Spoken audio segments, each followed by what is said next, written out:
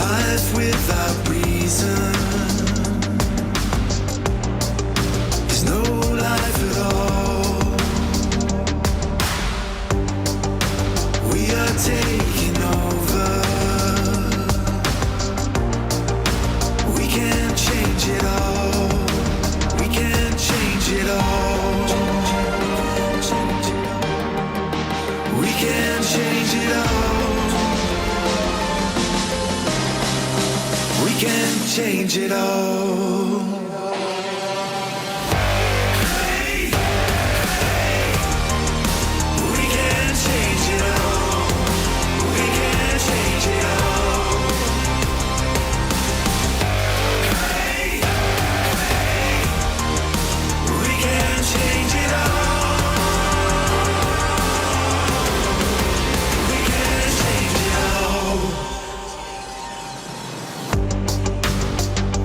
This is the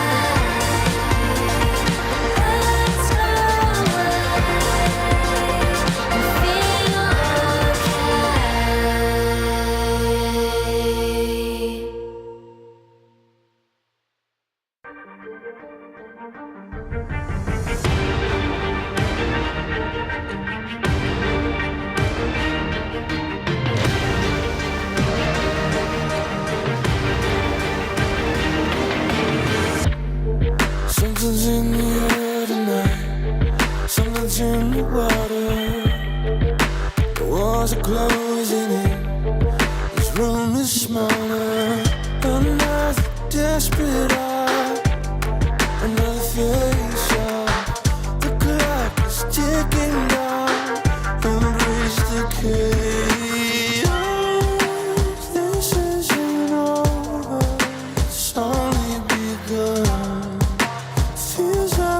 cold war in a burning sun. They never see me coming, a weapon of mass destruction, and I won't give up until there's nothing. Hey, why would you think I'm bluffing? A weapon of mass destruction, a wrecking machine, better start your running.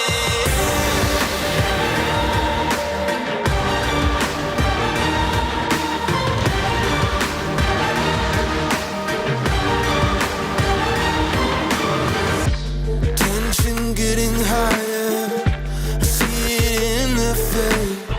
It's time to do or die, yeah. To make or break, fight fire with more fire. I watch the flames grow. You know I could break an empire in a single blow. This isn't finished, it's only begun. Nothing's unblemished, the damage done. They never see me coming, a weapon of mass destruction, and I won't give up until there's nothing. Hey, why would you think I'm bluffing? A weapon of mass destruction, a wrecking machine, better start your running. They never see me coming, a weapon of mass destruction, and I won't give up until there's nothing. Hey, why would you think I'm bluffing? A weapon of mass destruction, a wrecking machine, better start your running.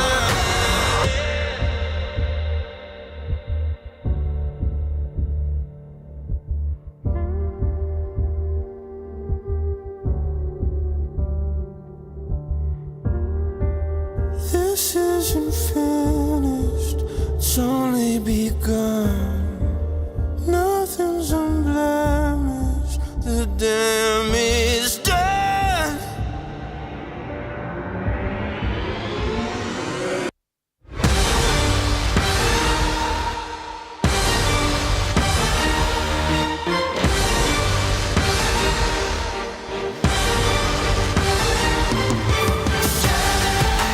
They never see me coming, a weapon of mass destruction, and I won't give up until there's nothing.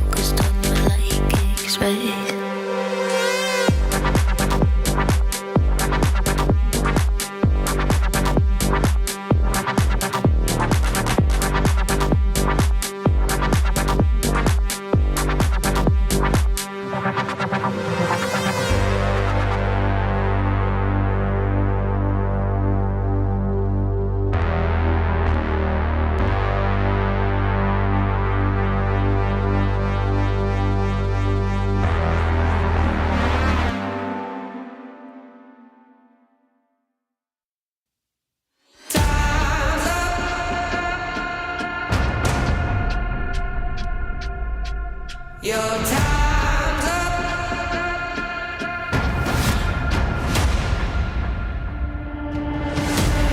I've been waiting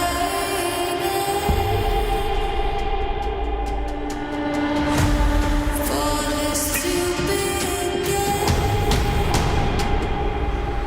Your time's up.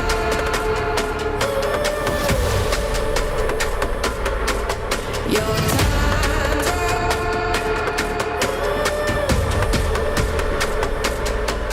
Your time is to be. Your time is to begin.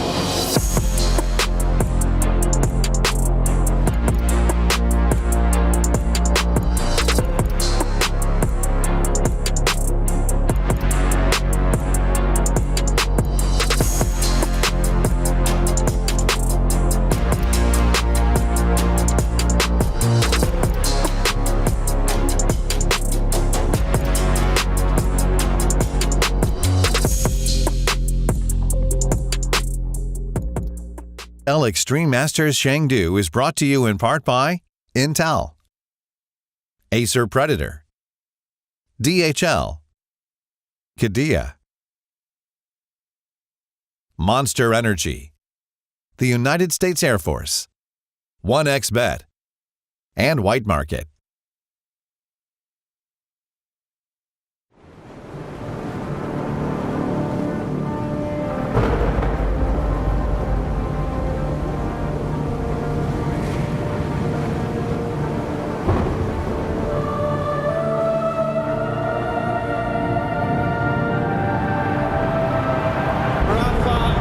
Making history.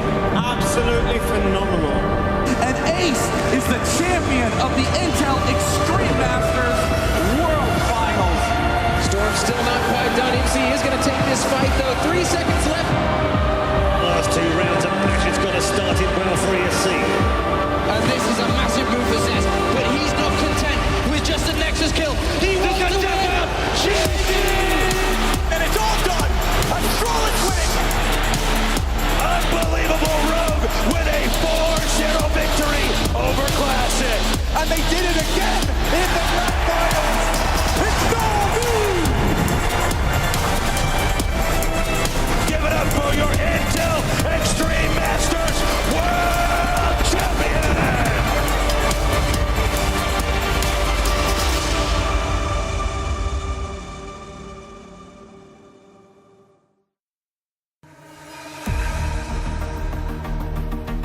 Hello everyone and welcome to the IEM Chengdu B stream. My name is Lucy, that is Brandon. We're taking you through all of the action in these opening games.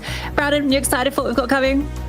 Yeah, look, really excited. It's a pleasure to be here as always. And I'm excited. Look, the bracket is absolutely stacked. It's been a long time since IEM returns to Chengdu, first time since 2019. And the teams have doubled. The competition has got more fierce. We're back immediately from the major. We're straight into another high profile event. There's a lot to play for. Yeah, absolutely. And as you mentioned, there's a lot of teams with an opportunity to, go deep at an event that maybe they didn't expect to be here. We've got some interesting teams in the mix that, so a few replacements coming, a few last minute additions, plus we've got all the local teams from China. So a lot of really exciting storylines going into this event straight off the back of the major. And yeah, it's a lot to get excited for. Obviously, you can see down the bottom, we've got G2 versus 9Z coming up as our first game.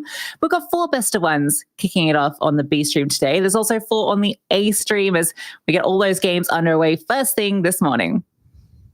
Yeah, absolutely. Let's take a look at the brackets and let's have a look at what we are working with because, of course, this competition is split up into 2 groups. Here in Group A, got G29Z, as mentioned, Team Liquid Heroic, Furia, Lynn Vision of rematch from the major, and TYLOO wielding a 6-man roster look to take on Mouse. There's a lot of immediately high-profile games that are in a best-of-1 format. Anything is possible. Let's have a look at Group B as well. Yeah, we take a look at these games. We've got FaZe versus Namiga in the first game there. Then still here with Helmet, who are replacing Monty at the very last second. So that's Captain Mo returning to the big stage, which is exciting. We're seeing the new Astralis that devises the IGL. That's a cool storyline. Cloud9 versus FlyQuest. I've obviously got a little horse in the race with that one. FlyQuest, the ex-Greyhound boys who've been picked up by that organization. Very exciting for Australian Counter-Strike. Then VP versus Wildcard is the last game there. We take a look at the schedule and take you through every game that we'll be covering here on the B stream as we bring that one up. You can see we're starting off with G2 versus 9Z, then TYLOO versus Mouse to follow up, VP versus Wildcard, and then FaZe and Amiga to close out the best of ones. Yeah, there's some fun games here. I feel like there's obviously a lot of storylines that kind of shape these BO1s. Obviously, we touched on a few of them already. TYLOO having that 6-man roster. Wildcard come in with a couple of late-minute substitutes. It's a little bit unfortunate for them. Namiga, who made it through, surprisingly, the European qualifier, took down some big names there as well. It's really cool. And also, obviously, we've got the A stream as well that you can check out running parallel to this one. Team Liquid versus Heroic, Furia versus Lynn Vision, Cloud9 versus FlyQuest, and then rounding out Astralis versus Steel Helmet. There are best of 3s to be played as well. These aren't just the only games that are taking place, but obviously we've got to play the BO1s before we figure out who's playing in the BO3s. That Furia Lynn Vision game is going to be really exciting. Obviously, we're not covering that, but just the major rematch in a best of 1 format, I think that's going to be a really fun game. So yeah, plenty to get excited about here on both the A and B stream. But yeah, we're starting off with G2 versus 9Z, Brandon, and you kind of mentioned the 9Z. They've been on an interesting run on the way through here, qualifying all the way back in January. They've had a few qualifications, actually. They're also going to Dallas later in the year, so a couple of big events on their radar. And then G2 on the outside, I mean, we just last saw them in the semis of the major, right? They just fell to Na'Vi, so they're looking to bounce back and maybe get themselves another IEM trophy. Yeah, they are. And if we take a look at that G2 roster, we can just, obviously, you're very familiar with these names, of course. I feel like Hunter was a bit absent at the major, and I feel like he'll be looking to rectify himself. Nexa had a fantastic event. I feel like Hooksy's call-in throughout the event. Obviously, there's trials and tribulations about his play and kind of the level he brings to this team. But the calls, I think, for the majority of that event were pretty spot on. Nico started to arrive and show some form, and Manasi, I mean, what better adjectives can I use to describe this guy apart from world class at the moment? He is untouchable on the server. Yeah, you got to say he's the best AWPer in Counter-Strike right now. There's no doubt about it. And yeah, he's been a big part of their success. I do think Nico has been a little bit kind of missing in some games. He's a bit inconsistent. He has been warming up, as you say, and we're seeing him arriving in a few of the big games, but definitely felt like he was missing a bit in some of the like elim stage games at the major and the like. So going into this event needs to be starting strong alongside Hunter, as you mentioned. I do think Hooksy's individual form has actually kind of lifted quite a bit since CS2. I feel like he's been on a bit of a rise as far as IGLs go. Like, I feel like he's a little bit more consistent than a few of his ilk. So that's been good, at least for the floor of the team. Yeah, no, I agree, and I feel like he's been quite good, especially just in those clutch moments. But taking a look at 9Z on the other end of things, and I've been really impressed, obviously, with the likes of Martinez. That's kind of the storyline. That's probably the first time we're really seeing him return back to Tier 1 competition after his stint with Movistar Riders towards the back end of last year. Got Wasso Peak as well, Max Buda, DGT. DGT is a name that people will be very familiar with in the South American scene. Incredible player, one of the best on this roster, and has been a standout for quite a long time. The issue I've got with this roster at the moment is you mentioned, look, they qualified through here in January. They also qualified through to Dallas in February. Those were the last officials these guys have played. We've not seen them on a record on HLTV for 6 weeks. So how is that going to match up with the amount of obviously competitions that have been played all throughout the calendar already? The fact that 9Z have been absent for a lot of them, it is quite worrying.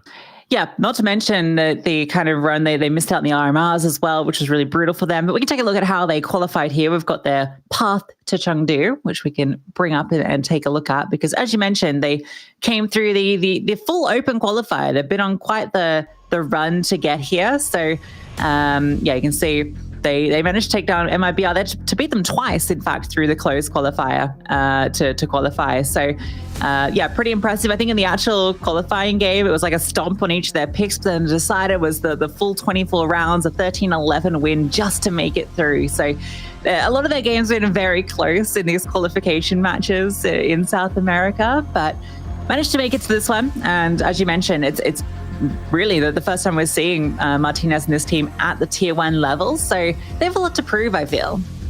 Yeah, Martinez is very instrumental to this team. It feels like he's come on leaps and bounds since joining the South American team. And he was actually quite pivotal in qualifying through against MIBR. I think it was in that decider game late on in a round, he got a quad kill, which really just sealed the fate. It broke the economy of MIBR. And from there, they were just able to carry on through. And I feel like that's why we've highlighted him in this aim high head-to-head alongside Munacy, because obviously Munacy is one of the best AWPers, if not the best. You know what? Scrap he is the best AWPer in Counter-Strike 2 right now. And Martinez now needs to try and match that level. And that's where I get a little bit worried, because you take a look on the face of it at the stats, you go, okay, well, the rating's not too bad. Think about the caliber of opposition that Munacy is playing against week in, week out. It's the best teams in Counter-Strike. A 1.46 impact rating is absurd. And now we have to ask a lot of questions for 9Z. We have to say, okay, Martinez, you need to try and raise the roof and try and compete on that level. It might be too much of an ask for him. But with that being said, he's a young guy. These players don't really feel pressure. And if you're 9Z, you're looking at this opportunity. You've got this one. You've also got Dallas. You want to make the most of it. Yeah, 1.38 rating is also absurd. Like that's broaching on kind of donk levels, you know, in terms of, I think he must be the second highest rated player of the year at the top level behind donk. So yeah, fantastic for him. We can take a look at the veto. I'm expecting obviously the permabans to come through, although GT have been making some changes there, but Vertigo and Mirage, no surprises there. In terms of where it ends, I thought maybe that 9Z would want to angle for Ancient and G2 possibly Anubis, but you can see both of those banned, which means Nuke is the decider, which feels like a sort of middle ground for both teams, but still one that I'm a little concerned for 9Z.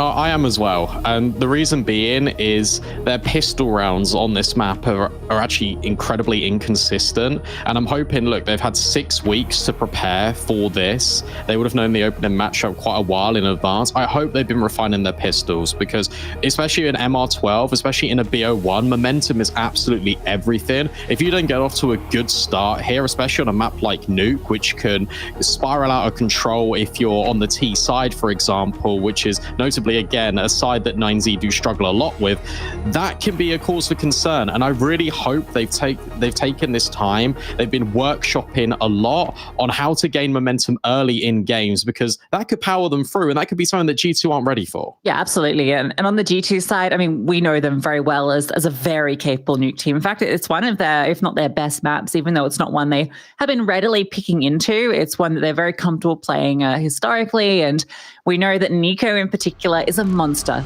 on this map, and with his rise in form in recent events, kind of expecting him to be really putting on a performance here, particularly in these group stages where, you know, the pressure's not super high yet, and we feel that this team should just be coming in and comfortably be favored in this matchup. So That's what I'm looking to. I'm expecting Nico and probably DGT on the other side to be a good head-to-head to be keeping an eye on. But look at that, Brandon. We're straight into the game. Pistol round. G2 versus 9Z. G2 starting on the CT side. Oh, yeah, that's already a little bit of an uncomfy one for 9Z, but they're just waiting patiently. Could be a ramp hit to kick off proceedings. Nexa potentially to be tested. There's a lot of utility here, but Munacy's also in close support around the corner. Martinez jumps, and Munacy and Nexa will trade out between them. Flashbangs are good, and Hooksy needs to step in for support. And more support arrives. Nexa falls. That's given the pathway down to B if they want to go, and they're just immediately going to push off it. Nico has rotated down the vents, so he can start to take fights, and he's seeing that no one has come down. Hooksy goes back up the ladder, and 9Z have to make a decision. Do we want to fight down or take a pause and reset? It's quite clever as well for Hunter because he came down the vent originally with Nico, but suddenly they are still 2-man strong on A. Hooksy patrolling hell. Gotta be careful his feet don't expose just by the ladder. We'll have a look and we'll spot Max. So that's a lot of information now gathered for G2. Nico doesn't begin his rotation, although I'm pretty sure that's the bomb spotted.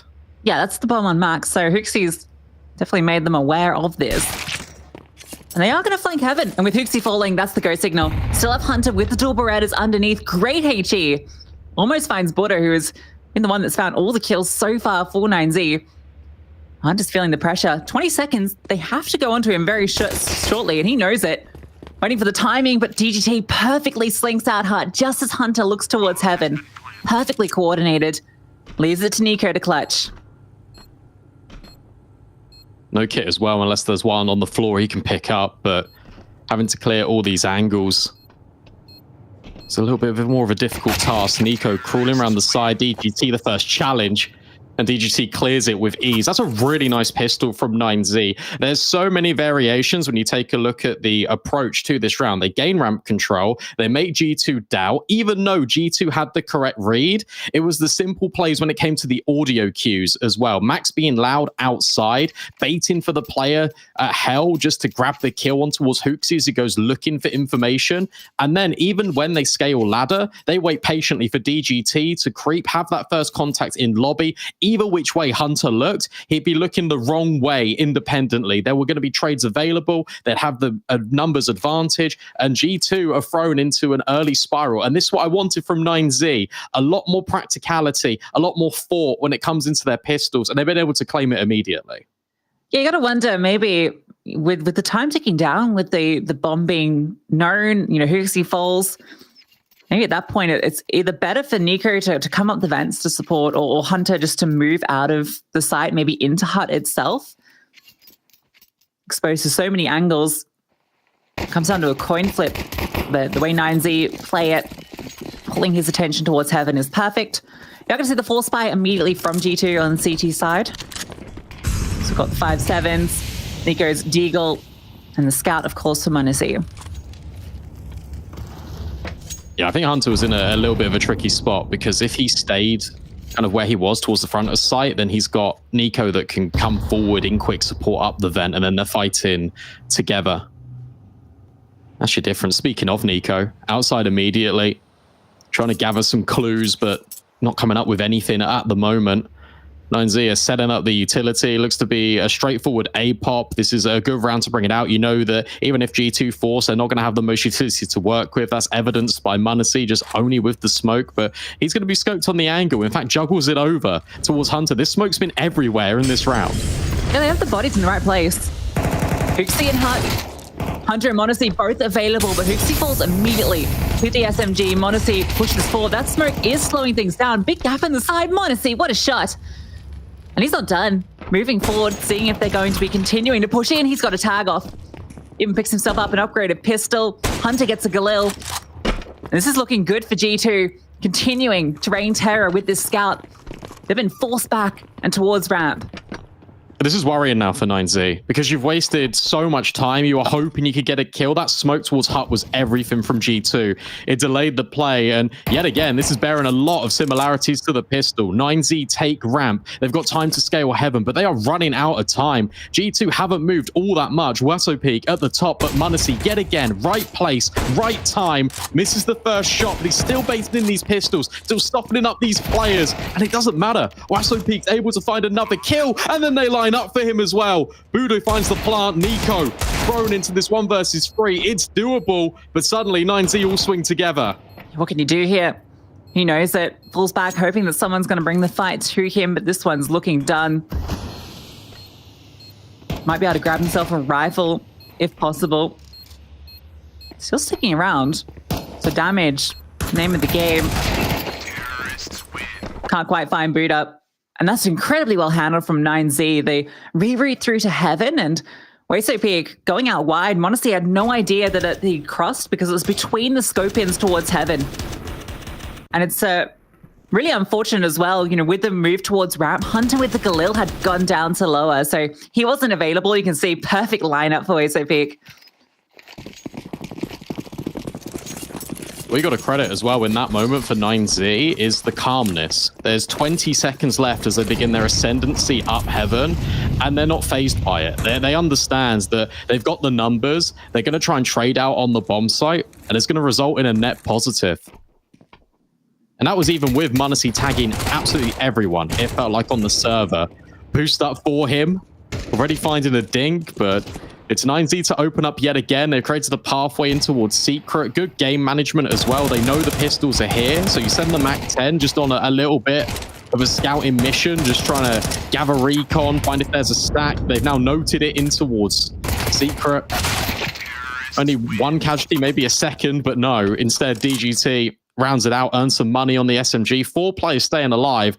This is looking really good for 9Z right now. Yeah, great start. Perfect start, really, on the T side. You mentioned some of the struggles. Ooh, that's a really nice opening kill into Nico. Difficult to find that target.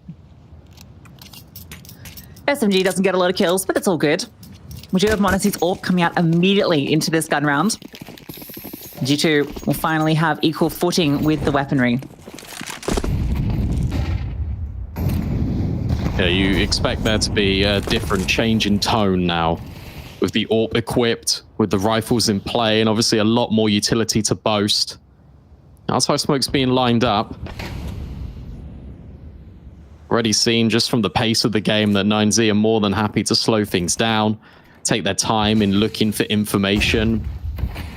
Here come these diags. Nico could use his nade to blow it open. Instead, waits patiently for the perfect moment. Has got the support of Munacy as well. This isn't 9Z's endgame, though. They've just dropped the smokes as a little bit of a ruse. Max is trying to scale in towards main for the A split. Yeah, with that trickle smoke, there's definitely room to do so. Nico has no idea. Max didn't spot the barrel. Nico catches the timing as he comes round. They have found space in towards A, but Nexa on the push lines up 2. Knows there's a third here. He wants to keep fighting. And that's given an opportunity, a bit of space. Damage done. Munacy is going to slip in towards ramp. Nico pushing forward. GGT sees him. Nico tries to scamper away, but with Munacy falling, that one's done. That's just a case of G2 getting over-aggressive. I don't mind the Nexus swing. After he finds the couple of kills, he goes looking for further information. But look at how separate both Nico and Munacy are. 9Z get held back at the door initially. The utility is volleyed back at the same time that Max pushes in towards main. Surprised his flank doesn't actually do as much damage as it would immediately assume. But instead, it's G2 being able to coordinate themselves, hold back the initial push, and then not being in the right position to deal with the numbers of 9Z. Notice how every single one of these fights from G2 was all in isolation. 9Z were ready for the fight, and as soon as they saw one set of aggressive tendencies, they held for the rest of the round, and they got rewarded not once, but twice. Gun round has fallen immediately for G2. And coming up now, it's just a half investment. Yet again, it's the scout. We've seen how much damage it could do when it's in Munacy's hands, but it wasn't the kill conversions. Martinez got the free upgrade as well. 5-7 falls. It's really just these pistols to deal with. 9Z have shown no issues with this before. Bit of a lobby crunch as the Scout and 5-7 and Monacy and Nexa push in towards lobby. Hunter's close by as well. DT seems so fully locked in and aware of any of these timings. Very hard to catch him off guard on these lurks. Even ready for the Scout and Monacy, although the tag does come through, so he's going to be forced off, but it doesn't really matter because the team is about to wrap heaven once again. This feels like their favorite way to enter the A-bomb site. Yeah, they've definitely noticed a vulnerability with G2, and that is the wrap in towards heaven. This is now 4 out of 5 rounds in which 9Z have ended up attacking A on the flip side. Feels like roles are definitely reversed here. Monacy's trapped because DGT is locking him in. And Buddha, that's a freebie. Buddha is 10-1 right now. Not a player you normally associate being top of the pack, but has definitely got that profile where he can pop off at any moment. But 10-1 feels like such a overperformance. And that is exactly what 9Z would want out of him. Even hunting for Nexa at the very end. Max will lock that forward. And although that's a nice shot from Nico, 9Z are going to go 5-0 up. A reminder, this is a best of one. Best of one, MR12. 9Z are 5-0 up on T-side nuke. Yeah, those 6 shots from Nico don't mean a lot if you don't take the map. And you mentioned, right, the T-side being a bit of a struggle point for 9Z. Yeah. Obviously, winning the pistol and getting the follow-up definitely helps a lot, but the two, well, the subsequent gun rounds have all looked very good. G2 off the back of a timeout. Definitely need to bring something new to the table because this is a very slow start for them. We want to see it's all purchased up already. We framed the head-to-head in the pre-game as being important. I mean, Nuke definitely an AWPing map for sure. But we've yet to really get to see these two AWPs clash. See the conditioning that's been set as well by 9Z, and it is very slow, very methodical. But at any point, G2 have got to be wary that 9Z could go for one of these top hits. They could explode onto a bomb site. They could just fight secret and just barrel in somewhere.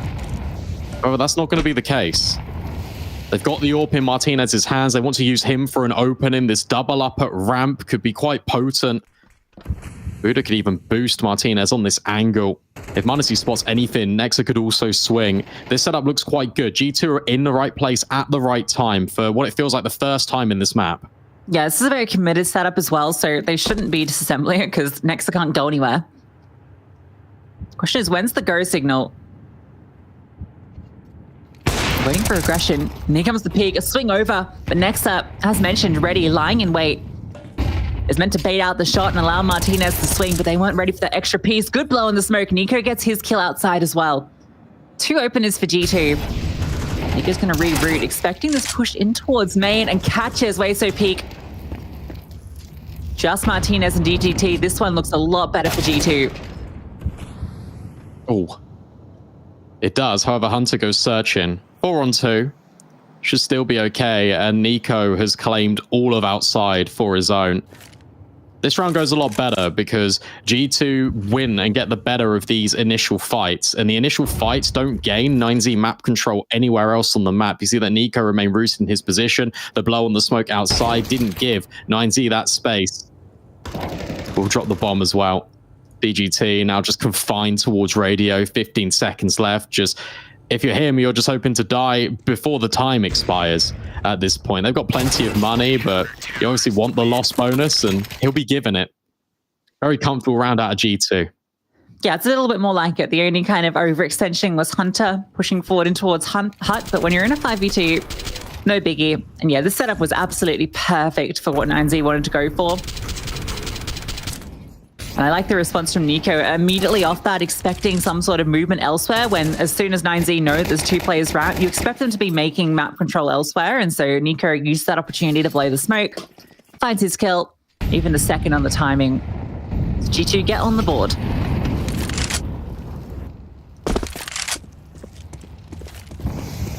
It's now a little bit more reserved as well from 9Z. So they are thinking still about going over to ramp. That spam catches Nico for half his health bar immediately. Monacy has kind of been confined to this ramp area, but more than happy to occupy it because Nex has got control in secret. Nico's repositioned and can help him out with flashbangs over the top. He can also blow the smokes, which has already been shown that he's more than happy to do so. 9Z are about to make this charge, and it falls and depends on Nexa and his involvement. Yeah, Nico will be able to distract them as well. He's got an incendiary he can throw across. You see there's an awareness about Secret, and Molotov goes forward to Nexa's position. He's just going to sit behind it. And it's not actually the full cross smokes. They've got space to walk towards garage if they wish to. You see that they're actually very worried about Secret. Nexa does catch that timing over the back of the Molotov. So he gets his kill and he can fall back. You've still got Nico to contend with outside, holding a great angle from CT Red. So you can see the cross. And Monacy comes over to support. Good communication from G2. And Monacy, again, can be that player to take the contacts, then Nico can swing in. There's a lot of bait and switches now arising, which is so useful for G2 just to whittle the numbers down. 9Z feel restricted. DGT's grabs space in towards ramp, but he's completely alone. Nexa has retreated, and once more, we're at the 10-second mark. They need to grab this kill and plant. DGT, his position could be everything, but an immediate trade out as well. Buddha left into the 1-on-3. We'll get the bomb down. We'll try and escape. That's a great find on towards Hooksy because now he's got room to breathe. He picked up a Molotov as well. Decent in the post plant. And Hunter's just sticking it. Right in the open, Buddha, no issues dealing with him. And he spotted Nico. The flames go forward. Can't commit to the plant. Nico's on half HP from the earlier engagement. Buddha, he's got another Molotov. Unreasonable, he's picked up one more. Doesn't quite need it though. Doesn't believe in the commit. Nico with the swing though, finds the kill and clutches it out. The 1v3 denied. That's the individuals of G2 bailing themselves out of trouble though. That retake effort was a little bit questionable. You could see that you understand the decision making from Hunter because he thinks as soon as Buddha gets the kill on Hooksy, he'll probably wrap in towards decontamination, try and be mobile. But instead, Nico's not in a position where he can cover from double doors. Would only have to worry about that angle and also the control room window. So his attention is split. Needed that necessary headshot. So G2 find themselves a lifeline. They get consecutive rounds in a row. That has reduced the economy. You see that Max is just reduced to a Mac 10. Wasso peaks on the Tech 9. It's a standard set of smokes outside for 9Z as they try and make their move. Another missed shot from Monacy. I don't think DGT realized he picked up that second Molotov. I don't think so either. Because I would have won the round if he'd been able to throw that forward.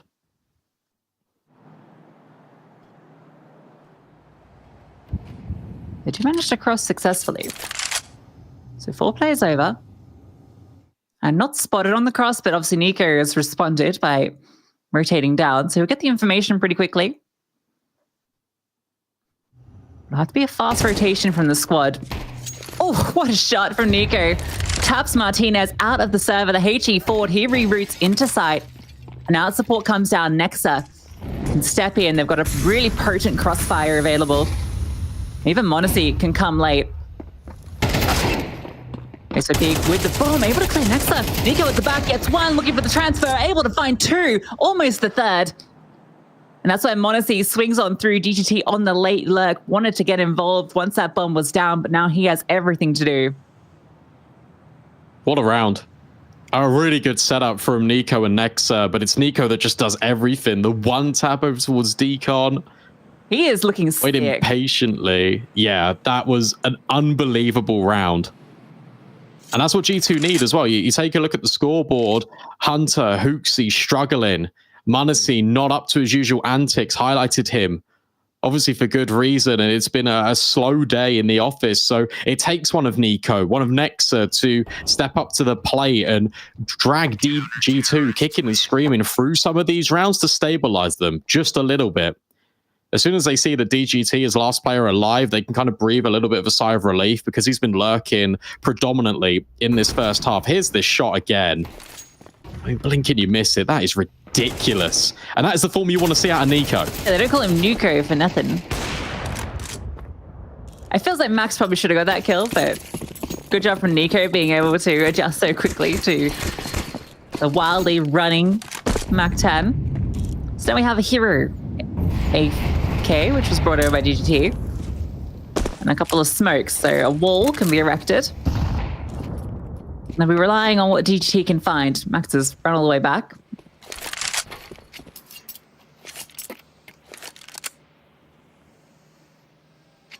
This is a good run from G2. They're getting into this now, right? It's going to be ideally their 4th round.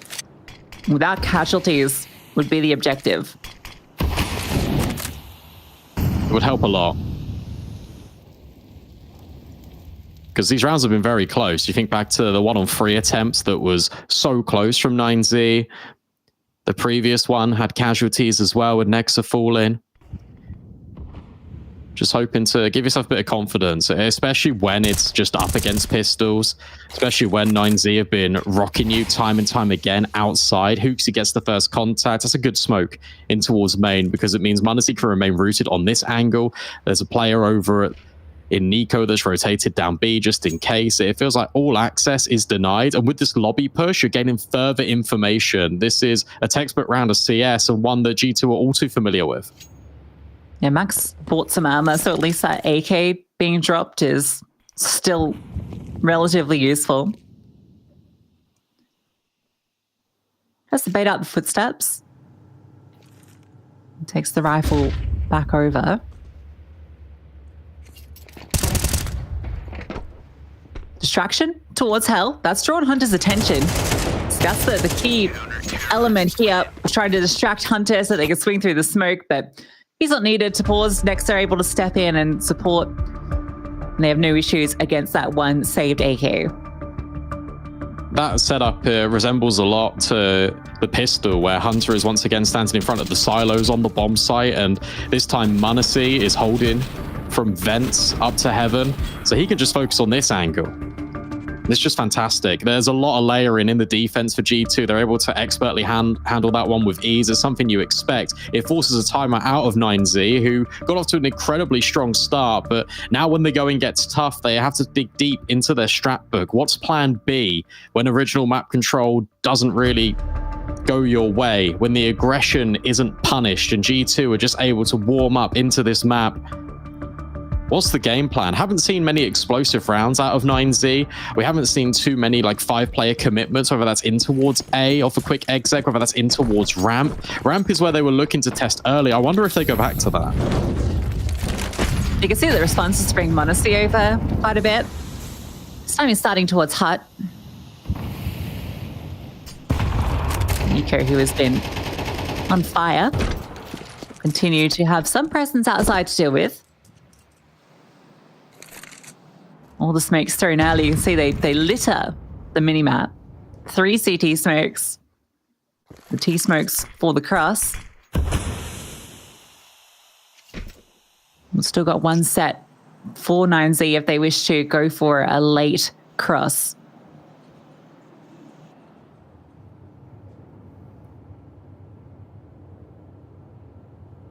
They're so dependent on this aggression, 9Z. They're really hoping it comes, and G2 are just not giving it to them. And why would they? Nothing's been able to kind of prevent them from sightlines. Maybe this is the difference maker. 2 smokes replenished outside. That means that 9Z have got none for the exec, but at the same time, m0NESY is now creeping towards Hut. He's ready and waiting. At the same time, though, there's a ramp push. Hooksy spots players outside. Hunter gets the first blow over from GGT. Great trade from m0NESY, and now the ramp riflers can just step in perfectly. 1 kill each. A lobby crunch has completely shut down 9Z. Nico goes 1 for 1 outside. m0NESY again finds a further kill, which leaves it to Buddha, who, has been having a great game. The 1v3 required from him. This is the slight gap. Recovering the bomb could be an issue. But finding a kill, that's a good start. m0NESY misses the AWP shot. Buddha out of time, though. That's the big issue. He knows it. Has to get out. Made it at least costly, but again, it's just a saved AK that comes through. We're all equalized. G2 with 5 rounds in a row. You wouldn't believe that 9Z had them on the ropes early on. It's a good reaction from G2 as well, because obviously we've spoken about 9Z and holding for their aggression. The difference in this round is that G2 send a lot of resources. They send basically their entire roster to deal with this lobby crunch. And it's on the back of the activation of 9Z replenishing their smokes. G2 have got to take map control. The most consistent way to do that when you lose outside is to push in towards lobby. But rather than doing it with just a couple of players, they do it with the whole squad so they can be ready to retake in case hut is compromised, in case lobby there's actually no one there. But at the same time, they've also got the numbers so they can effectively trade out. And 9Z were never ready for that contact that came through ramp. Certainly weren't expecting the second player. And as a result, it makes their hold completely redundant. G2 are slowly starting to learn what 9Z are up to. Slight pixel gap. Nico sees the cross and he'll wait. Can drop a smoke on it. And that wastes, again, so much time. The split onto ramps can be difficult to break as well. If they catch a timing while m0NESY's in heaven, it leaves Nexa alone.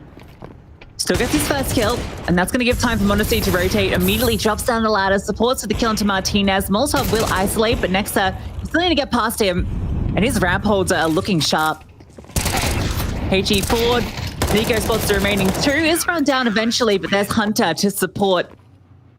Yeah, I want to praise Nexa actually in particular, because it felt like one of the big strengths of Nuke for G2, kind of in their Kato and Cologne runs, was JKS being such a solid anchor at ramp. I think he's one of the better ramp players around.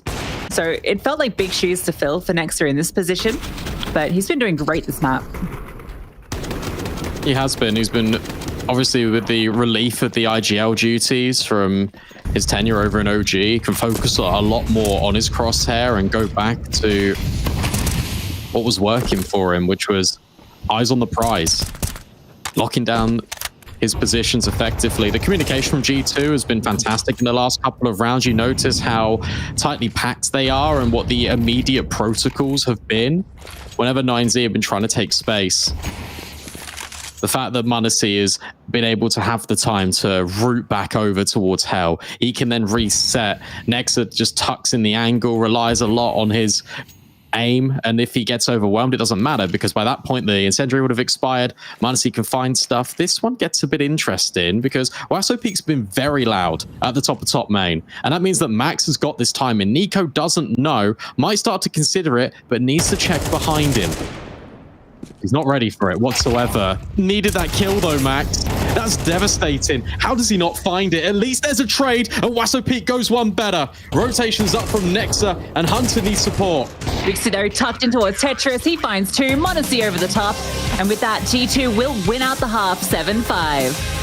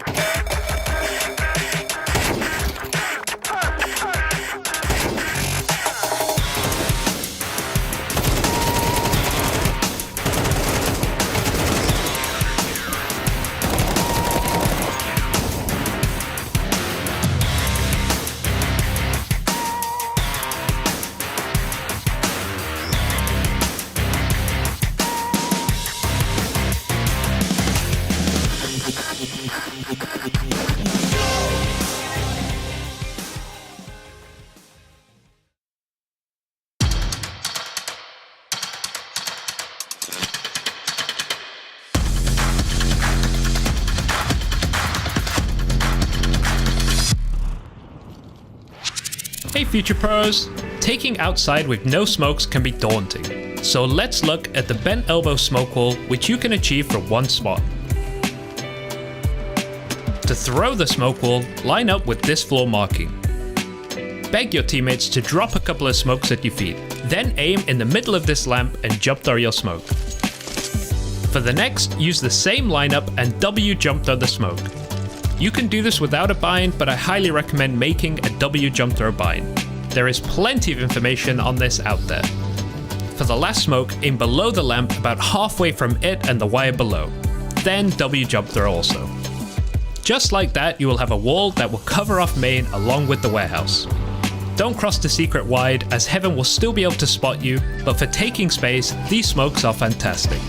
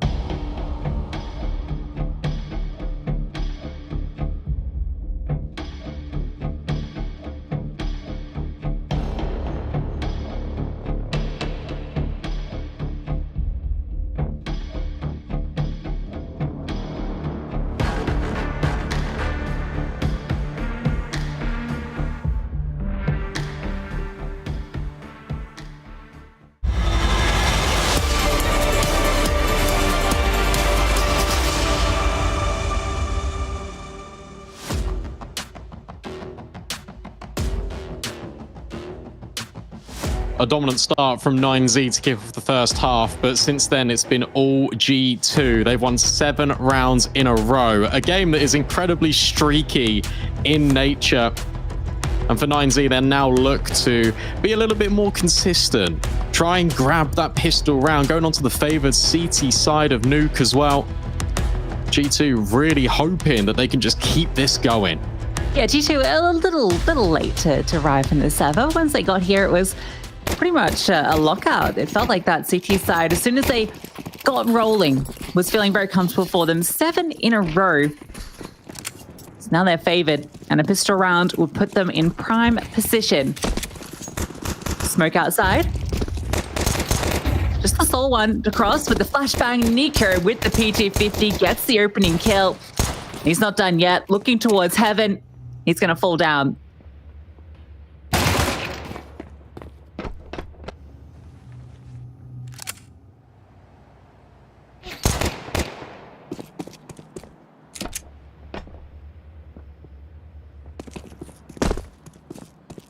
Want to see. Looking. Buddha is trying to work out where they've gotten to. Want to see moves forward. Hunter joining him. They've got to play it down secret as well. So they're split out across the map. See, Buddha is very aware of the potential close players. Hunter with the bomb starts to scale. So it looks very similar to 9Z's pistol round. Just a different approach to it. To get past Buddha. Waso Peak's also kind of checking between these two angles. So you might get the information in a moment. And in fact, it's round to the destination. Waso Peak back towards red, being split on. Hunter with a great headshot. And that's given them the pathway down to link up with Nico. There is a body down here. DGT at the back of silos spotted. Nico opens the door and closes a bullet straight into DGT. Martinez will rotate over, but it's an Astralis plant he can't deny. In fact, they get off the bomb for a second, and they know where this final player is. A gush down to Martinez. Nothing he can do in this. G2 going to get the pistol in their 8th round. Yeah, what a round from G2. Very simple. Able just to get the trades. Martinez gets dinged. He just can't do anything about the round. And they were scaling all over the map. 9Z were just uncomfortable with their positioning. And it's almost a taste of their own medicine. Except rather than going up the ladder, they go down in towards B. Nico able to get the critical shots. The first entry outside and then the one onto the B bomb site. It creates so much space for the rest of G2 just to create a trap. And 9Z falls straight into it. We spoke about how it was 7 rounds in a row. In fact, make it 8. 4 spy here for 9Z. MP9, the MVP weapon, which doesn't fill you with the greatest amount of confidence, but they know the stakes. if they're able to gamble correctly, if they're able to guess the correct bomb site, then suddenly this round can become a little bit more complicated. Hunter scaling, looking for intel. 3 players for G2 just outside, bringing the bomb, in fact, forward from these smokes. Hooks has got another that he could line up towards Garage, and Molly can go in towards Secret, trying to dot their T's and cross their I's. In fact, there's another one. Drops in towards Credit Card. Martinez can't see a thing, would have to extend through this smoke, and there's so much audio just being contributed by G2. The Molly's make it uncomfortable. Max is in the smoke the entire time, hoping for an opportunity, waiting for his chance to strike, but it's Munacy trapped between 2 angles. He's being peppered down by so many bullets. Max will reveal himself, and that's the bomb dropped as well. Fortunately enough, G2 have got the numbers. It should be okay. And it is. Wasso Peak, last player standing. 5-7 in hand by Heaven. He gets dealt with by the grenades. G2 just able to close that one out. Yeah, big round from Hooksy. Not afraid to take the space in towards A through main. Gets that double kill, and that alleviates all the pressure, despite Max fighting Monacy, who was a little lost in the sauce with all those smokes and being shot from every darn direction, it felt like. Hooksy's double is everything. He gets the final dunk at the end. But Max, when he gets his Khalil, if he managed to find that second kill, that was definitely a well where it could have gotten very scary. But with the full spy falling flat, that feels like for 9Z, their last opportunity to get back into this map. Reduced to upgraded pistols, which means G2 in cruise control for double digits. I really like the way the G2 went about that round, because it felt like they were creating a pathway with their utility. Obviously, the smokes outside were a little bit of a distraction piece. It made 9Z rotate down initially, but the mollies, I think that's what I was most impressed with. One back Credit Card, one over towards Secret, one went to CT Vent. A G2, when they path, they can just look and clear every single angle that they know is available to them. And it really limits the amount of options. It reduces the amount of players getting involved. That's a great kill from Hunter. We see that one back immediately. Nico adds his name to the feed. It's just pistols, so you're not expecting anything in this round out of 9Z. And for G2, if you're a fan of them, you're just hoping for them just to clean it out. Just finish this game 13-5. Have no troubles. Gain the momentum. Start and look strong. And Nico definitely is. Yeah, Nico is not missing a shot. It's great to see. 20 for 9 right now. He is on a roll on Nuke. Obviously, his aim is fantastic, but it also just felt like his reads and his positioning was really on point during the CT side. He was never really caught off by the smokes. The one time where he was caught off, he managed to just do a 90-degree spin and kill the player that was after him. Let's see. 9Z will get their buyout. Martinez, we haven't really had to mention his name, and, well, you can see for yourself why. In a quiet one for the Spanish Orpa. There was ever a round to get loud. This is it.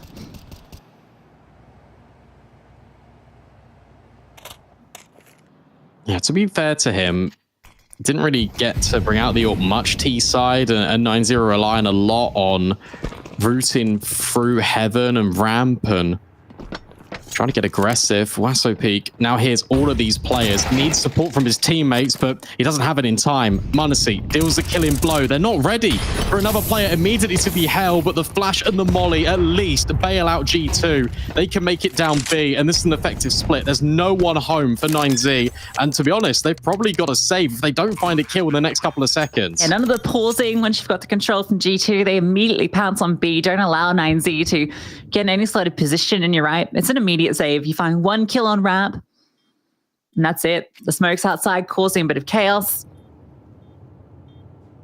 G2 have been flawless. But apart from the first 5 rounds, we can, if you ignore those, it's been flawless. That's true. And what a crushing reality for 9Z as well. Because you find yourself up, you find yourself in the driving seat, you got Buddha popping off, and he still is, by the way, 17 kills, but the next highest is 9. Not a single player is there to support him and lift the floor of this 9Z firepower, and that makes things incredibly difficult. It can't just be him, it can't be Buddha versus G2. You need the likes of Martinez, as we've mentioned, you need the likes of DGT. And whilst they were there in the early rounds, they have been incredibly absent over the last, 11. Yeah, literally. And it's the kind of two styles that we were talking about, right? Martinez and GGT that we really needed to see on this map for 9Z. Smokes being dropped. We saw Rushley running us through, taking through the walls from that position. Bit of aggression. Next up, behind the flames, ready for Buddha's move if he does want to go further. At the moment, he's just holding this angle. Martinez is extended. Buddha wins out the fight. The Galil not quite able to get it done. That's going to force the play outside. You see already Hunter's dropped into top main. Trying to be a nuisance alongside Nico. Meanwhile, Martinez hasn't moved from Squeaky because of that push originally from Buddha. So that's gained control. They've not retreated. They've stood their ground, 9Z. And that's really helped out matters. Nico's dropped. And suddenly things get a whole lot worse for G2. This is a good-looking round out of 9Z. Hunter looks to try and remedy that, but it's not going to be the case. Hooksy, left alone versus 4 players, has got the bomb on his back, but hasn't got utility to cross. Has also been spotted. This one feels like a matter of time before 9Z announce themselves back on the server. Yeah, it took them 11 rounds, but they finally get one back. At least keeping a fair few players alive. I mean, that round really hinged on that initial fight, right? If Buddha goes down, it's a completely different outcome because suddenly Martinez can't stay so committed, which is where he finds his kill. We can see Buddha flicking down to catch Nexa. Martinez as well striking with that AWP. Hunter gets a bit unlucky with the timing with the smoke, the way it was like going back and forth. It felt like the player on the other side was just slightly obscured the entire time. Now still with bonus weapons though, G2. Now they've got everything. And a nade, courtesy of Max. Interesting to see if 9Z go for these aggressive pushes again. Instead, it's G2. Trying to deal back the Uno reverse. Nexus spams through the smoke as Hooksy distracts. Molly gets extinguished, which is a little bit unfortunate, but it means that Max can remain. So whilst he looks outside, he's missed the timing because Nico's already in secret. Yeah, that would have been a sick Molly if it had actually been able to properly catch a light. Max sealed. Oh dear, Nico caught out, but that's really on Hunter for slipping. Yeah. He's meant to be providing full coverage for Nico. At least gets the trade, so makes up for the mistake and keeps the advantage for G2, but Buddha has taken lobby control. And towards ramp is where G2 head. They need to rotate here, 9Z. Buddha's got so much coverage. Martinez, in essence, doesn't really need to be here, but they don't know about ramp. Oh, Buddha. It's all about timing. He'll hear that nade, and he won't reveal himself. That should be the guarantee to 9Z that this ends B. Yeah, Martinez comes down. Waso Peak is here, so 2 players available. Door opens. Martinez misses the opportunity. Waso Peak is still here, though. Hooksy, fully aware of it, spots him out. The flames come forward, but Waso Peak looking for fights elsewhere. That bomb needs to be planted, and it can be denied. Martinez swings through. And even if he didn't, Waso Peak was there, so they get all the information, and 9Z strike onto B. Yeah, well played. Vibes are really good in the 9Z camp. Even when they've been losing rounds, been taking a look at the player cans, they've been laughing it off, they've been relishing the moment. You speak about Hunter and the lack of due diligence to be able to clear out. He was just holding way too far. I was on for the wide secret peek. Instead, it's a player that goes close to catch out Nico. As the communication that ultimately just undoes the round.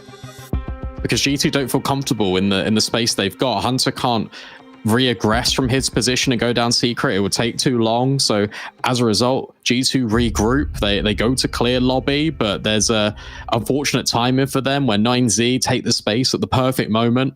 And as soon as they get that confirmation, as soon as Hunter throws that grenade into Hut, everyone is rotating in time. Bomb denied.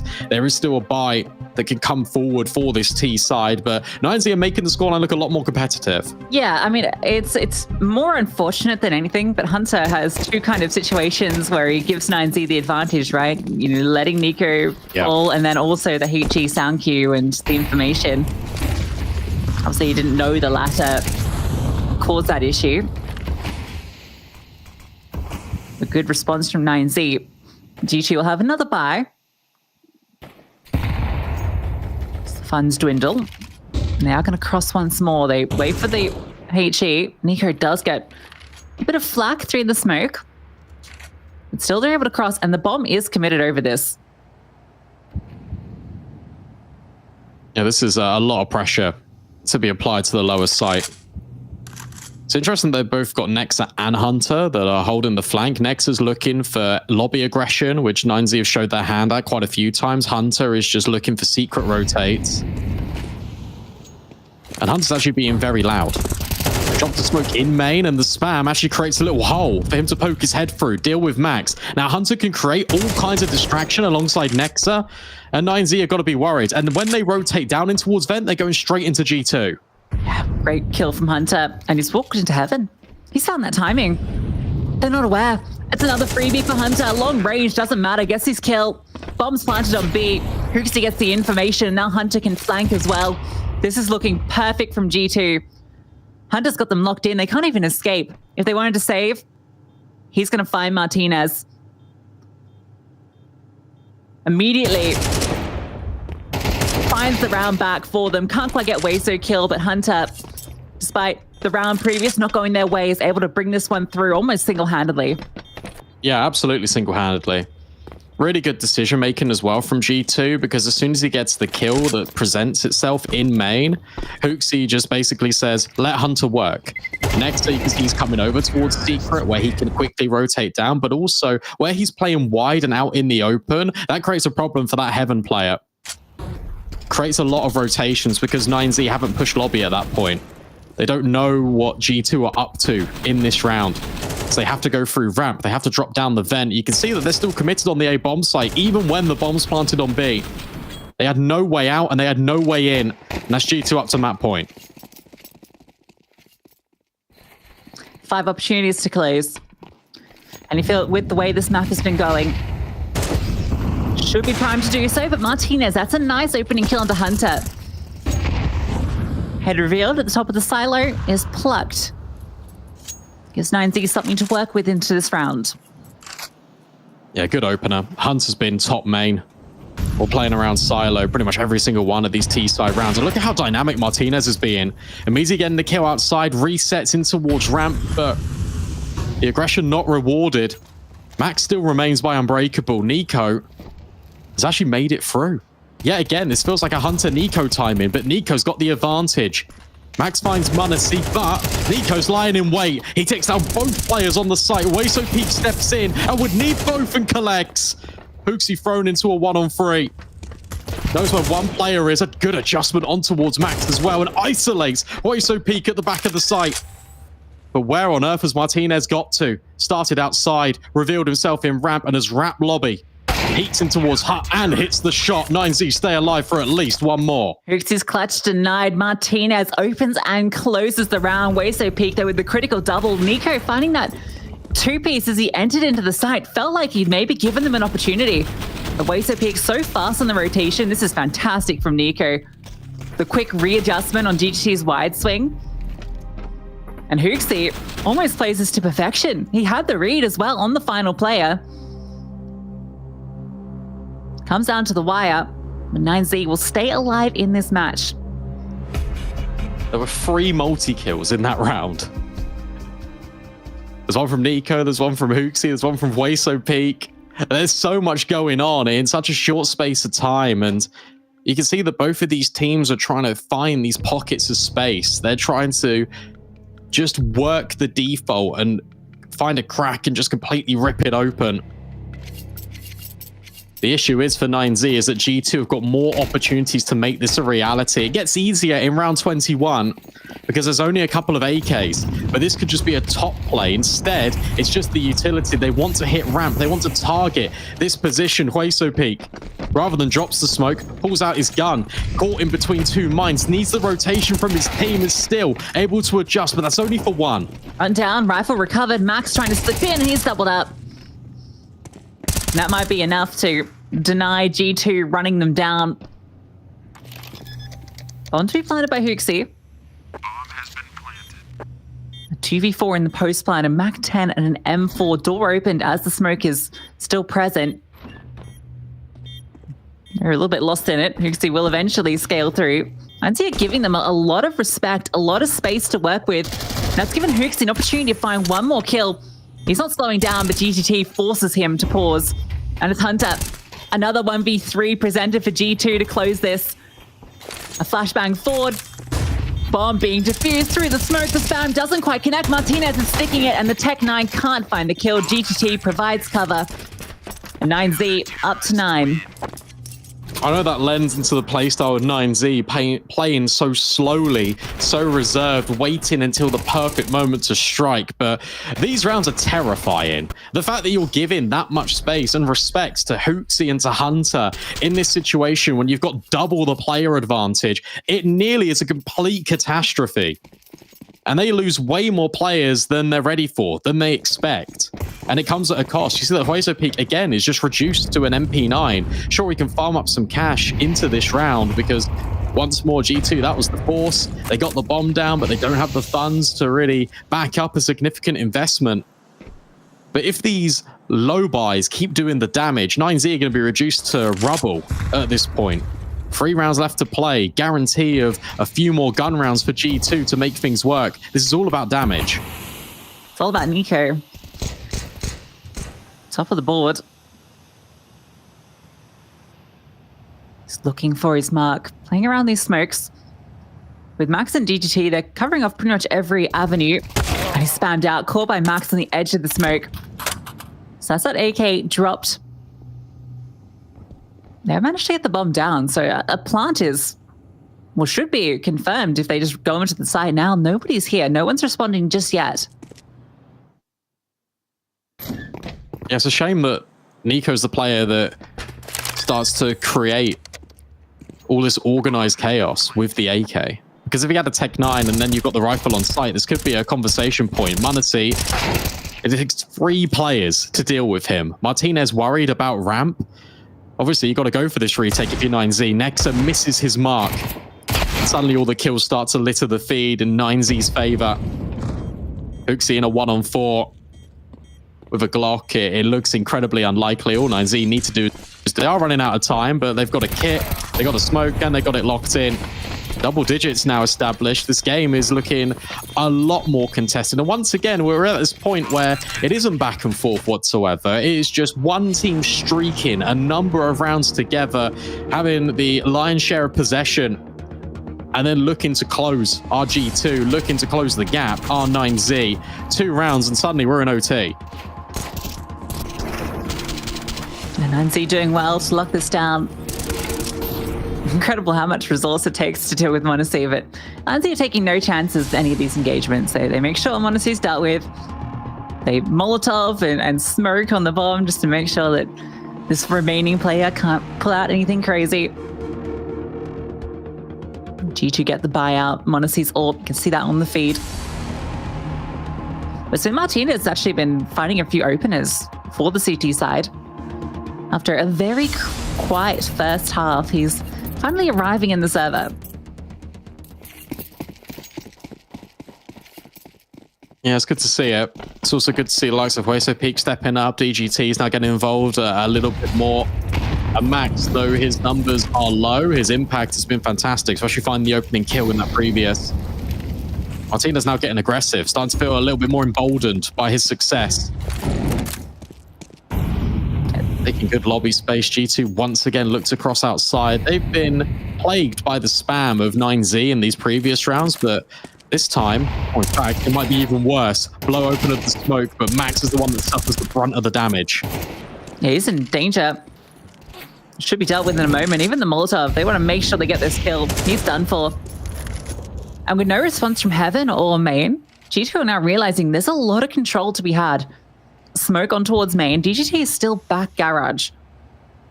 Difficult angle to deal with, and he's giving information. He's covering this cross, making sure no one can wrap Heaven. Martinez takes a look as well. And that's given them the space to rotate players down. The issue is, I mean, G2 don't have to commit to this. Hunter is in Heaven. And And he got there by jumping over main as that smoke was blown by Martinez. So 9Z have got no idea. You can see the backstab's about to come in towards the top of A.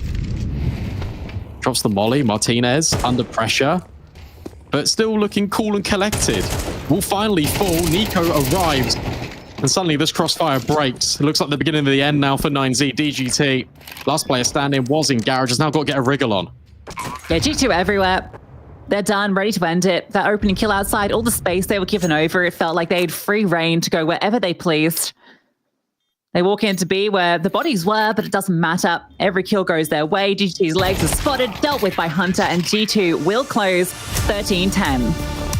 Yeah, got to be said though, you got to give a lot of credit to 9Z, and even in that last round, I actually really liked the design of it because DGT's the player in garage, not Max. Max has been revealed early outside, and suddenly you've got players that have rotated down. DGT was supposed to be that hidden element, but G2 never went that way.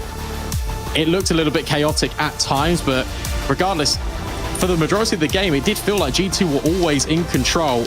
9Z make a statement piece, though. Obviously, we've seen the damage that South American teams can do at the RMRs, at the major as well. 9Z, another name to keep an eye out for, but unfortunately, with the format, they immediately drop to that lower bracket. And it's G2 that rise to the ascendancy. Yeah, G2 definitely the favorites coming into this, and even though it took a little bit to arrive in the server, right, 9Z with a 5-0 style on the T side, it felt like we had something a little bit spicy going on, but once they got locked in, it felt like it was Nico and Nexa doing everything on that CT side, carrying the team through with no issues at all. Buddha ended up topping the board, funnily enough, despite 9Z losing this, but Nico was right up there alongside him, and yeah, great game from G2 in the end. This T side, they're able to find the gaps, and good calling from Hoosey just to keep it clean towards the end.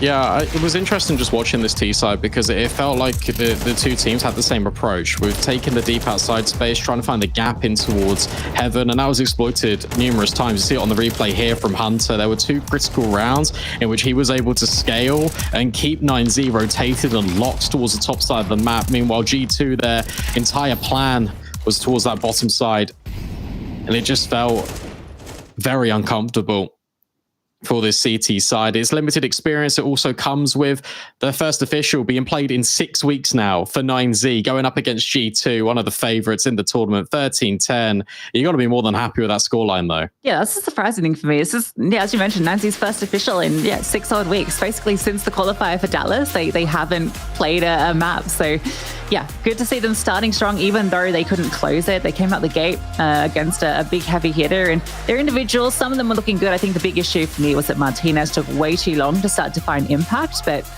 good to see Blitter and Wezo peak. At least, you know, they were fraggy out. Yeah, they were, but again, it's those players you don't normally expect it to be, right? You're looking towards DGT, you're looking towards Martinez to kind of have more impact. It's got to be said though, Martinez, look, he started getting there, right? He won some clutches. DGT was having some impact, but I mean, apart from that, it was Buddha and single-handedly dragging 9Z over the line in that first half. Weso peak with some important multi-kills to really stabilize mid-rounds to get 9Z the advantage. And G2, whilst they did look a little bit off to start off that game, it's got to be said, once their individuals arrived, and they arrived much quicker than 9Z, they were ready to play. Yeah, I think particularly on the CT side, once we got to round 6 and all the rifles were back out again, they felt locked in. I think Nexter in particular, I mentioned just during the game, he was such an important piece to us ramp. It felt like he was never really getting caught out, always good for at least one, and often the multi-kill, which is exactly what you want out of your ramp player, just being elusive and finding impact whenever they tried to test him.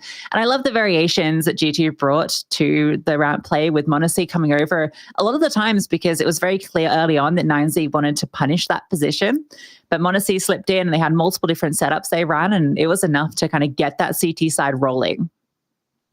Yeah, no, it was. And I feel like 9Z, they only showed one sort of side of aggression on their CT side, and it was over towards lobby. They never really pushed outside. They never really went for a ramp peak. At MVP, though, the map, we've got to talk about one player in particular.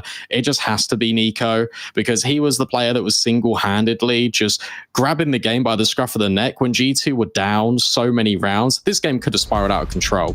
If this game, if 9Z were able to gather more rounds on their T side, maybe even one, I'd even argue one more round, that game looks a whole lot different. But it was Nico. He was the player with the most experience, a 1.63 rating to end out this map. He was winning G2 these rounds, getting them back in the game, and so deserving of this aim high MVP because he was just fantastic. Yeah, fantastic performance. 1.63 rating is kind of absurd. That's what you expect from Nico, right? On Nuke, you know, he's a bit of a god on this map. It's definitely one of his strongest, and we definitely saw the impact he has outside. Again mentioned earlier, just the timings that were being found by him around those smokes. It felt like he had a perfect read on exactly when 9Z were going for the aggressive plays.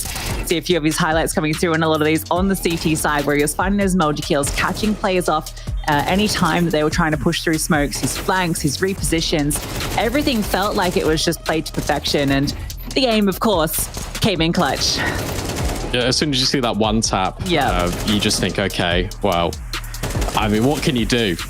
And this is what we want. This is what we're looking for when we're talking about Nico, because we know he's got it in him. It's taken him a while, obviously, to adjust to Counter-Strike 2, but if he's hitting this form and he's doing it consistently, that's the big thing for G2. If Nico is arriving consistently, then they are always going to be a threat. It's important as well, right, to have Nico and Nex to have a good game here, because m0NESY wasn't having, you know, that impact, right? He went 11 for 12. He wasn't at the top of the board. He wasn't posting those 1.3 rating average that he's been doing so far this year. And, you know, while G2 have come to rely on that, it's not a good way to manage a team, to rely on one individual to carry you game after game. You need to have the other players being able to step up around him. And we saw that what happens today, right? When m0NESY has a bit of an off game, Nico and Nex has stepped up.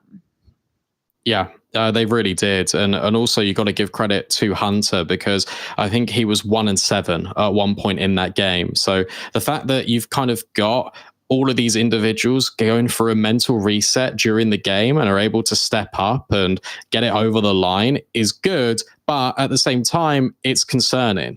Of course, this is BO1s, but you're going up against a team that you should be beating on paper. You're obviously the favorite going into the game. You shouldn't really have any troubles kind of getting into this match. You understand what the stakes and significance are of this IEM event, especially after coming off the back of a successful major run.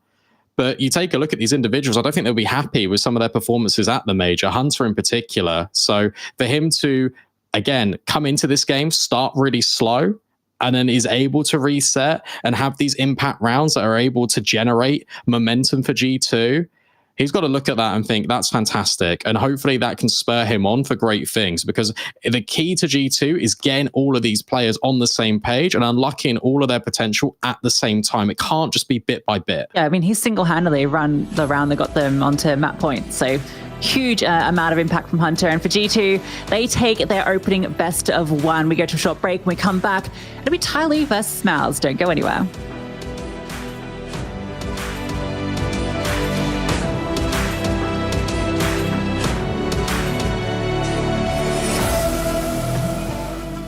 At some point in every gamer's life, there's a question to be asked. Do your clothes match your hobby? In any situation? Or do they just represent what you dream of? No matter what situation, there's always the right way and the wrong. The only real question is, which are you going to choose? Decide for yourself. Hello to our viewers out there. Mike Loader here from the Ticker Studio, today with your weather across the country. Brizzy is looking warm at 31 degrees with a chance of afternoon showers, so keep those brollies on hand.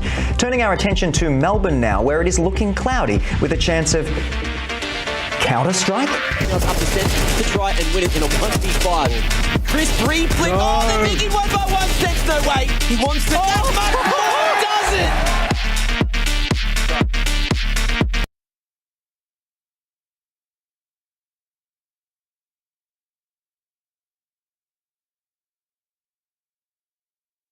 Chen is my favorite, so I would really like to see it back in CS2. I think I would remove Inferno from the map pool. We don't play it, so it would be nice with another map instead of that. Maybe that fits us a little more. And when we tried to play it in CS2, it was just so complicated, and you had to put so much time into it. And for us, it was at least a mess. So we haven't really played it. I actually think Couple would be pretty fun to have back. I liked it at least in the old map. And Dragon Ball Box as well. Yes, exactly. I still have the same thoughts as I had before, that MR15 suited better CS, in my opinion. Also, I think you lose the pistol, you lose the first Byron, and it can be 5-0. You played almost 50% of your half already, and you just lost one gun round. You know, it can be really tough and challenging to come back. But obviously, on the other side, if you play good, then it's really beneficial, obviously. It's a hard opinion for me on the MR12. I think the biggest thing wrong with it is the economy and the momentum you can like switch with the economy. The economy has so much to say now, and you really have to think about it. You have to maximize your buys much more, and of course you also had to do that earlier, but now it just has a bigger consequence if you actually died as one person too much. If I would need to change one thing in CS2 at the moment, I would change the grenades back, that it doesn't bloom the smoke. It's not like I don't like it. I think it's a great future in CS2, but I feel like Counter-Strike was without this for like 20 years or 18 years. Changing this was a big thing in CS2 in my opinion, and I would like to see how CS2 plays out with just the same concept. When people have MP9 or Mac 10 and stuff, and they like strafe and just keep running and shooting, it's impossible to get that kill. I feel it's way too hard, and like it's when you completely strafe and just run. I don't know how to make that better, but that's at least way tougher than in CSGO. 首先，对于我们选手来说的话，是一件很开心的事情吧，可以在就是本土打比赛嘛，然后我们又不用到时差啊，或者说是有那种飞行的疲惫感。就是在 CS 这款游戏上的话，这5年变化还是很大的，就是会有越来越多的观众去观看这个游戏的比赛嘛。我们队伍的话是一个非常团结，然后非常有我们自己的一套战术体系嘛，因为我们会去学习国外的一些战术体系，然后结合着我们的一些想法去融合，来创造出一套适合我们的打法。杰米昂的话他是一个很年轻的一个选手，然后他的各方面的综合能力都非常厉害，然后他在很多时候能就是拯救这个队伍在一些困难的局面上。最大的挑战其实还是我们自己吧，因为我们最近正在尝试一些新人的阵容然后新人的话也是就是我们一些以前的选手都在培养他，希望他能够在这个比赛上面就是能有所吸收，然后同时我们也希望能够打出点我们的内容，然后拿到一些成绩。背着吧，因为从来没有跟他们交手过，也算是我个人的偶像了嘛，就是我特别喜欢这个队伍，然后说实话也挺想跟他们交手的，如果有机会的话。非常感谢就是一路以来对我们的支持嘛，我们一定会好好的去训练啊，努力备战，去慢慢让这个队伍的成绩越来越好。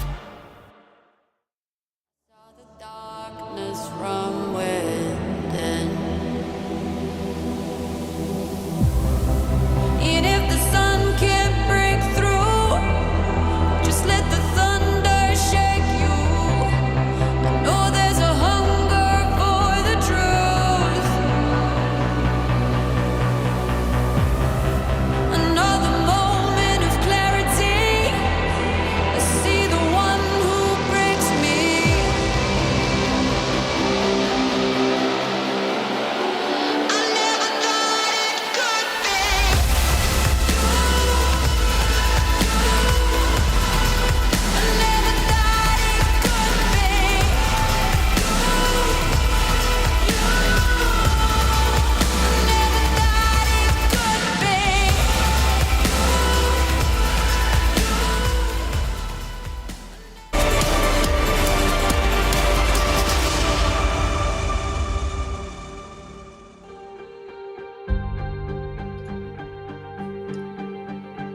Welcome back in, everyone. And here we are, ready to kick off our second best of one. TYLOO versus Mouse. And it's a very interesting one. We kind of saw just in that break the interview with Advent, and he was saying, look, we've got a lot of belief in our team. And the unfortunate thing is, I don't think many other people will, because it's chaotic what they're doing, to be quite honest. I'm not sure what they're doing, but we'll get into that in just a couple of seconds. Obviously, there's other results to update you on as well. The fact that Liquid beat Heroic to close out 13-8 over there on the A stream, which is really cool for Liquid, but a worrying sign for Heroic. We can also bring up the bracket for the group just to show you what is going on, because obviously there's a lot going on at once. 2 games a stream, 8 BO1s that are going to be played, and yeah, just confirmation of that. G2 beat 9Z, obviously you just saw that with us. Liquid beating Heroic is a statement, I think, and Liquid needs to do well this event, I think, for their belief and also for the confidence in the fans. I think after missing out on the major, there's a lot that Liquid are working towards to prove themselves, because it's quite an ambitious move to make this roster how it is, to bring Cadian over to call. You've got Skulls. It's a real interesting approach to the team. So for a win over Heroic, we'll feel very good for them. Gives them that matchup versus G2, which, yeah, that's going to be a really exciting one, because G2 are looking in great form, and I'm really excited to see how that match goes. As mentioned, we've got TYLOO versus Mouse coming up. Fury versus Lynn Vision will be the other game on the A stream, and then 9Z versus Heroic in the lower bracket. That's also a bit sad for 9Z after such a exciting game to start things off. Versus Heroic, that's a tough one. It is a tough one, but at the same time, I think they showed good form against G2. So we'll have to wait and see. Let's take a look more and tunnel vision in on this game, because TYLOO versus Mouse is a really interesting one for TYLOO. As they mentioned and said it best themselves, as we bring up their roster, they don't have to travel, which means they're not going to have jet lag. They're going to be feeling quite comfy, obviously competing. They've got a desire to be in this main event. There's 5 players on this roster for TYLOO. However, that's not actually the case. There's a 6th one as well. Lyrics is also competing under the TYLOO banner. We've seen 6-man rosters, Lucy. We've seen them in the past, especially in Europe. You try and rotate players out, even in between series sometimes, and it's ambitious. I would also say a little bit disastrous, because TYLOO, I think, have been struggling with an identity for quite some time. You're now adding another player into the mix. That is going to muddle things up even more. Yeah, it's weird because it seemed like after the Asian RMR, after they didn't make it through, I mean, Advent was benched. That was the news coming out. He was out. Kaze was benched. He hasn't played since the RMR. I don't know if he's playing this map. He was on the roster, so I assume so. But yeah, I felt like Lyrics was taking over his position, but Lyrics also called on Lord Rabbit, so I thought he was going to be taking over the calling from Advent, and then we were having ZDR with Mercury, Jam Young, and Mazia. So yeah, it's odd. It sounds like they don't quite know what their team is going to look like, and they're almost in this transition phase where they're testing different combinations to work out what's the best team going forward. Yeah, but I mean, the time to do that is not an IEM event. No. is the issue, and obviously that's not their fault. But at the same time, I mean, I don't know. I think that it's one of those where you sit back and you just kind of enjoy it. There's obviously a flair and uniqueness to TYLOO that will be ingrained in their culture and will be carried forward in this game. But you're going up against a team that absolutely has an identity, and I feel like that's where these two teams completely differentiate. You're going up against Mouse, you're going up against Shuhei and his leadership, and he gets the best out of all of his players. And that is where I worry for TYLOO, because you're literally going up against a gauntlet of all of these players that are just going to step up and be really successful map on map, series on series. Mouse, they are growing in strength, and they do notoriously well in group stages. Yeah, I think that's the key thing with Mouse there. They are very good at group stages. We saw it at the major where they went 3-0 in the elimination stage for that spot in the playoffs. Obviously, when it comes to the arena, that's where they falter a little bit. But in terms of the group stages, they should be looking at this bracket and looking at TYLOO as their opening game, and then potentially either Lynn Vision or Fury, and feeling very comfortable out going through the upper final. We can see the roster here. I think the big talking point about this roster in particular as of late has been Brolin. The form he has been in since joining this team has been insane. It's a massive resurgence for Brolin. And it's been really great to see because it felt like when he was an NIP, he was never really living up to the player that we all knew he could be. You know, he's still very young, and now he's surrounded by other youngsters, and he is performing at an incredible level. Yeah, it's Shuhei and his leadership. I feel like that's the talking point because everyone's gone through a resurgence on this team. Torji has been stepping up of late in recent months, has been looking spectacular. Exertion is returning into form after going through a little bit of a dry spot towards the back end of 2023. And the man featured that I want to mention quickly is just on the left of your screen, Zipnix. The fact that they've got him as well, one of the best minds in Counter-Strike Global Offensive, now moves on to this analyst role. That's only going to bolster MOUZ and just kind of boost their chances, especially in playoff environments. Think about how many titles and how decorated a player Zipnix is. Yeah, and I guess that's the big issue for them is the playoffs. There's a bit of a curse on this team when it comes to the S-tier events in terms of the playoffs because it feels like they do so well in the groups, but time after time, they get to the arena and that's where they falter. You can see all of their recent placings, and I think the critical thing here is they win Pro League, right? They come out of that, and then at the major, obviously, they fell in the quarters to G2. They've had playoff struggles at Kato, at Blast, at Sydney. Anytime they get to the playoffs, they just completely change. Just something doesn't click. I'm not sure whether it's the nerves for this young team or what, but it feels that when they get to that stage, that's where they struggle to perform. However, they're not at that stage yet. We're in the group stages, and it feels like there won't be any of those issues here.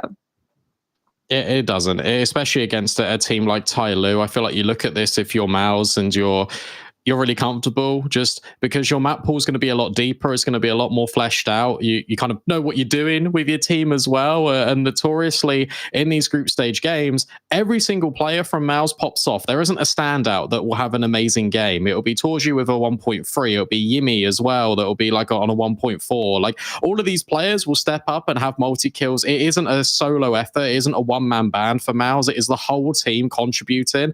And I feel like we're going to see that right out the gate. That's going to be a difference between this best of one and the last best of one with G2 and 9Z. I don't think anyone from MOUZ is really going to be warming up and taking a long time to get into the game. And that's where TYLOO are really going to struggle. I think that's been a cool thing about MOUZ is it definitely feels like everyone can frag. Even Shuhei, it feels like the floor on this team is really high. He is one of the better fragging IGLs at the moment because he can have those pop-off games where he carries. You know, there's a big reason why this team has found so much success, and it's because there's not really an element to be punished here. You compare that to the other side with Advent, and you know, not to throw him under the bus, but there's been a lot of calls that, you know, maybe it's time for him to move into a coaching role, for instance, and use that great IGL brain of his to support the team that way, because it does feel like sometimes that his presence is missing in the server. That's not the case for MOUZ, and there's going to be a big disparity in the fragging here. Yeah, maybe his presence will be sometimes missing because who knows? Maybe he'll swap out in a series and just kind of play with it. They'll play with another guy and they'll just keep changing and trying to perfect the formula. It's chaotic at best for TYLOO, and they're going to hope that unpredictability will try and unnerve this MOUZ team, but I don't think so. I think that you've got the Dragon versus the Mouse, but it's the Mouse the one that has to be the most feared. We take a look at the veto. Actually, you can see it. It's spoiled at the bottom there. TYLOO will face off against MOUZ on Overpass, and Overpass has been notoriously a map that TYLOO has struggled with quite a lot, so it doesn't get any easier for this team. Yeah, I'm really surprised it came here. You know, I expected TYLOO to be banning Ancient, of course, but then I thought Overpass would be their immediate next ban. I was really surprised that they would let it go to this, because MOUZ are a good Overpass team. It seems weird to want to go to this map, but listen, they'll have been preparing for this particular map. They've had a little bit of extra prep time as well, as you mentioned, not needing to travel. But yeah, Overpass is really scary for TYLOO. It is. Look, they've won it once out of the 5 times they've played it, and that's been against domestic competition. You're now going up against one of the best teams in Europe, and rather than playing to your strengths, you feel like you've kind of been cooking in the lab, and you've got the perfect formula. You've got the perfect combination of players. Kaze steps into this lineup. It is what I know, and now you go up against MOUZ, a team that is, one of the best, one of the strongest on this map. It is a map they are more than happy playing. If TYLOO lose the knife as well and they start T-side, I start to worry how one-sided this can become. Yeah, it's very scary. I guess the one thing I'm interested, I assume, well, we'll see that video come through. We can see how it panned out, even though it's been a little bit spoiled by the ticker. But yeah, I think the one thing I'm interested about TYLOO at the very least is the new players. I want to see ZDR in the server. I want to see why they brought him in. We've barely seen any officials for this guy. He's basically come straight into this team. I think he played a little bit on their academy squad, the Lord Rabbit squad, alongside Lyrics, who is the AWPer that is allegedly coming into this team. So I'm really interested what the new talent looks like, because that's the only kind of X factor that TYLOO is going to be offering up in this match.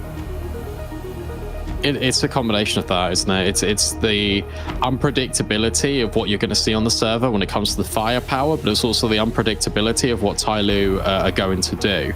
And I also worry about TYLOO because when I watch a number of their games, it kind of follows just the same rhythm. You get a advantage that they take and they go up a number of rounds and they look really comfortable and it feels like, okay, they're going to close out the game, they're going to do it, and then they choke. And it's not even like, we've talked about arena choking for Mouse, and this is like in the middle of a map, in the middle of a BO1, like you can't close out a game, you've got 10 rounds. And if you're struggling to do that domestically, you're hard pressed to see a world in which rise. And this is so many things have to go right for Mouse to go wrong. Yeah, I think part of what's made people so surprised about TYLOO's approach to the roster was kind of how their core kind of ended, right? It felt that after the RMRs, with the loss to Atox, which got them eliminated, the loss to Lynn Vision, it felt like this team was very flat. So it felt like a lot of changes were going to be coming, and the fact they didn't make them is very interesting. But we're not quite ready to jump into the server just yet. We'll go to a very short break. When we come back, we'll be getting underway with TYLOO versus Mouse. Because of how quick those kills came in. They're like, hang on, this is a bit suspicious. TYLOO even has a smoke to delay them if they were to try and make their way over there, but they've just paused. Yeah. And they're letting, I think that's Zaka. He's going to show face. They're actually going to suspect that they're onto something with Zaka's presence in Donut. If he makes a step or two, Kesaro will hear him. If they can get into B and get the bomb down, this pistol round can be salvaged. Sure, it doesn't have to be the victory, but the extra cash money into the bank account would be nice. Zaka with the space has actually drawn the rotation point, the bomb back from G. Bomb plant would be deployed, great. And now that they're heading back towards the more fortified side, I think that might have just slipped down the drain. So Lynn Vision, unknowingly looking like they want to fall right into Furia's hands. Yeah, this it's going to be very hard for this to go wrong for Furia. Kesarato in a power position with the dual Berettas. He's got armor behind that as well. Just 30 bullets of Wrath he can unload upon his own discretion. 3 now into the site. No one's ready for Kesarato. He has made a meal of that. Westman's already found 2. Art and Kesarato combined. Oh, lots of damage. Hang on a second. Zaka, with 18 seconds, he's got to swivel around. Spots out Kesarato. Bomb needs to be planted. 13 seconds. Maybe they're going to be shy. He fakes it out. He fakes it out. Kesarato jumps. What a chance! 7 seconds, though. There's nothing for him here unless he can somehow hit them both. He gave it a good go. Westmelon's double got our eyebrows raised, and Furia probably a little sweaty palms. Yeah, that should never have gotten so close considering that setup. So some good shooting from Lynn Vision to almost break in. But we're talking about that bomb going down as the key and still couldn't make that one happen. The fact that Westmelon is able to course correct into the second there, beautiful work from him, but Fallen will finish things off. The bomb will not go down, and Lynn Vision go wanting. That fast B strat, you blinked and you missed it. Well, they have one Deagle in the hands of the Melon. One Deagle, one opportunity. Lead Visionary. The bomb on the back of Zaka outside the B doors, though. Now, if we were going to live in a world, a bit of a fairy tale world, Alex. Okay. How could this one go right for Lynn Vision? Oh, I like this game. They'd need to get a Deagle kill from the Melon onto Kesarato. Then they'd scuttle in towards the site, trade out Fallen, who might get 2 on the dual Berettas. At this point, the B players start pushing, leaving B lane, and Zaka gets a plan. That's not how it was meant to start. No, but that's fine because Starry's picked it up, and Starry is going to die as well. It's actually just a farming session for Keserato. He's got his pitchfork, his combine harvester. He's a modern farmer, I guess. I changed it from pitchfork. It's a bit old-fashioned. You should still have a pitchfork as well. I imagine you need one. You need the hand tools. Yeah. It's great to have the machinery, but you could run out of fuel. You're right. You might need a repairman, also known as a mechanic. And, it's nice to keep some kind of analog approaches. Of course. What if there's like a EMP storm? Yeah, exactly. That's exactly what I was going to say. Yeah, you never know. These pesky EMP storms. Yeah, well, Fallen's got the AWP out. Hey, it's time. Kept the pennies, but we're into the rifle round. Round number 3, Red Smoke. Orb fighting mid is an interesting one. Let's see what he does with that. He throws himself out a little flash for the repeak. I like the repeak, though. I do like the fact he's being quite brave about this. Most definitely. Amelia's being brave. He's actually looking to take some early space. Keserato spot the shadow. That's the question mark. Well, they've been able to at least understand that they have a main control. So that's an important piece of information for Lynn Vision. Keserato could take that space at any point in the round, but as we can see, B lane also under the remit of Furia. So the Brazilians with an awful lot of real estate, Fallen parked up close to the orb. This is looking tidy. Oh, Fallen. Lovely find to open up round 3. I like it. Yeah, really cool. Proactive. Very restrained, kind of made Starry look silly there. The round is very tough now for Lynn Vision. Oh, this is an angle. Art's done his homework. Knows exactly where he needs to position just to see their heads, and his to be rather obscured by the brickwork. This is tough. 45 seconds. They have absolutely no space across the map. They're all going to be congregating outside of the B doors. It's going to have to be another brute force round where they make these kills. Yeah, some good flashes. Some great trading. You better have some, magical flashes. Yuri's anti anyway. So I don't know if this is, it's a brutal double kill there, souring the move, and Vision as G and Amelia just come alive. How have they aim dueled out of that one? The bomb's late to the party, but they picked it up. The side control. They got time. I just thought it had gone disastrously wrong. Now Amelia can plant. G's cooking. Oh no, the spam, it has to be G. Keserato just unloading through the smoke. Gee, 35 HP in a dream. Keserato jiggled out.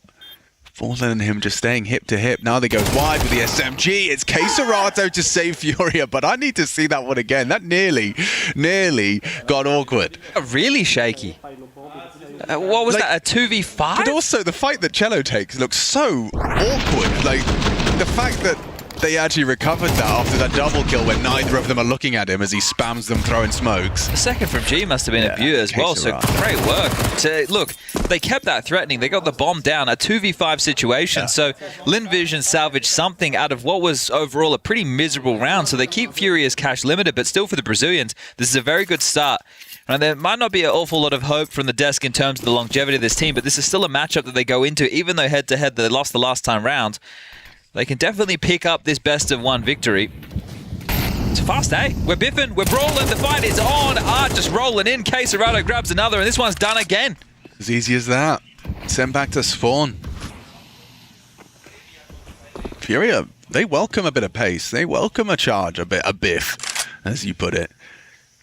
And with the bomb already under their rule this year, I don't know what they're sort of expecting. G probably not going to be able to rejoin the pack. He's just going on his own little holiday. Well, we've had, this would be the third threatening round, right? Pistol round, then we obviously had the eco, we don't count that, then last round, and now this one. So there's been 3 rounds where there's actually been a little something to work with if you're Lynn Vision. And in all 3 of those, you've lost the opening pick without any way to respond on every occasion. Yeah. Oh, he hits walk. Oh, Yuri seems to have reacted to this information. Adopts the off angle, and collects a free frag. Lovely work from Yuri. Nice idea from G. Just unfortunately gave it up. With the footsteps, 40 seconds, Keserato next fight, and it will be the last of round 4. Okay, Serato gets himself up to 8-0. Still looking rather fierce is K Serato. Well, at the moment, Furia have Lynn Vision's number, right? Because that double A main push, either you're going to get this full control and nobody's home, and then you'll be able to clamp down on the round. You just block over towards B a bit, or you can keep pushing, you can park a player towards main, or you immediately win the round in that fashion. So if the call was to stall out any fast A plays, if that's what they're expecting from Lynn Vision, it must be feeling very good for the Furia camp. Because it feels like they're one step ahead at this very moment. None of these rounds have been close, even though they've been able to try and build back in and get the bomb down from the Chinese side. But all in all, one-way traffic for Furia on this CT campaign thus far. An A execute set up. Matthew said on the desk, stay away from the A side. This is where K Serato resides. How many is he going to get this time round? Got himself a little multi-kill in the making. The smokes fly through. Let's see how K Serato handles business here. Flashes in, throws out his molly, and loses his head. They've managed to break through. That's a big opportunity for a plant. Maybe a round? Plenty of util for the retake. Can Furia put this together? Bomb down, 40 seconds on the clock. Okay. Another smoke blooms. And he's not great on Furia. Yeah, they're not sure. Absolutely committing. They're seeing if Yuri can find that multi-kill. There are two around this corner. There's the util, there's the clear. Knife in his hand. Westmelon gets a frag, and oh no! They've lost it all. 5 alive, make it 4. Fallen racks himself up a couple on the way out just to preserve his AWP. Yep, get 3. Nice work from Fallen in the end, but the round is lost. It is Lynn Vision taking themselves there first and doing it in a rather exuberant way, just charging into the ASO with Tech 9s. Yeah, and that was Amelia. Right, you could see K Serato a hero building for sure, in the sense that this is his site. He should be able to lock things down, throws the molly, stops the scaling towards the big box, but the Tech 9 in the face. And the Tech 9's changed the pace of this game. Lynn Vision get there first, and there it is, a beautiful shot. Starry puts his aim on display. Happy with that one. Yeah, I mean, that's certainly going to have some echoes into the next. Yeah, win this, you break Furia's finances. They've been able to pull out 2 M4s, 2 MP9s, and the retained AWP. What is he up to, Yuri? Just bloodlust through the Molotov. Down to 9. Yeah, now he's got to get out. Okay, yeah, double Molotov will do it. Gosh, they have given him no respect, no respite. Yeah, it's quite clear they've decided we're going to come in today and charge. Yeah, it's almost like he hyped up the boys by saying, boys, you're going to let these guys think they're better than us? You know? Yeah, exactly. Exactly. Because there's a lot more storied individuals on the Furia side of the server, a lot more accomplished individuals. So confident Counter-Strike. I mean, can you explain what Yuri just did there? Running through the Molotov and straight through it? There's a level of disrespect in the most respectful way. Yes. Yeah. I mean, I know I'd be extra salty if I hear him going tss, tss, tss. Oh, he has pushed. Yeah. Okay. Here he is. Good on him, I guess. Yeah. Get traded. And you're 1 and 6 as well. Just, oof. Zaka might be a bit tilted after this, but they're executing into Fallen. Are they going to flash? No, they're not. I think you should cast like that all the time.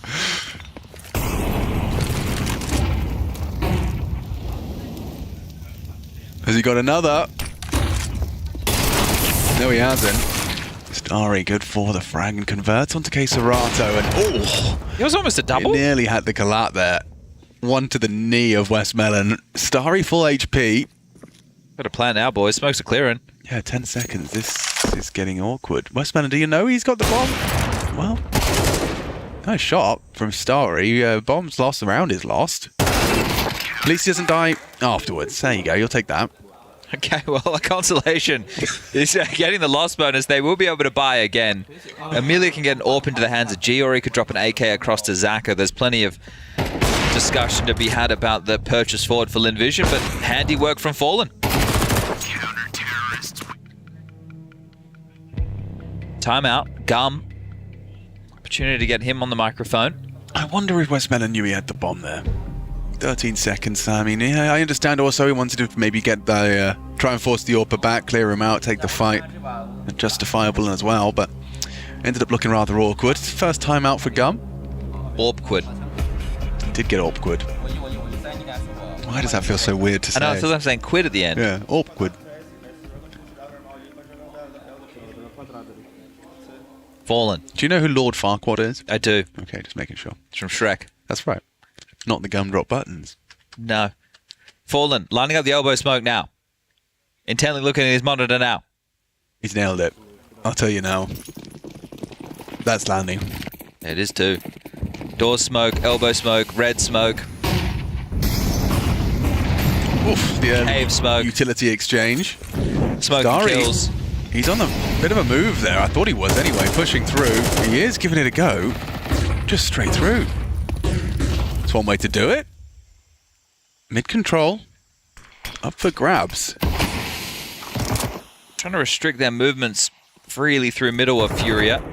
Bit of a jarring smoke to continue the threat, but the spam does lightly find its mark. Fallen wants to take some space back. I like this. Furia cohesive at the moment. Yeah, looking good. King Serato and Fallen partner up on the reclear of middle. They're going to get a good time. Look at this, 2 players through red as well. Well, Art just has to block, but he has no nades to do so. He can't go down without a fight because the flank, it's on its way. Yeah, they're already going to pincer in. Art can just delay them. Nobody's it's huge. watching. Nobody's watching. All their backs are turned. Yuri's on the fast flank. Cello 1, Zaka.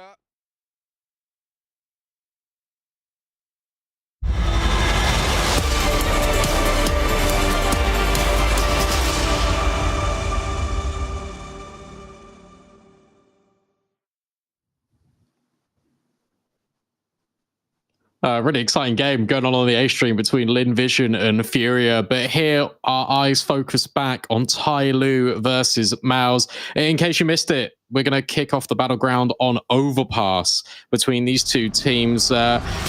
A map that is not normally favored by TYLOO, but look, they're hoping, look, with new changes, new lineups brings new opportunities, and they're looking to take down maps. Yeah, and well, new lineup, sort of. It's most of the old lineup, so it's only a few of the new elements, but we will be jumping into that map. It'll be interesting to see who won the knife round, because we mentioned TYLOO. If they start on that T side, it's going to be a tough journey for them, and that's exactly where they find themselves. That's a lot of util, though. Double flash. Obviously, Kaze's dropped that over towards Jamyoung, and Jamyoung's been a fantastic player for this team. If there's one saving grace for TYLOO, it's Jamyoung. We're going to have to see it from him. Immediately, players, they spread out over towards B. Yimfa Exertion with the pistols, a very common setup, just waiting patiently. Yimmy to take first contact. You know, counter flashes. Okay, never mind. USB shot to open up the account. Now the flashbangs come through over the top of the T side. It's actually not even needed yet. Finally does activate, takes the gush, but still finds another kill, or at least Jimmy does, and it is a lockdown. No one even making it out of the monster pipe. That's so brutal. Jimmy, first bullet fired in this game, an immediate headshot. There's a double barrel setup as well, so even if he falls, there's still layering from Mouse. It makes it so uncomfy for TYLOO, and all of this utility, and the first peak is dry. Mercury just goes straight into the guillotine. And from there, Zerjan's just baited in perfectly with the dualies. Chewy swings. Very simple from Mouse. It's crazy TYLOO are forceful at this. And they're just going for another monster pop. This is insane.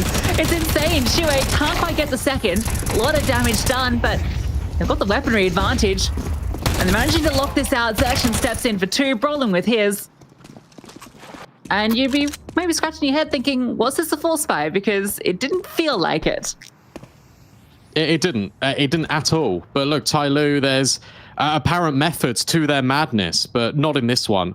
At least the flashbangs were there slightly earlier. They were able to overwhelm Chewy, but it still came down to a trade, and then Exertion immediately just passing the test with flying colors. Kaze is now just hoping someone from Mouse gets a little bit excited and overstays their welcome to the point where he can actually drop a smoke, maybe lines them up with a Tech 9, not to be. Roland locks it in, Mouse keep it comfy, and back-to-back rounds of investment, no bomb plant. Surely this one's a save if you're TYLOO. Yeah, it had better be. I've been spotted a flashbang. We've got Glux. A bit more normal from TYLOO. Let's see, Shui gets that first kill, but the flashbang was perfect, so that was something. But nothing really to help them scale. Mercury had the right ideas, but Zerjan playing around the pillar was in the perfect spot just to swing wide, find his kills. Oh yeah. Oh, yeah. Let's go. Once more onto the breach, dear friends. Well, single flashbang to support. There it goes. Over the top. It is actually a pretty good flash, and it's going to overwhelm Jimmy. Desertion is still present, and the rotations will arrive. But just the Glocks have actually done better than the round previous, it feels. Especially with a second kill coming through, but there's even a flank coming through from Shuey. Advent with the collected FAMAS. Has a free berth up to A if he wishes to run there, but the rotation will beat him. He's thinking about it, isn't he? I mean, he knows that Shuey was on the flank, so there's potentially an avenue in which he can find himself. Instead, he's going to meander down long, tuck himself into the corner, hoping once again that Mouse players overextend. Brolin might give him the courtesy. Just waiting patiently. 2 players have rotated up because of all the space that the MP9's found on B. 40 seconds. Advent's trying to make them doubt, but instead it only makes their belief a lot more stronger. Around the corner he goes. Brolin gets the jiggle. Doesn't need to face. Will wait for Exertion. They're going to double swing, and Advent's going to be overwhelmed. That's 3 locked in for Mouse. Well, they found 2 kills, so that's something for TYLOO. This B site proving to be difficult to breach through, even though they've actually been doing well with the flashbangs in terms of actually catching off this initial player. It's each round they've managed to find that first kill. Torji only good for 1 before he got glocked. But now he gets the AWP out. And TYLOO will have their AKs in hand, and this time they're not going 5B. Yeah, instead, trying to maybe face the wrath of Torji's AWP.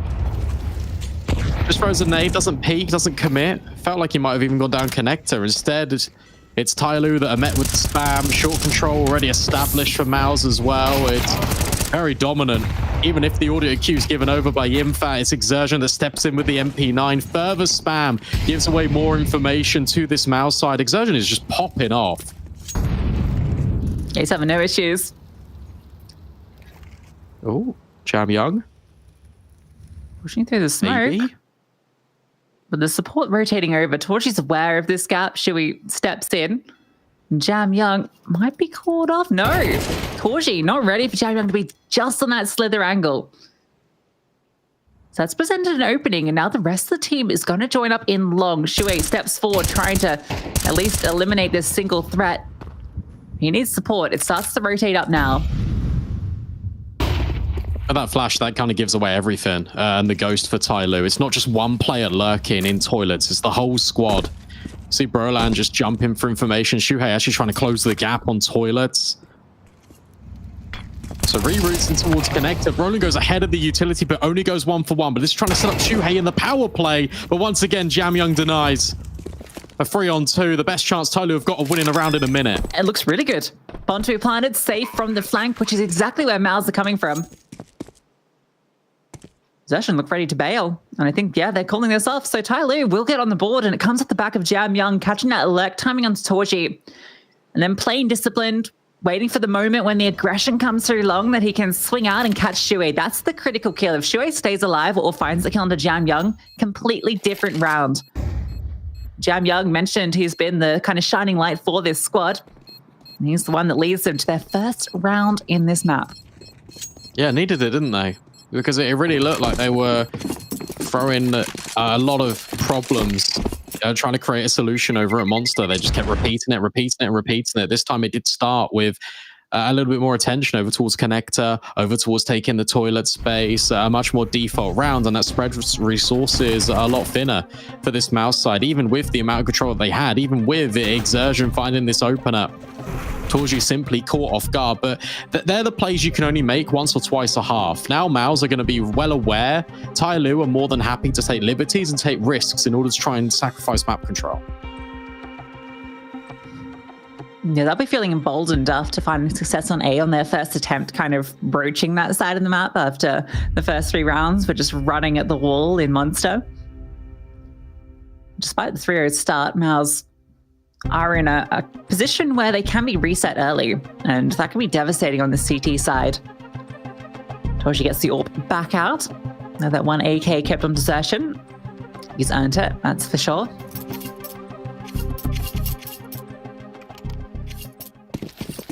It's a good time for that pause as well. You just get Cyclone on the mic and he just says, look, be aware that TYLOO will try and disrupt the default. They will go for risky plays, trying to completely offset what you typically expect. That's the path for TYLOO to carve out options to gain rounds. And if the money gets reset for Mouse, suddenly you're feeling a little bit compromised as to a position that you were originally in, where the first 3 rounds was such a success story. Back to B for TYLOO. Kaze wields the scope, tries to find options and openings, but doesn't see anything. Instead, another smoke gets thrown his way. A fake flash from Exertion, just to announce some arrival of presence on B. In fact, he takes it himself in short.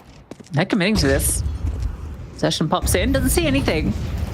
But all the bodies safe for Advent. He's trying to provide a bit of distraction over at A just to keep interest over there. And it's enough. It's brought Chewy over.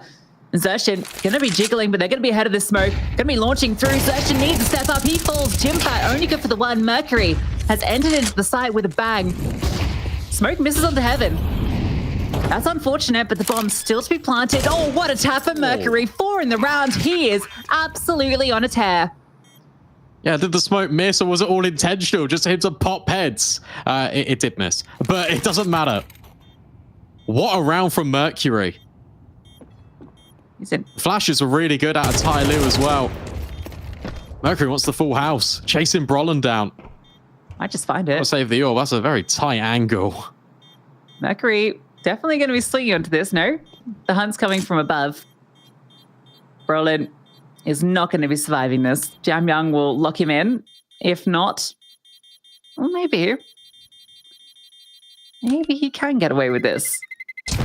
40 HP, Jam Young looking, goes the wrong way. So Brolin just manages to hold on to the AWP. A small save for Mars after Mercury just demolished them on B. Yeah, I mean, this is just Mars just losing their gunfights. 1 by 1, all the hands of one man. These shots on towards Heaven are disgusting. The fact he's able to adjust and... A second one. Insane. See you later. Already seen some really good mechanical ability on display here in Chengdu, and TYLOO, they win the round. They then immediately call a pause. They think, okay, what has Mouse saved into this round? Well, it's the AWP. What are they going to be bringing forward off the back of it? Well, not a lot. But it's rounds like this that Mouse sort of get the best from. Limited weaponry, making a nuisance of themselves. That's where TYLOO need to be careful, not trip over their own shoelaces, so to speak. These are the rounds that matter the most, especially in BO1 MR12 format. You can't afford to be fumbling the bag.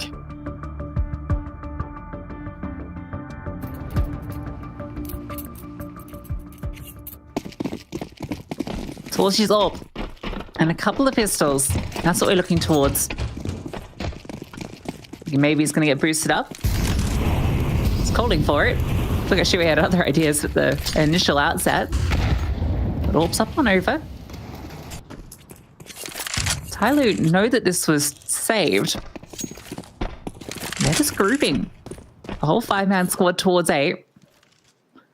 Pushing out towards long. Exertion's going to have a lot of players on his hands. We'll tap the first. Deagle not quite connecting. Flashbang forward. He's being run down. Still manages to skirt away for a moment.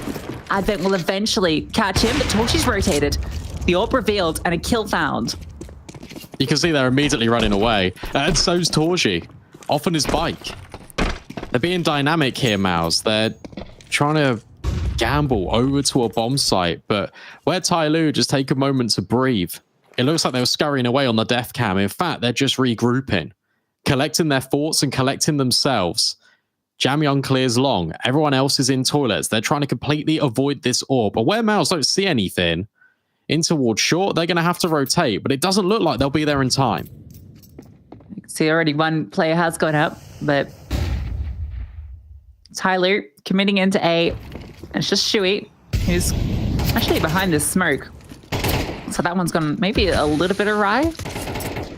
He's got a pocket that he can hang out in. Torch's AWP comes up. Oh, nice flicker, but it's just a leg shot. Brolin's found an AWP from his own, and he's doing damage with it. But a 2v3 with 2 AWPs.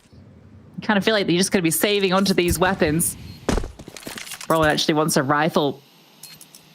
He's able to pick up that AK. So at the end of the day, 2 kills, and they hold on to the AK and AWP. They'll be okay with that. Yeah, good round out of TYLOO. And yet again, it's another player coming up with a multi-kill. It was Jamyoung to kick off proceedings, and it was Mercury with that spectacular 4K over at B. Now Advent, sure, it's against the Eco. Sure, it's only against one AWP that was saved, but it's still meaningful. These rounds matter a lot, especially T-side overpass, where TYLOO have already acquired 3 rounds of play. 50% converted, and this was after them looking a little bit one-dimensional to kick off the map. Guns will come back out for Mouse, and maybe a philosophy change as well. They've been prioritizing a lot of control over towards short water. Maybe it's time to fight long. Maybe it's time to go in towards party and playground, because there hasn't been much pressure just over there whatsoever from Mouse. Yeah, it's a very B focus. As Brolin's gone for like an initial peek towards Fountain, where he got flashed back, I think, in the first gun round. But outside of that, it's been very much over towards B, where the control's been taken. Nothing even in connector either. TYLOO aren't having issues getting this space early. There's been no conditioning kind of forcing them off those lines and making them sit back and take their time clearing out A. They're able to set up early and towards bathrooms, out towards long, and that's giving Mouse some issue. It is. There needs to be a push from Mouse, or just a setup in towards toilets, for example, because every time TYLOO find themselves up towards the top of the A bomb site, there's only sort of one player ready in support for Mouse. There's never a team effort where they swing together. That only comes at the close when they've already got the player advantage. There's vulnerabilities here, and TYLOO can potentially exploit it, but they're back to their favorite pastime, trying to take B. Yeah, 4 Mouse players over here. Gonna be difficult. Flames go forward. Jamyoung leading the charge this time. Torchy up on over. Good for one before he's traded, but Shuei steps in. And a lot of damage done on these initial players as they enter. Mercury is sitting in the smoke, catches Jimfat there, bumping into each other. And Jimfat just spams, knowing that Mercury had pushed through that smoke, denies the bomb, and that B hold looks a whole lot better. Yeah, it does. And look, this round is formulated by TYLOO because after their recent endeavors over there, they were getting a little bit better each and every time. They know that Mouse have just reinvested, so they're hoping that they do prioritize more control over towards A, like we were mentioning. Instead, they go for a B hit. They expect to try and overwhelm, but there's just too many players to deal with. The counter utility was perfect as well from Mouse. It just allows Jimmy free real estate just to play ahead of these smokes, tuck in behind them. And now here's that setup. And notice how Mouse are playing always with a very big lean. This time it's 4 players towards A. Exertion leads with the nade. He's able to get a kill, but not before he's traded out. That's fast one from Kaze. Can't push any further because there's still 3 players to Mouse on the top side. Jamyoung going to spot one at Fountain. He's going to fall back, so B is heavily open. Jimfat's going to fall back towards a more passive position. This smoking towards Monsters not really going to do anything to negate this attack. Almost the timing on the swing, but they've gotten full control. Torchy over the top at a moment where he had sight lines. That's denied, and Shuei falls, gives the advantage to TYLOO as the bomb gets planted. Oh, and that gets extended further. Nice shot from Kaze. It's going to be difficult. You've killed so many players over towards CT that you should be anticipating that monster flank. What a shot from Jamyoung. Roland sent 6 feet under, and now Jimmy sent scampering. Feels lost without control. Feels like he can't actually retreat from his position, so has to stand his ground in order to save the AK. Will grab one, and that makes the escape path. Even upgrades to the AWP. He'll get out alive with the sniper, but TYLOO get out with the round. Another B hit being a success story. It's another player stepping up with a multi-kill. This time it's Kaze, who is kind of, again, a player that's been under a little bit of criticism in the squad, and it felt like, he was being benched. He was out, but you know what, TYLOO? I got to apologize. I wasn't familiar with your game. Maybe 6-man rosters are the way. At least they're looking good early on the T side of Overpass. What would you say? This is TYLOO looking good, or Mouse a little bit slow to start? I think this is Mouse doing a lot of homework when it comes to their preparations, and you can see that they are really relying a lot on their game plan rather than just playing what's in front of them in a lot of these rounds. We've seen 4-man leans over towards B, 4-man leans over towards A, these heavy over rotations which are punishing them because they're so far forward.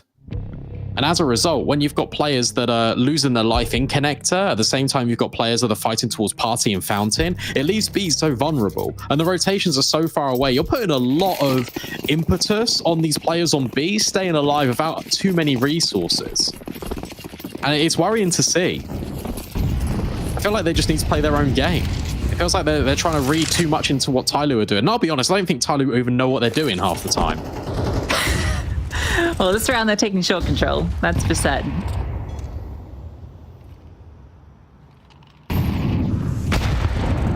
This orb continues to stay present on the Mal side.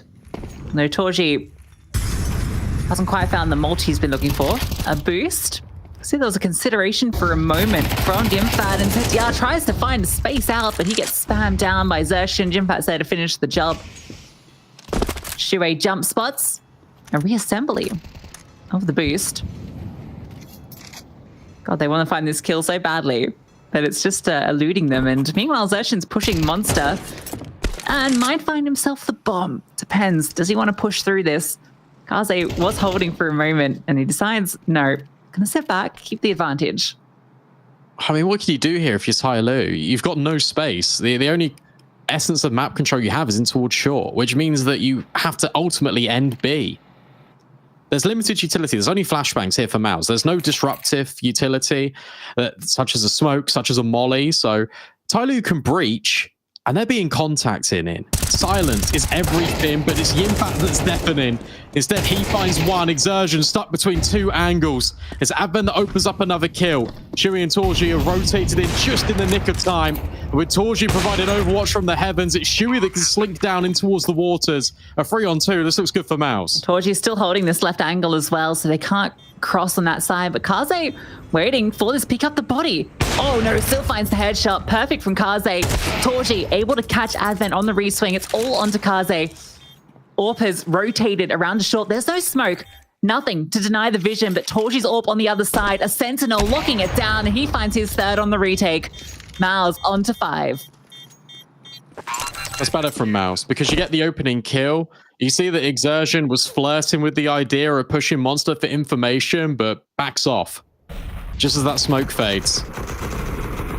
Mouse gain all the information. TYLOO have not put any pressure anywhere in the middle of the map, bar that short control. There was nothing in connector. There was nothing over towards long. And where you don't spread your resources over the map, you can't spread Mouse thin.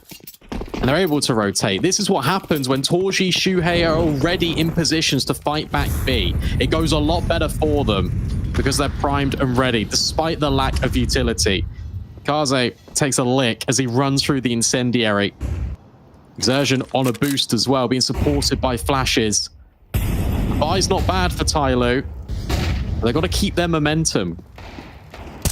Whoop. Oh dear. Almost finds one. I'd say at least for TYLOO, they're able to find their way into these bomb sites. In that round, considering it's a 4-on-5, they did breach the defense. Xerxin goes looking. Mercury on the other side, not ready for that swing. Oh, he's found a double up. Xerxin locking down this side of the map. He's been a monster. 10 for 5.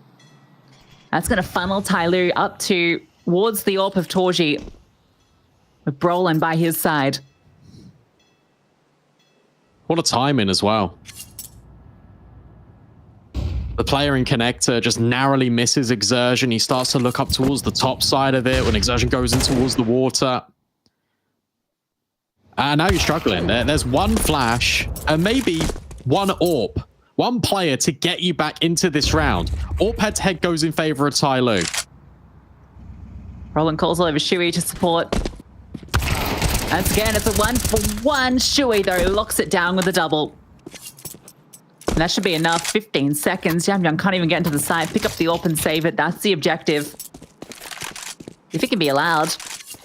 Jimmy's probably going to hear him and is ready to lock down this avenue. No, Jamjang gets the kill. They should be right to save onto this, but Mouse will getting their 6 on the board. Slowly creeping closer to winning out this half. That's a taste of their own medicine there for TYLOO. That's Mouse playing their own game back at them. Just a dry double swing out long. That's the last thing TYLOO are expecting, especially off a normally regimented Mouse. But this is now Exertion getting confident.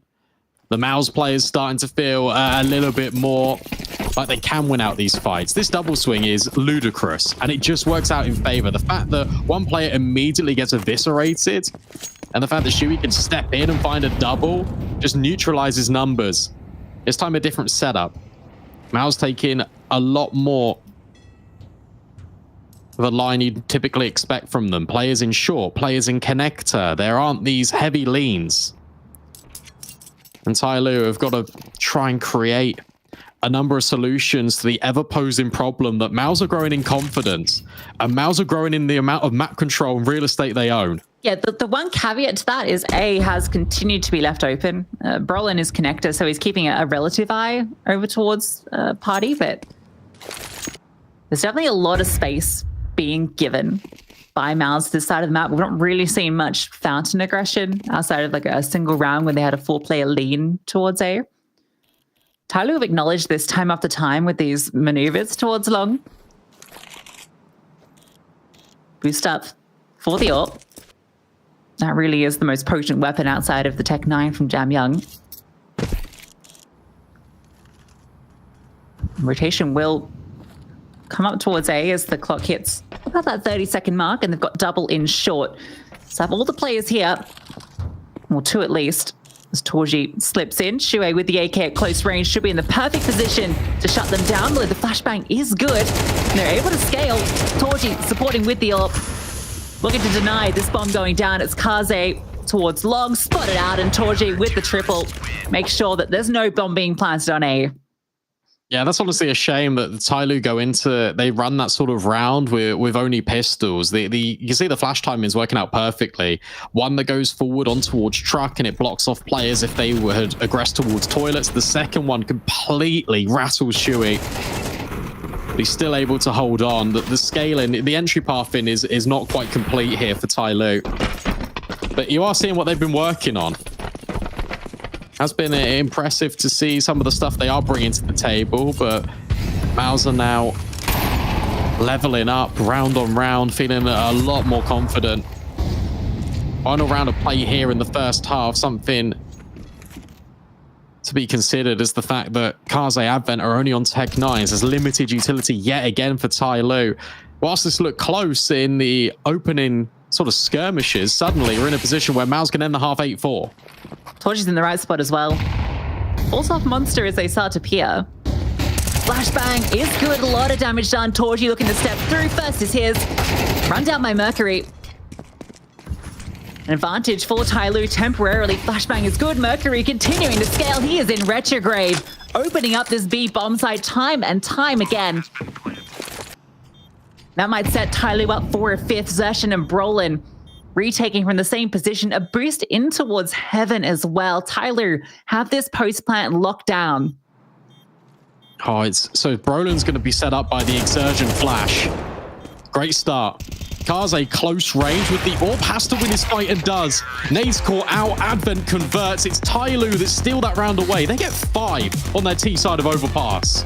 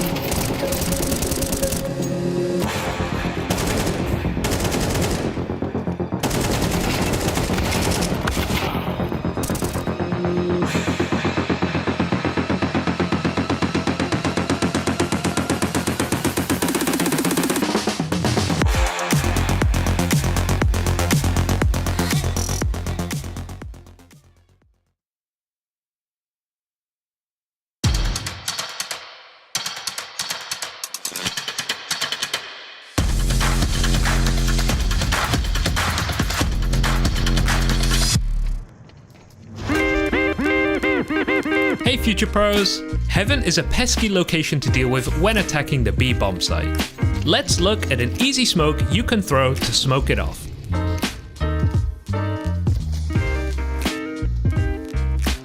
To throw this smoke, wedge yourself into this corner. Aim in between these two posts where the wall meets with the floor. Then jump throw the smoke. Simple as that. The benefit to the jump throw here is that the smoke will bloom a bit earlier than a normal throw. Good luck taking B.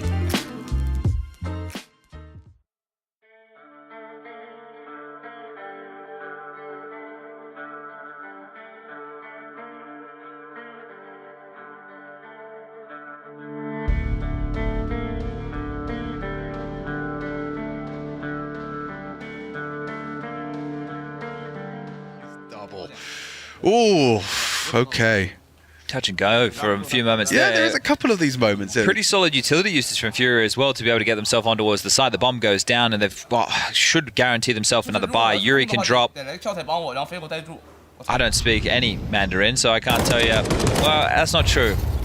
Ni hao and Cheshire. Yeah, that's all you need. With some kind eyes and an open heart. That's the way to do it. Kind eyes, open heart. But I'll tell you one thing, Lynn Vision, they're Mandarin it to win it. It's one hell of a way back up. Chung, don't do that again, Alex. I'm sorry. It was on the list of Chengdu's and Chengdon'ts, wasn't it, before we got here? It was.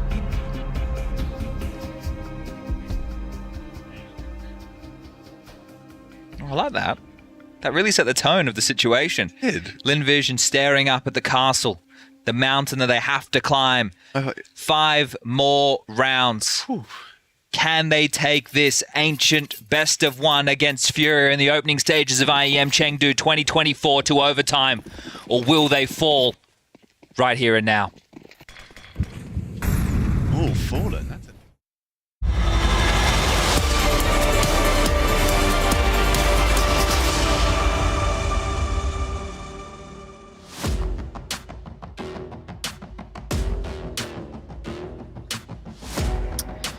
Well, Mal's able to recover at the tail end, although TYLOO get that final round, which gives them something to work with. It feels like 5 on the T side. It can be enough if they can get this pistol round going.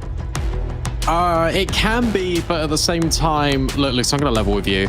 It's so much easier when you're a new team to kind of have these strats on T side. It's a lot easier to kind of practice them and get experience sort of in scrims as well. Playing against a team like Mao's, a very strong, obviously, competitor in Europe, now on the T side, you're going to have to react in real time. You're going to have to be able to rotate effectively. This is where the real challenge, in my opinion, begins for TYLOO. Let's see if they can step up to the plate. So you have Mao's grouping. That's 3 out towards long. Kaze is keeping an eye on this position. With players everywhere that I guess they're holding for a response after this bomb is spotted, which it will be by Kaze. Good damage on the Shuei. He's able to fall off. Mal's wait to see. Are TYLOO going to push short? Are they going to push connector? Nothing so far. In fact, there's a flashbang being set up for a long peek. Mal's are hunting. Zertian takes a look, but they're not committing yet. It's actually quite nice. Towards you're going to get the contact, and this will keep these players on A, at least for the time being. So Mao's about to execute onto the B bomb site. Advent, ZTR line in wait. There's a smoke as well that can be deployed. But Mao's there, going to try and breach the gates immediately. Advent waiting patiently with the dual Berettas. Nice shot on the first. Would need more though. At least ZTR steps in for the first. Bomb can be planted, a 3-on-4 advantage TYLOO. Jimfat trying to fight forward, knowing that they need to find this initial kill, get the space while the smoke's still up, and he's able to find it. They come out through the smoke, but it doesn't matter for Jimmy. Eventually is run down, leaves it onto the IGL. Mercury low, falling to his death. And it leaves it onto Jam Young around the pillar, but he can't get past Shuei. Wins out the 1v2 with the world helping him for one. No, Mercury. Oh, it was right there for TYLOO. They had the player advantage. They waited so patiently. This shot from Advent was sick. The push through the heaven smoke. They're taking all the initiative. And then Mercury doesn't land in the water and completely gives the round over to Miles. A great clutch. Oh, we didn't get to see it. Shuhei, but at the same time, that is one of the worst ways to lose that pistol. Oh my god. That trombone. Wow, wow, wow. Well, it happens. I mean, he still was very low. Shuhei was still in a reasonable position to win the 1v2. Brolin is an MP7 user. Check that out. Nerd style. That's pretty cool. Maybe he's just taking incentive from Bit, who was using the MP5 at the major. Is that all right? Let me try and... If he had the MP5 or the Mac 10 or a Galil or an AK, he gets a kill though. No, don't put that on him. Close corner. Mercury. Oh, he's gone into long. This is scary. No, it's fine. Oh, yeah, it's fine. Exertion is here. Yeah, it's all good. In the hood for Mouse as they just wheel it up and skid all the way onto the A-bomb site. In fact, we'll get a dink onto his teammate, but that's fine. They don't mind at all. Everything's being cleaned up. Everything is okay. Mouse go up to 9, and they start to create this gap, which makes the scoreline psychologically feel a lot more further away than it was. Yeah, absolutely. At least that recovered MP7 got a kill at the end, so, you know, that's something.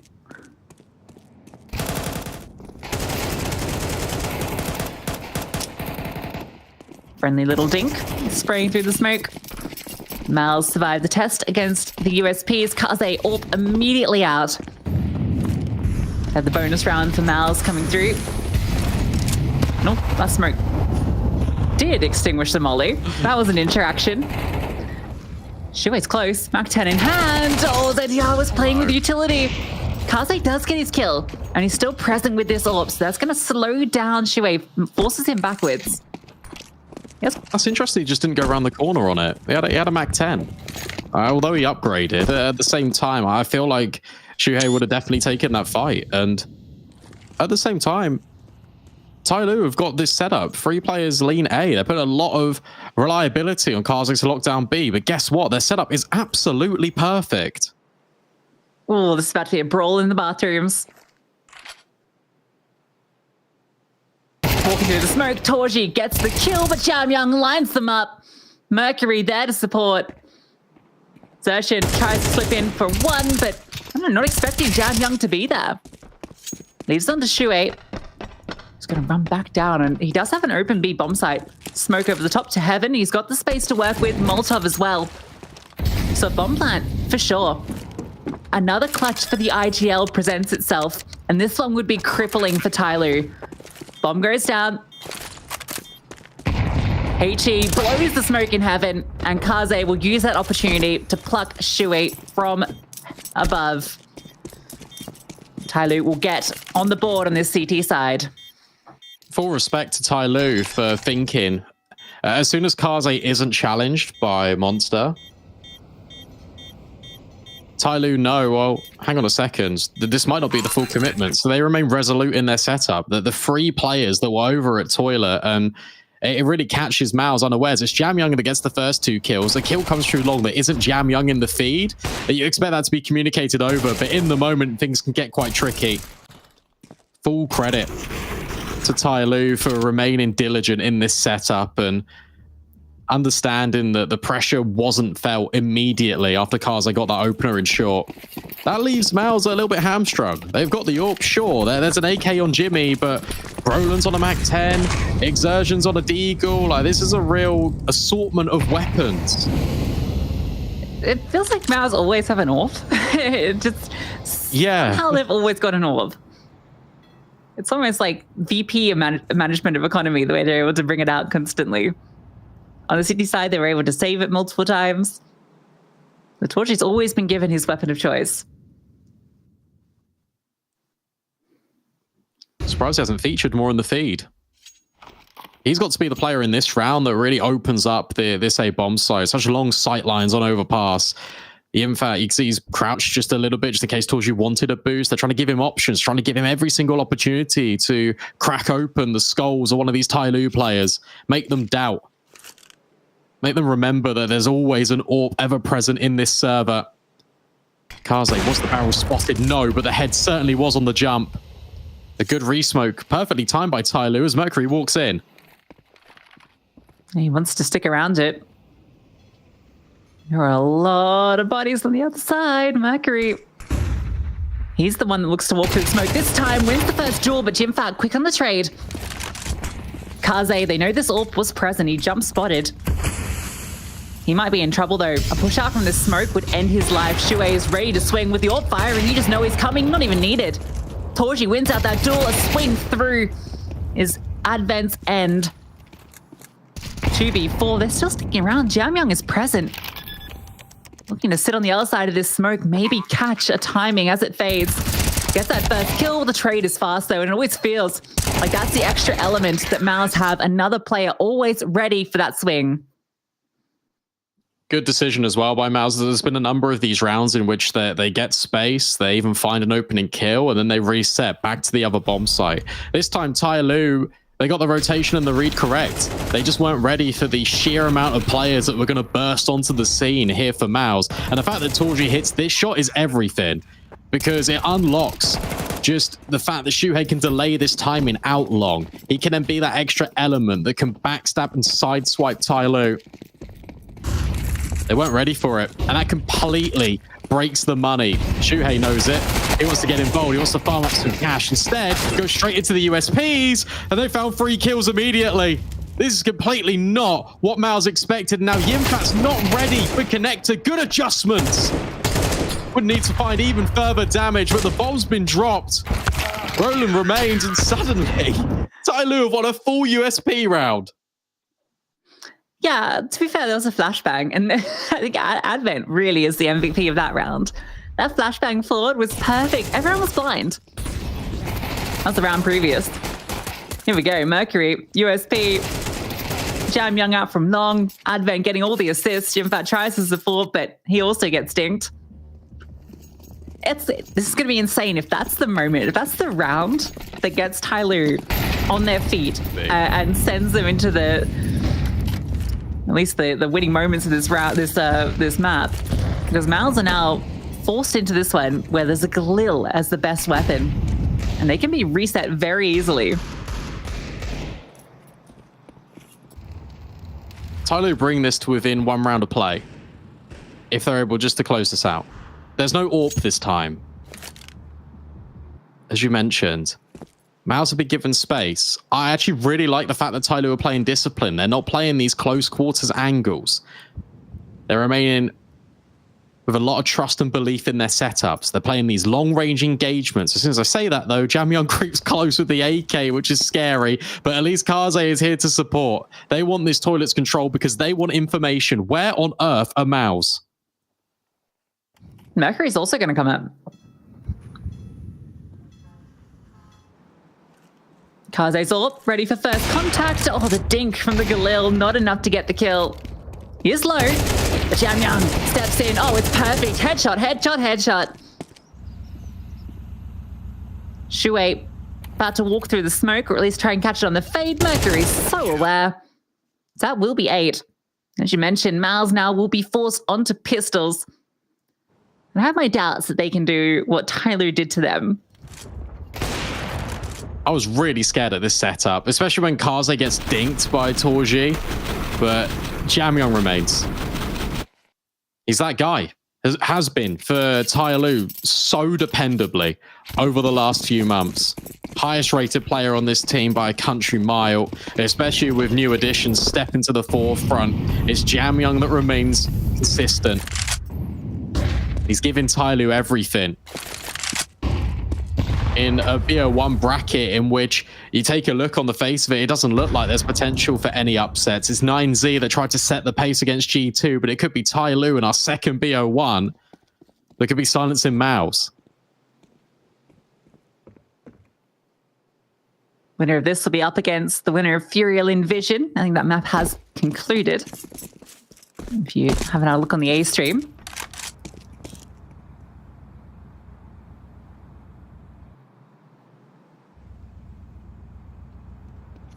Maus have again grouped up towards A.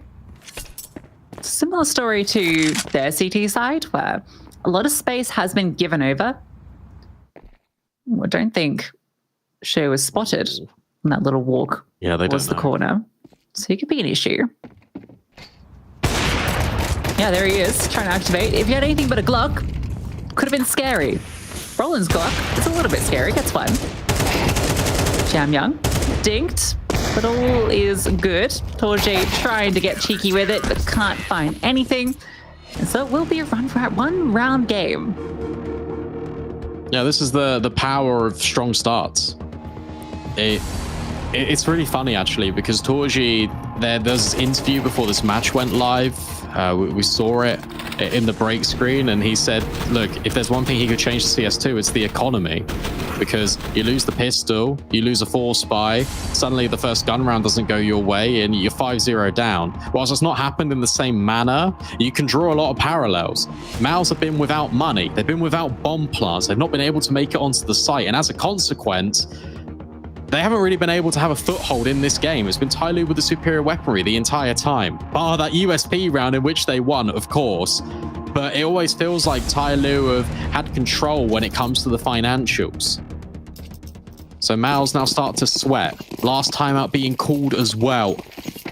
No AWP for Torje. And that's one thing that has been prevalent in these buys. And he's trying to construct something here, and it might begin in connector, and it also might begin with Kaze peeking aggressively. Shuhei jumps, doesn't see him. Kaze not going to overextend. Jam Young gets the control in short. So they have space on that side of the map. Kaze's been having a good map, to be fair, and considering he was one of those players on the chopping block, felt like Lyrics was going to be potentially a permanent replacement. Maybe that's giving Kaze a little bit of incentive, bit of extra fire, knowing that all these maps that TYLOO play are potentially auditions to be part of the main squad going forward.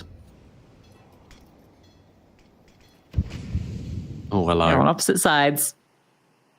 Tiny bit of cement separating them. Kaze's AWP giving a bit of coverage to Mercury's back. Funnily enough, Torji's AWP is also holding bathrooms on the other side. So it's almost like a chess match where they've both played the same opening move. This is better from Mals, though, because they've got control. They've had it in towards short, in towards connector. Mercury spots the shadow, is able to collect the kill. Mals need to trade it, but the flashbangs, they're overwhelming from the A bomb site. Finally, Brolin will reveal himself, and the player out long doesn't lock in the AWP kill. 15 seconds left. Mals dropped the utility. There's a way to close out this round by planting the bomb, and that's an important one as well. But ZTR steps in, and he drops it.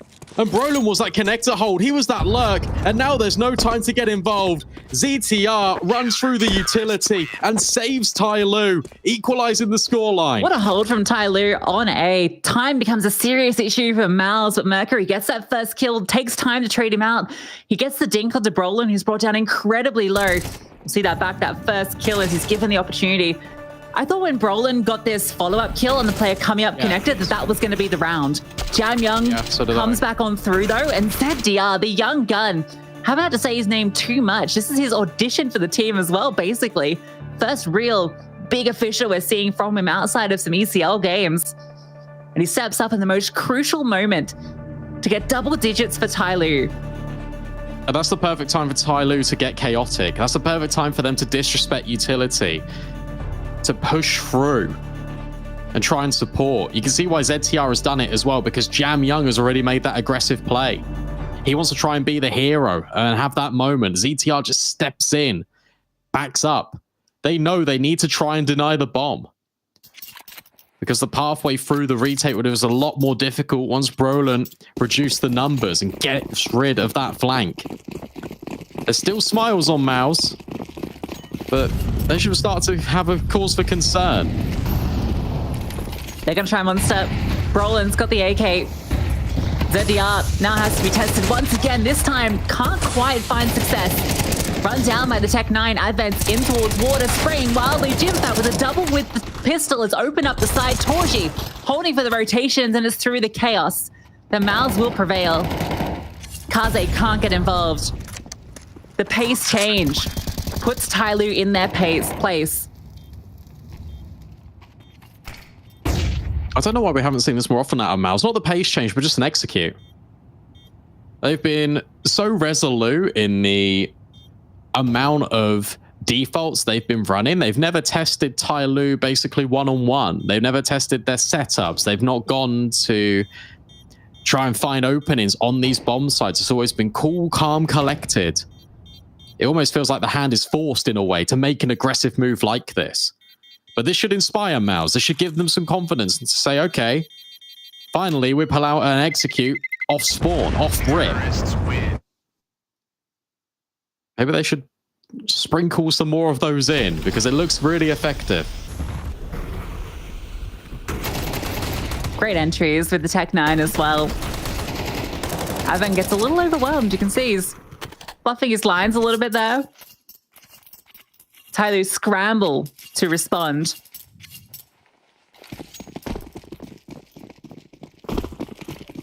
Good news is TYLOO have plenty of cash thanks to this slew of rounds that they have established. Getting aggressive at TYLOO.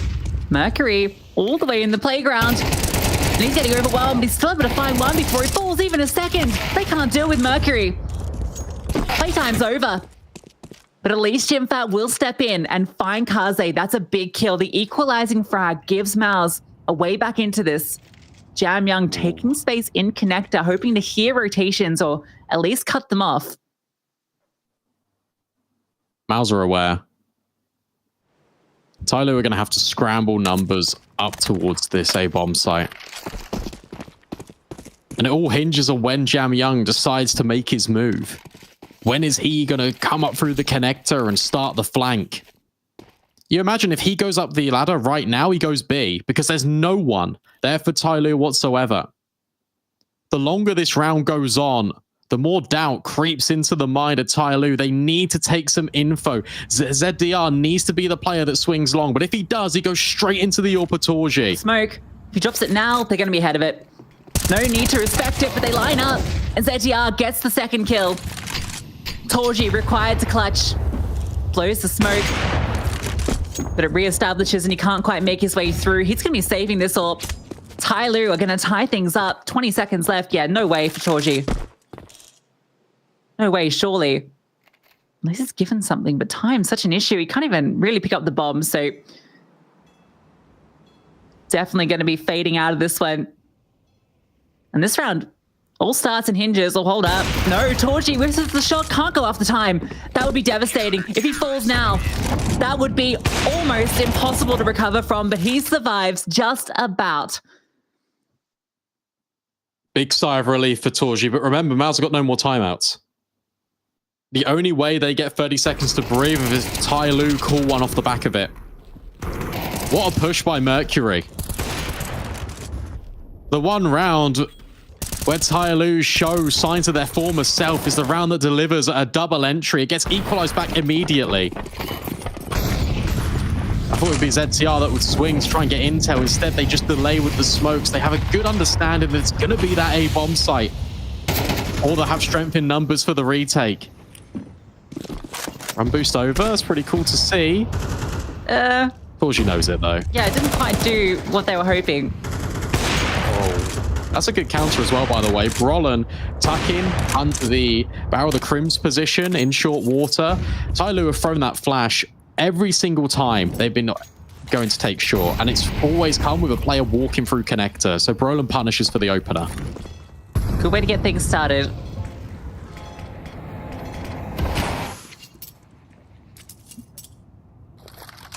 TYLOO's whole gang meets in the rotation point. Zeal is going to join up on the B-bomb site. Triple lean towards A. Mal's looking for the B finish. Which means it's going to have to be a retake for TYLOO. And honestly, they can't go for it. So Kaze would need to get a multi if TYLOO want to come into this round. And that's a good start. That's the bomb dropped in the open. They need to recover it. Kaze is still a threat from this position. Bomb is picked up. And a flashbang forward is perfect. Zershim, what a kill. And that's given them this bomb site, the bomb plant. And map point, TYLOO can't go for this retake. They need these guns into the next round. Yeah, that one kill completely stops that retake effort. Really good initiative by Mouse. Just the decision making in the heat of the moment to flash forward that AWPer and Exertion to catch him, because that does two things. It obviously gets rid of the sniper, but also it gives space beyond the bomb site for Mouse, because they were confined. They felt very constricted in that area, and TYLOO rotating over at Heaven, over at CT, would have been able to punch upon them from the different elevations. They needed an outlet. They got it through Exertion. And they got it from denying the AWP. Torsia will go down with the ship, but it doesn't matter. Mouse need one more round to close this map, or TYLOO will force OT. Gotta remember the path that TYLOO were on to get us here as well, right? It started with that pistol win. Running them down with USPs. Oh, but now we've got Kaze with a scout. No armor even behind it.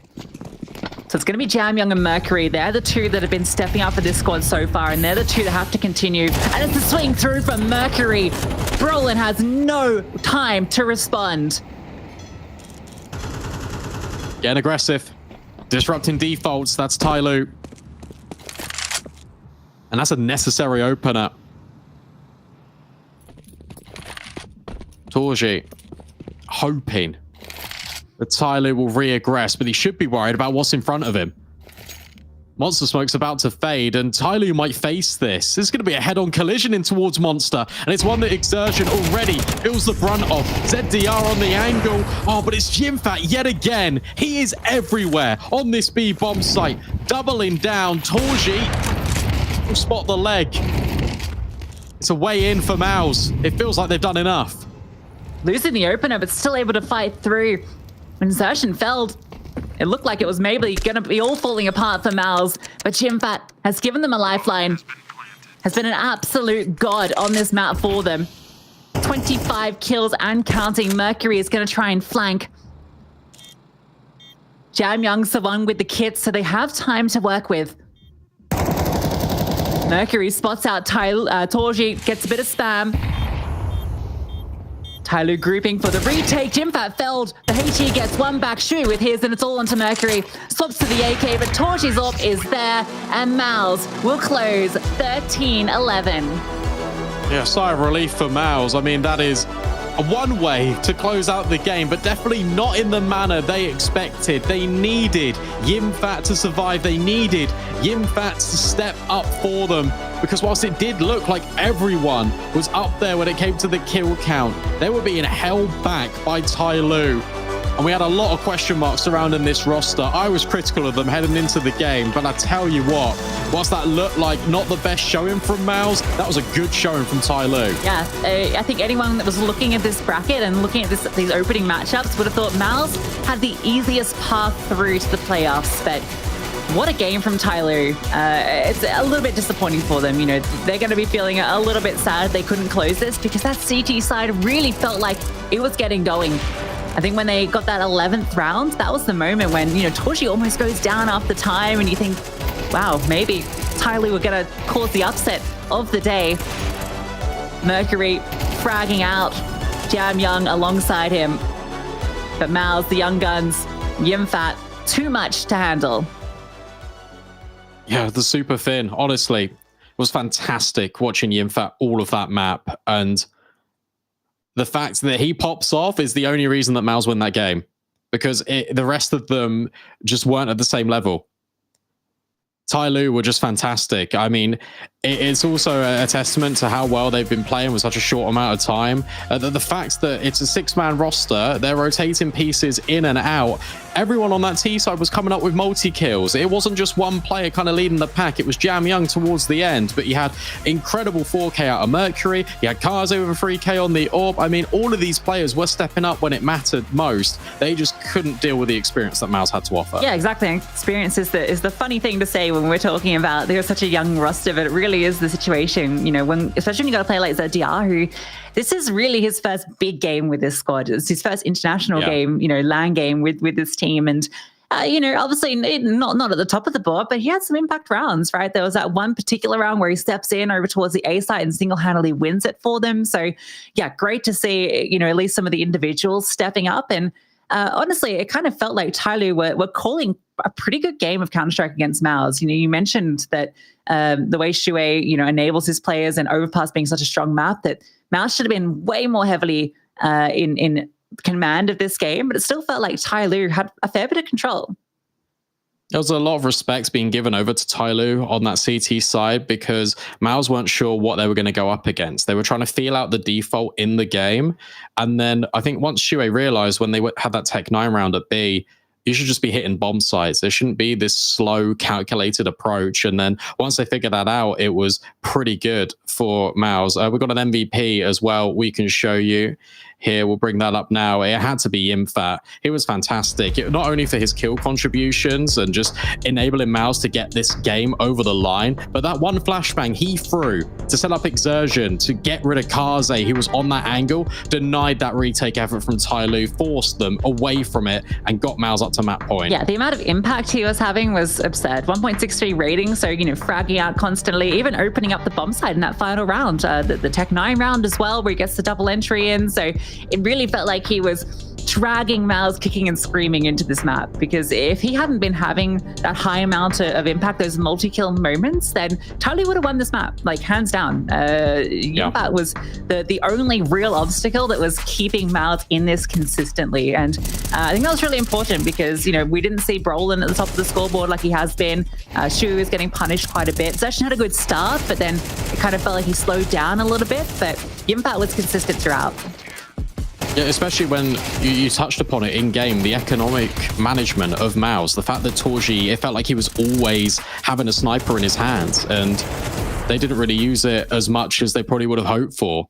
Fortunately enough, they had that rifling prowess of Yimfat to get them over the line, but that was a scary situation for MOUZ to ever find themselves in. That looked like, as you said, the most easiest sort of opponent to go up in, especially considering all the roster changes, especially given kind of the context of the situation. But it's 13-11. It's MOUZ that advanced to the upper bracket. It's TYLOO that dropped down to the lower. Yeah, and that means with, I think, Furia and Vision now completing, that we're going to be having Furia versus MOUZ as that upper game, which will be an exciting one. Furia were able to take down Lynn Vision relatively comfy. I think Lynn Vision were struggling in a few critical rounds, but I think MOUZ's Fury has got me really interested because I feel like MOUZ are looking a little bit exploitable. So, that could be really a map that's all up in the air.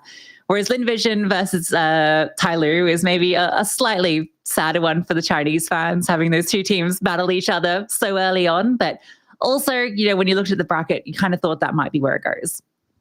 Yeah, it's a real shame that they're both in the same group, to be honest. But that's just kind of the nature of the seeding. We can have a look at the bracket as well for you, if we can, just to kind of get confirmation of those results and just see how it is looking over in Group A, because that has concluded now. In just a second, we're going to move over to Group B and have a discussion about some more exciting teams with more roster changes that have happened. Here is that group, and here's that confirmation for you. Furia did beat Lynn Vision. They denied that comeback on Ancient. MOUZ just about got it over the line on Overpass, and as you saw earlier, G2 able to take down 9Z on Nuke on the B stream. So that sets the upper bracket up, and that sets the lower bracket as well. And plenty more fun still to come. There's 4 more BO3s to be played out across both. 4 more BO1s to be played out across both streams. Yeah, and that's TYLOO versus Lynn Vision in the lower bracket there, not Furia. Furia were able to close that one. Yeah. Pretty comfortably. So for now, that's TYLOO versus MOUZ done. We've got 2 more BO1s coming up as mentioned. So don't go anywhere, and we'll be back with the action.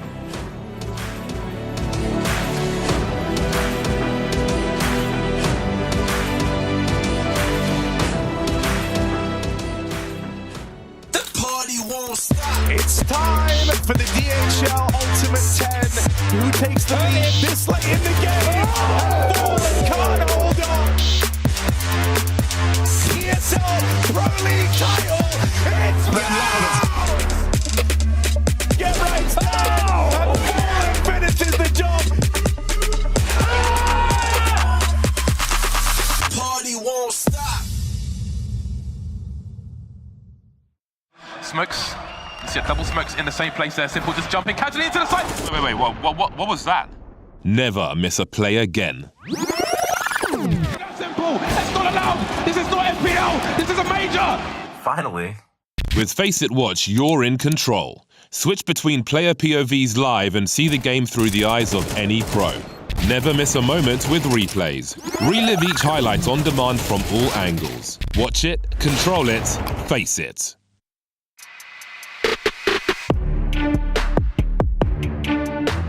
Yeah, I really like James' play style. Like, it's very smart. Probably one of the smartest AWPers out there. The way that he is able to not only play well with the WP, play defensively and play smart, he's actually able to create a system around him, creating a system, teaching the other players that are playing with him a way of being very conservative and smart about how their approaches in the game. And there's not many teams that plays like VP. Like, I think they're a very unique team because of James. So that's props to him. I think James doesn't really get too much hype. So when you look at his demos, he's really good at like having the perfect nades for his team at all times. On the CT side, I actually think he's a really good AWPer. Like, he gets a lot of impact kills and always has an AWP, which is a threat for the opponent. I think they're one of the teams that everyone can attest to that is hard to play against. They have a style, and I think that's also special to have that in CS. The way I was calling is he will do everything for them, holding an angle and just go for them. Like, it's make easier for the rifles players, like when they're doing execute and this kind of stuff. You will never play against VP and they will be full eco. They will always have hero AK, they will always, if they are forcing, they will play 4B, 1A. You went to A, you kill the guy, they will save. And like you cannot have, like, you will not have free confidence against them. What I think is actually another very good trait on their team as well is that they, on their own ways, know when to change their style. Like, if you watch an Inferno game from VP, for example, you're gonna see they're being very methodical on banana control, and they're gonna be very smart about it, very risky. But then, boom, they change the switch, and Flit's right there picking CT, Fame is behind him. So they know how to change pace during the match, and James is very smart about studying the game, so that's why VP is so difficult and James is so smart. From my view, they don't have any freedom, but he's making his team so much powerful in the sense that, like, you cannot give me one team that's having good times against them. Like, it's impossible. You will make like this small mistake and they will punish you. And this is like, I will give credit to James. I feel like he's one of the guys that's controlling the team. What I really like too is the content he's creating. I think James being a superb content creator, and he's giving so much knowledge and so much thinking about what people are doing. Yesterday during the flight I was watching of his videos. I mean, a good result for VP is obviously going to the stage and getting a chance to play in front of the crowd. I think there's a lot of like teams that have the possibility to challenge some of the top teams here. It's also at the start of a new year. It's always hard to know how the rankings like really work. So yeah, I think they can do really good here.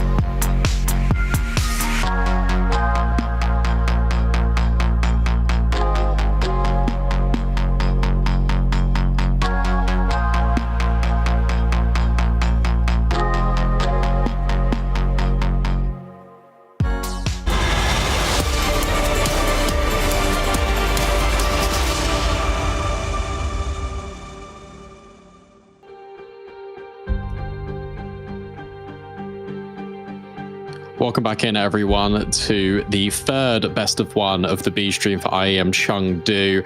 There's been some crazy results so far, honestly. I mean, look, they've gone in the manner in which we expect, but definitely not the scoreline whatsoever. It was a close game against G29Z, and then even closer against TYLOO versus Mouse. You'd argue that TYLOO should have forced OT in that scenario. That was even with them losing that pistol round, by the way, in which Mercury jumped out of heaven and died to gravity. So there's just so much going on. Wildcard versus Virtus Pro up next, Lucy. What can we expect from that? I don't think we're going to get the craziness in this one. I feel like VP aren't a team that should be giving up those advantages to a team that's, so much below them in terms of ranking. And I think the big issue with Wildcard as well is there's some substitutions in the mix. So it's not even kind of the regular 5 roster that they were hoping to have here present. So everything points to VP taking this on very comfortably.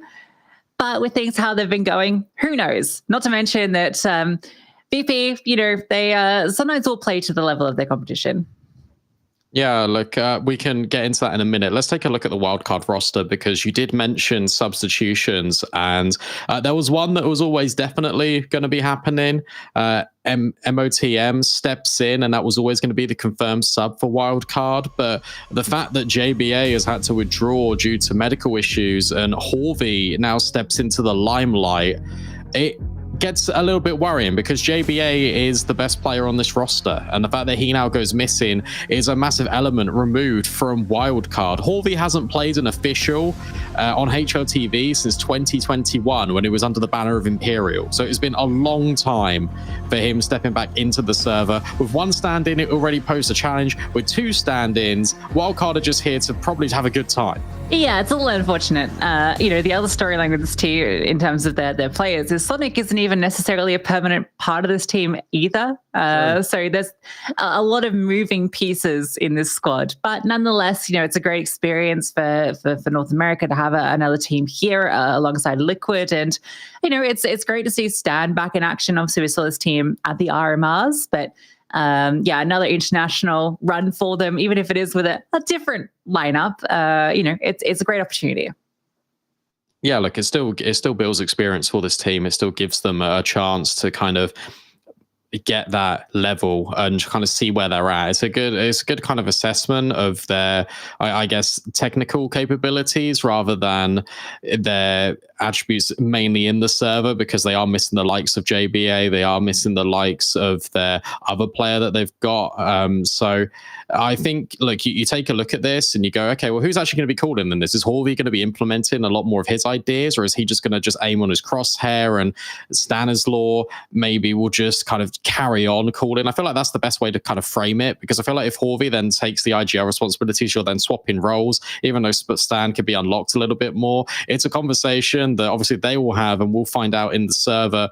Taking a look at VP, I want to comment on this lineup, because obviously it felt like they should have been at the playoffs of the major, and that would be kind of a burden wearing on them. But they're very classy, very respectful in the way they went about their business and conduct things, and they are looked up to a lot in the scene. And I think that this group is fantastic.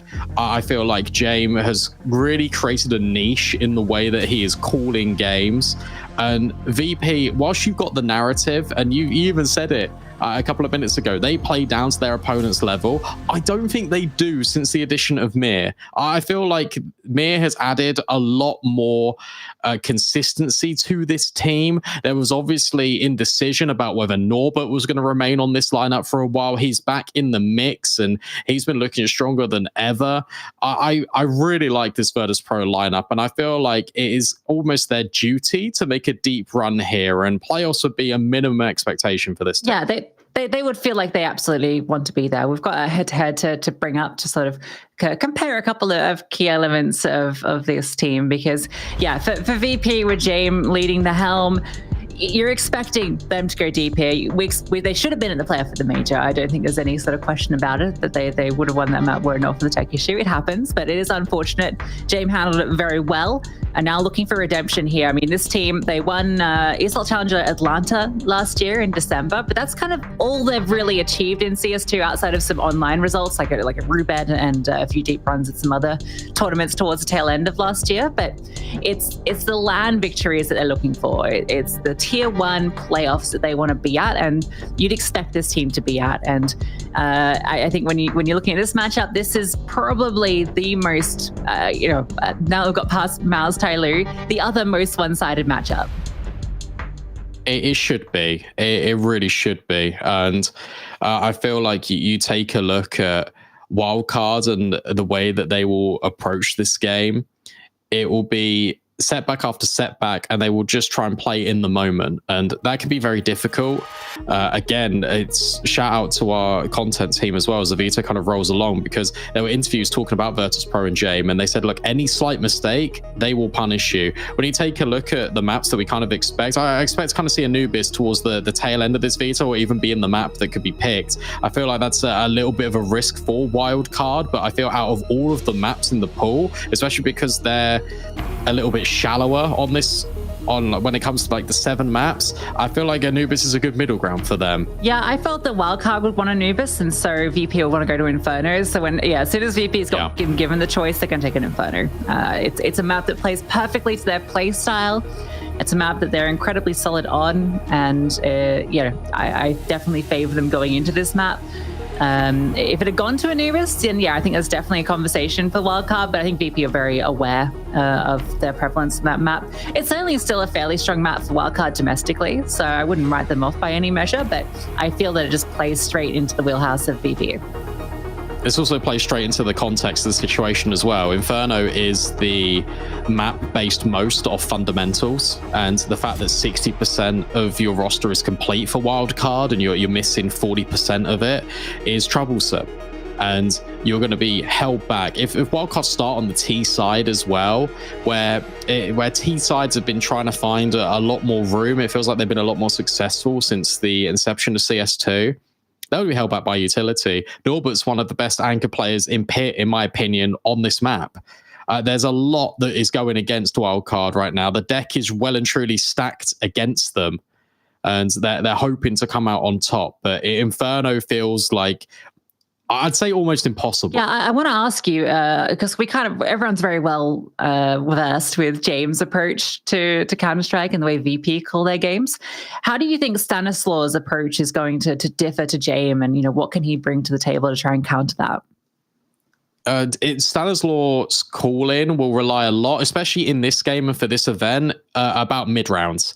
And it will be what positional advantage on a map like Inferno can Wildcard get? And I feel like typically you're going to see teams on the T side trying to take both the primary zones of top banana and top bracket. I feel like there'll be a lot more impetus on Wildcard leaning more towards one and then going for the other, rather than trying to kind of delegate their resources and take control at the same time. But by doing that, you're still creating doubt in Virtus.pro's mind. You're still creating a question mark of ultimately where you're going to end up.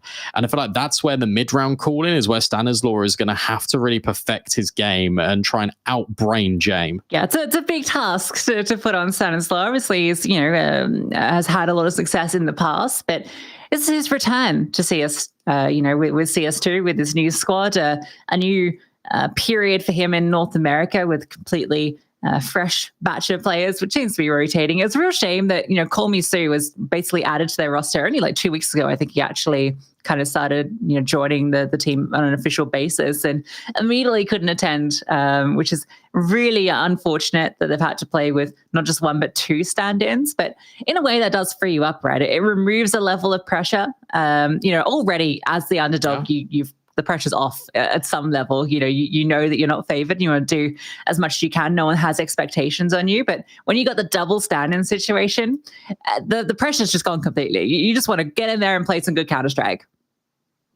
That's true. But At the same time, it's gonna weigh on your mind a lot, and I wonder subconsciously if the players that are performing, especially standing in on this team, they're gonna be scared to kind of make a mistake because it's a really big opportunity for Wildcard, their organization, to compete at an IEM event. And if you're MOTM, obviously you're auditioning not only for this team, but also just for any team in North America. You want to have a good show in here. That's going to be weighing on his mind. Horvey has not played in over 2 years, basically, and that's going to be weighing on his mind subconsciously. He does not want to be a player to die first. He doesn't want to be the guy that makes the mistake. And as a result, you're going to have these play styles which might end up more passive, and that means you're going to give more space over to Virtus Pro. You can't do that. You really can't. Would you be expecting Horvey to come in and take over the same positions as JVO? Because that feels like a lot of pressure, right? When your kind of star player is being replaced by your coach who hasn't played an official for years. You know, you can't. Can you really expect him to take over those same spots? He won't do that. There'll be more room for Sonic. There'll be more room for MOTM, for example. Horvey will be there trying to set up his team. He'll either do that in a Carrigan-esque way where he'll go in first and try and create space, or he'll be set back a lot more. He'll be throwing a lot of the utility, trying to get the likes of Slight involved and trying to get the likes of Sonic just on the angle. He'll do his best to try and support the pack. I can't see Horvey taking the limelight and playing in these star roles, especially when there's already disruptions to the roster with a stand-in. I can't see it happening. Yeah. No, you're probably right. Sonic, we've definitely seen some great stuff from him. It feels like he's actually been putting up some really good numbers domestically for this team. Didn't really expect to see him kind of back in the limelight, particularly in North America. Like, it kind of came out of almost nowhere after he retired, right? It felt like he was taking a step back from competition. But, I don't think anyone can ever really retire from Counter-Strike. So couldn't keep him away for too long. And I think with this period that North America is entering, where we're seeing a lot more of these rosters that are competing at the tier 2 level that are looking quite good, like your wildcards, it's definitely it's lifting the competition for everyone. And when you got a player that's as experienced as Sonic coming through, that can only benefit not just wildcard, but all the teams they scrim against. Yeah, it's amazing. We're talking about, obviously, these teams not even mentioned Fame or Flit, right? Yeah, they've got to be mentioned. Flit, a fantastic player, one of the most highest rated for VP in such a while.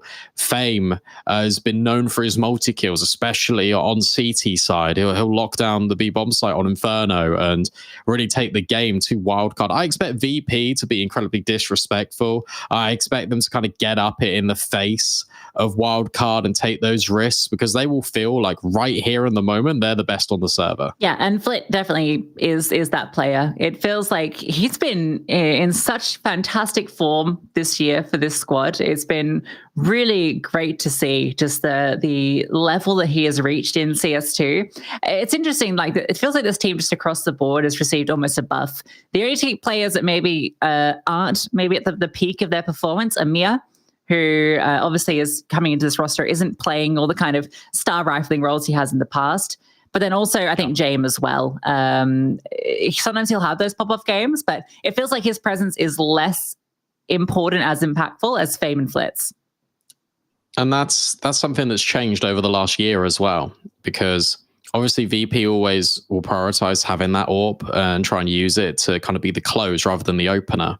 And it feels like James is your perfect example of a support AWPer, someone that can try and unlock his stars and get their potential. I feel like the conversation with Mia as well is he's had enough time now to become settled into his role, to adjust to the play style that Virtus Pro bring to the table.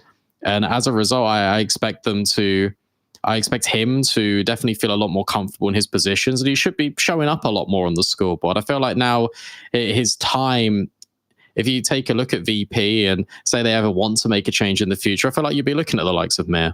Yeah, that's definitely the case. You certainly wouldn't be touching anyone else at the moment. Norbert is certainly locked in his spot in this team with the performance he puts up in his positions. You mentioned his anchoring on Inferno as being a highlight of that.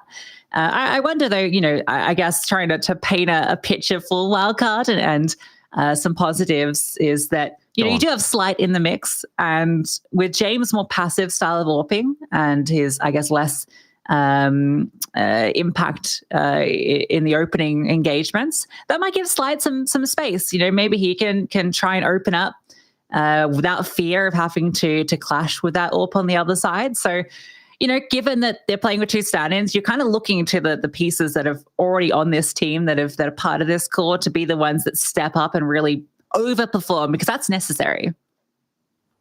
Yeah, that is true. I think what's interesting as well with that conversation, though, is that we got to kind of zone in on the map we're playing on. A T-side Inferno, for example, that's really difficult for an AWP to create space, create opportunities. It would take an awful lot for Slight to not only go above and beyond of what we expect from him anyway, but to then rise up the gears and create space for his team on a map that doesn't really incentivize that sort of play style from your sniper. I feel like Wildcard, if they want to have the best chance at this, they have to start on the CT. Well, they got to win the knife round first of all. They got to start on the CT side and then get the ball rolling from there. And that way you can then get Slight into the conversation. On the outside things, on the A stream, if you're not aware, we've got Cloud9 versus FlyQuest underway. I think that one's just past the halfway point, and I don't want to spoil things, Brandon, but FlyQuest putting up a little bit of a fight from the looks of it, which is pretty exciting. That would be a huge upset if FlyQuest could win out against Cloud9 of all teams. Yeah, that'll get you excited. Get me excited, yeah. For people that don't know, obviously, FlyQuest, they're the old Greyhound boys, so they've got a lot to prove. Obviously, not making the major again. This is the first big event that they're showing up to. They want to make a statement, taking down Cloud9. Sending Cloud9 to the lower bracket would be one hell of a statement. VP be happy with that as well, not having to face Cloud9 if they win this one out. Not that I'm getting ahead of myself. Wildcard could also serve upsets. These MR12 best of ones, I feel like they're always prone to craziness, but for now, we've got a little bit of craziness in the server, which means we've got a bit of a delay before we start, but we'll be getting into it shortly. Until then, a very short break. Don't go anywhere. We'll be jumping back into the action before you know it.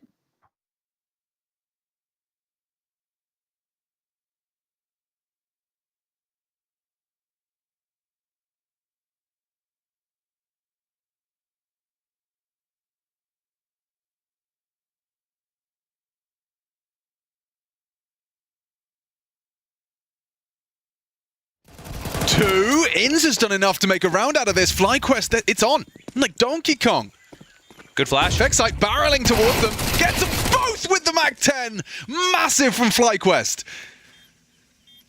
What a turnaround. I thought they'd done enough. Comms are flowing, right? The fact that they're setting themselves up with flashes like that, they're staying on the harass. And those are the two individuals of this team, Inns and Vexite. Vexite getting himself up to 10 now, but those are the two that you want to be seeing. See Axel's fake howl he's made? Like, do-it-yourself howl? Oh, yeah. Yeah. That's creative. It's cool. He's kind of done a bit like a kind of DIY jobby. Rip off, but no one will know. Go on. Squint at range and you couldn't tell. It's got howl energy. Nice, guys. Staying calm and also... Wow. Just going through the paces, going through the motions. This would be a huge win in the camp, considering the woes. And we have a few teams here who had the woes of not making it to the major. Astralis, Liquid, FlyQuest. The beauty of that as an example of when to put FlyQuest in the same as Astralis and Liquid. Yeah, of course. Sorry, Alex. But when to bait your team. Inns gets that double because Liaz pushed the smoke and he didn't try and swing for a trade. He gave it a couple of seconds and then caught them with their backs turned. I think that's always interesting of knowing when you want to get the right spacing and when you want to be baiting. And I guess that's just a perception thing. He nailed it this time. Inns 14 frags, top of the table. And now... There's only two players here. This molly we saw the other day. Yeah, it's going to work. It's if he's lined it up right. Yeah. Well... Yeah, you have to line it now. Oh, he still gets a frag. Surely that's it. Yeah. Silence M4 is doing work for Vexite and Inns. The squelch of a good headshot. We'll call this a double digi, 10 rounds. Oh, but it's a bit of a gamer, though. Picks himself up the howl and gets away. This is a tough comeback for Cloud9. It is getting awkward now, isn't it? I feel that it might even be too little too late. Have I told you my prediction for who's going to win the whole thing? Who is it? Virtus Pro. Not a bad prediction at all. That's what I'm saying. Anyway. Here we go. No. Flogged. Staying calm as well. They're not just, popping off. Exactly. I think they would certainly allow themselves a mild celebration upon if they win, conversion, for sure. But that's it. That's an if, and not or a when. But this is great. This is comprehensive Counter-Strike. It seems that way. This is great to see that the Dexter marinade has started to take shape. It takes a while. That's the thing. It's an overnighter. Yeah. It's not just a 20-minute job. Yeah. Couple of reps, looking very nice for FlyQuest here in a best of one, but up against a real contend team in Cloud9. Now it's Perfecto's AWP. We know it's not always his favourite weapon to use, but he has whipped out the gun gear. And he's smoked off for now. Oh, Ali nailed it with the clear of the smoke in combination. Takes down Electronic. Boomich has to be proactive. He's having a bit of a quiet game as Boom. And Vexite's back is going to be turned. Perfect! Oh, Leo's got some boost, dude! The flash from Dexter.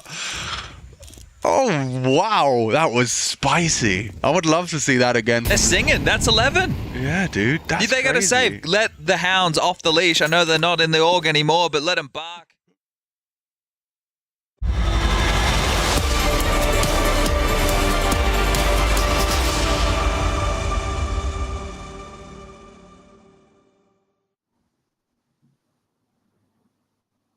What a game that is on the A stream. Just saw it there. FlyQuest up to 11 rounds. I kind of wanted to keep watching that, but we've got a job to do. We've got VP vs Wildcard. We've got to get into that one. But damn, that Leo's double was so sick. The flashes on display there, just even from those few rounds of play, have just been fantastic. Fist bumps all around though. It looks like we are getting involved here. Thank you for your patience, Wildcard and Virtus Pro fans. We are moments away from jumping in. Inferno. It's about to kick off live. The battle of the brains between Stanislaw and James. It is all to play for. For Wildcard, it's about setting a good precedent. Big debut here in IEM. For Virtus Pro, it is about an easy collection of a game, trying to hoist themselves further to playoffs. Motor taking the first contact. Flit will back away. 4 players lean strong on A for VP. Now, after that contact, they are moving pieces around. VP love a stack. So they're going to support the B-bomb site. Flick gets some friends. Norbert's got the smoke kit. So he has that in hand at A. James spotting middle. Smoke is going to go towards Moto. And as he sees that, he falls back to Arch. Wildcard, they are committed. Going to be wrapping on the James angle. Nice opening kill. Just a single tap on a Sonic. And he falls back. More support, more shots. James in their heads, in their brains. Slide through, doubles up with 2. That's given path into B, but there's still 2 players here. You might be expecting 1, but are you ready for Flit? Tucked into the corner, Slide overlooks and Flit strikes for 2. Retreats back and it's all onto Modem. Standing in for this squad, needs to stand tall in this pistol. Looking for Flit, and in from CT comes Norbert. Yeah, well played from VP. Really clever from James, and then the next point of contact, it comes from the B bomb site, which baits Flit in perfectly. Good shots back from Slight, though. Already showing what he can do. Your AWP's got to be pretty prolific with pistols, and he nearly gave way an opening for Wildcard. Intricate pistol as well to kick things off. A Moto smoke into a long wrap.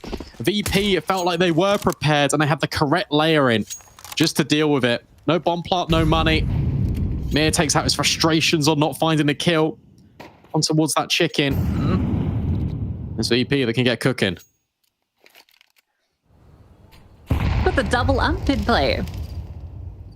Flit and James. Everyone's trying to be a maverick with the SMGs. Yeah, everyone wants to be special. Like, we see so much experimentation. It's like a college dorm room.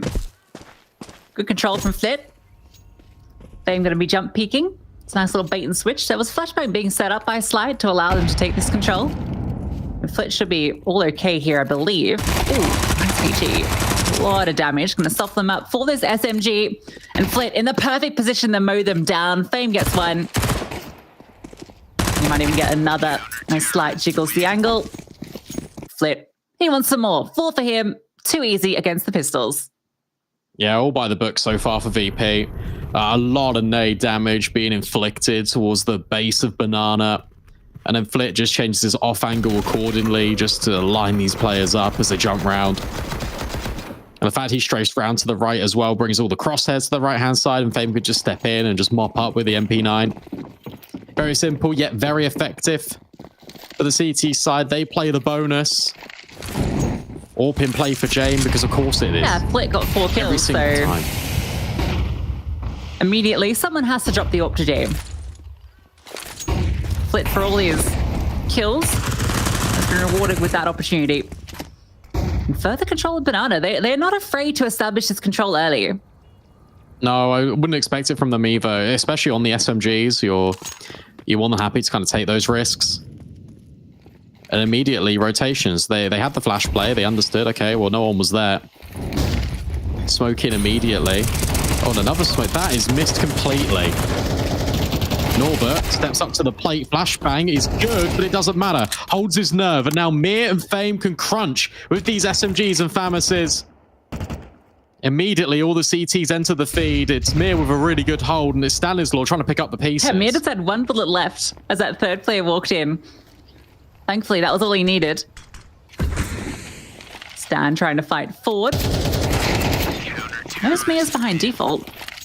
Mir is low, but Norbert from above rains down terror. Against the guns with the bonus, VP have no issues. The A site on lockdown. Surprised Wildcard commit into this, even with the missed smoke. They had a lot of time to reset, take space in towards top brackets. They had good control in towards the apartments as well. But they stick to their guns, and they try and route one it. Through apartments, through short. But because VP had already got that control earlier through the flashbang set up by Jame and Banana. Oh, Wildcard didn't know what hit them. They didn't know what hit them in this one. So much damage. Yet again. Battered and bruised in Banana.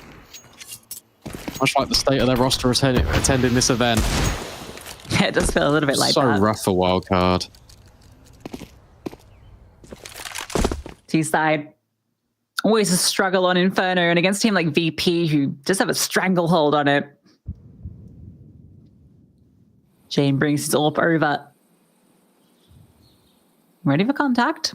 And he's going to receive it, but he's got plenty of support in the site, so 1 and done will be enough for him. Could even drop the incendiary if he so wishes. He'll just get his kill and go to A. Why not? Don't even re-peek it. Out of there. Oh, this guy's the master puppeteer. He's going to A, and he's just putting on the strings. He's going, go on, Wildcard. Come back to A. I want more kills, and they oblige. Up towards top middle. Jame still remaining mobile. Oh, I get another bite instead. It's the hand cannon, the Sonic. And there's an AWP that can be potentially recovered. Nade's not doing as much damage as Norbert would have hoped for compared to normal, but at least the incendiary disrupts and prevents the sniper from being picked up. 25 seconds, Wildcard, they go back to B, and they have to get past Flit. Fame rotates over those, so yeah, it is just Flit. Lack of utility to flush him out, though. He's going to have the perfect position just to take the fights he pleases. First is his. Trying to dodge out the bullets easily done against the Tech 9. Flit blocking down B, no issues at all. Fame might fall to Sonic's hand cannon, but that's all it's going to be.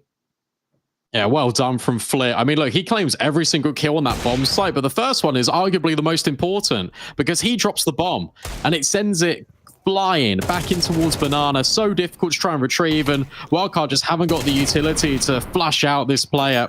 So he can just have these contacts as soon as he wants them on his terms. It's his domain, and it's VP's world, and Wildcard are currently living in it.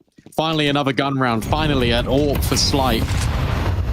This to show us what he's capable of. I feel like this Inferno pick is such a rough one for Wildcard. I'd understand it at a full-strength roster, but this is probably their worst nightmare to play Virtus Pro on it.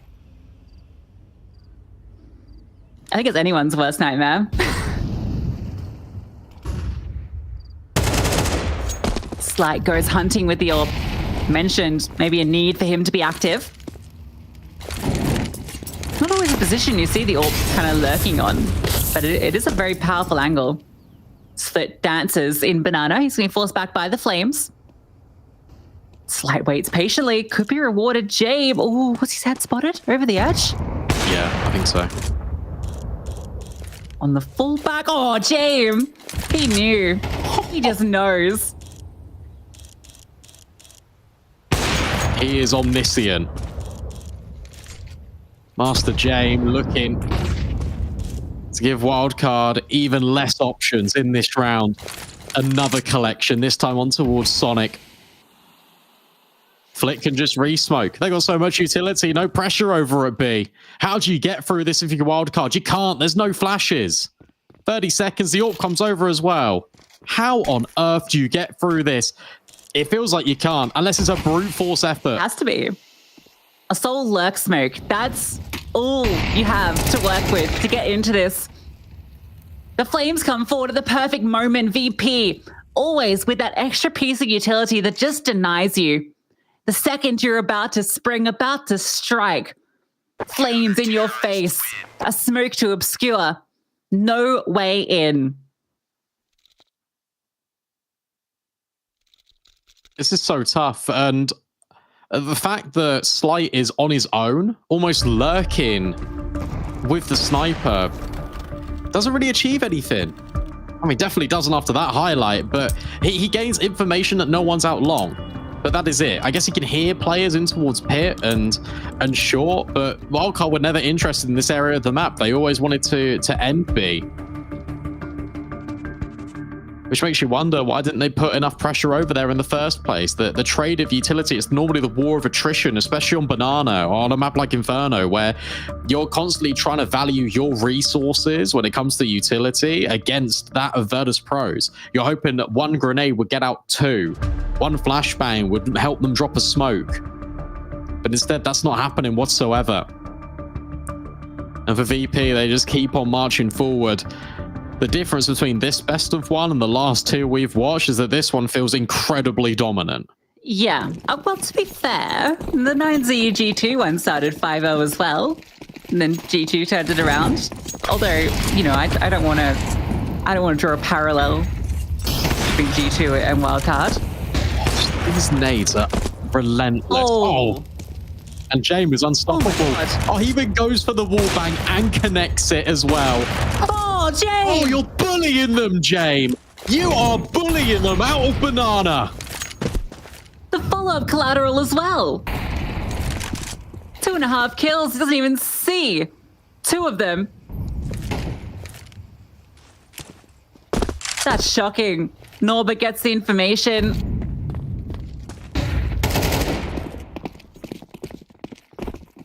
Rotation comes through. After long, they're going to wrap. Split, they're ready and waiting. Stan trying to force his way through. Can't get past Split. Who is 13 for 0, by the way. Yet to fall as everyone from Wildcard hits the deck. There's a couple of goose eggs as well on the side of Wildcard. Not just VP when it comes to their deaths, but my goodness me. James making them jealous. That's insane. The headshot. It's the fact that every single shot, by the way, on that wallbang connected, every single one he fired got a kill or did damage. And it's at that point where it actually might be breaking point. You kind of feel around like that, and you think, well, what realistically, what can we do? Everything is going against us. Yeah, I heard there was like a console bug in the last update. People could see through walls. James doesn't need it. Got the feel. Spider senses. This is better out of Wildcard. Okay. Still 3 players here. Burst onto the site with the pistols, perhaps. Over the top they go. HE! Again, the utility perfectly timed, always is. Norbert gets overwhelmed, but Mia is still here, still a threat. James rotating, and Mia not allowing them even to broach the site. We need a stat, if we can find it, about how much utility damage is being done by Virtus Pro. Because it feels like every single round, Wildcard are losing at least 100 to 150 damage by nades at the hand of Virtus Pro just dropping HEs and incendiaries at the exact right moment. 7-0. Blink and you miss it. This first half it is nearly over. And we have not been live all that long. VP playing with their food. Certainly feels that way. Flip's looking to go for a completely deathless run. Why would you say that? He's playing Dark Souls.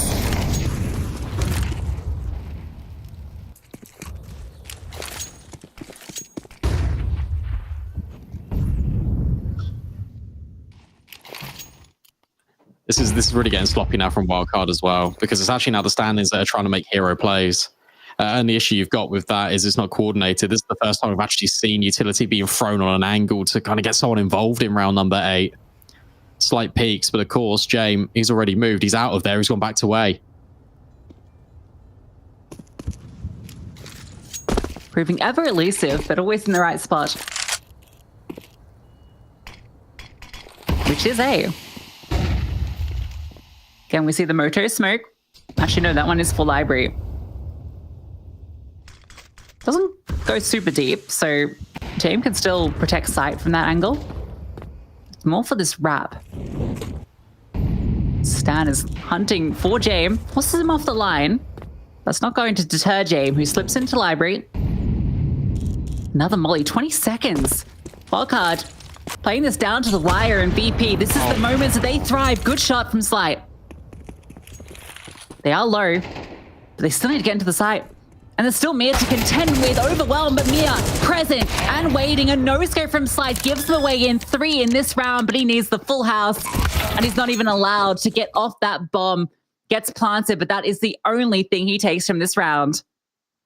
Well played by Wildcard, though, and what a round out of Slight. Finally, we get to see it, right? Some of the flair from this young, exciting prospect in North America. That was a wallbang, that was a no-scope, that was a close quarters quick scope. It had everything for the makings of potentially being a clutch, but he just didn't have the time to play with. And it feels like Virtus Pro are even giving Wildcards these little pockets of space to make them think they've got map control, when in reality, they don't. Notice how they're still holding on to their incendiaries and their HEs. Stanislaw had a gap over at long. That gets covered by James. As soon as he's taking all the initiative, that's where the HE, that's where the incendiaries drops over towards short, and it's suffocated. And Wildcard feel claustrophobic with the limited time they've got left, and Miss Molly isn't going to help matters either to kick off round 9. What a round from Mir, by the way. We said he needed to kind of step up and be that player to give these important contributions, and he's certainly delivering here. Also, the star of the show is certainly Flip. Mir is not far behind him, and I'd even argue he's have more impact. Yeah, he's absolutely been instrumental in holding down A alongside Norbert and stepping up when Norbert is traded. Straight up B execute looks to be the play. We haven't really seen them do this as a unit, so let's see if they can broach past Fame and Flit. Flash over. Fame forced off the line. Flit still steps in, fully blinded. He's doubled up. Modern behind in the smoke. Doesn't even get a chance to fire back. You cannot get past Flit. He's a monster. A machine. Finally, Stanislaw, the one that takes him down, but it's too late. All support has arrived. Fame still in towards the coffins. Looking to fight forward. A flashbang to set up. Dodged. Still finds the kill. Mir to support, and Horvath standing in. A 1v4 can't be done. James holding it with the AWP. VP yet to drop a round. Yeah, Stanislaw that ends up being the Giant Slayer, but the damage has already been done. A double kill whilst not seeing a thing. He dodges the first flash, gets caught by the second, but trusts in his spray. And from there, the floodgates just open for VP. So uncomfortable to even plant the bomb if you're Horvath. And bomb plants have been elusive to Wildcard. And as a result, their money, it constantly fluctuates. Up, down, it really just feels like the trajectory of the game all along. And Molly, yet again, extinguished. Precious piece of utility now being wasted by Wildcard as they once again try and test Flit.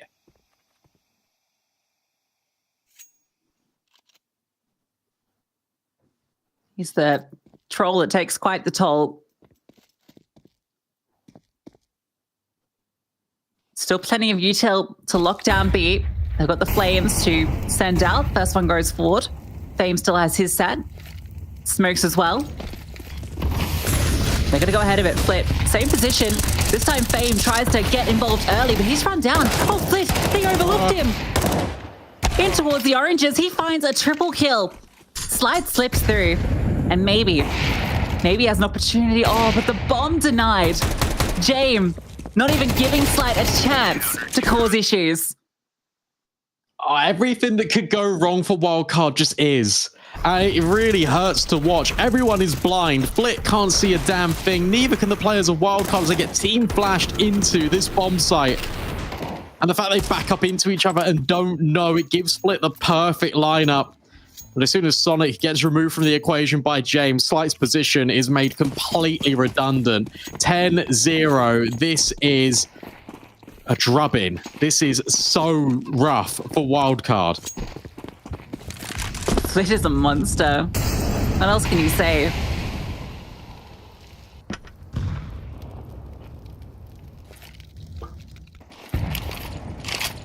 Even gets the opening into this one, just spamming the smoke.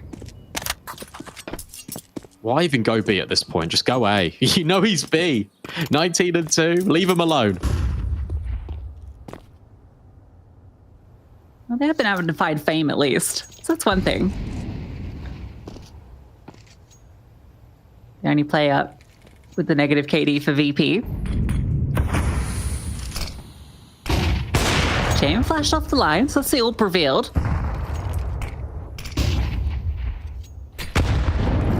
Slight slips in. Had a hero moment on this A side, which almost got them there first. To replicate that success. Jame ever present. Spots the bomb. His shot baited out. Going to double up in Norbert towards the pit. And they're running through the smoke. The flashbang over is good. Stan gets one, but Norbert's still in the pit. Still a pain, and there's still Jame. You still have to deal with both these players. I don't think they're even aware of the AWP. And it strikes onto Sonic. And now the rotations can arrive. Flit brought low. Horvey trying to fight forward and get something, but Fame doubling up in the library. Leaves it under Slight. The bomb out of his hands.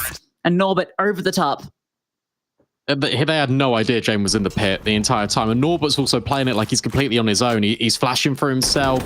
He's just waiting and trying to just create these little angles that would almost indicate to Wildcard that he's completely alone and isolated. But no, the entire time Jame is lying in wait. The last place you expect an AWP to be in mini pit. And he still finds a double. 11-0. Wildcard, time's running out, my friends.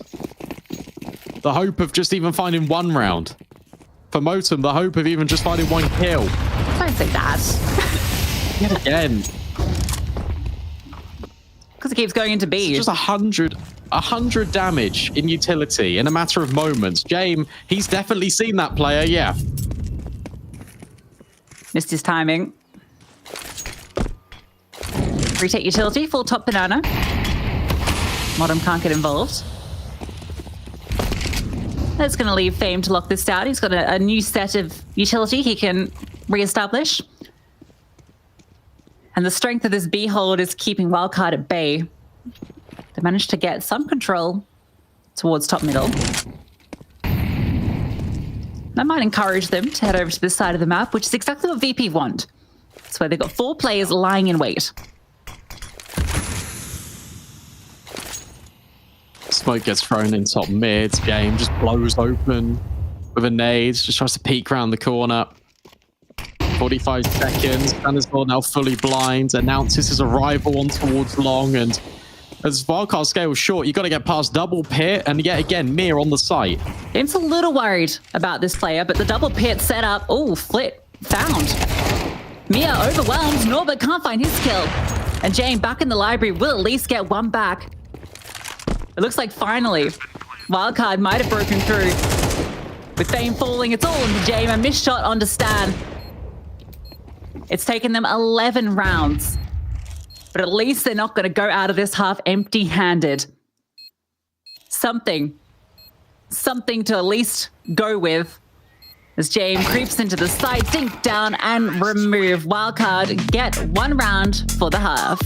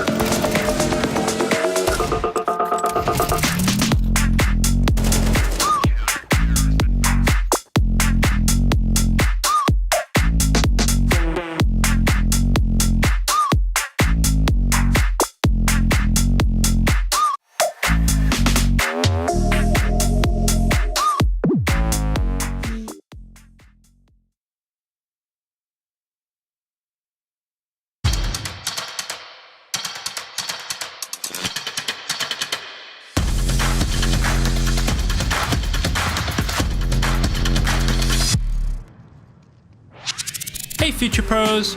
Getting control on either side can be pivotal, so let's look at a deep banana incendiary you can throw.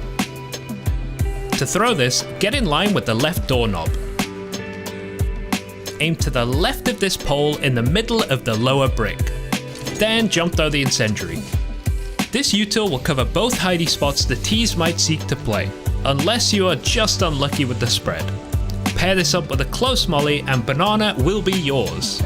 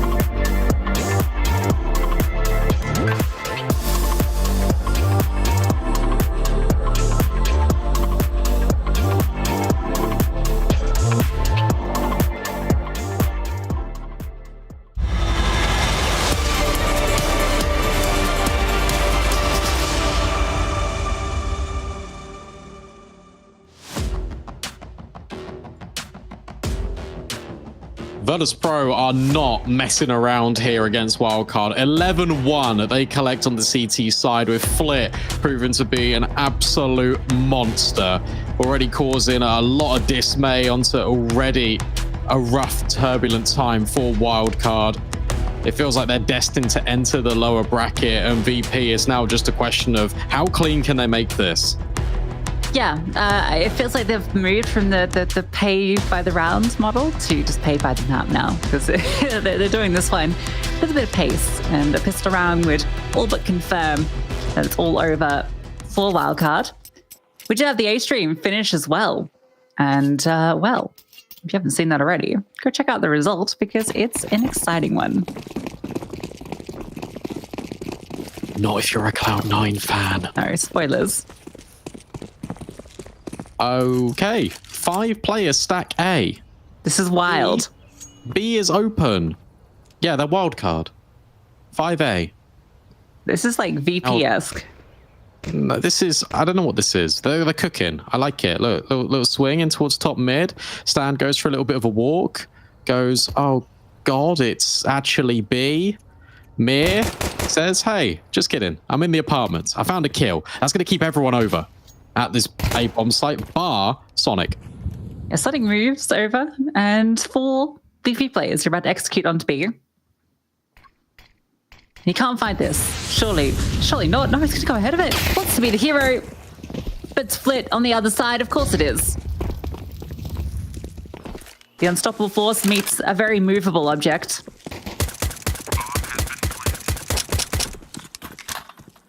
We have a 3v5 retake without a kit. Without much position. All players grouping towards church, Slight coming from CT.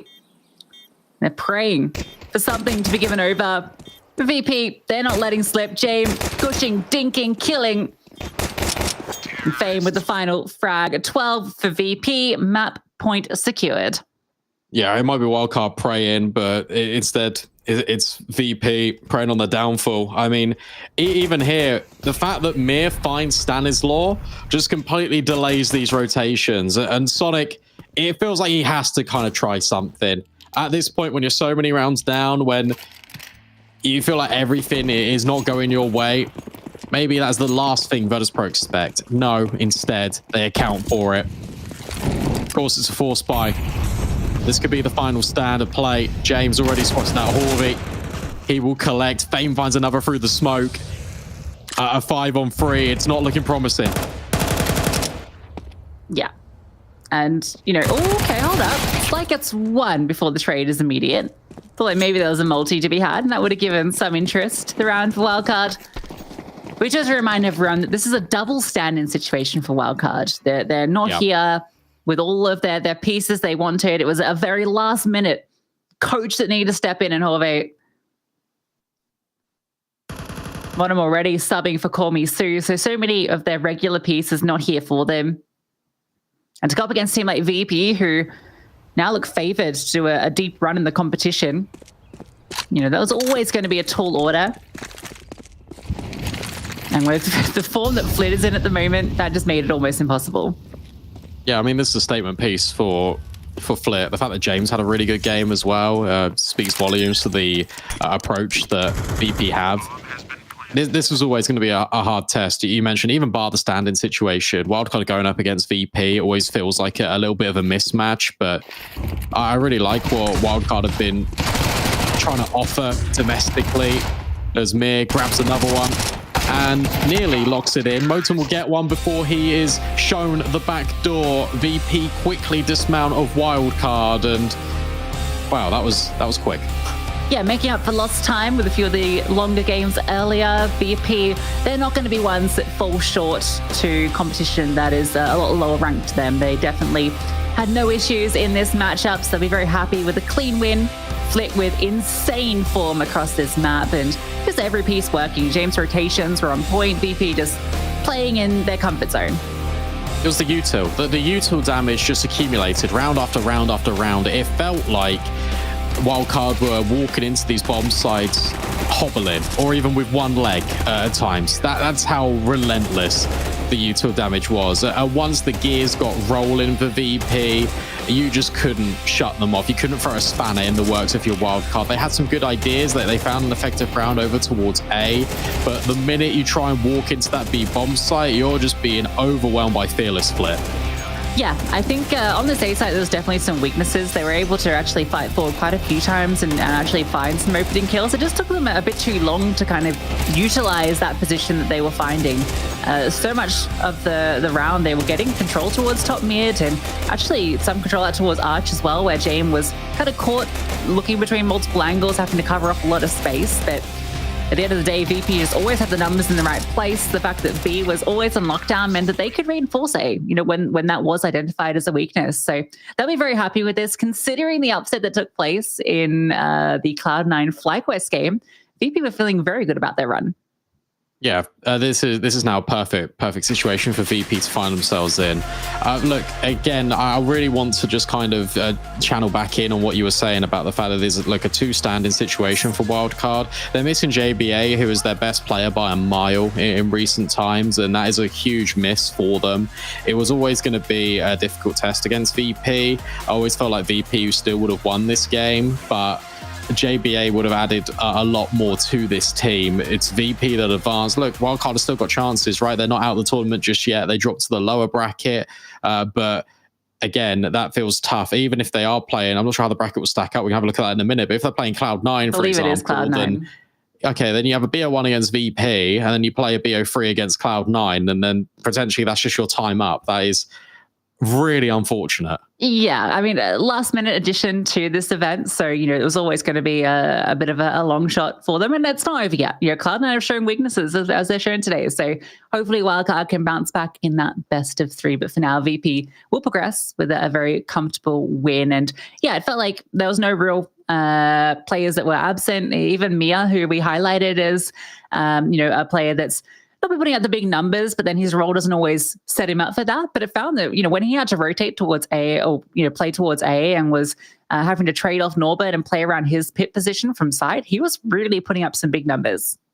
Yeah, he was fantastic, especially just on the cold zero angle. Yes. And kind of waiting patiently for his players to take contacts, and then he'd kind of be that extra element that Wildcard weren't ready for. And I feel like that extra element is kind of really highlights the playstyle that VP have, and it just wasn't anything that Wildcard could really deal with. And speaking of an extra element, MVP, of course, it just had to be Flit. I mean, he was phenomenal. I think at one point he was, 14, 15 and 0, ends the game 20 and 4. 2.47 rating. 2.47 rating. I know it was a 13-1, but my goodness me.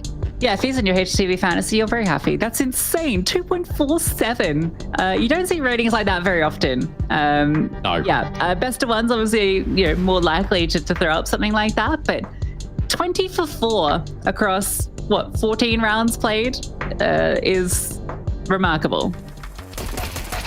Yeah, it really is. You got the combination of him just doing stuff like this, just seeing the highlight reel. Then you've got James hitting every single wall bang.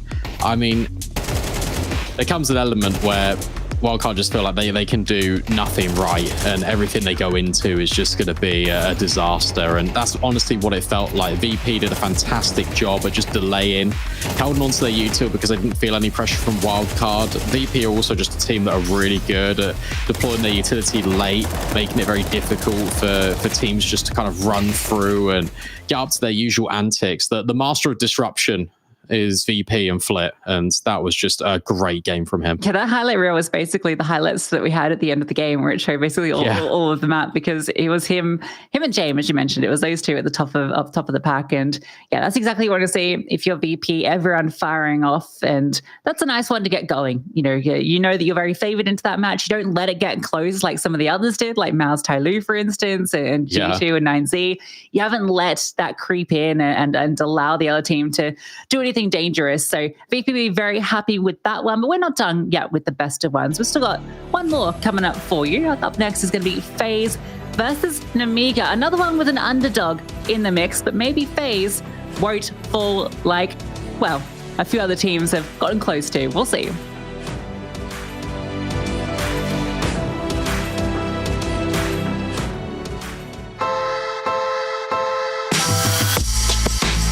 We're still very early in the progress for ourselves, if I had to talk about that. Of course, we wanted to get into the arena and play in front of like a Danish crowd. Really sad about not making that happen. But all in all, I think we can be satisfied with how we showed ourselves with the mentality that we had at least. Probably need a little bit more time together as a team, and I think we are really consistent in making it into the arena, and now we just need to get the next step, and it will be really good. We qualified as 3-0, and then we instantly lost the first playoff game, and it didn't feel like a major for us, because we didn't play the best teams and we didn't play so many games, and it was a little bit weird. Our communication was far away from what a top team should be like. I think it's fair when we're a completely new team, and we had a long talk after the major about what we could do about it, and one of the things is that in practice we set time off to talk about different situations we have been going through in practice. So just evaluating like very specific rounds and details of what could have been said or what should we have said,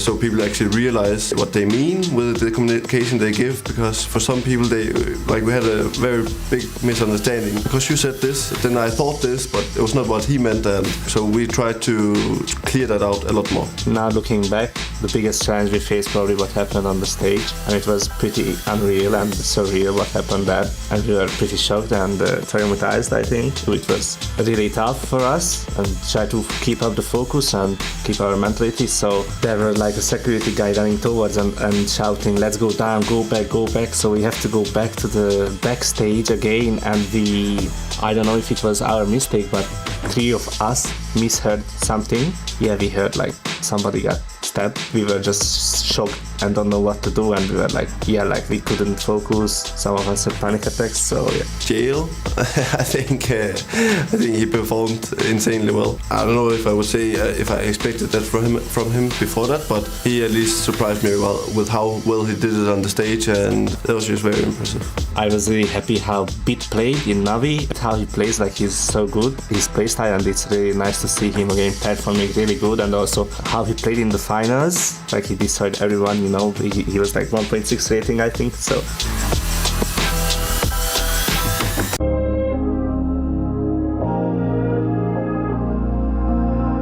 working super hard, and his personal mental part is strong. It's really strong. He's super motivated. And I think he's doing already superb. His way of thinking and his versatility in the game is very impressive. One of those guys actually that will do everything the team needs to be doing to win, like he doesn't care if he's gonna be playing the weird positions, and nowadays he's actually picking up the TYLOO more, so which is a second version of Boom which we're seeing. But he's very versatile and he's smart and he's actually good understanding on how the pieces are moving in the map when things are happening. We don't know where the meta will go. I think it's not the worst decision of them having no dedicated upper for now, because nobody knows what updates Valve will implement, and if the picker's advantage will remain, maybe this is not the worst call of having 5 Ralphers and just temporarily switching uppers from one map to another. Yeah, I think it's of course our weakness. It's hard for Boomich as well as IGL. Yeah, people are still figuring out the best way to use the TYLOO at the moment, and the same way that we saw Team Liquid 2017 run, I think, are close by. They were doing that with Nitro and Stewie and all those guys. They didn't have a proper TYLOO as well at the time. I think this trend came back now. A lot of teams are trying it out. The biggest challenge for him is to create a truly team with the players who has a bit different knowledges and different play styles. Definitely they have the system, but with such amount of superstars in the team, you need to have the right structure and you need time to make it work well. I actually think that Cloud9 has the potential to be the best team in the world, just the same as many other teams, including ourselves. It's just gonna be up to how things are gonna develop themselves and how much work they're gonna put in and how things are gonna click together. Maybe if they become the best team in the world, we're gonna be saying that not having an Alper is the best thing to do, but then the Rifles have to really make up for it. So you'll see, within time we're gonna have this answer.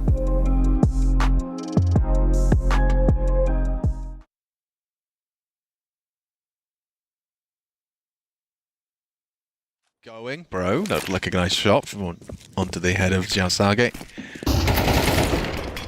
I think Bro's a really good safe pair of hands to have in this team. In Monty, he always had some of these roles where he was left to his own devices. And that's going to be a clear.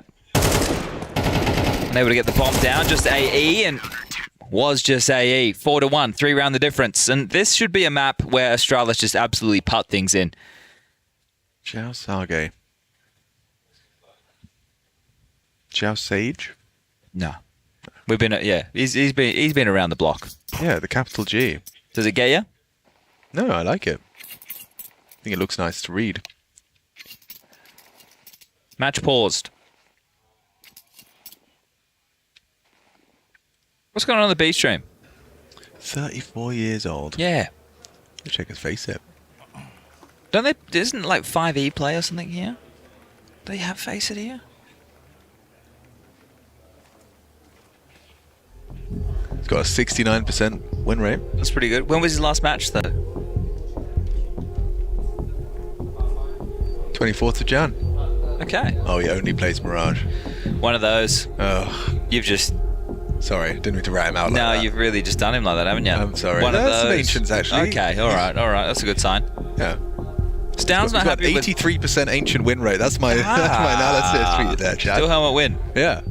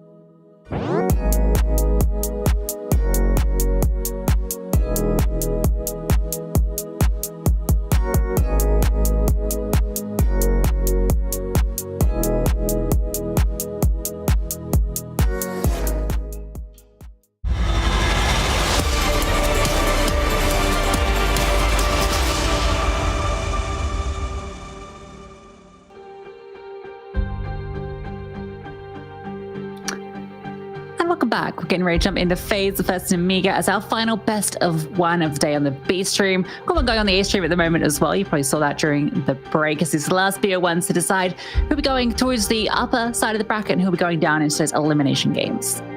I love that they just pulled up his face and started analysing Mirage and Ancient Gaming. Hopefully for Steel Helmet and China fans that they can try and beat Astralis. However, that one was looking pretty dominant in the break screen. Coming up here, though, FaZe versus Namiga. A very exciting one. Again, a game that has got a clear underdog in it, but we've seen that underdogs have been proven to be a little bit of a threat, even taking down and slaying some giants over on the A stream. Before we get into all of that, though, if we can, it'd be great to pull up the bracket just to kind of see what we're working with here, because obviously VP were really dominant against Wildcard. Like, it was just a really straightforward affair for them. Also, though, I will speak about it. FlyQuest beat Cloud9, and that was dominant as well. So really exciting result for them. FaZe versus Namiga up now. Namiga made it through the European close qualifier, but FaZe, obviously, they've got a point to prove after once again just kind of always making these deep runs in tournaments. There is that bracket for you. FlyQuest versus Virtus Pro, Cloud9 versus Wildcard. My heart breaks for Wildcard. Yeah, it's a really rough draw for them, but for FlyQuest, what an opportunity to win the opening best of one versus Cloud9, and now, well, maybe a chance against VP. That's going to be a tough opponent given what VP looked like against Wildcard, but you never know in a best of three. But you can see we're on that top side of the bracket right now. Still Helmet versus Astralis on the A stream, and the winner of that will versus the winner of this one. But yeah, you mentioned FaZe and kind of the results there. Obviously, they've just come off the major grand final where they couldn't close it against Na'Vi. So they're looking for redemption immediately. We can see this roster. You know them. You know, love them. The number one team in the world at the moment, despite not closing that grand final. And I think that the big talking point for this squad has been the elevation since the addition of Frozen. Yeah, absolutely. I was really impressed with Frozen. Obviously, just FaZe, when they hit playoff form, it is just a completely different beast to contend with. Started to see the resurgence, obviously, in Robs, in Brokey, and obviously Rain is just a big game player when it comes to them. And it's fantastic just watching this team, because it always feels like they're always going to win whatever game they're in, right up until it is too late. FaZe take you on a roller coaster of emotions in every single best of three that they play, and it's tough and bittersweet being a FaZe fan for a reason, because there's a lot of highs and then there's a lot of lows when they don't really deliver. But one thing that has been certain has been their consistency, and it is the fact that every single event they've attended in CS2's life cycle so far, they've been in the grand finals of. I mean, take a look at this. Second place finishes at the Major, Blast Premier World Final, obviously Blast Premier in Copenhagen, and IEM Katowice. They are relentless. The only thing that's been eluding them so far is that big trophy. Yeah, the last one they lifted was in Sydney. They won IEM Sydney over Complexity. That was what that overtime on the last map. And then from there, it's been second places consistently for them. It feels like they come so close, but fallen to Vitality, fallen to Spirit, and fallen to Na'Vi. It feels like when they get to the playoffs, they always manage to make the magic happen. They're big game players. Sometimes in the groups, they can have their struggles. And so, you know, there's definitely room for upset, particularly when it comes to these best of ones. So, you know, that's part of why people talk about being a FaZe fan as being a bit of a roller coaster, because they do take you on that journey. And in groups is sometimes where it gets a little dicey. Yeah, and look that they're going up against a team in Namiga, which I think have been quite impressive recently. I feel like you take a look at kind of the caliber of competition they've been playing, they've been rising the ranks. This is a team that has been kind of at the helm of always making a push, didn't make it through the RMR cycles, obviously, but you've got Lear that's been part of this roster for nearly 2 years. You've got Flamus that was Ilka's Spirit Academy in 2021. New additions such as Risky Bob and Khan. Like, it's got the makings of a good roster, and obviously they're going to need a lot of time to develop. But I tell you what, making it through to an IEM event, having to travel all the way to Chengdu, and then competing against FaZe Clan, like, this is the dream for any young player. Yeah, I think the young thing's a key thing. This roster's gone through a lot of turbulence, but it feels like it's been fairly stable since December when they brought Risky Bob and Xanta in. But they're a very young team. The average age is 20.8. So there's a big lack of experience, particularly when it comes to LAN for this team. But I guess one thing they do have up their sleeve is that Box, their coach, and Roman, the analyst, they're both former players of Namiga. So there's plenty of, it's like a family almost for this team. And with the kind of run of form they've had with wins, you know, through the Open Qualifier, over Betboom, over Espionage, over Amcal, you know, some big names we saw. There's definitely room for this team to just hit the ground running. There is. I actually really like, we're taking a look at the Vita here. I like the fact that Namiga have banned out Mirage. And I feel like that was actually a plan that FaZe wanted to kind of take them to. Instead, they want to take it to maybe Ancient, FaZe's own vulnerability, and FaZe ban it out. Okay, so we end on Inferno again. And this is where I start to get a little bit worried, because again, we're talking about Inferno. We're talking about this map that is one that these teams have got so much experience on. Obviously, that the caliber of competition is going to differentiate a lot from FaZe, obviously playing against the world's best consistently, to Namiga, where this is their first real opportunity and a lot of debut on LAN for a number of these players. And you're playing against the best in the world. You're playing against one of their best maps. This can almost feel doomed from the start. But if you're Namiga, you got to kind of grab the opportunity by both hands and try and seize the moment. Yeah, I'm kind of surprised that Namiga opted for the Mirage ban over an Inferno ban, just knowing that, you know, if it does get floated to Ancient Inferno, then it's probably going to go to Inferno, and FaZe more than happy to take it there. Last time FaZe were in China, they won CAC 2023. That was over Mao's towards the tail end of last year. They'd love to lift another trophy in China. Can they do it? All Stars versus Namiga. With the Namiga pick as well, what Inferno is the fact that they don't really have much demo footage to go off if you're FaZe. If you're analyzing this game beforehand, if you're Neo, if you're Carrigan, just taking a look at it, you'd see two games. One in which they beat Espionage to qualify through here in the first place. One against Gun 5 in Dallas Open Quals. So there's not a lot of review to go off. But if you're FaZe, I feel like you're just going to be playing your own game anyway. You're going to be looking too much at what Namiga are going to throw at you, more about how you're playing these scenarios. A lot of utility fits the belts of Brokey and Carrigan. Flamus already up quite close in the apartments, but it's going to be Banana. It's going to be the first point of contact. Yeah, above Rops, who's just below him. Could be a fray here. Rops tries to go for the jump shot. Got to admire the attempt. Xanta with the dual Berettas to take contact close towards Brick. Flash is great, but Carrigan's shot even better. And Risky Bob in the open, dealt with by Frozen. There is still another player that you have to breach past, but they've already found good space and they can just overwhelm Leah at the back. Doesn't even get a chance. Frozen with 2 as the bomb planted on B.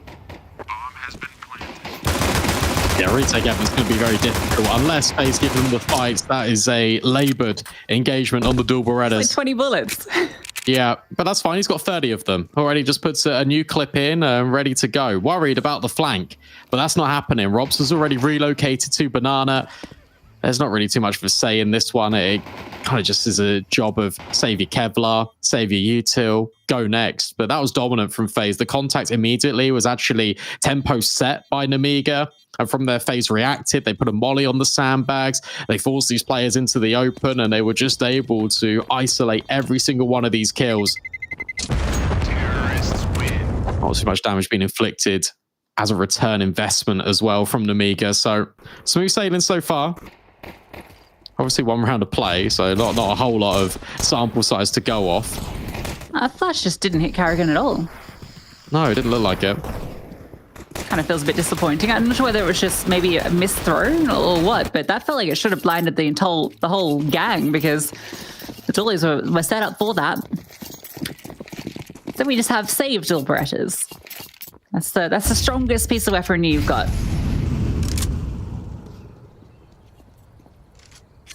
Not great, but it is giving them a chance to bring out the guns ASAP. Range just hoping to get some cash to potentially unleash Brokey with the AW.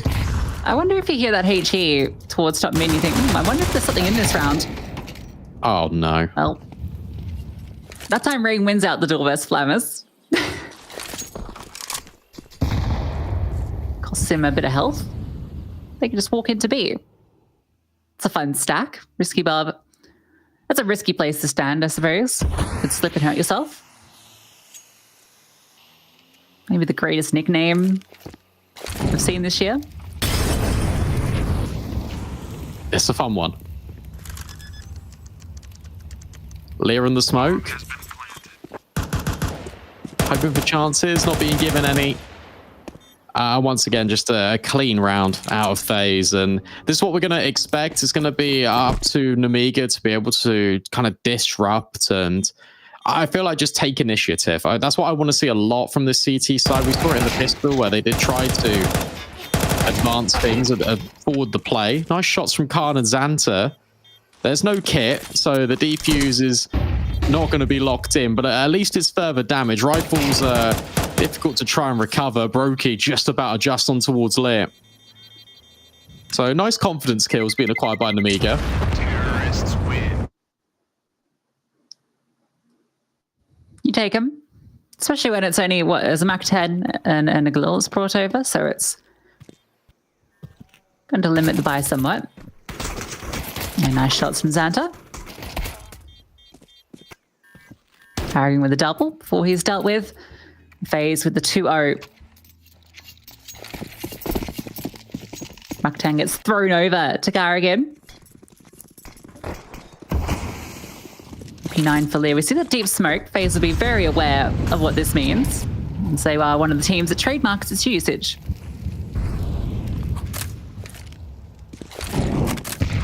I can't with the incendiary behind it. Frozen. Taking a little bit of a tickle. Good control being acquired by Nemiga. I like this a lot. They sent the SMG forward as well. They're fighting in towards balcony. They're contesting a lot on all sides of the map. FaZe have to respect it. They have to wait for this utility to drain before replenishing it with some of their own. Map control now needs to be taken back from FaZe, and this drains the resources. Lear's got this one incendiary.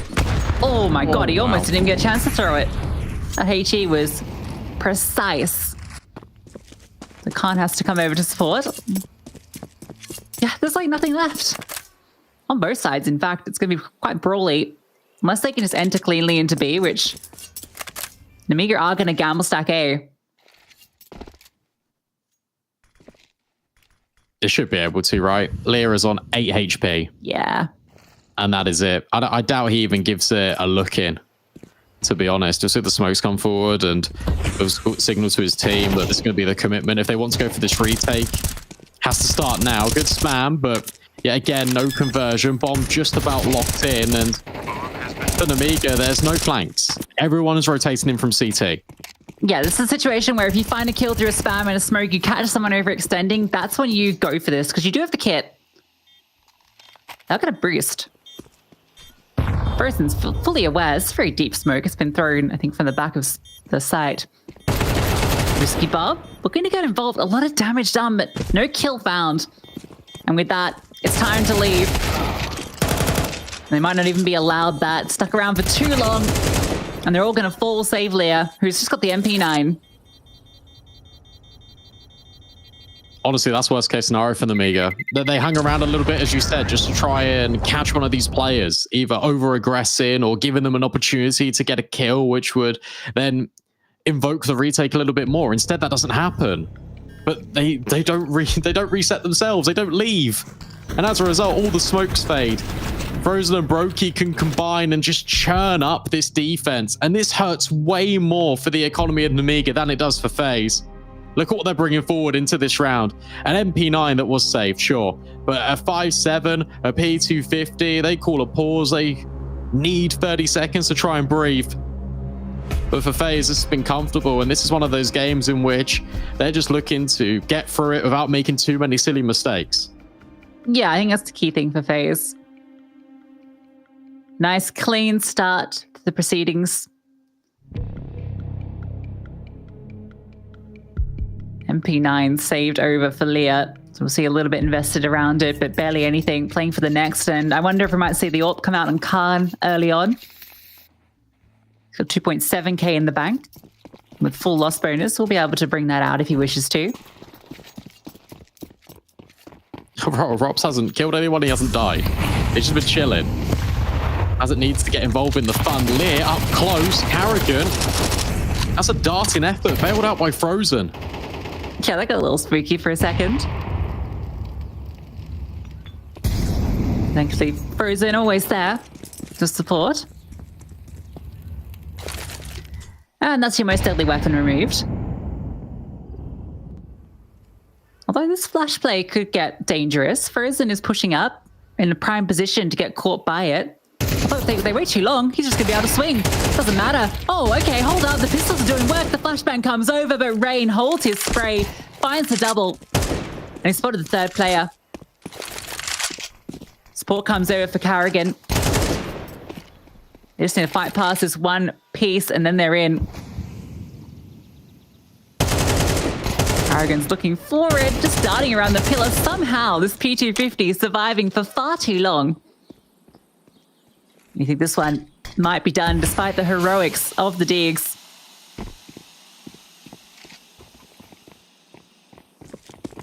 Oh, okay, hold up, there's a chance. Low HP player dealt with. Rain needs to find this kill, but he falls.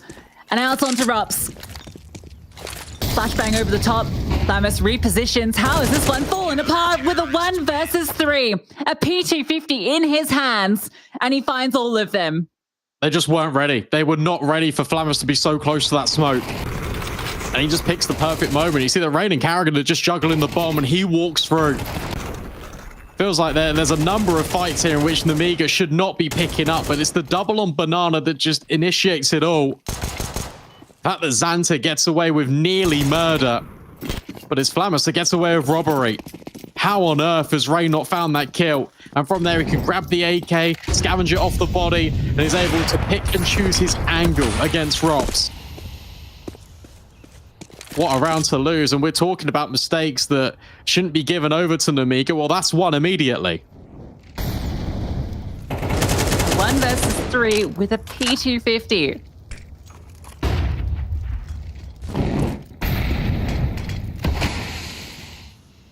Gives Nemiga a way into this map. And there's that buy with the AWP in play as well. Plenty of cash remains for Card for a future one, courtesy of that win.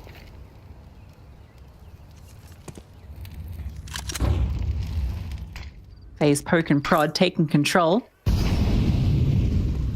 Flashbang over. Ooh, Khan cops it. And Frozen doesn't commit.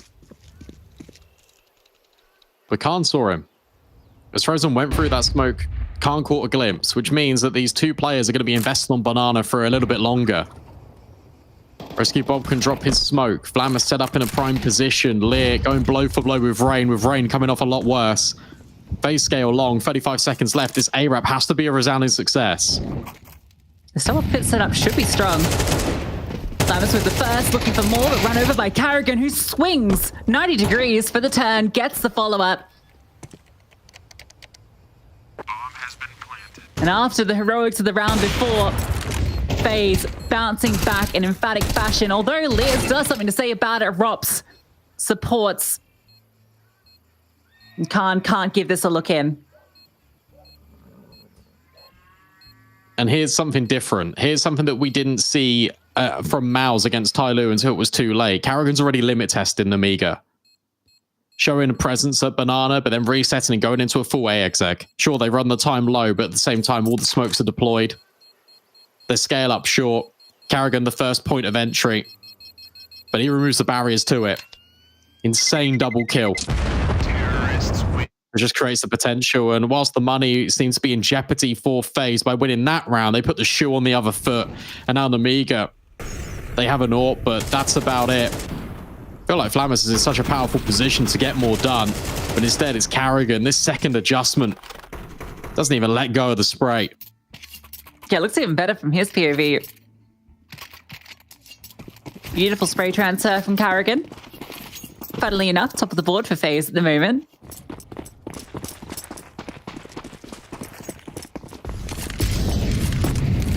Khan, the one to keep an eye on for Nemiga into this round. Sets up in the apartments. Heavy lean towards A. Khan's hunting for something. He knows that he's the one that needs to get active. Drops his lurk, finds one. Nearly. Almost a silent drop.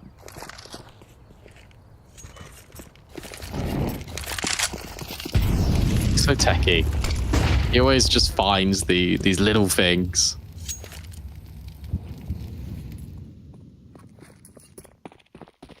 Surely this doesn't go wrong again.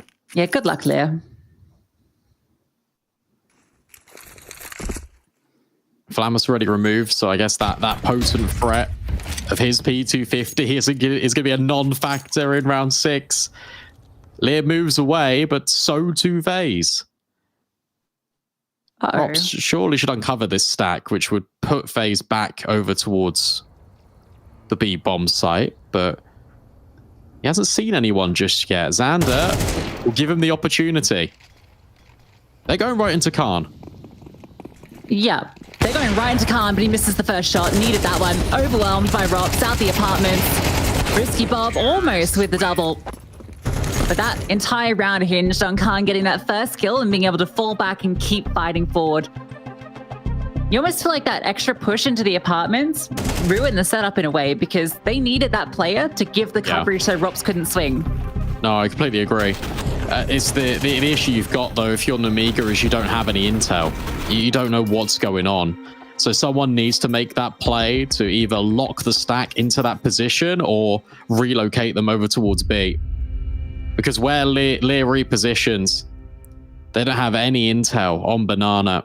But then, if you want to play devil's advocate, Lucy, you could say, well, they've gambled, did it say? So just rely in your setup, have that trust. But that's where the LAN jitters come into effect. That's where you start to feel a little bit uncertain. Are we actually doing the right thing? Should I poke my head round this corner? Well, no. Santa, you shouldn't. But he does. And that gives FaZe the keys to the B apartments. Well, the A apartments, I should say. 5-1. Back on the guns. Back with the aggression. Xanta hoping, but not finding. Rain and Rops and Rain again. And just like that, the round is basically all but over. Okay, looks like he's blind on the kill feed, but I think he had his eyes on the prize. No. He might not be done. The timing Khan is actually able to avoid that. Rain doesn't peek around the corner, just goes up onto that little stairway.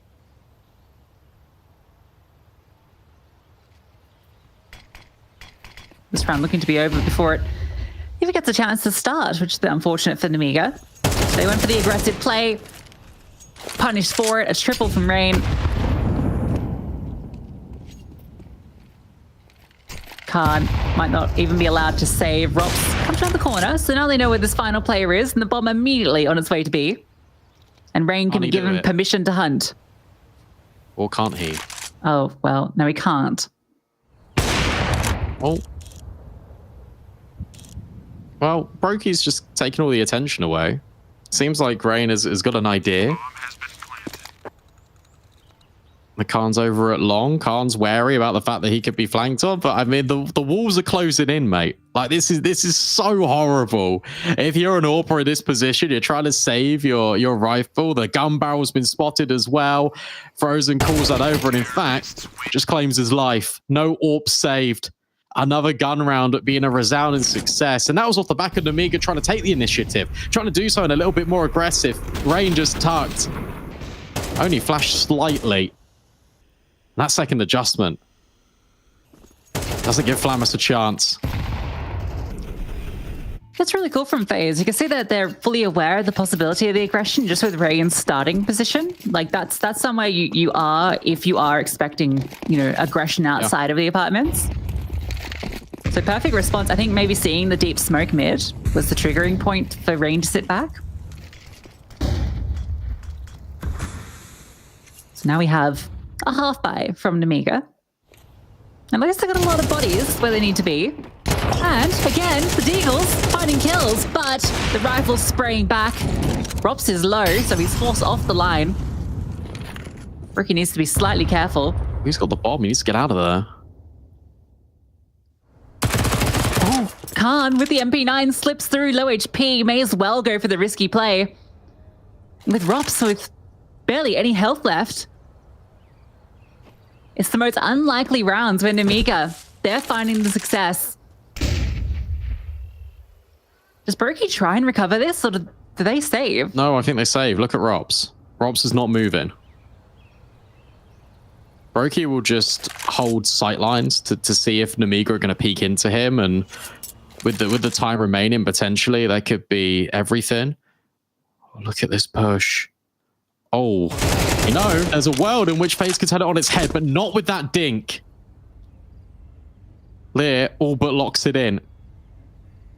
And again, it's this half buy that get Namiga another round on the board, unless Rops and Brokey are able to do something spectacular. It's not happening. Risky Bob makes sure of it.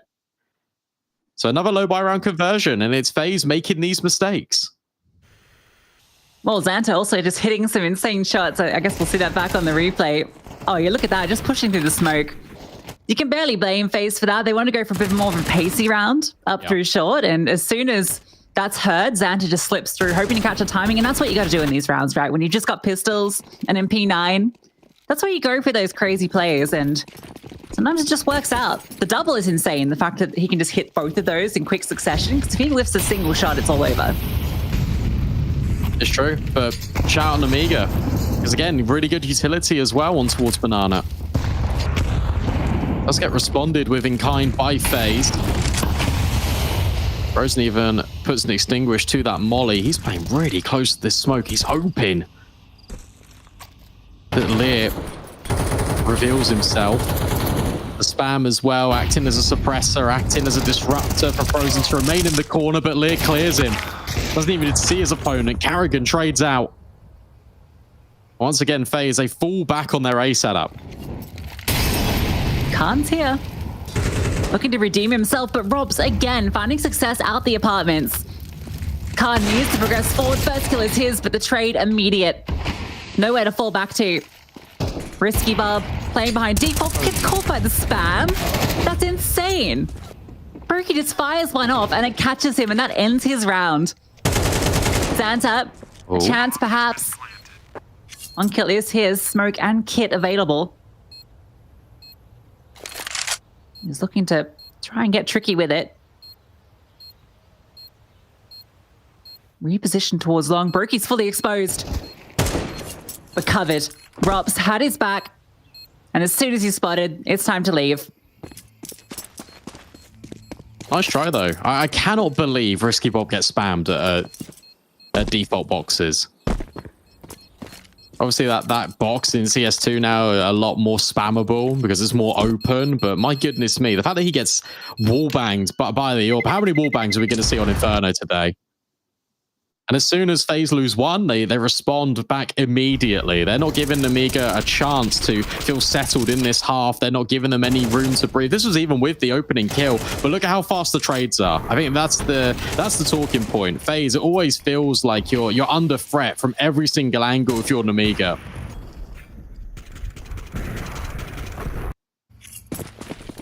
Rop's really coming alive as well.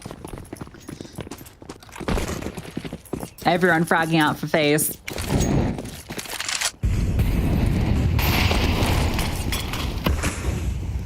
Khan continues to go searching.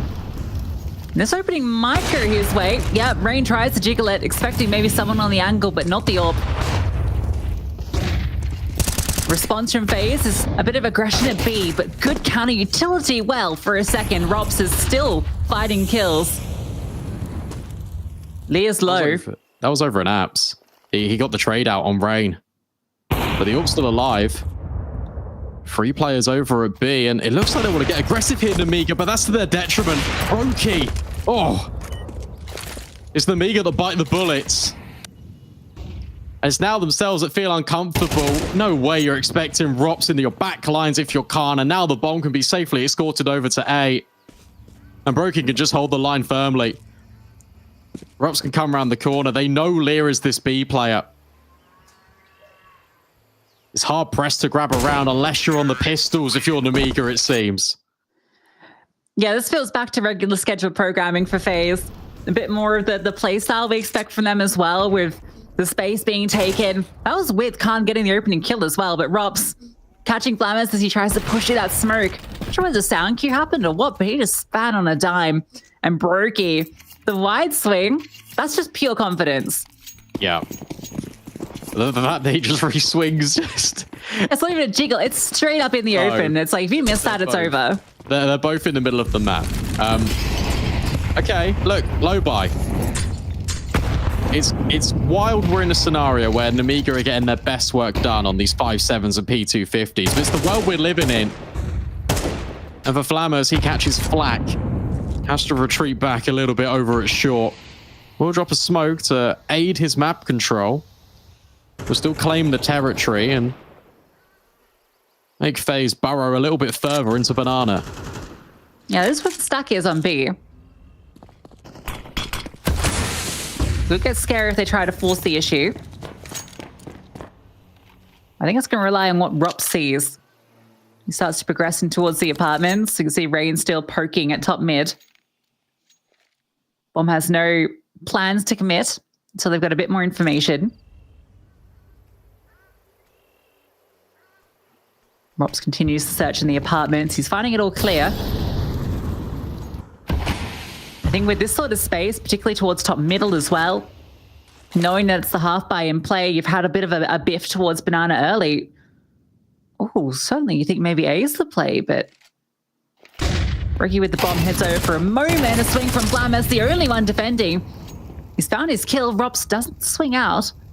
And I think that kill... Yeah, that's supposed to be. It has to be B. Rops has got an open A bomb site, but they're walking into the stack, and it's the pistol finding success. Brokey is the only one here with the bomb. He can't go back. He's being overwhelmed. The pistols again for Namiga. That's just FaZe overcomplicating the matter. They're the bomb so far committed. Up B. Carrigan. As long as they don't peek Namiga, they'll be fine. And they will get it over the line once more. But this is all as ramifications of FaZe. Just overcomplicating things. Flammers finding this kill onto Rain. It's the trigger point. Even Rops, when he gets that trade there, he can still call them over, but they don't know because they don't have space on the bomb site. FaZe leave it late. And Namiga, they take another freebie. Absurd that that's how their 3 rounds have come through. Can't buy a gun round. Maybe they can. Khan with an opener, a wild spray, gets one. But an immediate trade. Brokey gets a whiff of Xanta, who's now kind of stuck. Does have support from Malia. And the smoke even coming forward, so Brokey, no chance. Although, that's one way to get a kill back, just spamming through the smoke. Yeah, that's the king of spams right there. Whether it's Cave on Ancient or just a random smoke on Inferno. Rain is ever present, so too is Rops, who catches that risky bomb in his lurk. Now Khan is caught between 2 different angles. Has to be careful about short, when in fact it's Rain that pushes the long smoke. Going to catch off this rotation. Bomb still not yet committed. This time FaZe have got plenty of time to work with. Well, Rain though, it's going to miss Xanta. Caught with the utility in hand. Oh my god! How has Xanta found that kill? Matters not. Brokey's there to close, and it's a 9-3 half for FaZe.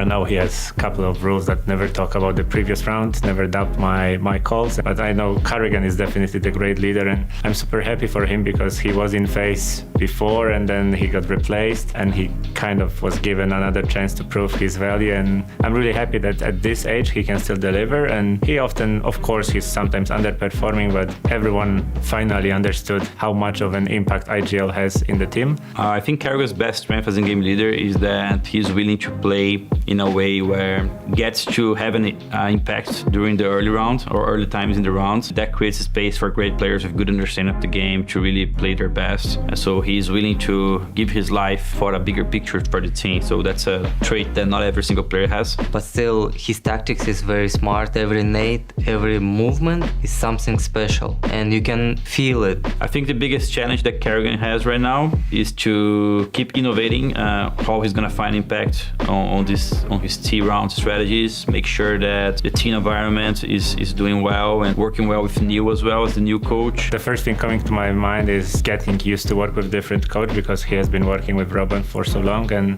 Neo is definitely a great guy, maybe not the one who's socializing as much as Robin was. I think the ability to really stay at the top for so long. I have seen Carrigan winning on CS 1.6 back in the days. He was playing for, I think it was Fnatic at the very end of CS 1.6. He was playing super well, hitting some nice one-taps, and he developed himself in a great game leader in the future. So the ability to be constantly changing and still stay at the top is the one that actually impressed the most.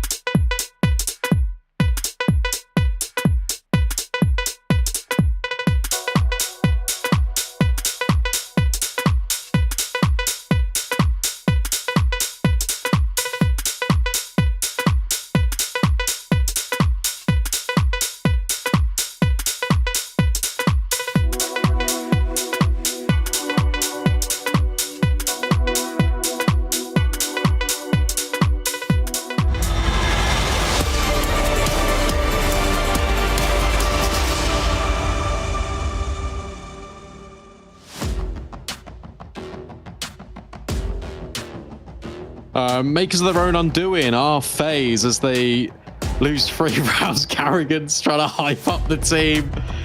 Get the arena going. Yeah, get the arena going. We're not there yet, mate. You got to get past Namiga first, but ultimately a game in which they're entirely in control. Some really nice eco rounds from Namiga, but they also need gun rounds. Yeah, like one of the rounds was won by a 1v3 with a P250. Another was won because someone pushed a smoke at a good timing. Yeah. And the other one was won because FaZe just ran out of time and walked into the stack. Pretty much. However, immediate blow for blow. And Rops has been revealed in towards Boiler. Surely they're going to hunt him. No, instead they're going to evade. They're going to try and run up long. Rops tries to strike, doesn't get the best of them, but Brokey steps in. Another 1-for-1 until Frozen announces his arrival at Library, steps in with Rops, and that seals the deal. FaZe up to double digits. I like the idea from the Mega. I like the fact they try and just dodge Rops because they want the timing up long, but ultimately it just doesn't end in their favor. Yeah, really fast rotations. I thought for a second that first shot was going to be the one, but no. Good trade from Khan. And you almost feel like the space is going to be there, but Frozen slips through, makes sure he gets his double. Rops staying alive, staying a nuisance. And FaZe Client on double digits, a full eco from Namiga. So looking pretty full FaZe in this opening best of 1. Brokey's getting a bit aggy. Want to try and farm up some money. Not that he will probably end up really needing the AWP, depending how this game goes. I'm sure he'll get the rounds for it. He's actually being hounded. Doesn't matter. Fighting foes from every angle. Okay, not that angle. And a second kill came through. But Rops is here. He's got it under control. Keep things calm. Keep things calm. Yeah. Fade away. Santa with the Glock left to do it all.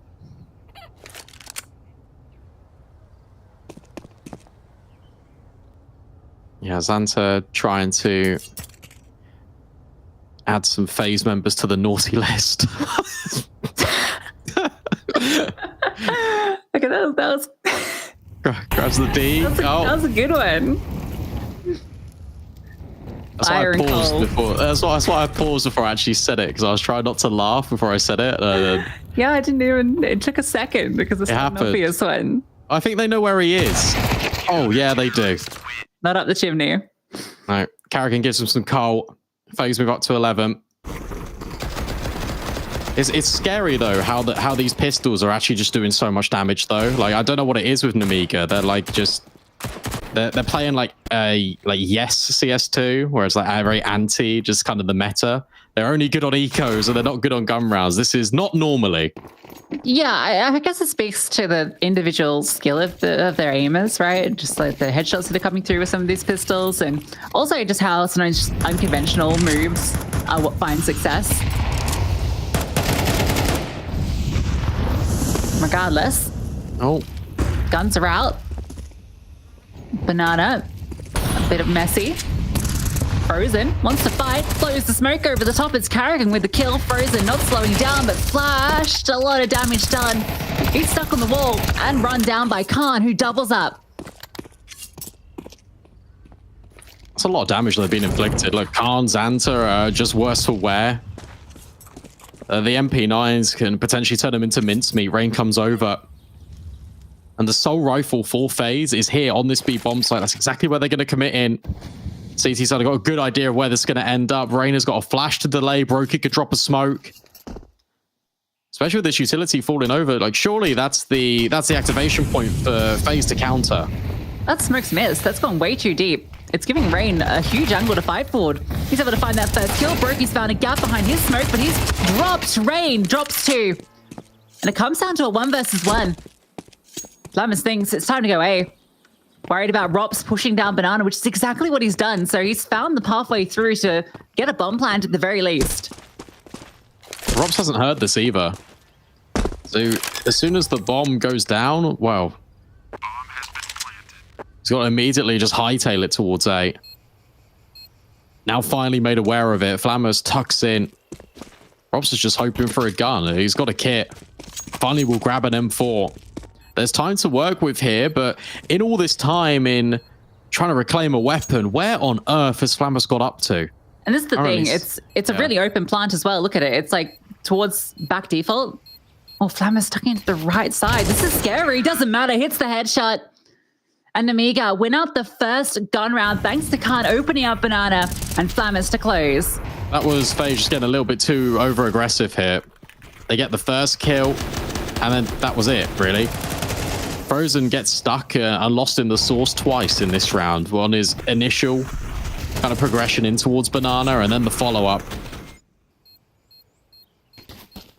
Good work by Namiga. They're not done yet. However, that round was quite expensive for them. FaZe should have money to buy. Little tech issue as the headset comes off, and so Xanta's trying to keep warm. Surprising Brokey doesn't get a kill when he's playing forward to that smoke, because that's a pretty cheeky little angle he finds for himself. He got deleted. Yeah, by the low HP player as well. Rain does his best. He gets a triple off that missed smoke. If that had been a proper coffin smoke, then it probably would have been an even more convincing round for Namiga. Oh, you know what? FaZe has not got the best money in the world, actually. Robs can buy, so can Rain, but the others can't. So you're probably going to be seeing... I imagine they invest. Yeah, one player survived. Stage. You're 11-4 up. First stage, yeah. Surely you buy, yeah. Makes a lot of sense. Like, you can get Carrigan on MP9. He can even go pistol to get some utility. That's exactly what he does. With all the buys being locked in, that means the game could get back underway as well. Namiga, a very tall mountain to climb. They have to just take it one step at a time. Yeah, you take this step, FaZe on an eco. Suddenly you start talking. They've only got one gun round to their name. Namiga have yet to prove they've got what it takes. Good opening for Leah. That's just the 5-7 removed. Took a healthy cup of damage on his way to it. It's all about the timing of Frozen's utility, as he's the only player here on B. He needs to make sure that when he drops that smoke, it's going to keep them out for at least 20 seconds, and can't. Did see just for a second before it fully blooms that there was no one home at Coffins. Namiga are going to reset, and they are going right into where FaZe want them.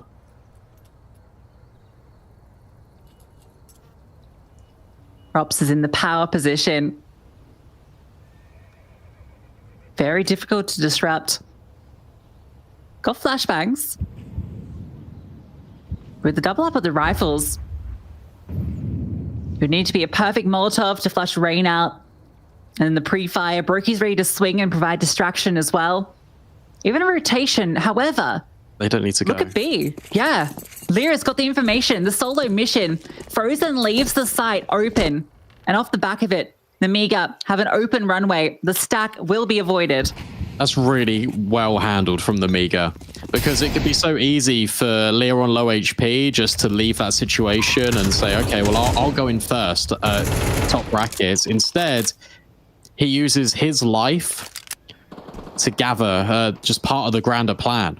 And the fact he finds B completely open, they were right at the point of where they were going to go in to the lion's den. And instead, they just about evade it. A complete open pathway. No one home. At least for FaZe, they get to hold on to these rifles. They get to save something, because you can bet your bottom dollar that Namiga will not be hunting them, because their money is more valuable than FaZe's right now. Yeah, they have a long road ahead of them. That could have got very scary for a moment. Namiga making the right call. Leah, as you highlight, a perfect play. Another chance for FaZe. Won't be on the eco. Saw how the opening kill went for them after Leah gets littered with the HE, able to find that one. He's going to keep the Mac 10. Makes sense. You still don't know that these two rifles are in play. True. But you assume there's going to be some reasonable weaponry available. Yeah, you'd assume there's maybe one. This could be a double boost. Stack. On the boost? Yeah, it is. Okay. That's pretty cool. And the incendiary ticks are going to give even more high alert and pressure for FaZe. Yeah, nice smoke, says Frozen. Yeah, I feel like this is more useful if they do the big smoke. Yeah, the one that lands kind of on the rooftop. On the ledge, yeah. Oh. Okay. Okay. Oh. Leah. No issues. Brokey will at least get one back, and Rain has found something with that M4. Caught through the smoke, though. That's critical. Rain stays alive. And then Rops likely will start to come over, but with Rain falling, Brokey low HP, Namiga stand the test. Is he timed out? Quite possibly. It's not a big deal. Well, So? it kind of is, because he can't get out of there now, and Rain's rifle's just in front of him. Yeah.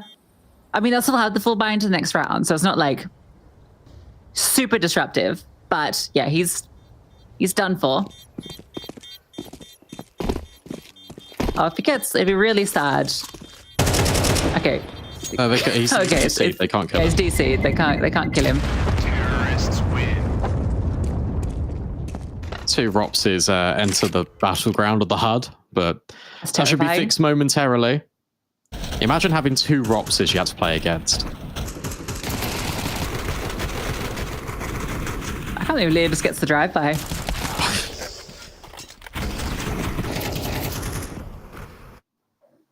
You're That right, was though. spooky. This kill. That's Oh, insane. just Okay, before the smoke. Yeah. Unlucky timing for Rain, but a good kill for Flamis.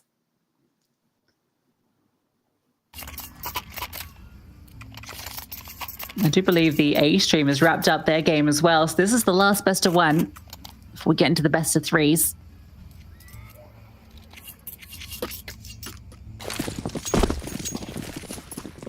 FaZe just need to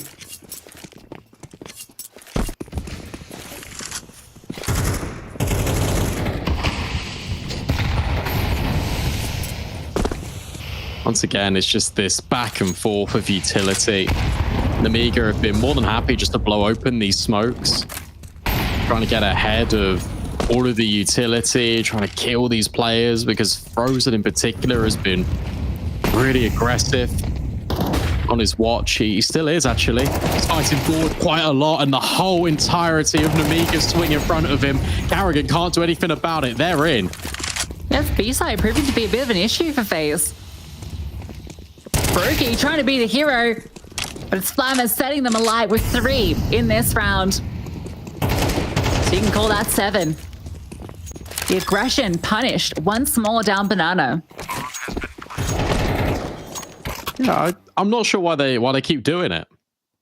Because Namiga has shown that they're more than happy to fight it. They've been resilient enough to kind of dodge all the utility. And then when they fight, they fight with numbers. It's not just the occasional player that Frozen has been able to catch down the base of Banana. It has been the whole bloody lot. And yet they're just kind of still forcing these issues. Now, this is not perfect opportunity for Namiga to hunt. They've got 5 alive. Oh, Flammer's not even gone for the ace. If he can find Rain, he's hiding in plain sight. They can't get past Can't. Denies the ace, which is a moral victory, but at the end of the day, they lose every weapon. Which means, again, we go into a half-buy. Great anti-flash play, and Carrigan didn't have much of a choice there. I mean, there was maybe a world where he could have just about got away, but would have been very difficult for him with Flammers on his heels. FaZe call a timeout. Definitely feels required. Yeah, Robs wants to buy. He'll drop his funds a little bit lower to afford an MP9. Could be something a bit faster out of FaZe. They just need to just get it over the line. They've done the hard bit. They've put themselves up to 11 to start with. Now it's just the close. Now it's just all about the finish. Namiga have at least put themselves on the map, and they've left an impression. It wasn't just these low by eco rounds that kind of kept them afloat in that first half. They've been able to piece rounds together on this T side, made themselves look like more of a threat, improving themselves as to how they came through this close qualifier. Brokey might get a backstab here. Xanta needs to be careful, looking the wrong way. Brokey adjusts in time. Rops overwhelms as well. A massive kill, an AK found, a push through the smoke. It's a dink, not a kill. And Rops was found. If he managed to get away with that AK, you favor FaZe. But now you rely on these pistols. And the 2 with health are at B. If Namiga do decide to reset this way, FaZe could have the correct read. Yeah, Brokey's just pushing the envelope as well over towards long. Just trying to gain just any scraps of information, any clues that can keep Frozen and Rain remaining here, but they feel pretty committed. Leah's got the bomb, 5 HP, and he could be walking into disaster. Khan needs to clear his angles, and he will do with a molly. That will force Frozen into the fight. That's well handled at the first instance, but they are unknown and unaware of Rain. Doesn't matter. They go to A. Avoiding these remaining pistols.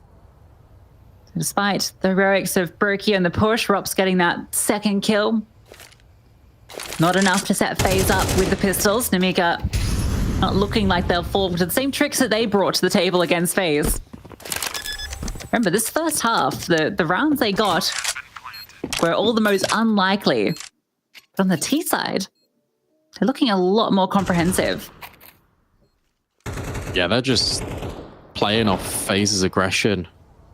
Was there another AK there in the bin? Yeah, I think so. Ryan's gonna go and grab that. He does retrieve it. Shout out observers for picking that one up. But you're right, it really just feels like FaZe have been just trying to put this game to bed. They've been forcing the issue quite a lot. They've been fighting Banana extensively, and Namiga are more than happy just to stand their ground. And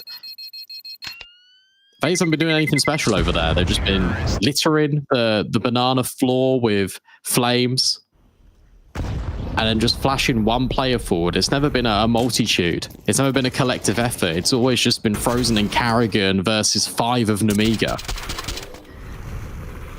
Yeah, you feel if you're Frozen that maybe you say, look, listen, Finn, I don't want to go through the smoke again. It's not happy for me. Can we just play the site? Yeah, my safe space is on the bomb site. Yeah, they've brought a third player over to be early, so that actually they might still get aggressive, but at least they'll have reinforcements. That's okay, you've got rain now.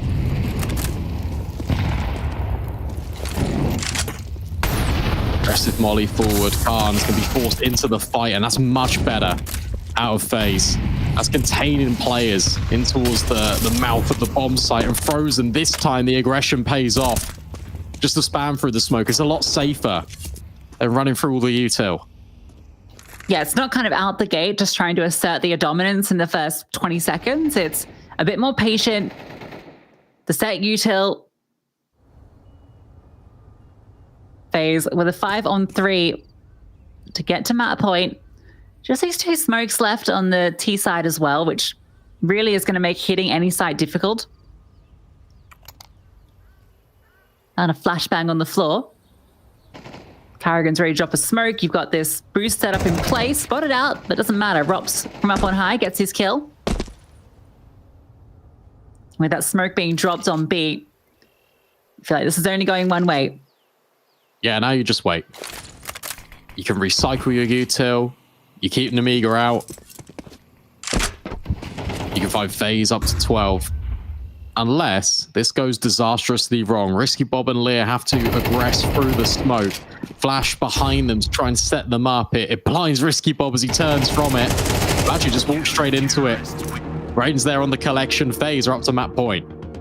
Yeah, that feels a little bit more like what you expect from FaZe. Clean across the board. Great opening kills from Frozen. Sets one alight and then spams through the smoke. They always had this extra element in play of the boost. And Rain just pushing the smoke at the end for the nice clean double. Keeping everybody alive. Now 4 opportunities to close it out, and Namiga use their final timeout to decide how they deny this from FaZe. I haven't really seen Khan being unlocked a whole lot on this T side with the AWP. Be interesting to kind of see him go through second middle, go for a peek over at long, and just try and create an opportunity. I don't think Banana is where he's going to find success at all. And we kind of saw from Slight and Wildcard that if you take the AWP for apartments, it can be very restrictive. You kind of just lock your AWP into that position. So for Khan, I'm looking for him to try and make a splash, especially over towards top brackets.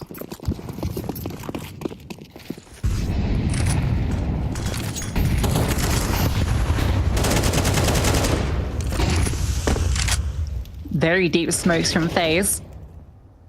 Rops is looking to get aggressive, has support. You can see him talking into his microphone. I think he's heard Flamus getting up into the apartments. They're ready for this fight to come forward. No flashbang to set up. Rops gets his kill. 20th in the map. Lear has found the entry though, and that's given some space. They're pushing in towards CT spawn. Frozen very aware of this gap. Rob still in the apartments. Everywhere you go, it seems this man is. Frozen locking them out of spawn for a moment. The trade is there. Bomb can join up. Issue is you've still got to get past this extra B player, and you don't know where Carrigan has got to. Maybe Carrigan will come to you. Damage, no kill, but information for FaZe. Yeah, and Carrigan can just sit back now. He doesn't need to peek, but he's going to anyway. Ooh. That'll cost him his life, but it comes at an expensive cost for Khan. 37 HP between these 2 players to keep Namiga alive in the 2-on-2. Yeah, swap the AWP over because Risky Bob was low HP, but now they're both at the same point. And both these CTs retaking from Banana. T's reposition, a double up in towards Ruins. The AK of Khan out in the open. Risky Bob swings through, finds his shot, and it's on to Brokey. Knows where both of them are, but no kit on his back. Time running out. Looking for at least one of these players. He's found the first. There's a kid on the floor, picks it up, sticking the defuse. Khan, is he going to swing? He is. And Brokey, he doesn't fall for it, finds the kill. And that's going to be 13 for FaZe. They take the map. Yeah, what a clutch by Brokey there. Just keeps fighting, shooting his bullets just to try and invite Risky Bob to go for another peek. And he lives up to his namesake. It's a risky one. They don't need to peek. They can just wait for the audio cue, but instead, it's FaZe to get it over the line. It's touch and go, to be honest. The first half was fantastic. That T side was exemplary from FaZe, but on the CT side, it really felt rushed at points. And Namiga, they were here to play, and they were able to punish when necessary. But ultimately, the experience, it prevails for FaZe. They rest on their laurels a little bit on Banana, and there they find the success. Namiga subjected to that lower bracket run, whilst FaZe into the heroics in the upper. Yeah, you can't help but feel, but if Namiga had been able to pick up a pistol round, they didn't win either, which meant their follow-ups fell flat, but also, you know, they just found a couple of CT rounds outside of those 3 crazy ones they pulled through. You know, you get 5 in that first half. I feel like we're talking a different game, but FaZe able to pull it over at the very end. Gets a little dicey. Almost feel like that very last round is going to go the other way as well. FaZe sometimes don't make it look as easy as you think it will be, but they get there in the end, and that's the key thing. Yeah, that's the roller coaster, and sometimes you just got to ride it. And Carrigan loves drama. Look, you're right, that was like 11-3 in favor of FaZe, and it ends 13-8. Like, full credit to Namiga, because they put up one hell of a fight. I was very impressed with what they showed here. And for FaZe, look, teething troubles. You can shake it off and you can write it down to just this is the opening best of 1, but ultimately, look, they all matter. Fortunately enough, the FaZe are able to close. Yeah, so they'll be going up against Astralis in the upper semi-finals game, which means that, yeah, Namiga, I mean, they'll get another chance. They'll go down to meet Steel Helmet, who were pretty heavily given their butts to them by Astralis. It was quite a one-sided affair. The Device IGL debut looking very good for them, but Steel Helmet were also a last-minute addition. But Namiga will be feeling that, in the end, a pretty good performance against the world number 1. Yeah, I'd say so. I feel like Flamus was very good. You started to get some impactful contributions out of Lear as well. And it's good to see these players kind of coming together. Khan showed some flashes of brilliance. It was very difficult for him to get involved because it was Inferno. But hey, look, there's signs for this team, and they're going against one of the weakest oppositions in the lower bracket. So there's every chance they can still continue their journey and not fall in the first 2 matches. Yeah, on the side of FaZe, though, it did feel like it was everyone kind of contributing, particularly when they're at that 11-3 point. It felt like every single player was really stepping up, but it started to be some inconsistencies towards the end, and definitely one player stepping up over the rest, which was Rops, who had a fantastic map. I felt like that's a big storyline for me for this team, has been, you know, with Frozen really stepping up and being kind of the lead fragger on the team. Brokey's been having a great resurgence. Rops has dropped off a little bit, so it's great that we can give him the MVP for this series, because he definitely was on this map with 21 kills to his name. He had a lot of impactful kills, particularly towards apartments. It felt like he pretty much single-handedly won a lot of the T rounds from his position and information alone. Yeah, definitely deserved the aim high MVP, because look, a 1.54 rating to end that game on 21 kills, where it felt like for the first 5 or 6 rounds he didn't actually do anything, is fantastic. To come alive so late into the game and to also influence it in a way that pushes FaZe just over the line when they didn't need to be pushed over the line, but they put themselves in that situation anyway, is a testament to Rops' performance. And it's really good to see him kind of kick into that next gear so early on, because the conversation point has always been, as you said, it's been a worry for some of these players like Rops, like Brokey, to kind of warm up into things. Yeah, you know, Rops, when CS2 kind of hit and FaZe were, you know, one of the real trendsetters, Rops is the best player in CS2 for, you know, pretty much the first few months.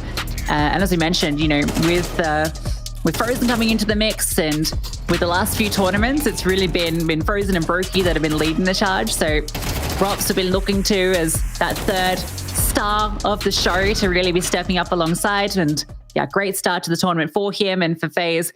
Yeah, it should have been cleaner, but they get the job done. Yeah, that's the main thing. They get the job done indeed.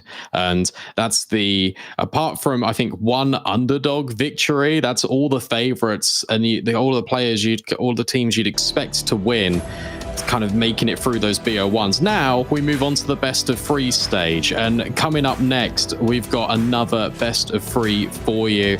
In fact, there's 2 of them still remaining on the broadcast. It's Heroic taking on 9Z. One team immediately goes home. Which one will it be? You'll find out just after this.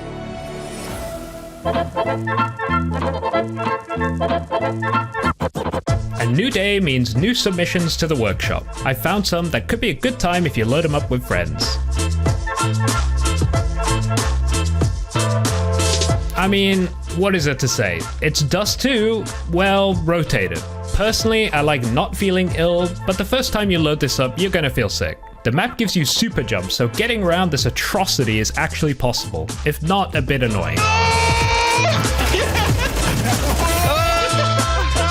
The map has placed strategic boxes all about the place, allowing you to reach pretty much any area of the map. Why you would want to play this, I don't know. However, I do think it's cool that someone went through the effort and brought their idea into reality.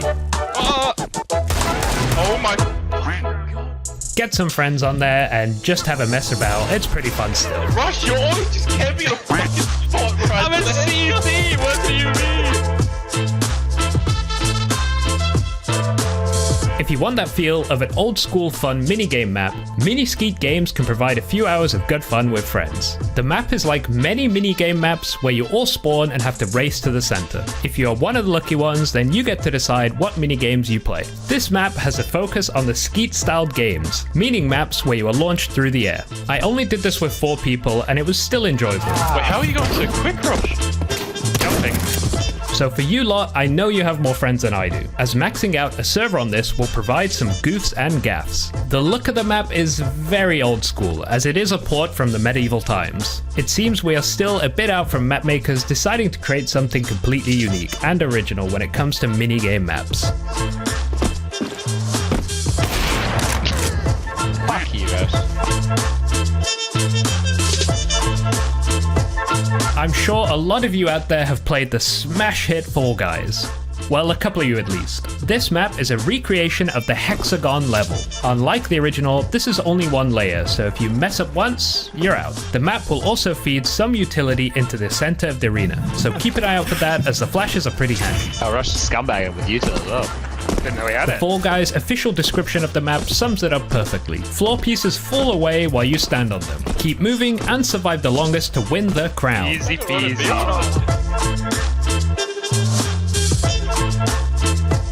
Cube is a death run style game mode that deserves to be played with around 32 to 64 players. It's a long, sprawling assault course mixed with many movement elements. If you are on a server and have around 40 or so friends, I can give this one a recommend. It can be very frustrating, and there are even some parts I still don't know how to do. Like, how am I supposed to get out of this maze?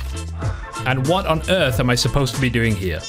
You will die many, many times, trust me on that. And even when you have reached the end, there's some more. I definitely didn't cheat to get to the end of this, but after like 20 or so runs with a full server, I'm sure someone out there will get the hang of it.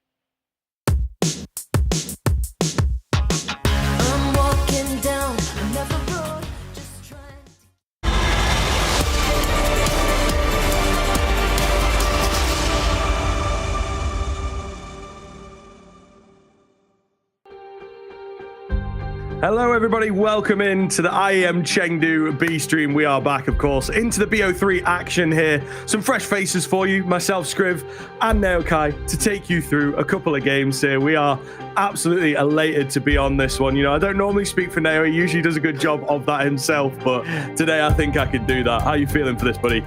Yeah, you hit the nail on the head, haven't you? Right, you're absolutely spot on. It is such a big deal for us to be here. First time working on IEM together.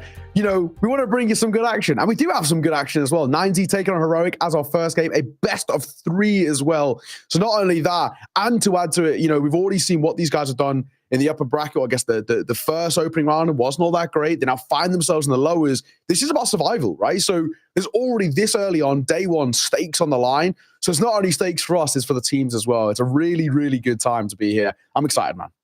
Yeah, it wasn't like the most clear-cut thing in the world, but I think we felt that Heroic would have the leg up against Liquid, you know, sure. But this Liquid team, a little bit unpredictable. What do we expect from them? Are they going to be improved? You know, obviously, really sad story for them at the RMRs and everything. And yeah, it looked pretty good. But I have to say as well, on that sort of point, because of those types of matchups, this format is pretty savage. You know, we are very, very quickly into serious stakes. You know, you got that 1BO3 and then you're immediately having to battle for survival, which I think is kind of cool to see. You know, these tournaments, we want stuff like that, I think, where it's a little more interesting, a little difficult to predict how the games are going to go. We do have the bracket for you guys as well. If you've been tuning in since the early hours, first of all, commendable and respectable. Thank you very much for that. But if you are maybe just getting into it now, as the time's getting a bit more reasonable here over in Europe, maybe you're not quite as familiar with how the games have been going down there. Yeah, this is what we've got so far. And it has been, you know,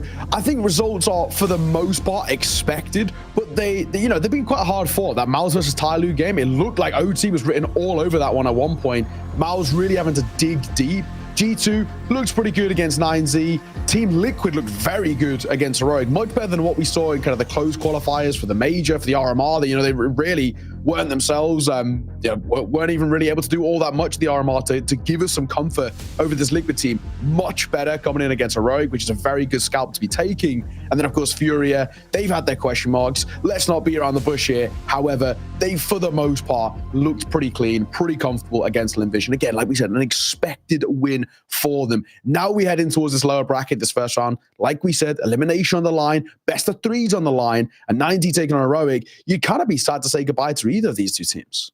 Yeah, I think so, right? Like 9Z are obviously this team that have so many prospects out of the South American region, so many great names. A recent move, Martineza getting across. Obviously, we're a big fan of a player like that. It really exploded onto the scene, and it was a bit of a shame to see him go, but he's obviously sort of made this move over to try and, again, bolster up 9Z and pick up on some of that Movistar Riders momentum that he had, right? So for me, 9Z are always an exciting team, always a fun team to watch.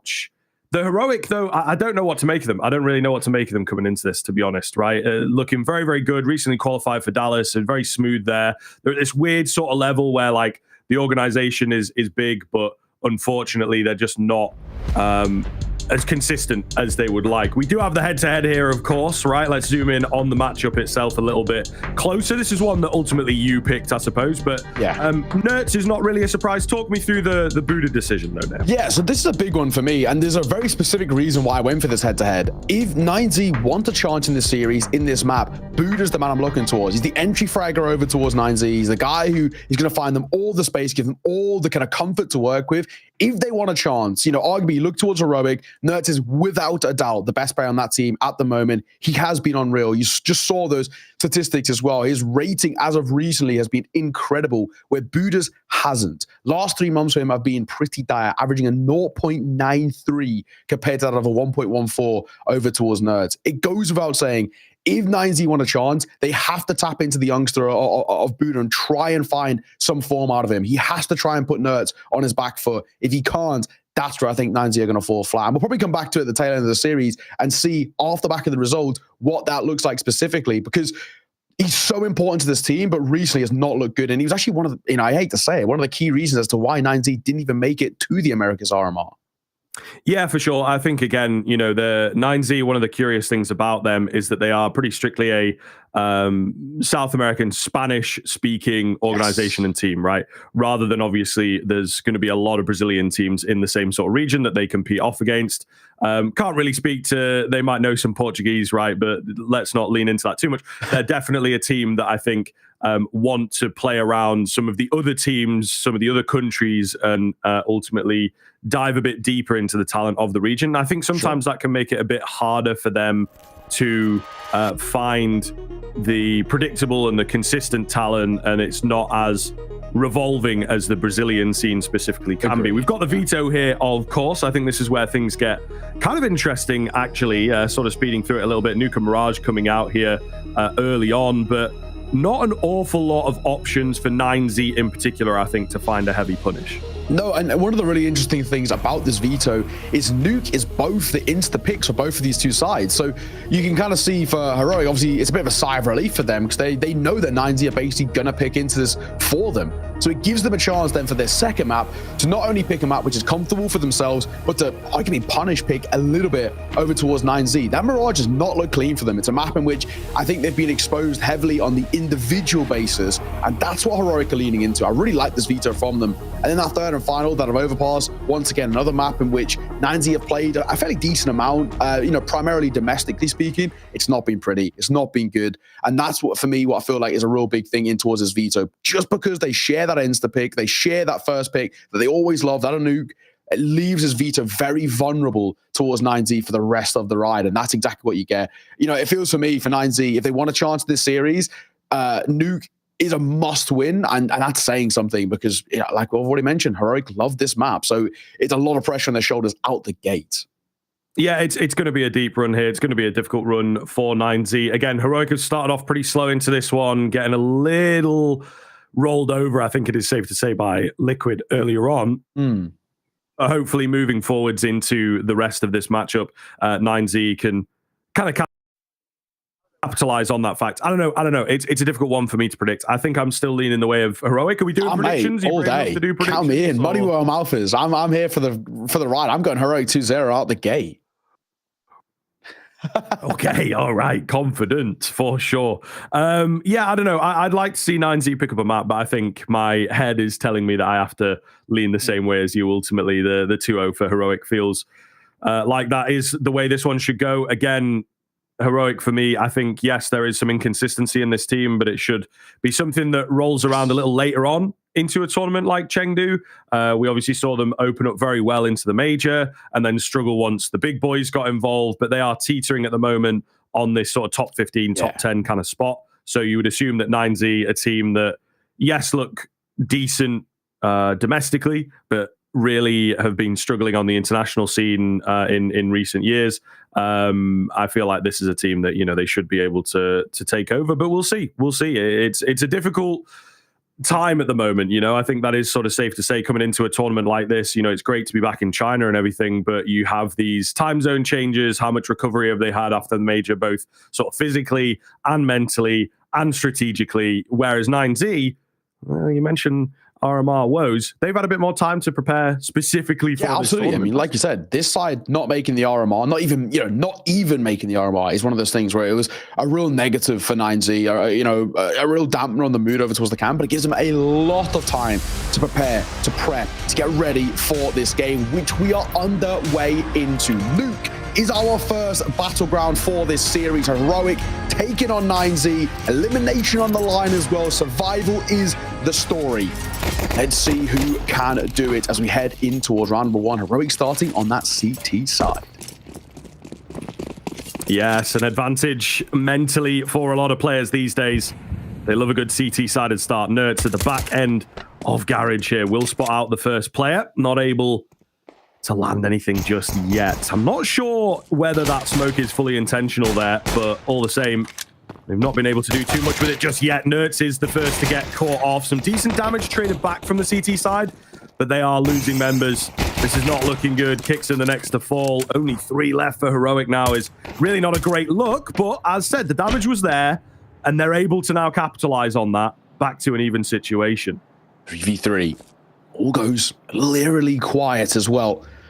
Nikitos playing towards Vent. Buddha with a bomb in hand finds himself in garage. There's a real decision to be made here. Where do I go? Where's safe? Definitely not in through main. That's now bomb spotted and information gained about what they're trying to set up.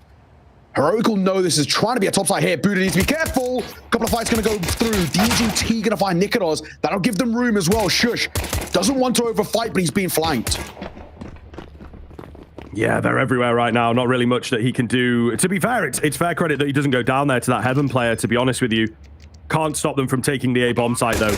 Digits going in, and with that little goose coming in, and now the frag. Most certainly, Tessus has got to save, you would assume, but he's walking right into the trap. Easy pickup for Max in the end. So 9Z going to take the pistol relatively convincingly, it has to be said. Heroic, not too elated with what we've seen. And a little bit of an audacious sort of pistol in terms of the approach that 9Z bring. It's an outside take without really the quote-unquote proper util. That works. I got to give them a lot of credit. It's a little bit weird, a little bit funky, and that's how you're going to try and take down a side like a Rogue. You got to try and put them on the back foot, try and catch them off guard, catch them napping, and they do. 9Z in towards a really, pretty simple buy here. Galil's coming through, 1 Mac 10 for Max. Over the other side, it is a force buy out of Heroic. Now, I'm normally not a huge fan of this. You've been with me for a long time here. I speak about it all the time. CT side force buys are a little risque. However, when it comes to these individual battles, how much the Heroic back themselves? Well, a lot. So I don't hate it. MP9 out for Kickstand. Pistols, upgraded pistols alongside Kickstand. His toes are getting cleared and getting spotted. Oh my god, how is he still alive? Just about, but Shush isn't. Yeah, that's fair. That is such a great little angle to figure out. We see a lot of players sit on top of that door and do a lot of damage, especially in the force buys. Really well worked out here by 9Z. Simple frags across the board, approaching it with no fear, it feels like. They take themselves in quite slowly and find just easy kills coming their way, not really expending too much utility either, wanting to get these Galils out quite early. But yeah, the force buy conversation is certainly an interesting one that we circle back to a lot with, the tier 2 teams. They like to experiment a little bit more, let's say. And certainly when CS2 first came out, I figured there was going to be a lot more ecoing in the second round, particularly from CT sides. And there was for a time. And then it seems we circled back. I don't know as well what feeds into the decision-making here. Obviously, as a pro player, you're going to be very confident in yourself and your abilities, particularly if you're playing for a world-renowned organization like Heroic. So maybe there's just kind of that angle for the Heroic players here of individually we're better. We should be able to get some dig headshots or whatever. But yeah, you can see in 9Z, methodical, but also feeling themselves some pretty crisp. Yeah, I'm going to stand on business here. I hate it. I'm not a fan of the CT side force, but if they hadn't gone for that, they'd gone for a low to no buy. They get guns out here and they get the much better firepower heading in towards this sort of battle. If they want a bit more util, yes, they maybe have to dip in towards a FAMAS. And I know people's opinions on the FAMAS isn't exactly all too positive. But guns are guns at the end of the day. They could have at least contested it in round 3. So 9Z get a relatively simple run out of the park here in these early rounds. Martin, he's a nice shot. Nikitos gets clipped. They do have a Mac 10 in play. That's something. It's better than nothing, but expectations are still pretty tempered for us. Ooh. Yes, indeed, but in the same vein, finding any kind of kill is always nice there. So Kixon getting that, getting himself a little out of there. Nerds just about survives the flames.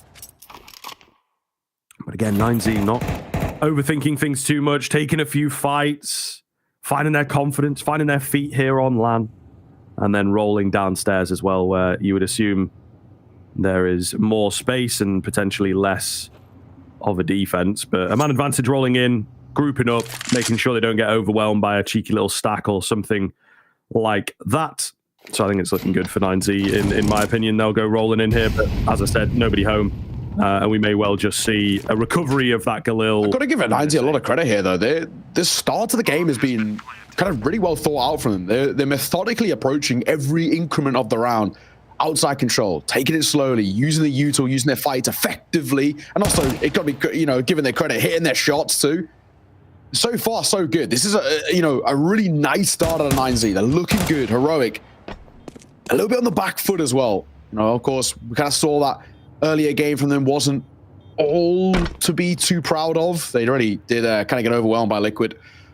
9Z at the moment, playing very, very effectively. Martineza, Shush is just around that corner. Nurtle tuck his head with the Galil, wants to make sure that is in play. The Mach 10, though, won't be given the same luxury. Down it goes on the tail end. Nothing gained.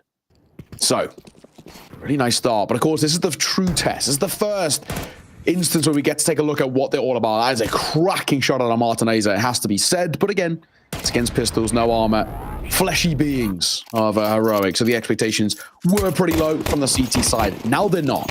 First true full buy coming out. M4 across the board alongside that saved Galil wielded by Nikodos. What have Heroic got in terms of response? This has to be an emphatic one. Kicks out to the flames. Kicks out's burning and he's lucky to stay alive. Oh yeah, that is so close to the wire. Nert's going to find the spam onto Buddha as a response, but goodness me, Kixan, yeah, maybe eyes off the ball, maybe flashed. Difficult to tell. That could have cost them an awful lot. You can see young IGL first really, really big, potentially winning tournament for them. I don't think they were expecting too much out of the major, but this one, you know, you are missing a lot of the top 5, so you really could get away with it. Nerves getting to him. Tessus on high. An easy peasy double on the setup, and well, Nikodos is just around the corner, so it feels like if they approach the ramp area, the round will end with it. DGT and Max split across the map now as well. A minute left, plenty of time for Heroic to maybe even sort of sacrifice a player to gather some information. Seeing where the bomb is at. Was the single door heard open? Was it blasted open? We didn't quite catch that, but DGT, he's managed to find space for the plant. This gets a bit freaky now. Where is Max at? You know, it's a really weird post plant they've got to deal with. Shadow might be spotted here as well. DGT and Max both combined. 2v3. Hang on a second. I might give this a little bit of a look in. This might be possible. If DGT can hit a shot here, there's a world. He's going to get one. Thrusts. Now Max into a 1 versus 2. Time to shine, but bomb planted backside. They're going to come around as well. Won't really catch anybody just yet. Nerd spotted. Kixan could be caught on the cross, but he's going to find the head. Very, very close. 9Z nearly converting a 2v5, but it is going to be Heroic getting that first on the board, and my God, are they made to work for it. It's a little lackadaisical, isn't it? I think you're 5v2. You know it's planet B. Let's just go rolling in. It's all good. I'll get the kill or whatever. But it is one of those arguments. You don't quite know what's going on the other side of the map. And again, we've seen it many a time, as I'm sure you have at home. That first player, maybe that second player, they kind of think, oh, well, it's not going to be my fault if we lose the clutch, you know. But sometimes it's the first domino that is indeed the heaviest. So got to watch yourself. A little closer than Heroic would have liked, but they are on the board all the same. And the buy into this next round does not suffer due to the previous. So we'll see what the response is going to be now from 9Z and AWP out for Martineza. This is what we want to see from him. Very, very explosive player, as I mentioned in the pre-show. And he looked fantastic in EU. He was really doing well in the tier 2. Even sometimes when Movistar Riders would make a pro league full, he would look pretty good as well. But I'm not so sure here on 9Z whether he's had that same sort of impact. Axto Will is going to get fined too. Shush and Kixan get caught napping. Down they go. Pants around their ankles. They had no idea that Max even get in there. The smoke that they dropped in towards main. What a ruse. Max disrespects it, pushes his way through. That's now the A site under their control. 1 towards back garage, 2 towards CT. Heroic might just be kind of innately calling this already. I mean, that's so insane. That's like Max has just walked in.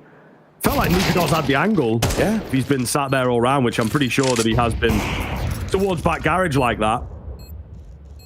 So I don't really know what happened. I mean, just dropping down, timing, flash, smoke, you know, there are many different things, but we just caught Max sort of at the end of it. I think even from an observing standpoint, you look at that like, wait, is this guy, what is he doing? And yeah, he just walked in and picked up 2 kills.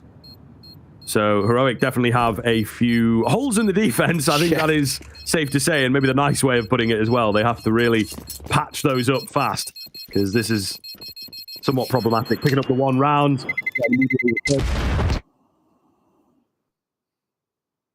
Financial standpoint, which is what the game is all about on that CT side, it has left them in a dire situation. Yeah, there's the rounder as well, which was basically done and dusted at this point here. Big fan of Max's smoke at the tail end as well. Just kind of freehand throws in towards heaven, sails through the door, goes in towards CT, and actually allows Heroic a bit of a safe save. Comical. It isn't a comical situation for Heroic. Find themselves now 3 rounds in the gutter. 9Z on this C side looking really good. Heroic, something's got to change. I think a little bit of proactivity out of the CT side might be the play. Bank on your individuals. Rely on the guys who can find fights. We're looking at Nerds. We're looking at Tessas. I mean, Shush. It's to really get into the server. And that distinct gap in the armor for Heroic is starting to show up quite brightly. Yeah, they're really not playing like the Overdogs at the moment. There is a bit of timidity here to their CT side, which, again, comes with an adjustment period and perhaps some pressure on them. 9Z, meanwhile, playing really, really well.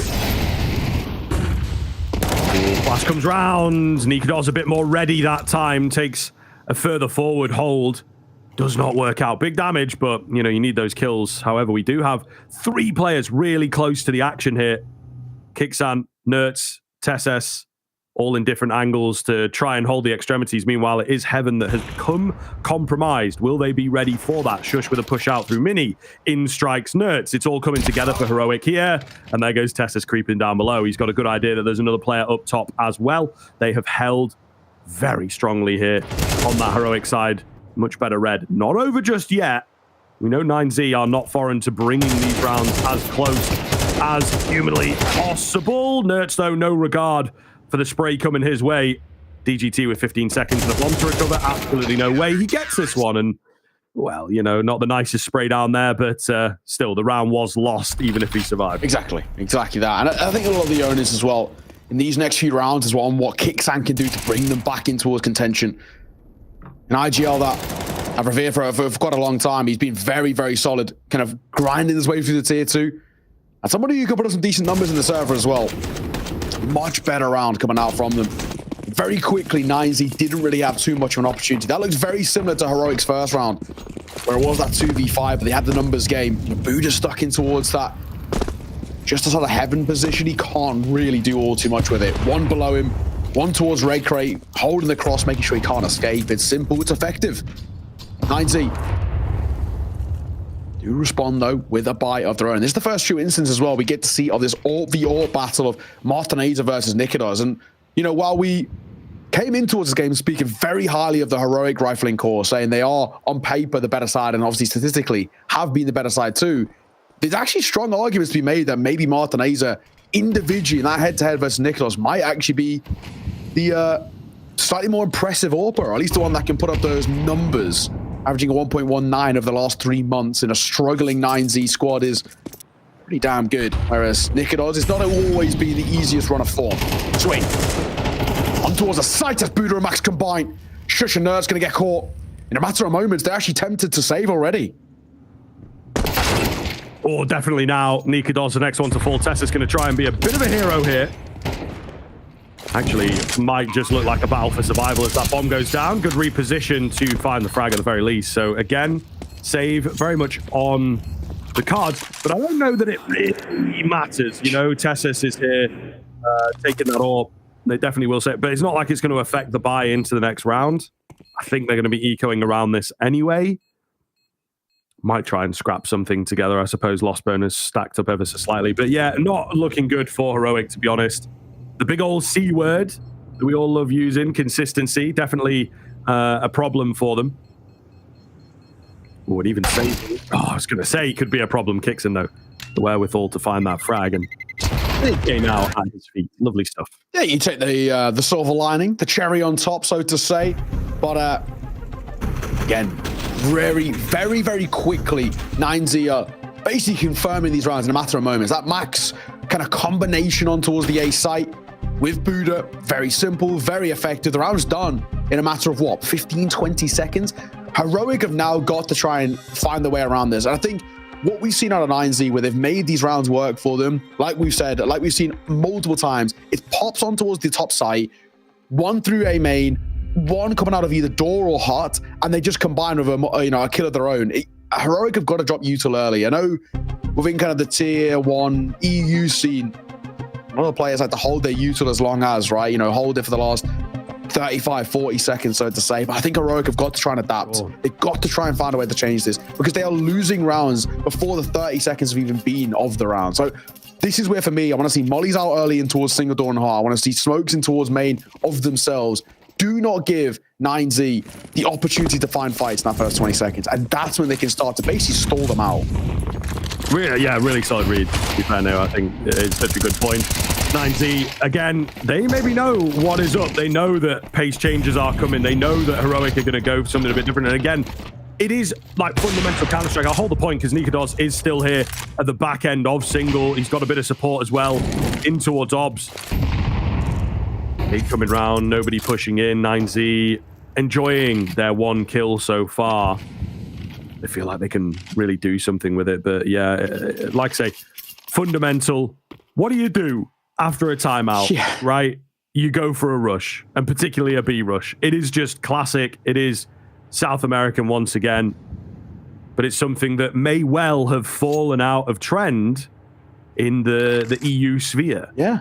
So when you get one of these sort of tier 2 South American teams in particular, like you say, you have to readjust. Heroic may be struggling with that, but plenty of time in this round to readjust. Nikodos on the corner, spots a hand, goes a little bit early. They're going to know that he's at the back of TYLOO. Still not quite giving him the respect. He will fall. No real indication as to whether he has done enough there. DGT holding out on the flank here. If Nuts goes down, round over, he will survive it. So maybe we got a retake on our hands. Double push through single door here. Buddha, though, making that orb sing very loud. Not somebody you see wield it all too often as Martinez with a rifle on the other side. Going to make his name known. The last man of Shush, a known quantity. And it might be a kind of a tail between your legs sort of situation. Get out of dodge. Max going to try and close it. And he gets the dink. Ooh, gets caught, though. Shush, just about staying alive. He's really got to run, though. Our bomb radius on Nuke is pretty damn big, but he'll get out of dodge. 9Z going to put up a 6th round. I've got to give a hell of a lot of credit to Max here. The IGL over towards 9Z, for me, calling a masterclass. Opening kill gets found early over towards ramp, pumps the brakes, and Heroic over-rotate ever so slightly. As the time starts to tick, yes, there's a little bit of presence still shown towards ramp, but Heroic start to doubt themselves. So 2 rotate again, back up through vent, and that's when they decide to pop towards B with only Nikodos backside. He goes 1 for 1, gets traded. That gives them the plan. It's a really, really nice couple of rounds of Counter-Strike out of 9Z. Heroic are struggling to find a way back into this. Even that time, like you said, off the back of a pause, I just think 9Z have kind of read into that situation perfectly. What are Heroic going to do? Well, they're probably confident that individually they might be better, so they're going to try and fight us. Is it going to work for them? No, is the answer. 4-round buffer zone. 9Z hold on the T side of Nuke. Most CT side of map in the pool currently is not bad. DGT for 1 kicks and trades. Might be able to make that work, and AK going to be recovered. Ooh, Nikodos on the Deagle. One more? No, not quite, but it is set up. And here we are. Heroic getting more in the face of their opponents, right? Thanks to the half-life, thanks to the pistols. Gap in the smokes. Leaves it down to just Mr. Buddha. Hero of the previous game. We highlighted him here for 9Z. Can he keep the level up? 1v3 in total. Should be able to get this bomb planted here. An attempt to the spam, though, is nice and clean from Tessis. I gave Buddha a bit too much credit. They will indeed steal away around there on the Heroic side. And again, leaning forward, showing us what they are capable of. Yeah. We know they have those individuals. Let's see them. They've just been a little too passive, a little too timid. But yeah, they really can come alive, man. So hopefully we can see a bit of that with the rifles. You know, follow this up. Get even more aggressive. That's what I say. Get a lobby crunch going. It's got to be said as well, in that instance as well, the opening couple of kills come through off the back of the pistols, but it's those saved AKs that they pick up that win them the round. I think Shush does really well. Towards outside, a slight gap on the smoke, and Martinez gets caught on towards top red. It's rookie errors that cost them. So, pause again to come through. A conversation to be had, a good opportunity as well for Saw to get back on the mic and try and rally the troops. This is a ship taking on a lot of water. Heroic are trying to stay afloat. If 9Z, if they get anywhere near 8 rounds on the T side, it already starts to feel out of the realms of possibility. That puts a lot of pressure on the Heroic T side, which isn't exactly always the most consistent of things. Back into a bite out of 9Z. One of my nades that Nikodos has been looking at. There as he misses out on the corner. A couple of Galils and a Mac 10. This is a winnable round for Heroic. Win this, you can shatter that T-side economy. Oh, it looked good for a second. I thought they would maybe get the drop on, but Nert's not smoked off for whatever reason. I suppose trying to catch them off guard with a quick burst out. That mini smoke is part and parcel to an A hit. It unfortunately backfires for 9Z, and yeah, Nert's easy for him to protect his teammate. 9Z have to reapproach in towards Tessus here, it looks like. Hidden away, timing going to be everything on this. They're not checking him at the moment. There he goes, takes the head of DGT, spotted out the second. And just play it patiently. Call on some support. Although I don't think he's necessarily confirmed the position of the second. Feel like he's just assuming there is another player. But where is he at? So Martinez could get a pretty big frag here. Not going to happen. Wow. Tessus so clean. Just Huazo left to go here. And, well, he's downstairs, which I suppose is nice. I don't think they recognize that he is. But, yeah, 20 seconds to get the bomb back. He ain't going for this, is he? He's just saving. What do you do, right? There's nothing. And like I said, that's a huge round for Heroic to be picking up, especially the tail end of this half as well. Economy, backbone going to be broken over towards 9Z. They're not going to have the funds to work with in the next. It's going to be an eco in towards this one, around that save Galil, and this is going to give an opportunity for Heroic to start to pull forward. Really, really important position they find themselves in. That's a very, very good round to be finding, and not only finding it, but finding it cleanly. Minimal casualties.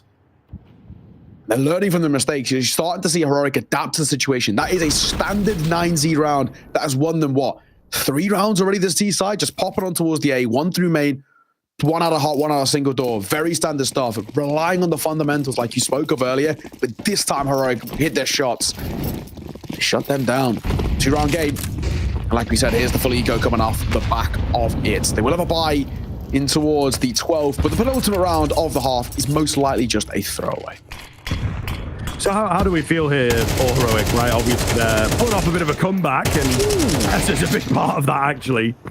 He gets himself another multi-frag round, but I don't know, only potentially, and it's not confirmed, but potentially being able to find 6 doesn't feel like quite enough out of your CT side for me. True. Do you know what? I think it goes without saying, in my opinion, 90 have done already enough in terms of building the foundations of a good T side. You know, 6 rounds on T side nuke, it's no easy feat. It's, you know, not all that often we see it happen.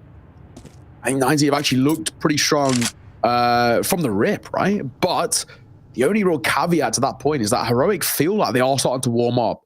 Heroic do this occasionally. They take a little bit of time to get going, and then they get in towards games and they become unstoppable. Nuts. I'll come back to that point in a minute as they close out the round. But yeah, like I was saying, Heroic aside, we saw this happen at the RMR. We saw this happen at the closed as well. This is a side for me who are very good when they get going. They just take a little bit of time to snowball occasionally. The one thing that's really going to help them is if they are snowballing, if they're feeling confident, and most importantly, winning out their 50-50s, that could actually be a benefit heading on towards that T side. Heroic are a side who, their setups are very clean. I'm looking, you know, when we get towards that T side, the outside control in particular out of Heroic feels for me considerably better than what 9Z have been offering thus far. Let's see if Heroic can make it an even game before heading in towards the halfway break, or 9Z are going to take an ever so slight lead in the final round of the half. Very early outside smokes from 9Z. Going to get that cross down just for the Mac 10. Nobody else joining just yet, but, you know, keeping that yard space in their hands. But then the Mac 10 also not dedicating downstairs. So just sort of faking things out a little. Trying to isolate this frag. Ikados, dangerous to reveal himself here. They are all around. I don't think he quite recognizes it. Yeah, Mac 10 takes his head clean off. Shush going to catch the business end of the AK. Just 3 remaining for Heroic right now. Not looking good at all. Tessus trying to be the hero, creeping round. They line up for him. He's dropped the bomb as well. He could get a bit more out of this, but denied that opportunity. Still time being bought. Kixon up on roof, like, what is going on? Where are these heroic players? Absolutely wild positions right now for the CT side. This position out of Kixon is so strong as well. Staying up towards roof. Anybody tries to reposition towards silo, he's got their number. But if they push in towards single door, which is very common in this sort of angle, he might be able to catch them. Oh my God, this is so precarious as he makes his way down the ladder. No, it's tagged, not quite dead. And Kixon, does he even think to clear this while he gets tagged up, and that'll cost them, and DGT will close it. Brilliant way for 9Z to find a slight lead at the turn of the half, but can they continue it after the break?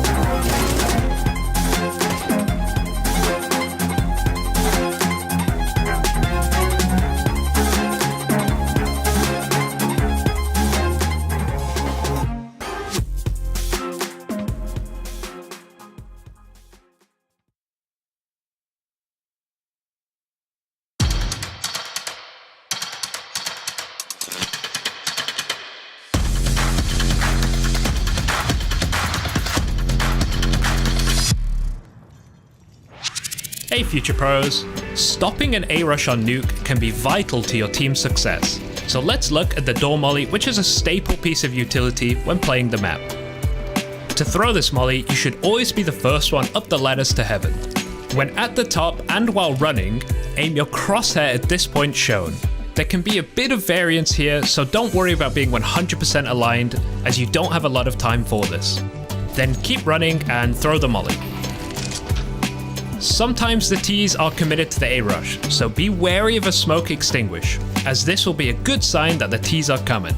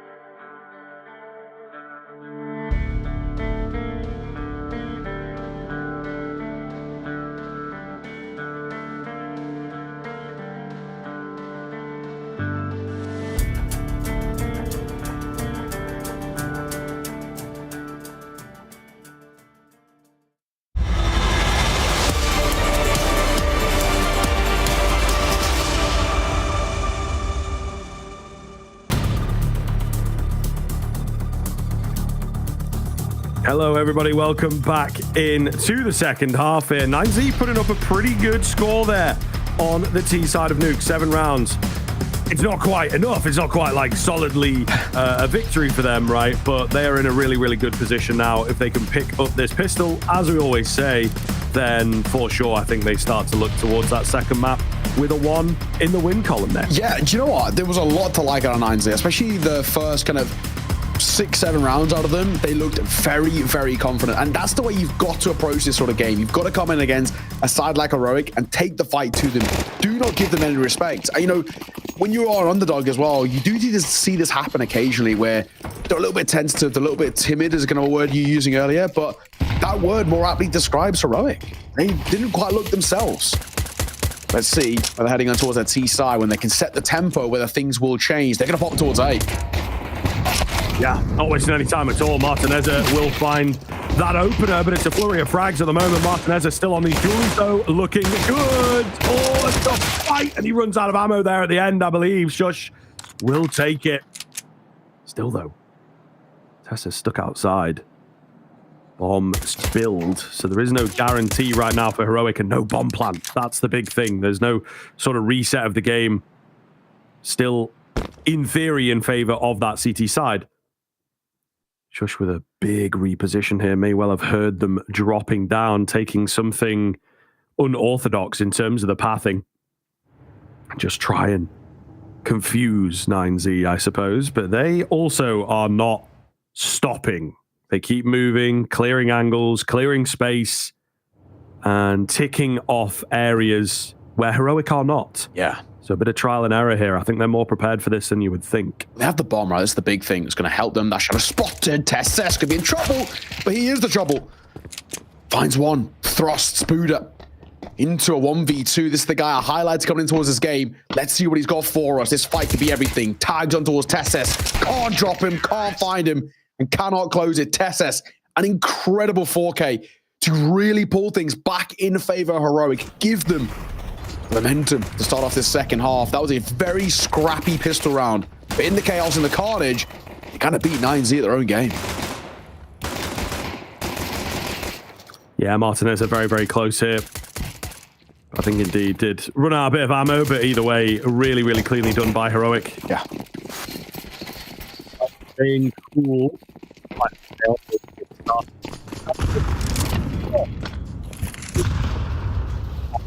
On Nuke for sure. I think we have seen it a lot more for my money. And, you know, Nuke, it feels like traditionally is a map that Force Buys were pretty effective on, actually, especially in and around that A bomb site. But again, we're not the biggest fans, but maybe 9Z can prove us wrong. Maybe not. Yeah, I didn't really even get the sentence out, and Tessis has shut me up there with the 2-piece. It's a good angle for the Eagles, though. And occasionally catch a couple of headies, but up to me, Buddha making the CZ work. Not often you get to say CZ and work in the same sentence. This will be core. Looks like it might just be only the one Constellation kill as well. The last man, a known quantity towards ramp. Now he's been spotted by Nerds as well, but he will be caught. Nice shot with the Eagle. 1v3, not really going to give him any sort of a chance in the round, but, you know, Constellation kills or something. If they can keep that T-side economy in check, we'll take a couple of silver lines. Nika does, peeking in for a fight. Gonna try and hunt him at the very least, but I don't think it's worth it. And you see them sort of tailing away now. There's no point. It's just a Deagle. Yes, Deagle in half armor is better than nothing, but there's no point risking your life for it. They sent one body. He fell. That'll be that. So they're safe. And it is going to be Heroic tying this game up. 7 rounds apiece. Yes, the Deagle stays alive, but it isn't going to make too big of a difference. Much better out of Heroic. And this is what we were saying. You know, we spoke about this a bit at the kind of the tail end of the half. Was it enough out of 9Z? Arguably, yes, in some cases, but Heroic are a side that once they start to snowball, once they start to get a little bit of momentum, they are very difficult to stop. And their individuals are coming alive now. 9Z, not too much of an investment in towards this one. And that save, Deeg. Heroic should have a bit of a free path to an 8 and to a lead in this map. Ooh, that's a bit awkward. They were set up in a nice spot there, but discovered while they were jumping up. Double nades actually landing down, not going to do too much, but Heroic know what's up. And a pretty rare kind of round here as well out from a T side where they're going to send 4 of the 5 downstairs, unless Shusha's hanging about. But the main pack goes just straight downstairs, you know, not messing around, get the smokes out, and try and make the B-bomb site work. Now, it looks like there's no one on B, but we do have 3 players on ramp here quite fast. And it's one of those rounds for 9Z where if they can get a couple of frags, you'll be happy with that. If you can scoop up an AK and escape, you'll be very happy with that. But the weaponry is looking completely outclassed here. There's 1. Buddha, can we make it 2? Yes, we can. What is that timing? Oh my God, Nertz is so angry right now. And that is an AK indeed retrieved. Heroic, though, will take the lead off the back of this round. So really putting in work on the T side. I like this as well. Drops a smoke over towards T-Spawn, but he's not going to play there. However, moving towards Red Crate is a little bit of a risk with a secret player there, Buddha. Maybe just kind of overstaying his welcome a little bit towards outside. He's going to be spotted, and now he's in a lot of trouble. Got to find this kill. He will. But even then, surviving is going to be big arse. That bomb radius is no joke. Kicksan's hunting too. He throws away the AK, and he honestly didn't even need to. Doesn't really matter. They'll have a buy-in towards the next regardless. Yeah, shame for him as well. He throws away the AK, and he was really under no pressure, but we don't really know about it in that situation. Good round, though. A little bit more expensive than Heroic would have liked, but a round is a round, and a lead is a lead. That's what Heroic have in their favor. 8-7 now. 9Z, first true response out of them coming up. A full buy towards this. Martinez getting his favorite AWP out, but he has been a little bit quiet with the big green. What have we got from him? Can he now start to elevate himself with no kind of open response basically out of Heroic? Always towards our side. Yeah, big flash here as well. He actually gets the cross. Oh yeah, charging him fast. We got to go straight into the action. Looking so good for 9Z. Wow. 3 in their favor is pretty much all you need, isn't it? We do get 1 back, but Heroic, what can you really do from here? They've not got control of A. They've not done significant damage to any of the remaining players. It's not a great look. And again, something kind of wild from Heroic, just flying in. Yeah. Let's give that a go. 9Z was super ready for that. Again, I think that is in the 9Z wheelhouse. Fast, aggressive, guns up.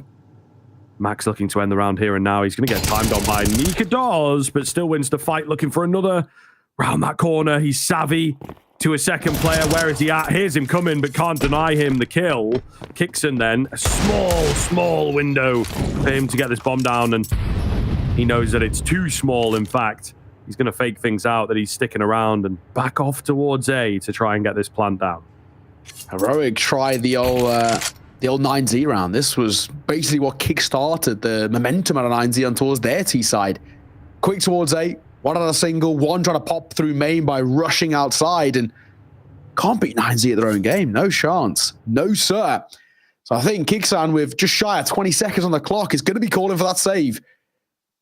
9Z bite back. 8-all. They tied this game up. Man alive, Heroic stunted very quickly. First full buy, and 9Z take it relatively easily. Says a lot. Only the 2 casualties, not too shabby. And what a game we're being gifted as well off the rip. You know, when we looked at this matchup, especially the veto, when we got towards it, we said about how important Nuke is, and especially if you're 9Z and you want a chance in this series, a lot of it feels like it comes down to Nuke. This is a map which is, for both of these 2 teams, their go-to, pick, their insta pick, their comfort map, and it's the perfect pugging ground for this sort of a series, specifically, and I'm loving the fact we're getting a game out of it.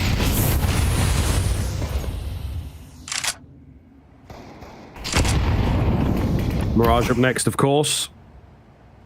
Keep your eyes peeled for that one, Heroic. Pretty big fans of that map. 9Z, strugglers.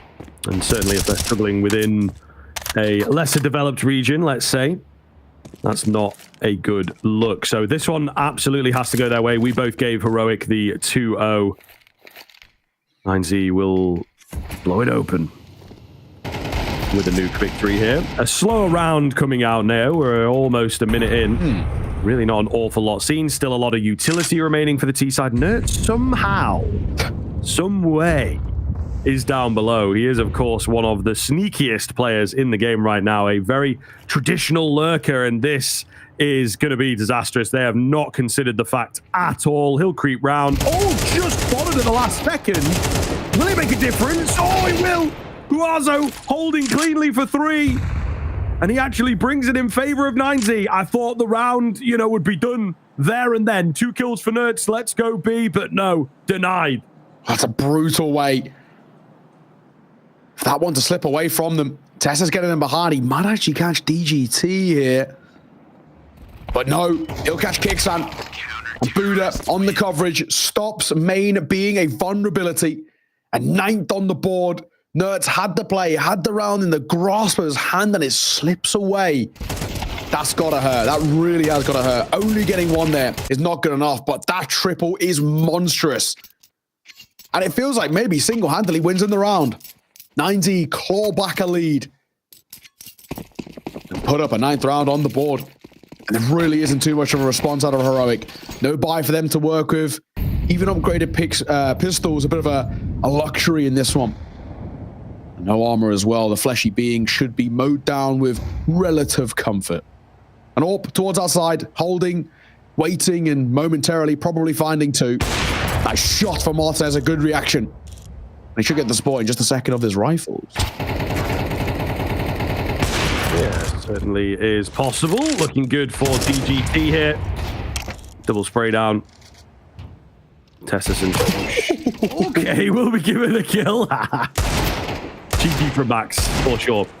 Tessus, meanwhile, looking for at least 1 more. Just try and make this slightly costly rather than only taking down a SMG. But before I can really get the sentence out, he's actually wallbanged by Martinez. So there you are. 9Z coming up to double digits then. This is starting to look convincing, in fact, if they can win it in this fashion. Yeah, as well. I love that kind of push towards that side, getting caught by the Deagle as well. Just a funny way to lose the 1 casualty.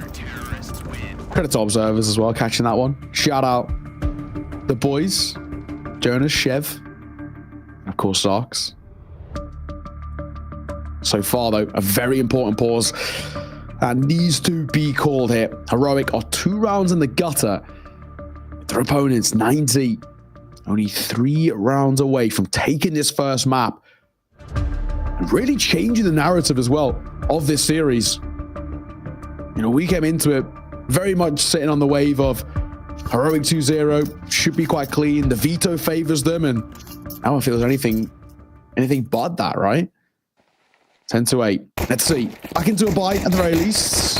Kixan does have to wield a Galil, but aside from that, it's a pretty fully fleshed buy. Prioritizing util in this one. 9Z, if you can win this, you basically push your way all the way to map point. Yeah, it definitely looks that way. So a really, really big round here for Heroic, in particular, their survival on this map. And just their confidence in the series. We've seen some nice rounds out from them, but it feels like it's been 9Z defying the odds and pulling back disadvantaged situations or winning the dominant rounds. Heroic, it's half buys, it's when they've broken economies, rifle round-wise. I think 9Z have looked like the much better team. A big nade to kick things off. Max, so risky to go swing it in there, but it pays off. 2 for him. DGT down below, surely going to be able to find 1 as well. Yes, he does. And they've done it again. 9Z coming out on top of the first exchange. This is a beautiful play towards CT. Because Heroic slows things down, it gives them so much coverage. Looking towards ramp, nobody's showing face. They actually go for a push as well, which is why DGT wraps all the way down towards Secret. Lasso pushes through, gets up towards radio, and nobody's there. So he's like, right, whoa, they've got to be outside. It's the only place left. Outside of lobby. Pick your poison, take your 50-50. Shush, that's a great reaction. And maybe ever so slightly and over peak. Buddha spotted 1. He's beckoning over rotation and support, but Nerds might not spot him. Nerds is dancing between the 2 angles. If he gets the peak effectively, he should find him, and he actually tags him through main as well. Shush. Last man alive in a 1v2. Does have the bomb. But 10 seconds, doesn't even have the time. I mean, he's got to go. He's got to go. He should have had his knife out earlier. He's just about. No. Oh, I don't know. That's close. That is close. Oh, yeah, wow. No reason. It's not enough, though. It's not enough. Yeah. They get the bomb, but I mean, what does that really matter at this point, right? 9Z moving up to 11. Really gonna play the money game on this one. Try and get as much utility as possible, and there is indeed an AWP to retreat. Yeah. There we go. So all good, but lots of util also picked up, to be fair, there by Huazo. We'll see now moving forwards. I mean, yeah, looking very, very good for 9Z. I think Heroic. It's one thing going down in rounds. It's another thing getting frustrated by the way your opponents are playing. So confident, so heads up, wanting to take the fights. You see what I mean? It's 2v1. There's a lot on the line there, and we just go charging in at the end. Buddha's just going to swing open the door by himself. Again, a lot of tier 1 European teams would be like, let them have the plant. Let's not take any chances. 2v1 it. But that's not how 9Z like to approach things. Yeah, you know, all these EU teams play a numbers game where it's all about percentages and all the rest, and 9Z, just this raw angel is working well for them. I've got to say that nade at the start of the round, of last round, did so much damage as well to give them so much confidence. I mean, tagging Tess down to 40 points of HP before we'd even seen a body. This time, though, they do get a comfortable cross towards Secret. At the very least, that's something. And the bomb plant does facilitate a buy here. So there's small incremental positives at a Heroic, but they are falling quite rapidly behind. Kixan, that is so audacious, and he gets away with it. We'll find Max, and DGC's surely going to be blindsided. He will. Gets caught by Shush. This is falling apart rapidly. Absolutely wild approach from Heroic, but maybe what they needed. Throwing some madness into the mix. Big kill from Huazo, though, up top. He's ready for Kixon somewhere, but doesn't quite know where to look for him. Goes flying round the corner. Maybe thought he was still down below. Buddha not close enough to find a trade, but again, might be able to catch some players off with this sneak out from heaven. Long range spray down, difficult to land. Martinez all alone, 30 seconds. 4 to get through. I have a feeling the scope might have been heard down below there. Not fully confirmed, but they are weary of that area. I think he's got to try and save it as best he can. It's not going to be easy. And, just as we were singing the positives of 9Z in terms of this, confident, sort of individualistic based play style out of them, that's where they get punished. 3 different people fighting through heaven and all 3 of them failing. That's probably where things go a little bit sideways. Normally we would see kind of an EU team find a fight towards heaven, get the information that are outside, and actually give them outside and play sites. Fall back, play for crossfires. 9Z re-peek in time again and lose their fights. And most importantly, that one from the guy who was kind of just coming out of Secret, the long-range duel, and losing that costs them. Martinator, he should be fine here. And he will. He'll save. The AWP is alive. That is better than nothing. Of course, they have plenty of cash to work with. Heroic, a much-needed round for survival. We'll start there. That kicks and frag towards that side. Flying for a smoke. Balls of steel. It goes without saying. But in another world, he loses that. They lose the numbers advantage, and everything falls apart rapidly. So it wasn't a bit of a nice edge. 9Z, though, back in towards their investment. They don't have a lot left in those back pockets, though. Wallet is mighty thin. So for Heroic, this is arguably the most important round they have had so far this entire map. Oh, straight through a molly.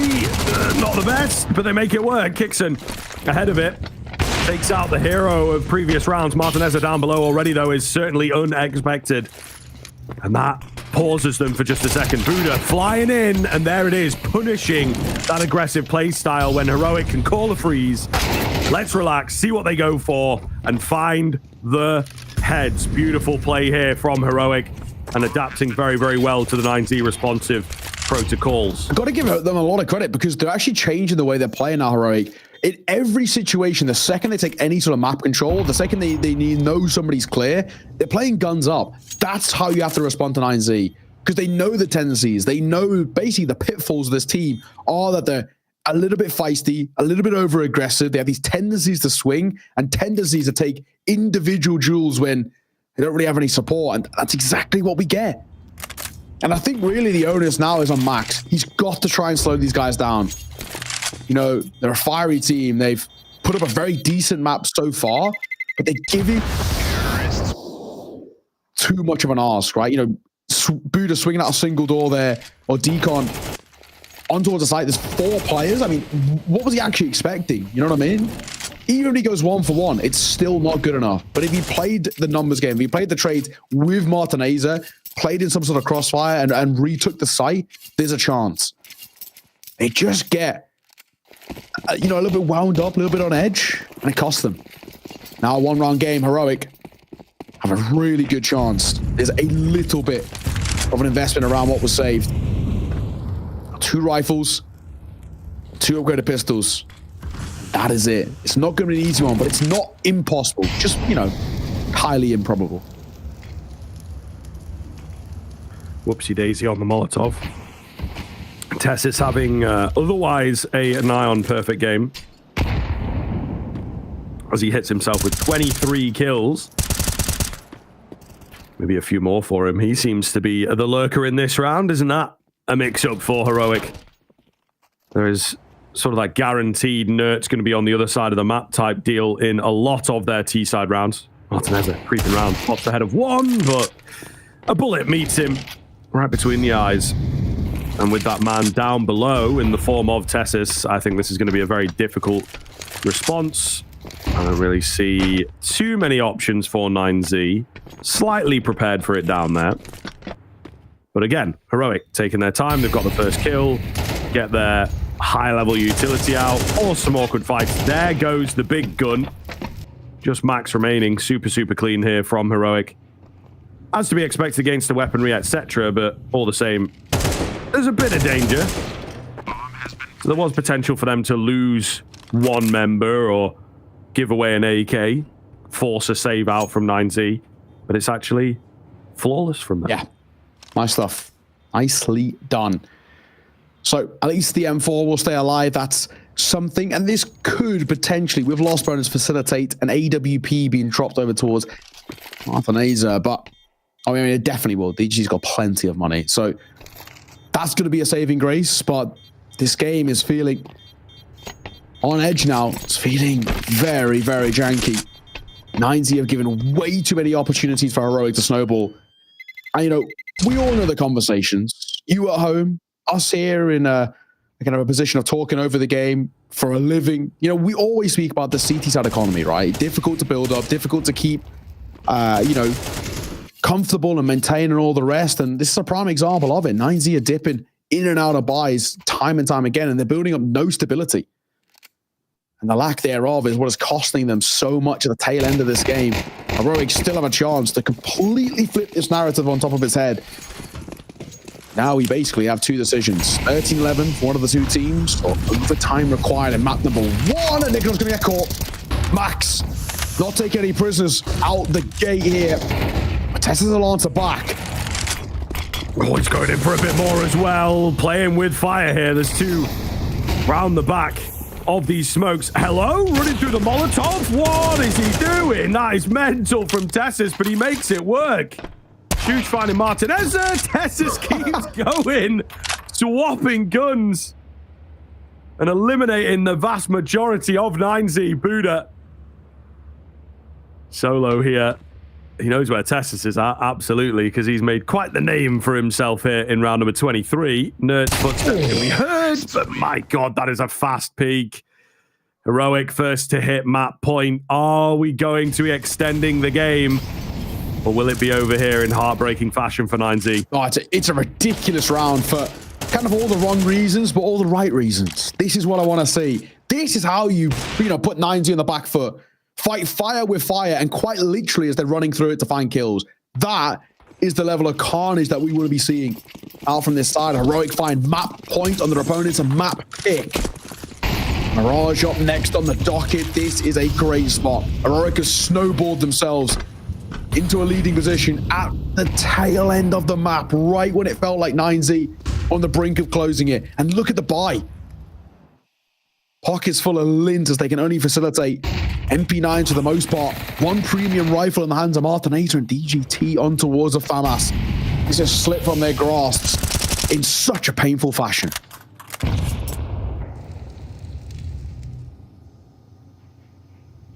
Tessis once again down below. Maz into his own hands. Round.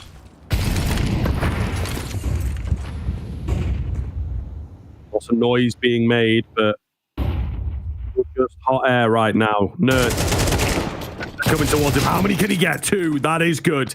That is well played. And Buddha spotted, so it's a fair trade-off. 4 versus 3 with 1 being known makes the job of Heroic so much easier. Martinezza. Glass already broken. Oh, God. He's fallen in and out of the window. That could cost the game. And he will absolutely blame himself for a moment like that. Kixon is on high here, looking for the next frag. Buddha ready for him, takes his head clean off. So we're not done just yet. 25 seconds. B bomb site seems to be where they want to go. And we know that it's clear. They have a good idea that it's clear as well. Nobody around. Open plan and a tough retake for survival here on Nuke. Oh, util as well. This is the biggest part about it. FAMAS we can speak whatever about is the lack of util and the fact that Nikolas has caught Buddha in rotation. What have you got for us, King? A FAMAS and a 1v3. It's not the easiest of situations. He's being held. He's being pop shot at that. He'll find Shush. And now maybe giving himself an opportunity. 1 man in towards radio. 1 man double door. Tap on towards the bomb. But a dead man walking. Tessus will close it. Heroic steal away 9Z's map pick at the brink. In the dying embers of map number 1, they find it in their favor. And for 9Z losing that in the most painful of fashions.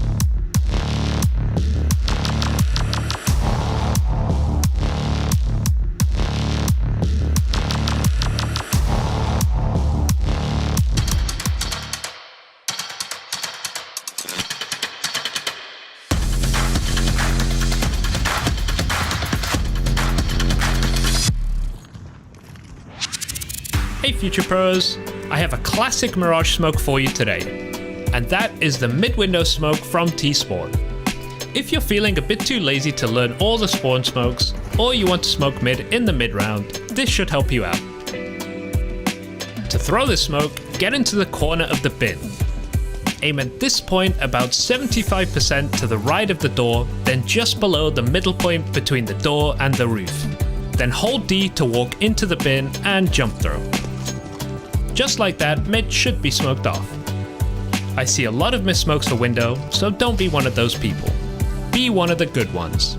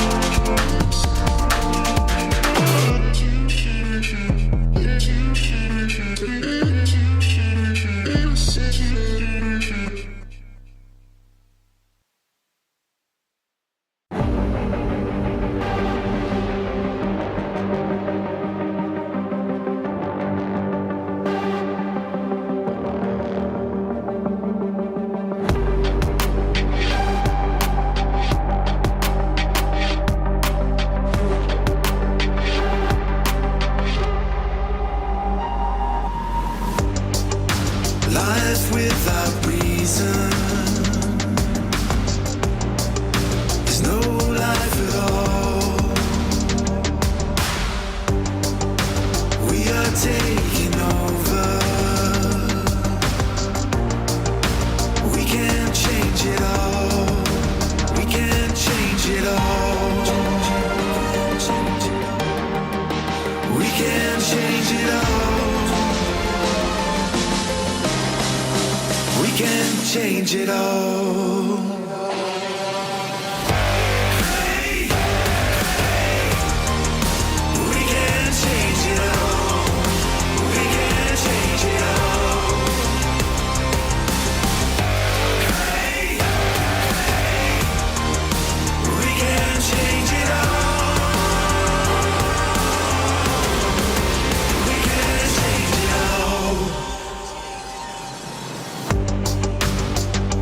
This is the moment.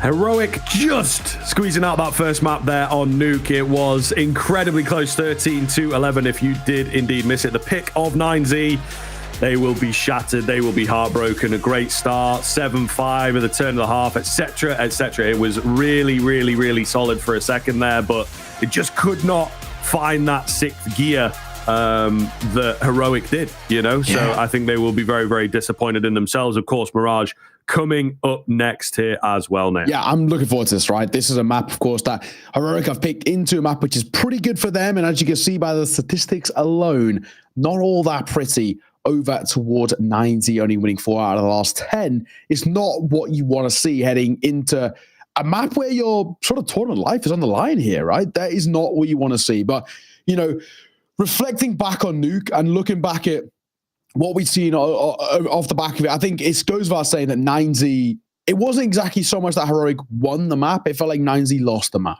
if that makes sense. There was a side that were in control. They were on the road to closing it out, and they just let it slip, you know, over-facing, over-peaking, and a play style which was heavily reliant on individuals, and it cost them. It cost them a hell of a lot. One man they have to attest to, you know, if you're Heroic, you know, maybe an arguably a little bit of a silent, a little bit of a subtle, but either way, a sumptuous performance out of him. That attests this, man. 28 kills to his name. You know, he pulled away, especially that tail end as well. Individually brilliant, and found them a hell of a lot of space in that T side, especially towards our side. Without him, I think Heroic might have actually been in trouble. Yeah, absolutely. And like you say, I think you really, really find the pinpoint there is the fact that it was towards the tail end when the rounds really started to matter. Economies are weak for both sides. So we win this round and it's a reset. He was getting 3 in a really big round there in Garage, if you remember, on the AWP, swapping across, you know, but also a good number of rounds in there where he'd get a couple of kills. And they just change things up quite massively, where usually they'd have Nerds maybe outside going down secret, being the annoying player trying to find the timings. Tessa's swapped that position with him, but is a much more aggressive and confident player than Nerds, particularly when the game is going that well for him already, right? Yeah. He has right to be. So a really nice adjustment from Heroic there right at the end to battle off against those 9Z players who were unafraid to take fights. And in the end, that kind of fearlessness ended up costing them, right? The fine line between the bravery and the stupidity is as they say. So that's maybe what's happened a little bit to 9Z, unfortunately. Yeah. And yeah, they become their own problem by playing a bit too aggressive in the end. But as said, we do have the Mirage coming up next. We've got a few minutes until that, so I think it's good time to sort of set that up properly. How do you feel now moving into Mirage, right? We have all the mental side that I love talking about, 9Z, got to bounce back, etc. But from a more objective standpoint, logistical standpoint, how does this now look for 9Z? Not great. I'm going to say and be quite frank with you, this is not a good position to be in. I think, you know, we could talk all we want about the map, and I'll touch on it briefly, right? In the sense of Mirage is, it's an open book in the sense of this is a map everybody knows how to play. I mentioned every time you see it, nobody, you know, you never see anything different, right? So because of that, every single thing, whether it's a smoke or a fight or a position taken, it's a known quantity in the sense of what they're expecting to get out of it. However, the thing for me at the moment is just the individuals don't really seem awake anymore for 9Z. We've already seen how they're very confident in their own abilities, and that costs them a lot as well as gives them a lot, right? It's a double-edged sword. You, see these moments where individuals pop off. Buddha had a couple of moments. Wasso had a couple of moments. I mean, even, to be fair to him, DGT, for a long part of that, was the only guy positive over towards 9Z, despite them leading the rounds. However, these over-fighting and over-facing, especially on the CT side, is really what let them down. And that's most likely where 9Z will be starting. That's what worries me the most. I think Heroic, if they can come out the gates and towards map number 2, a pistol, couple of rounds on the rifles, I think they can already build up a really, really good foundation of a first half. Yeah, for sure. It definitely does feel that way. And as you say, right, it's all about survival. There's a lot of pressure. There's a lot of emotion. There's a lot of frustration. And it really is going to be difficult for 9Z to bounce back now. I think they were banking on that first map, and expectations are realistic, let's say, for a team like 9Z coming into this tournament. If they could take one off Heroic, that is a great way for them to potentially, quote unquote, end their tournament, right? Yes, yeah. But the fact that, unfortunately, the nuke drops, it's a real problem. It's a real problem, to be honest. And I think they will now struggle with what comes next. So, yeah. But we always have that thing that we like leaning into. Yeah. Right? I think you know where I might be going with this. The Mirage pick. Risky. The Mirage pick. It is. It is very risky indeed, man. You know, this is a map that everybody knows to a certain degree. Sure, from a team play angle, 9Z might struggle there, but you might just get that one individual. You might just have that one player who is able to take over the game and just gets into the flow state, as they say. And it's that kind of map. It can be very, very risky to pick into it. So Heroic do have to watch themselves, not get overconfident and not set their sights on the next BO3. Who are we playing? You know, this should be plain sailing now. They have to keep present. Yeah, you spoke about flow states, and you spoke about it. You know, a map like Mirage, and I think Inferno has very similar kind of similarities in that sense, right? We saw what Bit did at the major, right, in that third and final map, and I think Mirage can have those moments too. If an individual can get going, and for me, the main one I'm going to look towards here is DGT. If that guy can get going, for me, he is the firepower. He is what makes this 9Z team scary. If he can get going, there is a chance. But I'm still going to lean here and say that, you know, 9Z are even more so underdogs now in this situation. I think for Heroic, there's got to be something in the back pocket. I think as well, when it comes down to it, this is more of a punish than a comfort pick for Heroic. Yes, Heroic don't mind this map. Yes, they've actually put up some decent performance on it, but this is a known quantity of the sense of, we know that 9Z have looked a little rough on it. We know that we can take them in these head-to-head.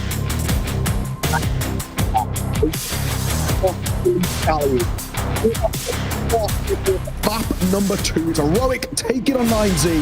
And for 9Z, this is about survival. Backs against the wall. What have they got to show us when survival's on the line? Because lose this, and we bid them farewell. Aggression up middle, of course. What else for 9Z? They go back to what they know, what they love. Nobody there on the receiving end of it, though. But they will get some deep mid control at the expense of A, and maybe a read from Heroic. A great little setup to deal with mid presence, really. Quick A execute coming out. A failed stairs smoke, mind you. That's not the first time I feel like I've seen a failed Heroic smoke. Huaso holding behind here as Kixan does not check his angles, and a clean frag there, to be fair to him. So we'll see now, looking good. The aggression on the retake, even before the bomb has gone down. 9Z are going for it here, and the kills keep on coming. It's just Tessus. He's backstabbed. Huaso with a 3K, and 9Z with the perfect way to open up on Mirage. Very weird pistol round, has to be said. You know, mid aggression comes through, doesn't really work properly, and then it kind of all falls apart very rapidly. Heroic kind of get caught in two minds and caught on the flank, and before you know it, you know, all the positives that they wanted out of that round, they weren't given. Bomb plant, no. Man advantage, not even close. And 9Z, that first round is a really good one for them. That's what we want to see. That's a response. You know, you like touching it quite a lot in terms of the mental game. That's a confidence boost. That's what's going to really shake off the nerves off the back of, oh, this is a survival. This is keeping us alive in this tournament. That's going to give them a sigh of relief. So, Heroic, no bomb plant means no buy. They're not really even committing the bomb as well, because Nerds, well, he's in T-Sport.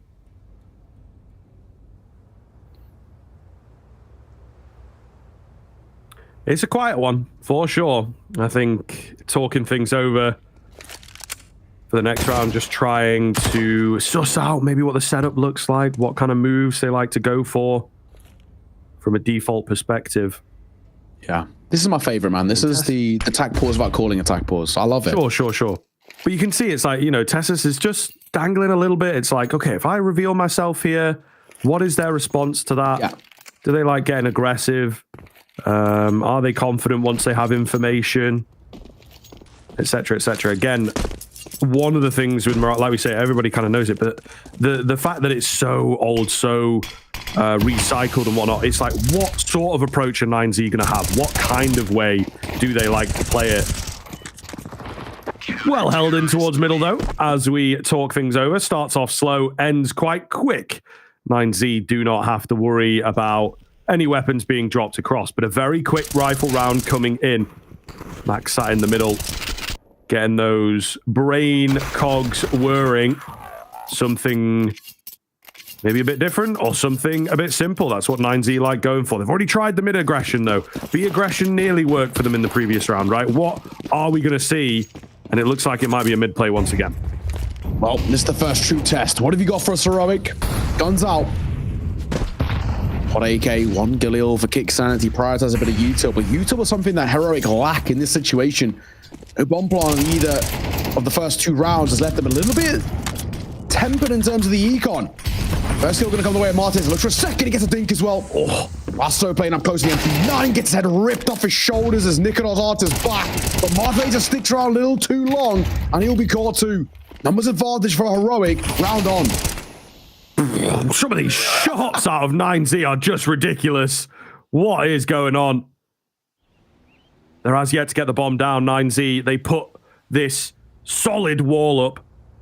The best defense is a good offense, I think, is most certainly. They've got their notepad, and that's all it says. Tessis creeping up through connector here. A difficult angle to beat, though. DGT ready for that, and a double for him. All down to Kixon. No HP to work with.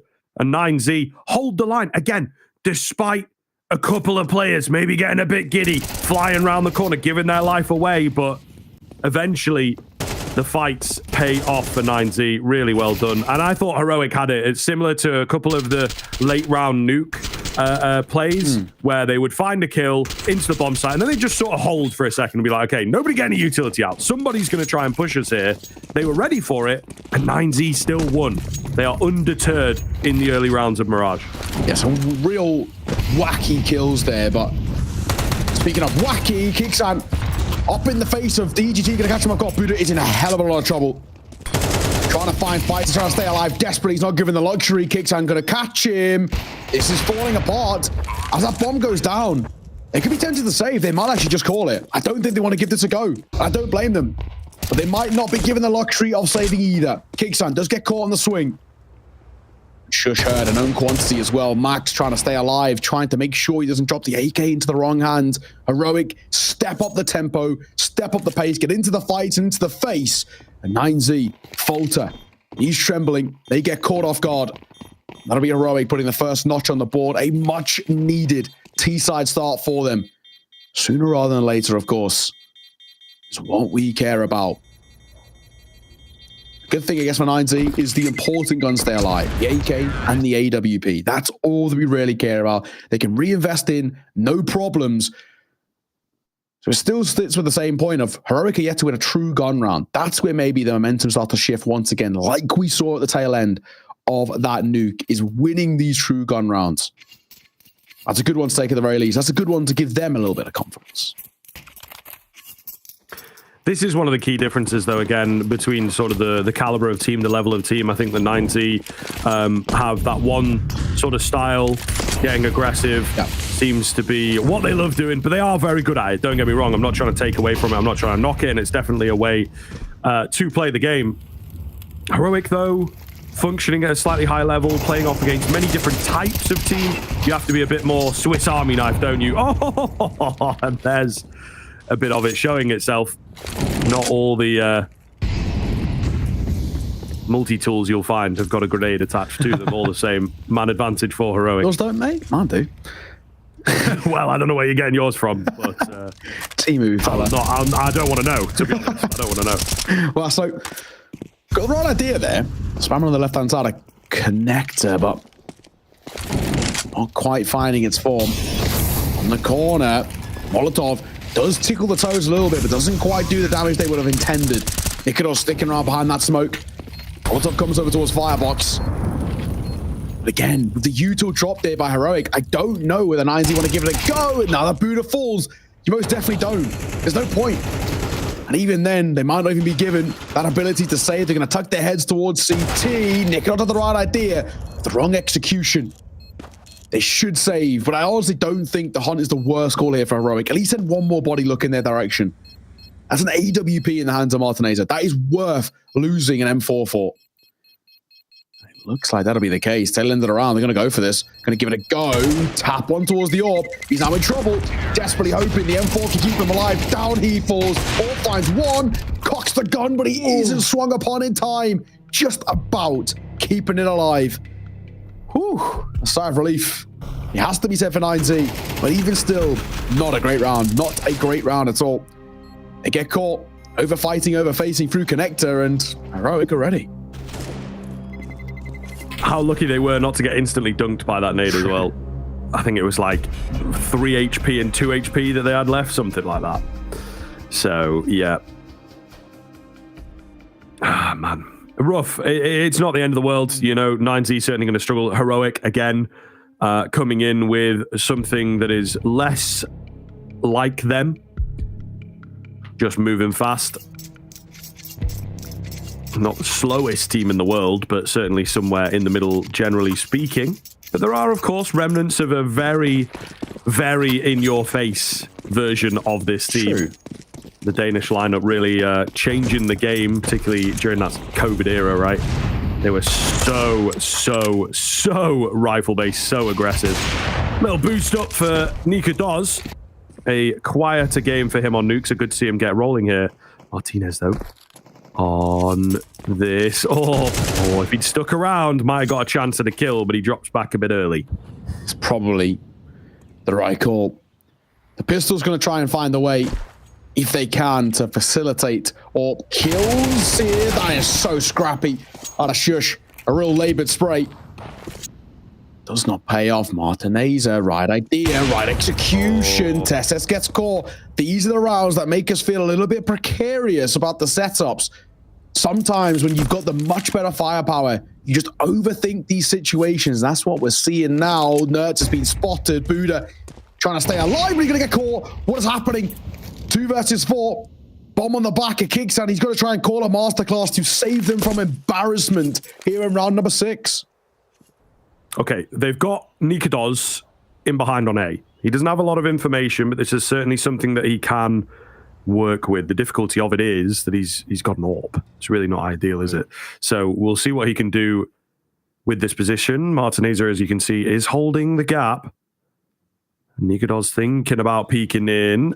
This is where the AWP might come in handy. Oh, I think that barrel might just have been spotted so they can kind of confirm that he is indeed here. Martinez off angle, shots missed by both sides, but it's created enough of a distraction for the bomb to get out, but denied the plant. Buddha will indeed win the round with that frag, and 9Z have done the impossible. What a round out for Martinez as well, You've got to say, presence in the B-apps. He doesn't find a kill, but maybe scope heard, shadow spotted, they don't fancy peeking into him. Then he goes over towards A, then he's back in towards B. That's how you have to play that round on a saving AWP, is to just be super mobile, really hard to pin down, and of course, finding 2 kills always helps. Man, I mean, that's a style of AWPing that you can't do consistently out of Martinez.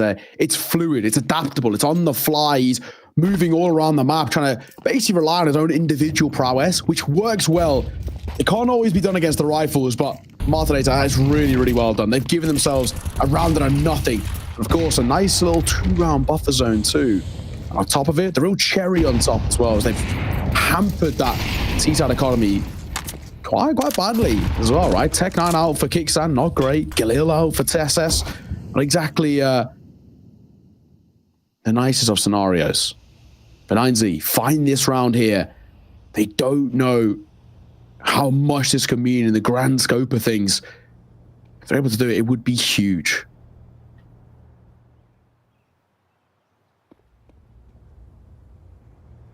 Big round. Nerds boosted up. Patience, the name of the game. Max wants a fight here. Could get a little frisky over there. Oh, Wasso, though, with a double swing. Nerds had moved in, picks up Max, but it's Wasso who keeps on going. Will be denied eventually, but he actually manages to get some damage off there.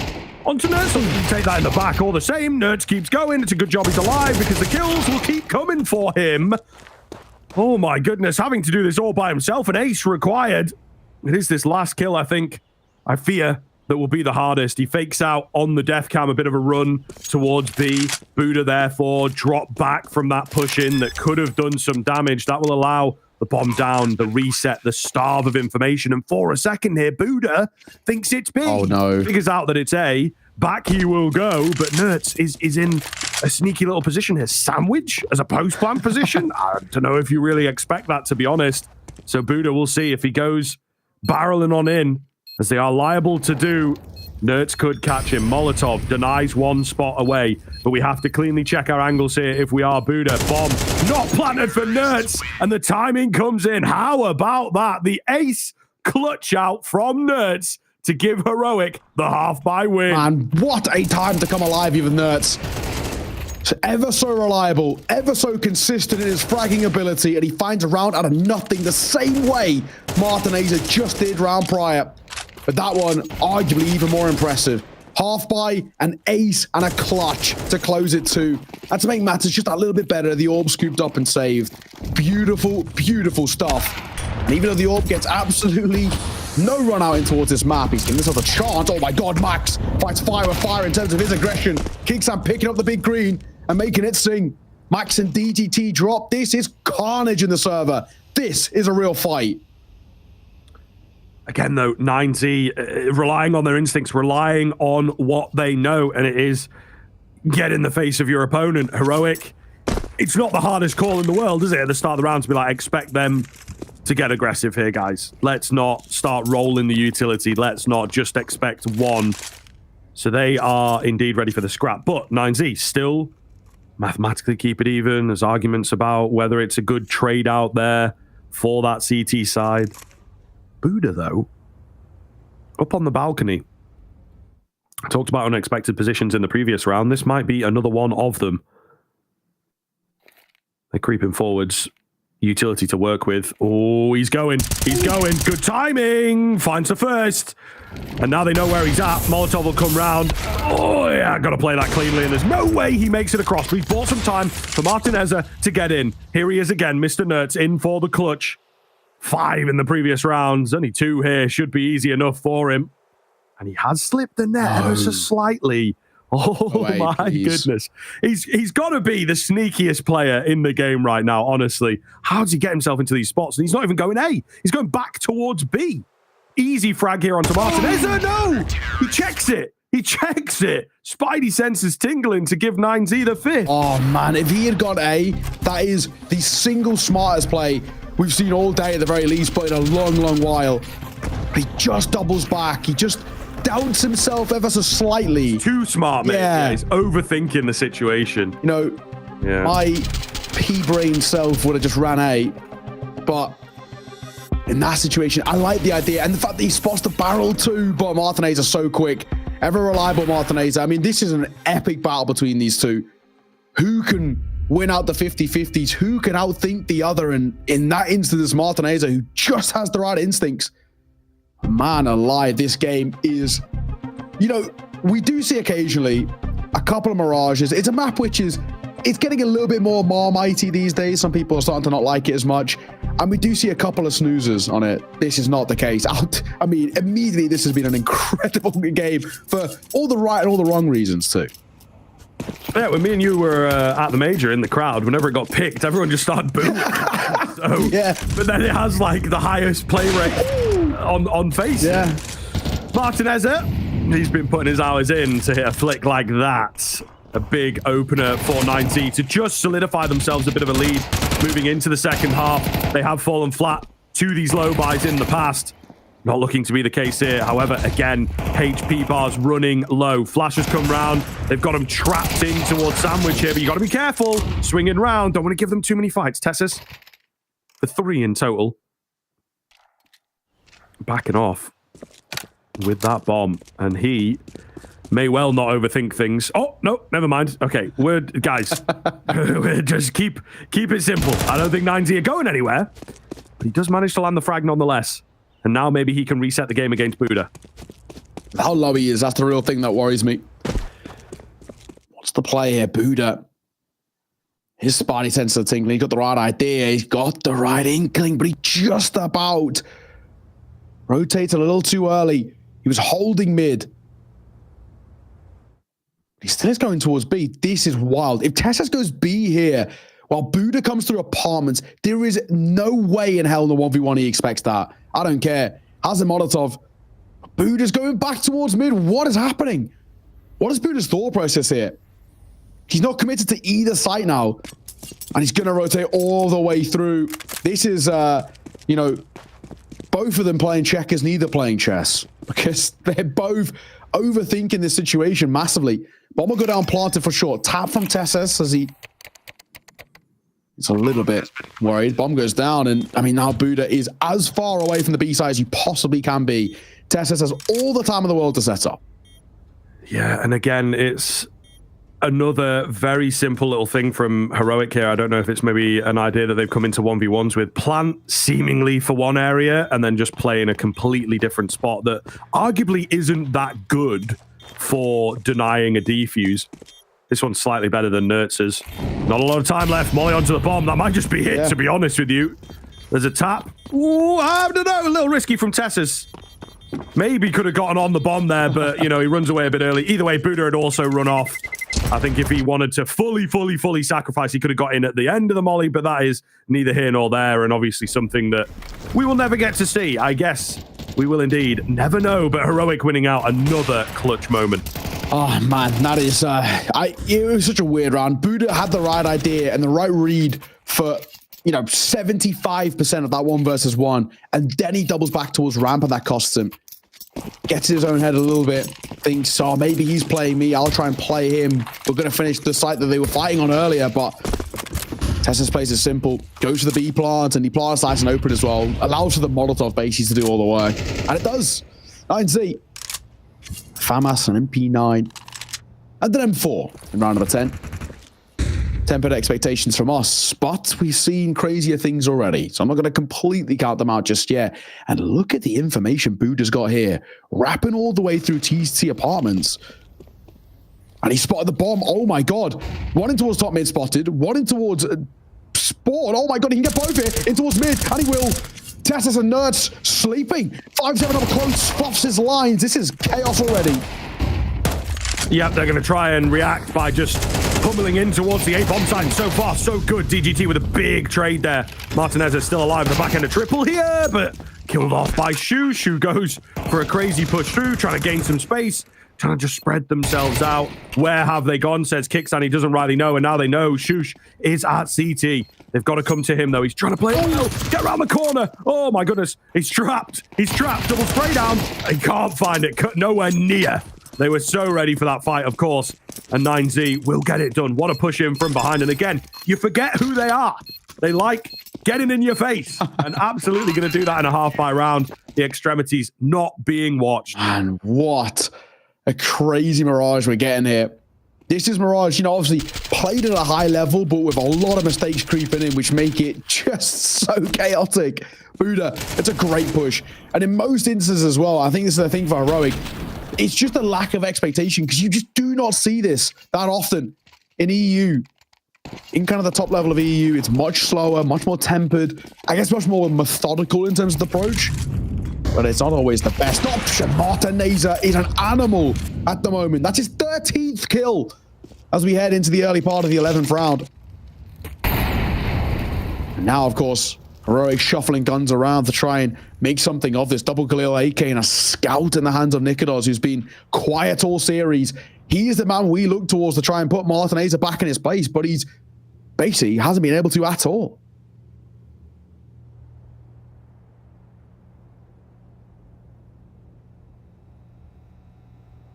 So pushing around for a bit of information. He doesn't realize it, but he actually has a really, really good spot. Just denying one area of the map as being problematic. And you can see Tessus is a little tetchy, a little unsure. Now, we have a fake out here for a short play with the con smoke, the jungle molly, nade at the bottom end of con though. So it feels like 9Z are ready for a move like this. In fact, they've seen it before. There is no fooling us. Max swings around, still going to be very difficult for him. He's all alone at the moment. He's just trying to buy time for those rotations, and it's not fully confirmed that they are making their way over. Tessus holds out for a flank, and that is so well played by Heroic that, yes, it could be a possibility, but not fully giving the game away, right? Leaving the CTs guessing. Buddha moving in, takes scout, and that will be that, a save for the final round. Oh, well, I don't think it's the worst thing in the world. They lost the sight, smoked out, Util to keep them at bay. I don't hate this call. Very close first half once again. We had a 7-5 finish on Nuke. Ended with Heroic stealing away in that second half. Is it going to be a mirrored showing here towards map number 2? More of the same. Or can 9Z use their advantages in their favor? They have a chance as well of matching that 7-5 in their favor.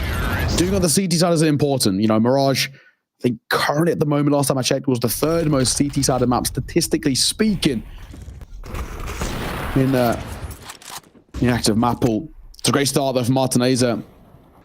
Just unfortunate, isn't really given all too much support. And because of it, it falls apart rapidly. Final round of the half, 6-5. 9Z, they do manage to get some level of investment, but it does require an MP9 and a FAMAS around what was saved. So not exactly the best of scenarios, but still workable.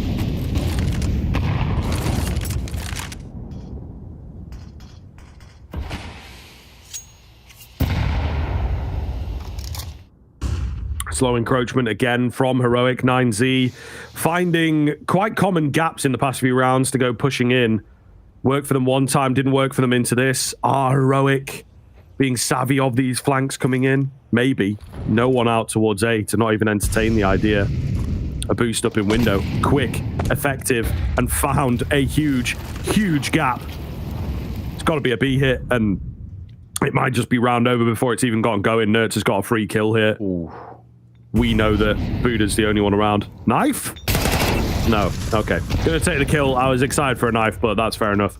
Either way, DGT out towards short here. Can't really do an awful lot to stop them. Yeah, the utility wasn't there, but they were ready for a fight at shorts. 5v3, you'd usually save here, but saving is not an option. Smoke goes deep. Max gets caught, and that's probably the tail end of it. MP9 and an AWP. Make that just an AWP in a 1v5. Martineza, what have you got? Any consolation kills to your name would be nice. Good for the stats, but I don't think he'll even be given that. Up close and personal towards short. One remains, and Shush should catch him. Doesn't, though. As Martineza keeps up his impressive form. Going to get himself another with a highlight reel at times, this guy. DB tempered off. 6-6, all tied square at the tail of the half. Who will take the lead after the break?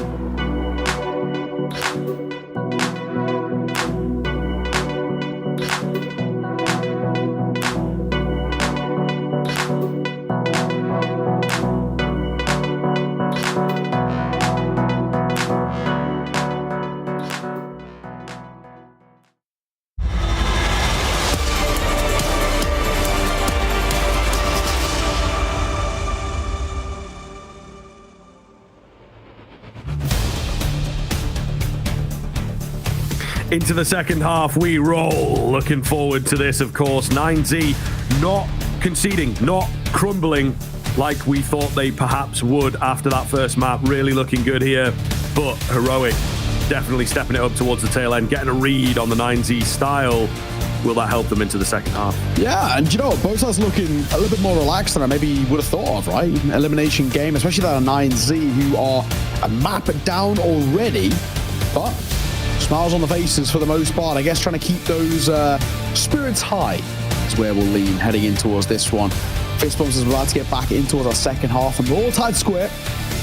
Our 6-4 standpoints, this first pistol round into the second half is so important. Win this, my oh my, game could be absolutely on in a matter of a moment. That's where you can start to spiral very quickly in your favor. We'll see. I mean, for now, it has been a decent little response, especially Heroic tail end of that first half. You start to really take the bulk of the gun rounds. 9Z, I think there's probably a little bit more pressure on their shoulders, specifically in this map at the moment, just because they know they could have closed out with a lead, and actually a pretty healthy lead at that as well.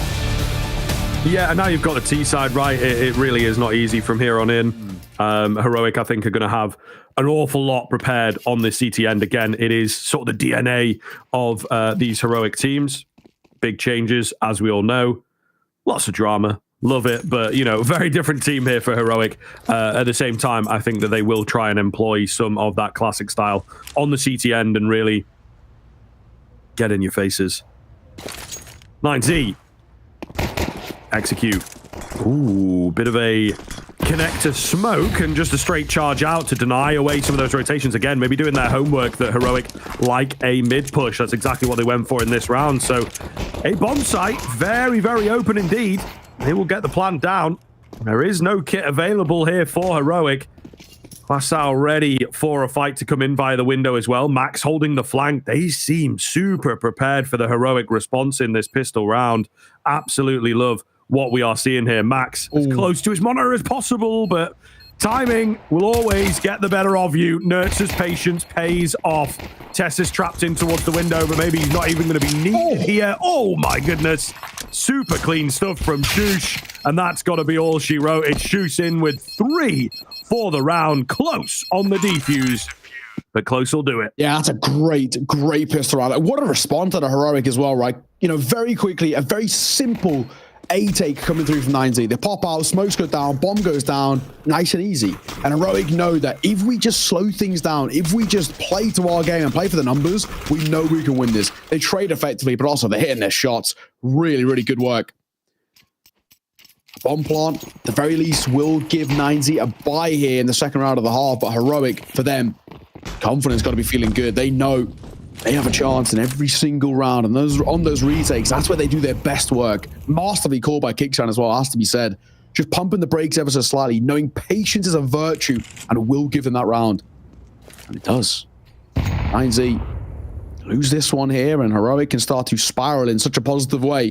Win it, however, game absolutely back on, and arguably back in their favor.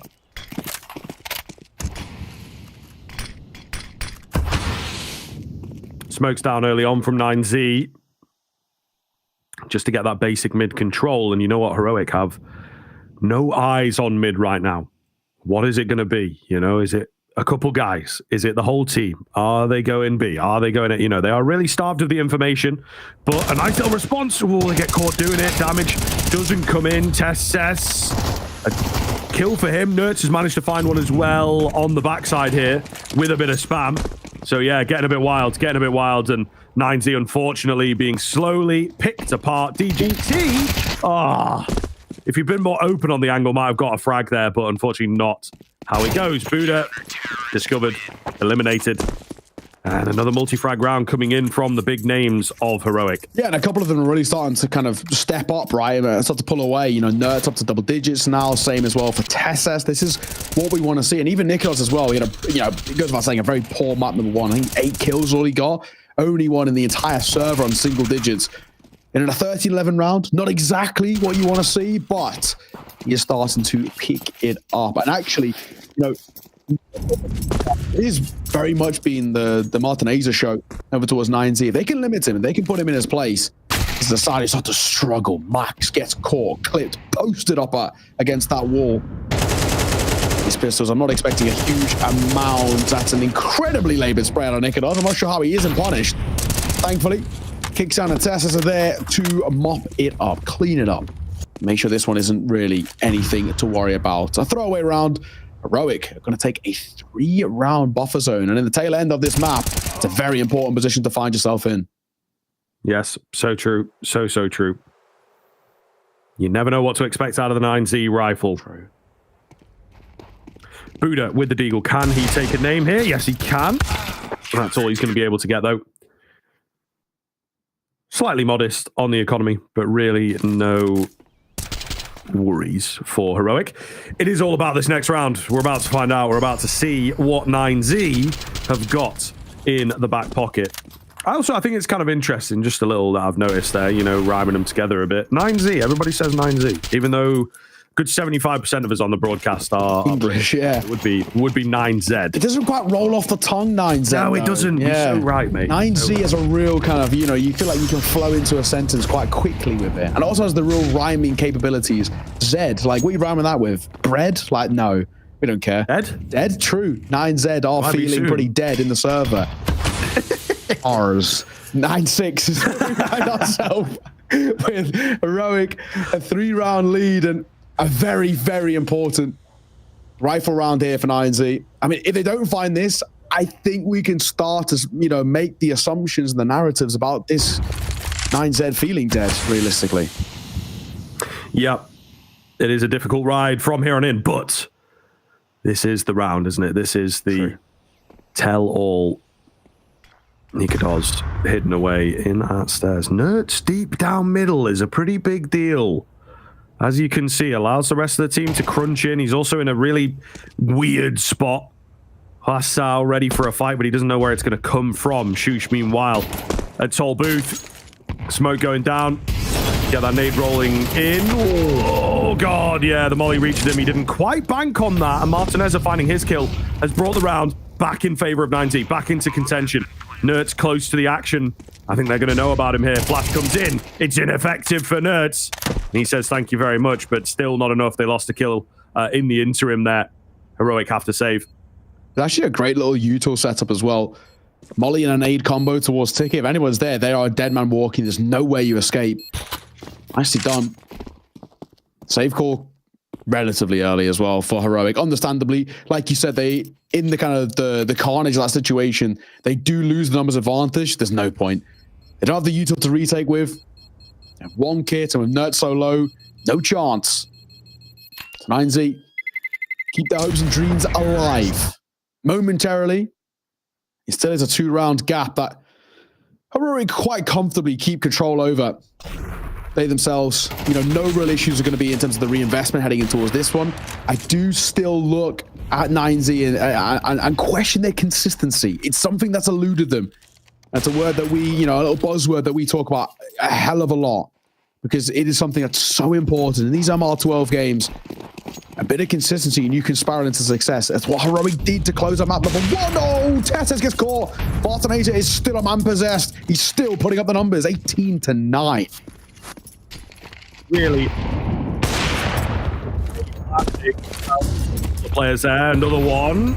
Not quite as satisfying. They will have backed away on the 9Z side of things, but yeah, looking very, very good here. In round number 17, they just have to not let the pressure get to them. They find the first frag. They thought about B. They were spotted. They pulled back. You can feel it.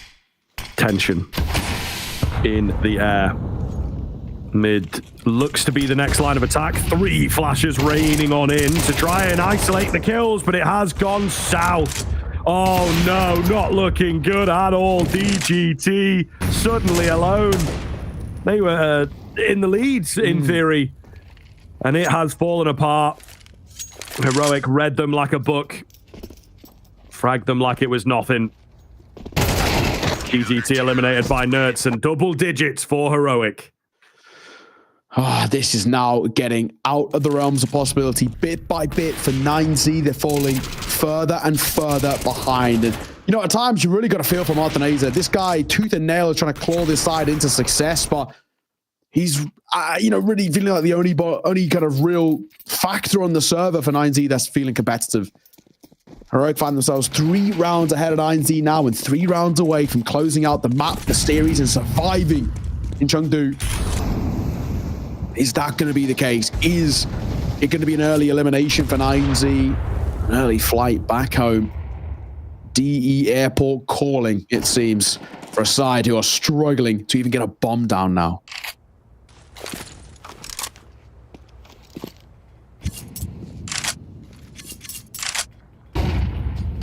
Again, slow roll with the utility. Heroic not wanting to match them, not wanting to fight fire with fire in the vast majority of these rounds, respecting that 9Z are after early scrappages, especially after the last round. They have to count themselves a little lucky.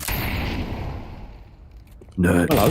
Oh no, that's so unfortunate on the timing. Just gets bested, but Nika does. With a trademark flick.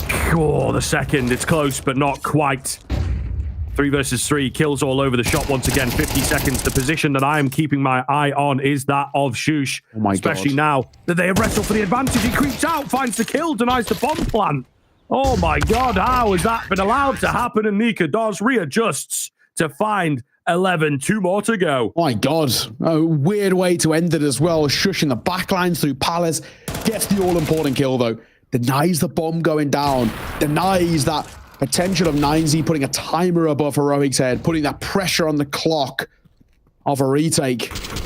And then, of course, bit by bit, the frags come through, and before you know it, numbers advantage wins it out for Heroic. Only 2 rounds away now.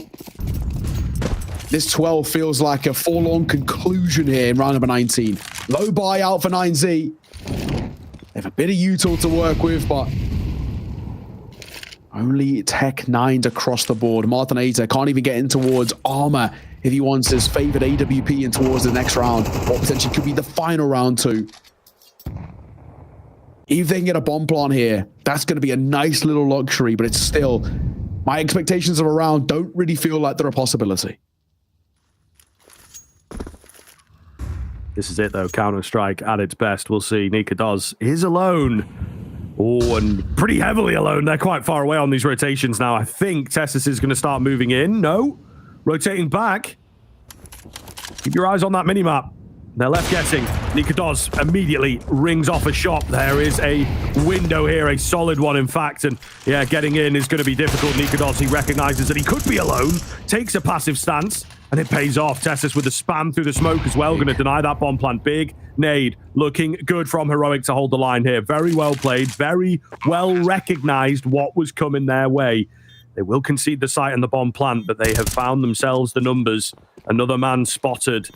In comes the rest of the cavalry as Tessus leads the vanguard. He will indeed be the first to go down.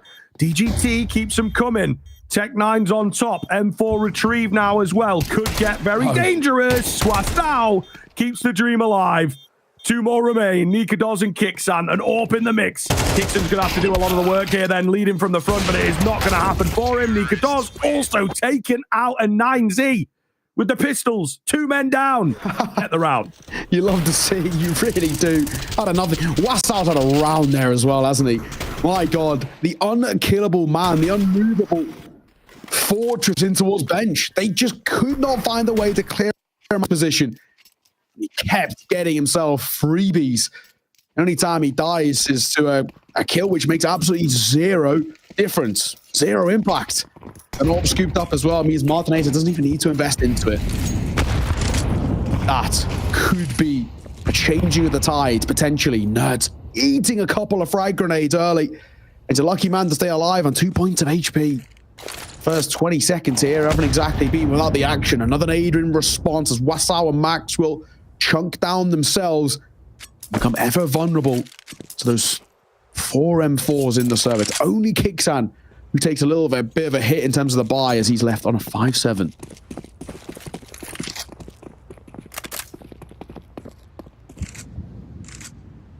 We approach the A-bomb site from 9Z.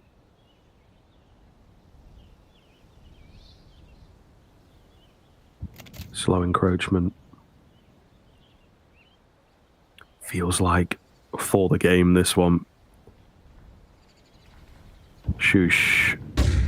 In at Ninja, and then Nerds at Firebox. It's an interesting setup, but it might just work for them. Touchdown flash. Denied away for anything else, but Nerds hidden.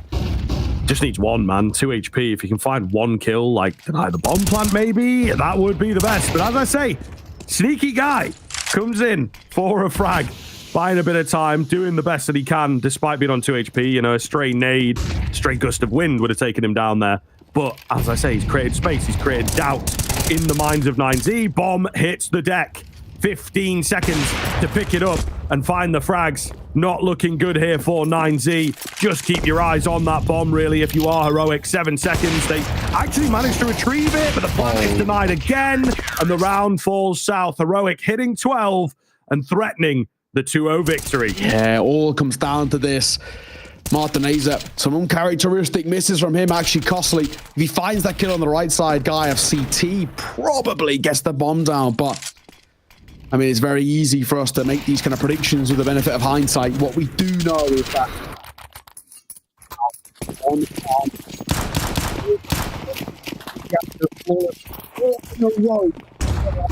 and that's just to push us towards overtime.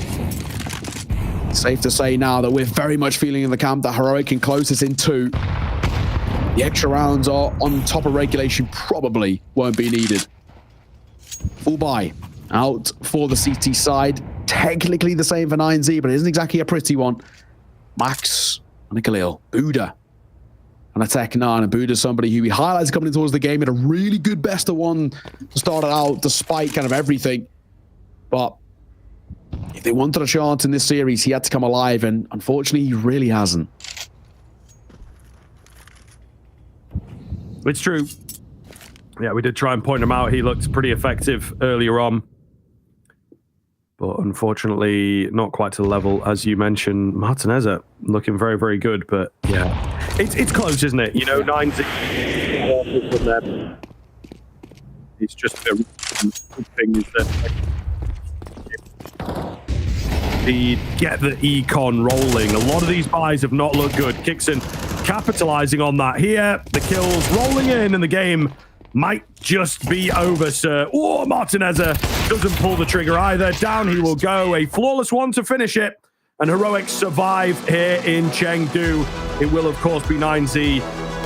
We wave goodbye to them, one of our first teams to get knocked out as well. It's difficult. It is very, very difficult. But at the same time, looking good from Heroic. No, it's commiserations, it has to be said, over towards the likes of 9Z. They had their moments. They had their kind of points where we liked what we were seeing. That start, basically nuke all the way up into what, the final 4 rounds maybe? We were loving what we were seeing, but it did not work out for them. That's the highlights to run through as well. But for Heroic, what a showing out from them.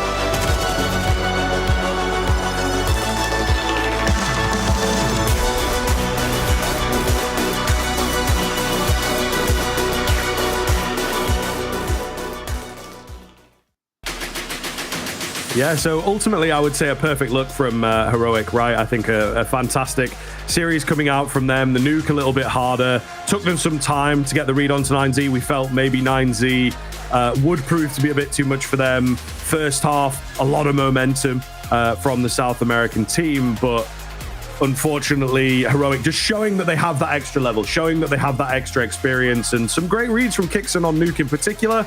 Mirage then felt a bit easier for them, particularly moving on to that CT side. They were just individually able to put up the brick wall. I like to say, as the saying goes, that every chain only as strong as its weakest link, and I think that that's what happened on that CT side there, is that there was no weak link. They were able to just rely on every single player. Everyone had a moment, everyone had a round, and 9Z couldn't consistently find a way in. And as the game progressed as well, 9Z really started to falter because Heroic found ways to adapt to their playstyle. You know, like we was talking a lot about this in Towards Nuke, where it was very much relying on individuals, very much relying on quite aggressive fights. You know, on that T side, 9Z would take in Jules within the first kind of 10, 15 seconds, sometimes, which is a bit of a rarity within kind of EU tier 1. And Heroic, it took them a little bit of time to, you know, realize, okay, first 20 seconds, guns up, right? Figure out that 9Z are going to swing us. They're going to try and play early fights. And then if we don't see a fight early, then drop in towards a bit of util and keep them at bay. This is our man of the match off the back of that. I don't think it's any surprise that we pick in towards. And Tessus single-handedly won the map number 1 with a 28-13 scoreline, a 1.7 rating to kind of from the dregs pull Heroic into a map victory on that map. And then heading in towards Mirage as well, there was more of the same from him. Really, really reliable, very solid both T side and CT side, and 9Z just didn't seem to have an answer for him. Yeah, and maybe we'll get to see some of the nuke rounds as well from him, and you know, keep your eye on the score if the nuke rounds do come up, because it was all the way at the end of the game in these big rounds, in these massive moments. Unfortunately, don't get to see them, but yeah, you know, on nuke, if you want to go back and watch it, just catch those final 3 or 4 rounds, watch what Tessus was doing, watch the change-ups that they made as a team to allow him the freedom to find openers, to find the multi-frag moments that will kind of save the game for them, I would say. It's true. You know, another guy I want to shout out as well, and somebody who probably off the back of the first map was definitely not in the forefront of my mind in terms of giving kind of positive praise to, was Nikodos. That map number 2 was considerably better. Map number 1 was a no-show, was not in the server, really struggled, especially in that head-to-head against Martineza. But man alive, especially towards the tail end of that map, he found ways to find fights against him. He found ways to put himself into advantageous positions and find a lot of success. And we did see that in terms of just individually, Martineza, he cooled off. He couldn't find a way to get kills at range. And that's one of the big things. He was the one-man army in the server. Nobody else even remotely close to being positive, while he was still dropping just shy of a 1.5 rating on Mirage. Right? Just how good this guy was. An incredible player, but he was the only one who really showed up. But ladies and gents, that is just our first best of 3 out of 2 for the day. We have got a banger coming up next. Do not want to miss it. It's a derby matchup from the domestic hopefuls. One, we have to bid farewell to nice and early. It's TYLOO, take on Lynn Vision Gaming. Coming up next.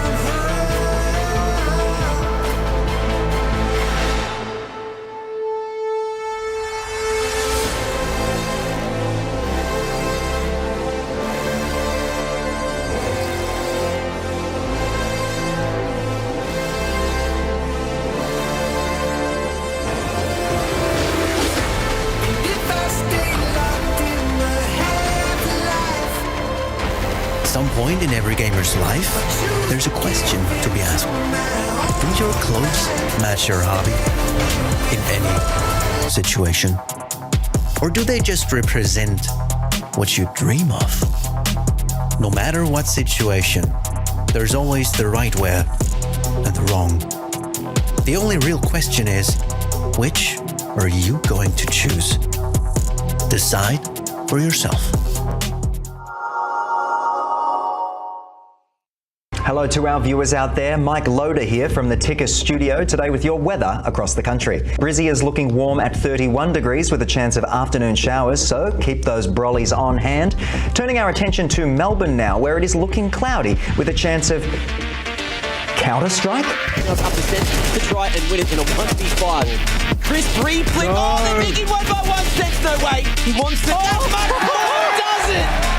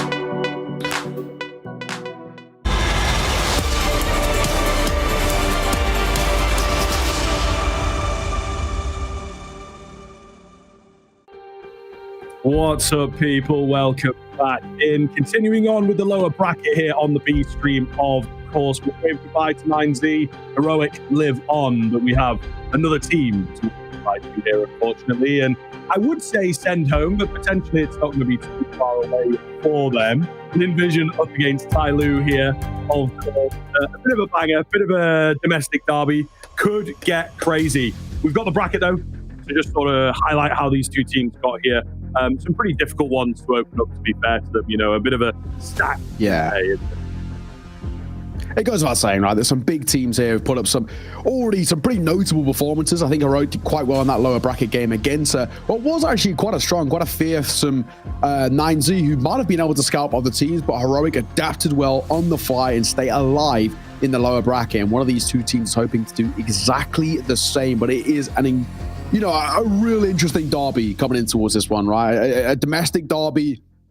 It's the expectation is some pretty chaotic Counter-Strike. We've actually casted these two, a multitude of times. We've done, ECL Asia for many a season, many years now. So we're very familiar with the scene and with what these two can bring to the table. It is going to be a little bit chaotic. We've done a bit of a head-to-head heading in towards this one to really highlight a couple of players who most definitely you should expect heading in towards this one to make a real difference. And of course, I don't think it should surprise anybody. It's the two star riflers, excuse the pun, of that Starry and Jam Young. These are the guys who are going to put up the numbers, or should. Yes, absolutely. It is completely fair. And I think, usually this is, as you say, an ECL kind of matchup type thing. Envision, though, they've been winning for a while. Some really solid results in the Asia Pacific region of ECL. So I do feel that, again, they're going to have confidence coming into this one. But once it gets onto the bigger stage, this TYLOO team, of course, some of you may recognize a lot of these players, Rare Atom at one time. They have made names for themselves on the international stage, looking good in tournaments like this, and definitely feel a bit more comfortable on land, don't they? I think, so we'll see here. We'll see. It's going to be a bit of a tough one, but excited for it. Very excited for it. And I think individually speaking, there are some really fun players to watch. Whether it is the cleanest Counter-Strike is debatable, I think. But at the end of the day, they are very edgy seat kind of stuff to watch. They never give up on a round. We do have the veto coming in here. Exactly. New and Ancient makes a lot of sense thus far. I'm interested to see where they decide to go.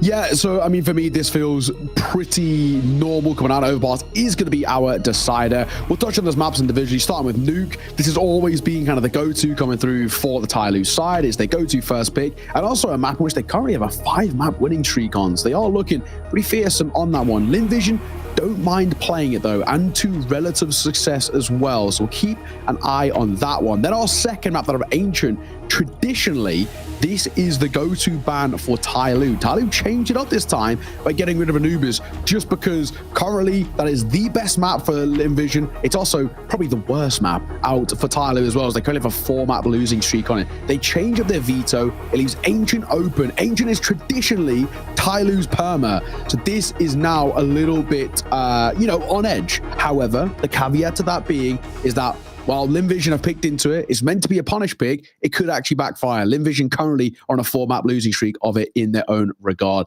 That overpass, if we get there, I think the favor, in my opinion, would be Lynn Vision, but it's more a case of if we get there more than anything. Now, these two sides, not only is this only a domestic derby on home soil, but this is a very familiar matchup. These two sides have played 57 maps of Counter-Strike in recent history. That says how much and how often that they play each other, with Lynn Vision just having the advantage with one more map in their favor. But most recently, they played at the major RMR, and that was where Lynn Vision were able to beat them on Ancient 13-6. Pretty comfortable. Yeah, I think it will be a bit of a refresh for TYLOO. No major for them, is a bit of a letdown, I think. Obviously, the region, it's very difficult. There's not that many spots going out and whatnot. A conversation for another day, I'm sure. But all the same, you would expect an organization like this, at the very least, to make it there. A team like this, even as mentioned, the Rare Atom boys look kind of good. But yeah, it has been a bit weird TYLOO wise. Some of the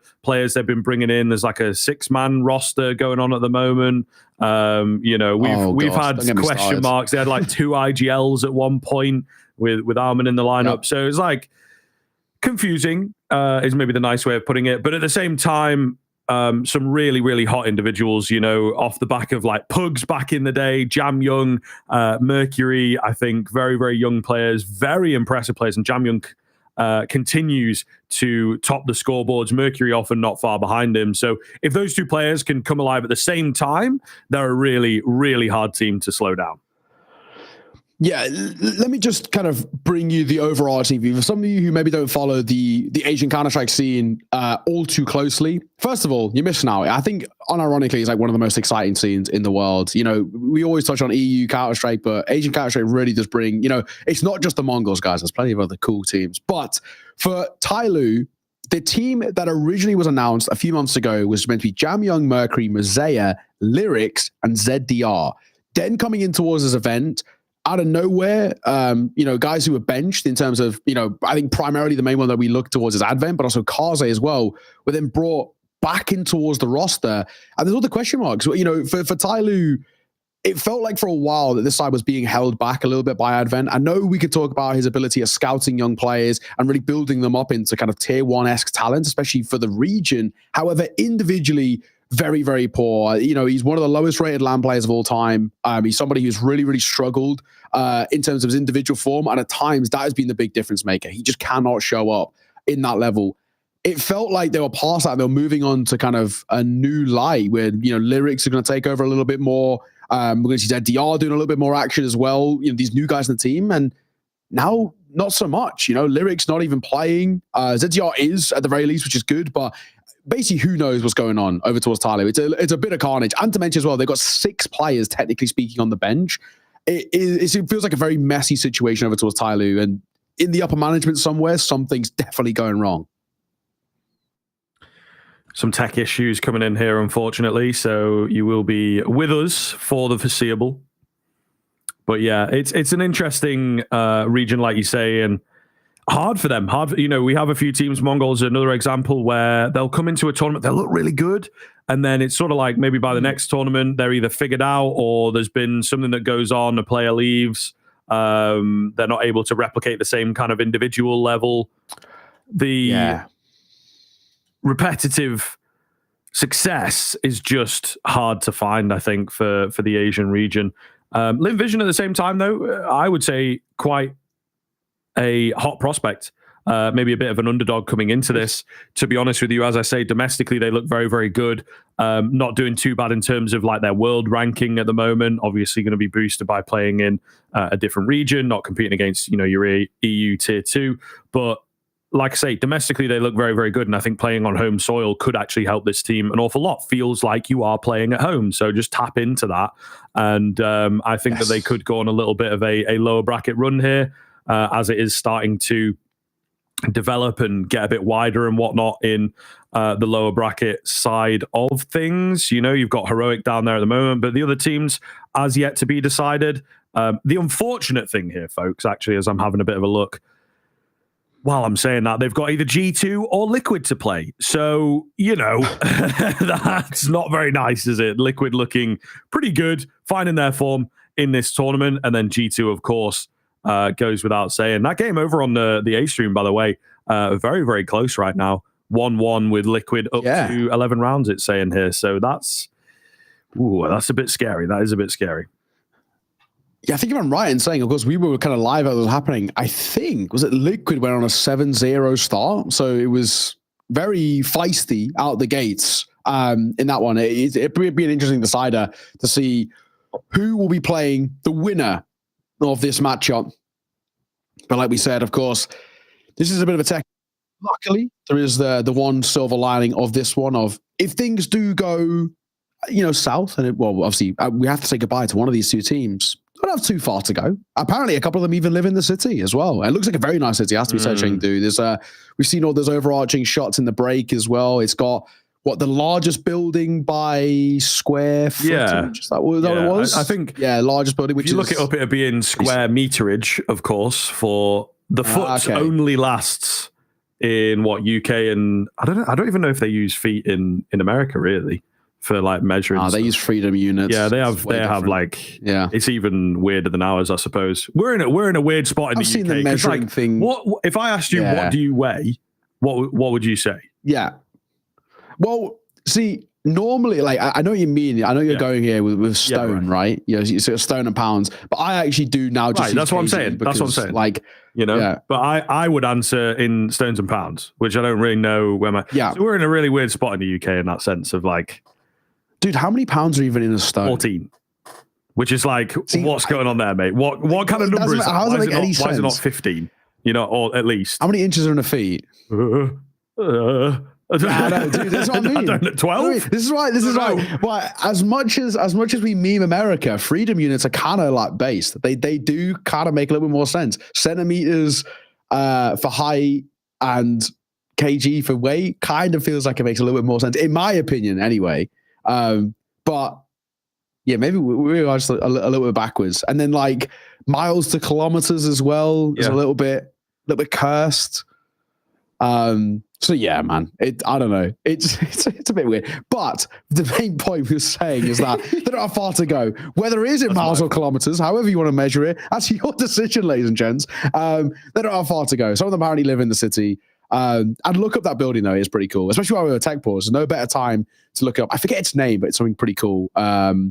But either way, it's like a mall, but also a hotel, but also it's called the New Century Global Center, and it is it's pretty damn big, essentially. And it bases everything. It is incredibly big. It's pretty cool. Either way, so hopefully we'll get underway in towards this game as soon as. But unfortunately, I think if I'm right in saying, Scrib, this one is looking like this pause might be a little bit longer. Yeah. It seems to be some sort of audio issue. It's a bit of a tough one, unfortunately. We don't quite have a lot of information, so we might sit for another minute or two and then throw it across to a break, unless we get some information in that, you know, there's a bit more of a confirmation. But you can see, man, when you get the team out, my guy's holding his ear, you know, waiting for feedback and whatnot. Yeah. They don't quite know what's up, and obviously audio going to be very, very important if that is indeed the issue out. I notice coach on both sides don't have headsets on. That usually seems to be a bit of it, so it might be something to do with that. Either way, folks, we are going to have to take that break. We do not have an exact ETA, so stick with us, keep an eye on the timer. We'll be back in a few.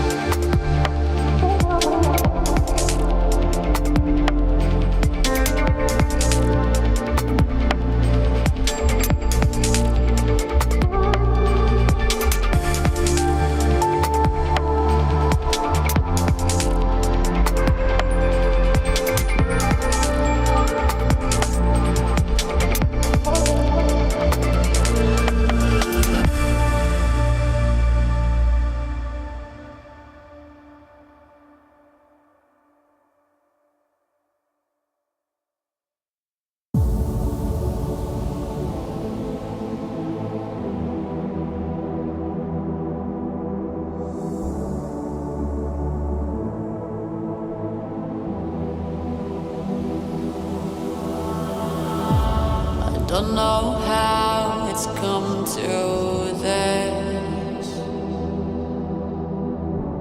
I don't know how I could resist.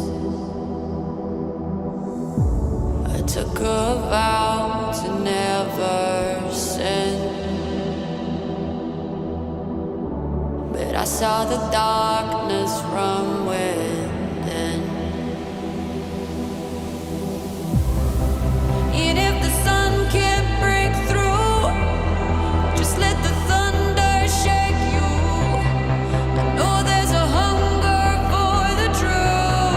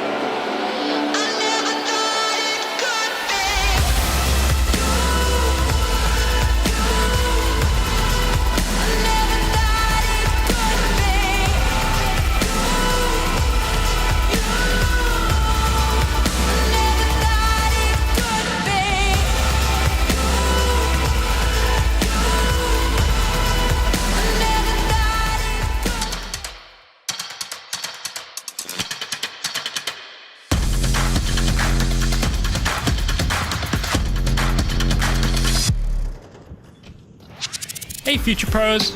A site on Nuke has some pesky angles to deal with.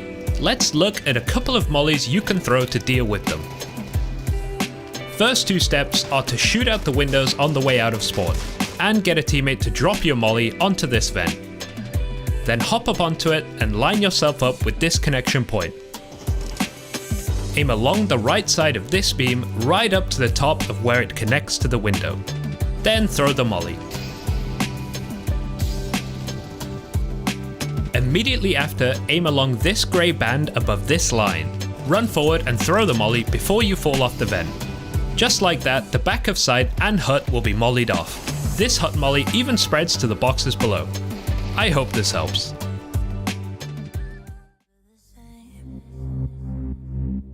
Not everything you see you can't trust anyway. All the thieves dressed as sheep tell you they know the way.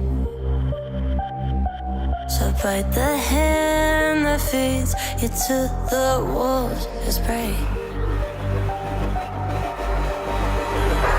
Get out my face, try to stab me with the saving grace. Fool me once, never twice. Now I got the knife. You try to cut off my conscience, bake me a cake full of nonsense. You eat it too and I got deja vu. When your words are up, you got you nauseous. Your shit belongs in the driveway. Don't know nothing but you wish, babe. Took out the trust like I used to have rest, but all that's in the past. Now I upgrade.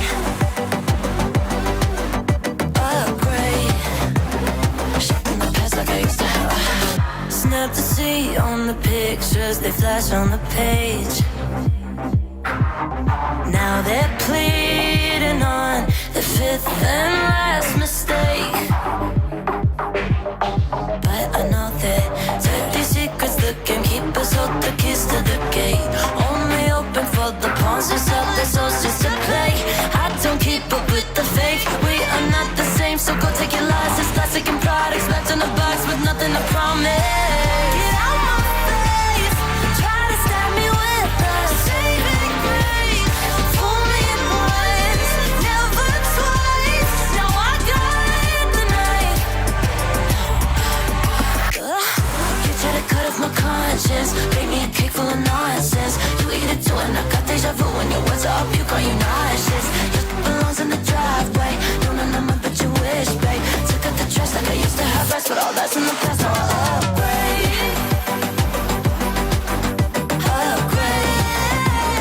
Shit in the past like I used to upgrade. Shit in the past like I used to have. Get out my face. In the past and you're making me nauseous. Get out my face. In the past and you're making me nauseous. If I'm being honest, now I got the knife.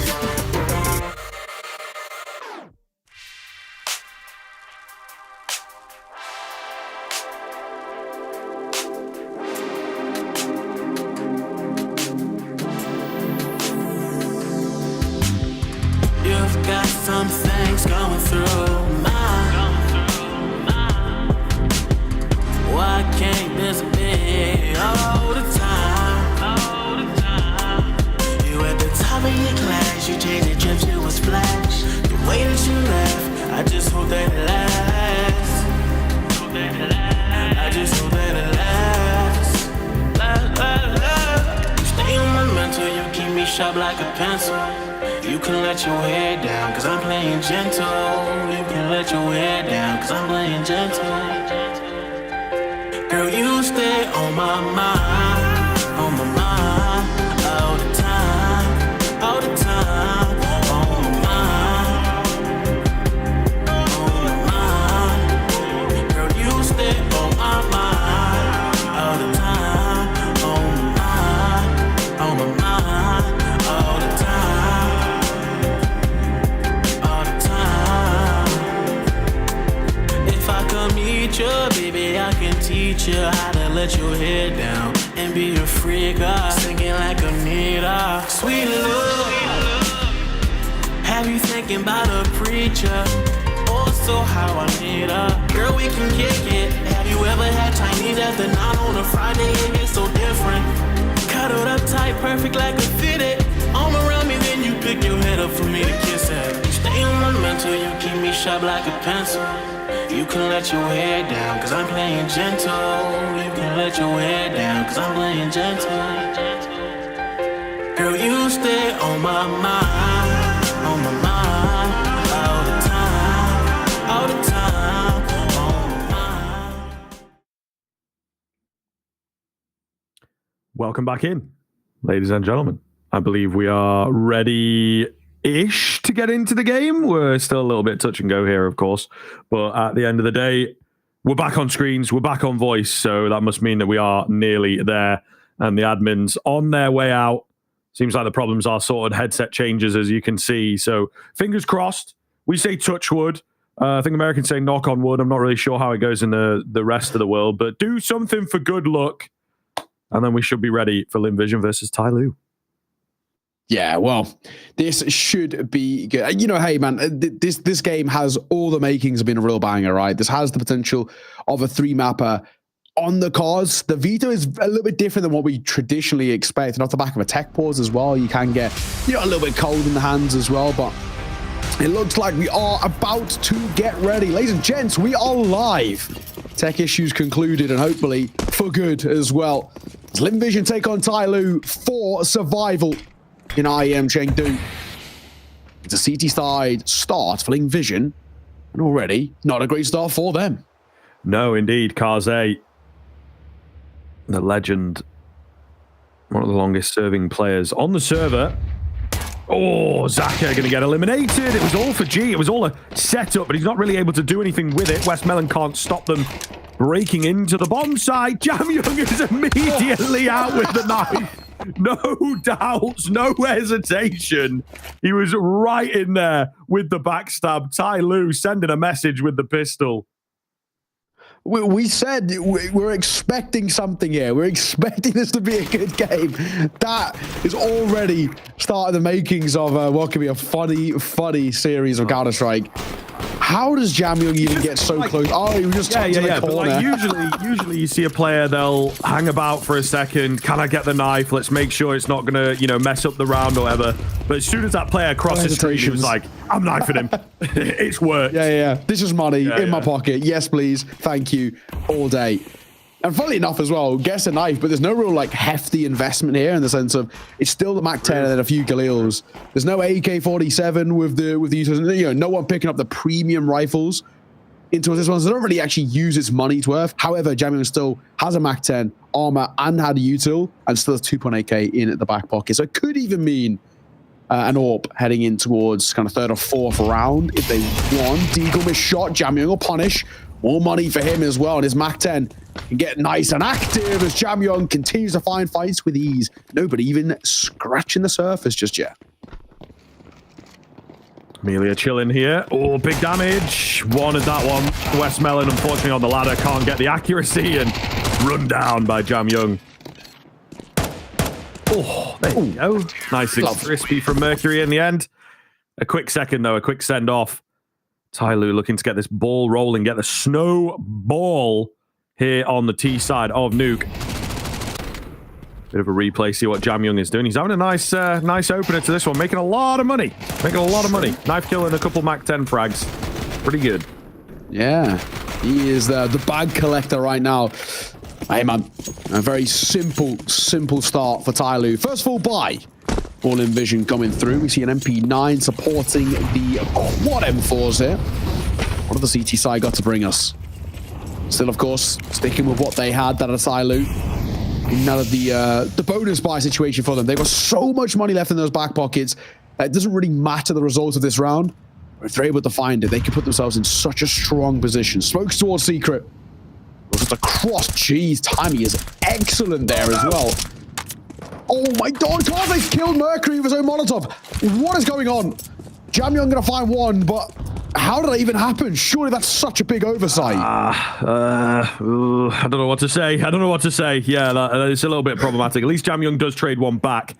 And we did say if he can explode onto the server here, then potentially could take over the game. And that looks to be the case at the moment.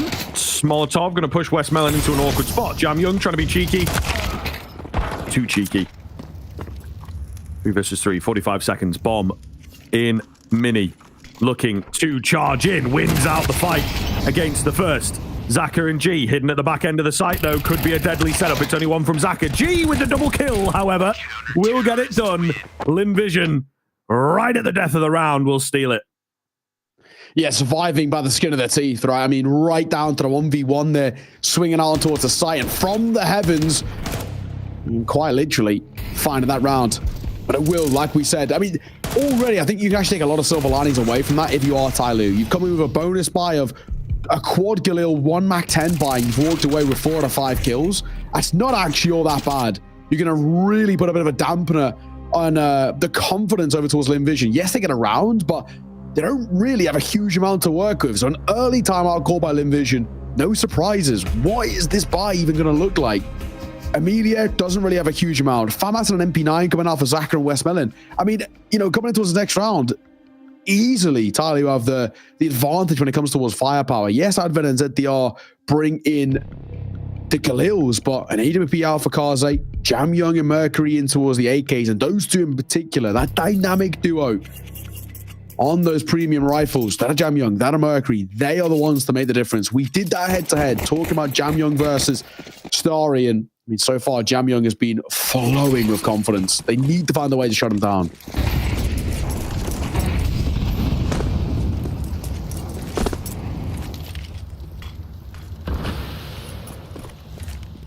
Slow upswing here on the half by Lynn Vision.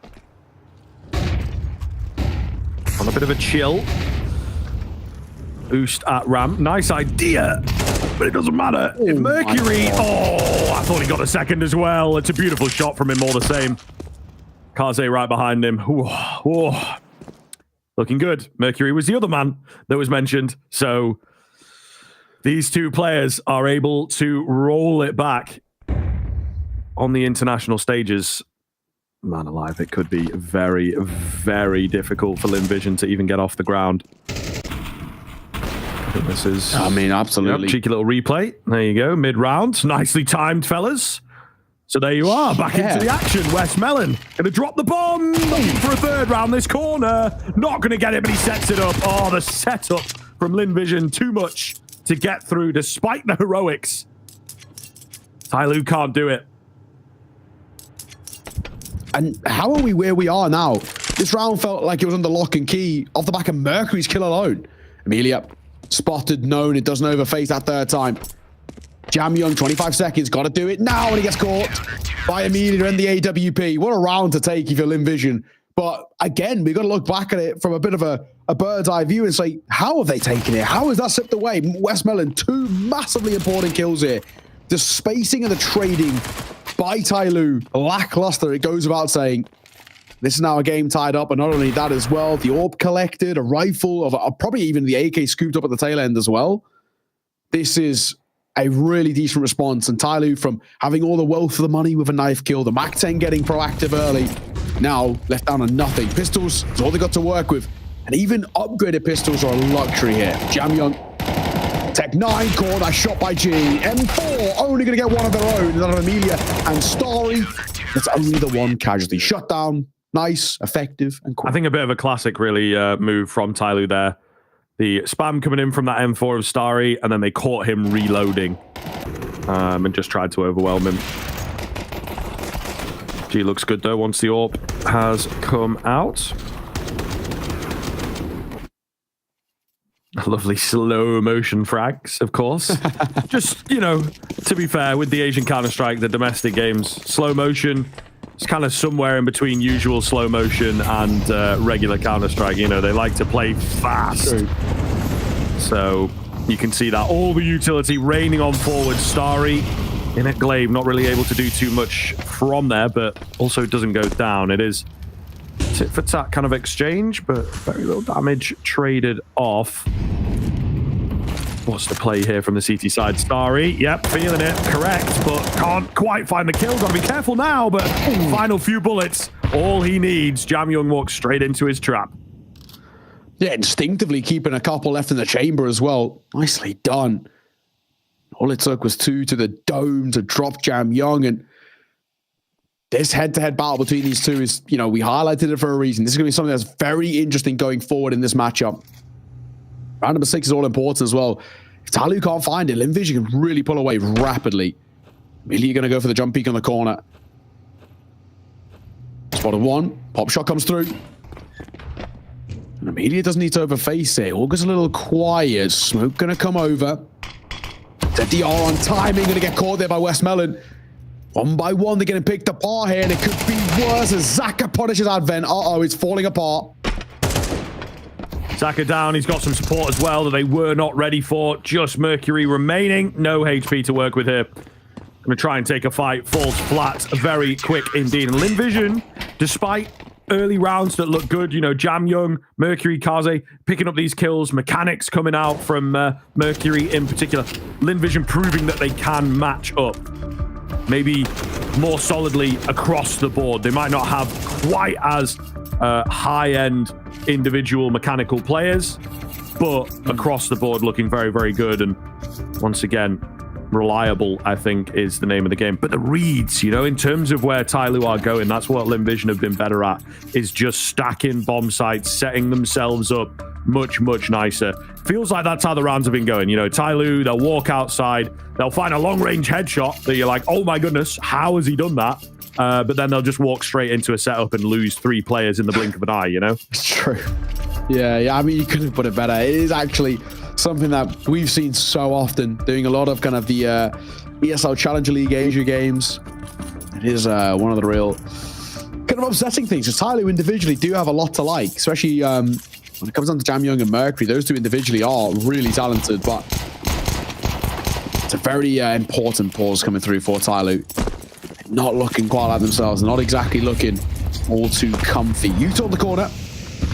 Just pistols for TYLOO to work with in round number 7. Lynn Vision, this should be a 3-round buffer built up relatively comfortably. M4 across the board, apart from the AWP and the AK saved, and one of which in the hands of Zaka, we tested and forced off ramp. Going straight down, though, on this T side of things. Trying to overwhelm in the B area. Still 2 players down below. Zaka ready to put up a defense. Got that double door open as well, so there's plenty of angles for him to work with. Flash comes in, ineffective, but big damage. He will fall. It's Starry who's creeping around, cutting off the secret move. No one comes down secret, at least not yet. Bomb going to go down. AK retrieved. TYLOO making it look possible. And you can see Lynn Vision. Oh. Uh-oh. Hello? Okay. Don't quite know into the void what to make out of that one, to be honest. Guys, it was going to be decided. It might have been win in the post. It might have been on for a reset already before they even really moved in. Guys, they were going to win the post plant anyway. Don't worry. We were just speeding it up. Yeah. That's a long 20 seconds wait. My TikTok brain couldn't deal with that 20 second wait. Yeah, that is unfortunate.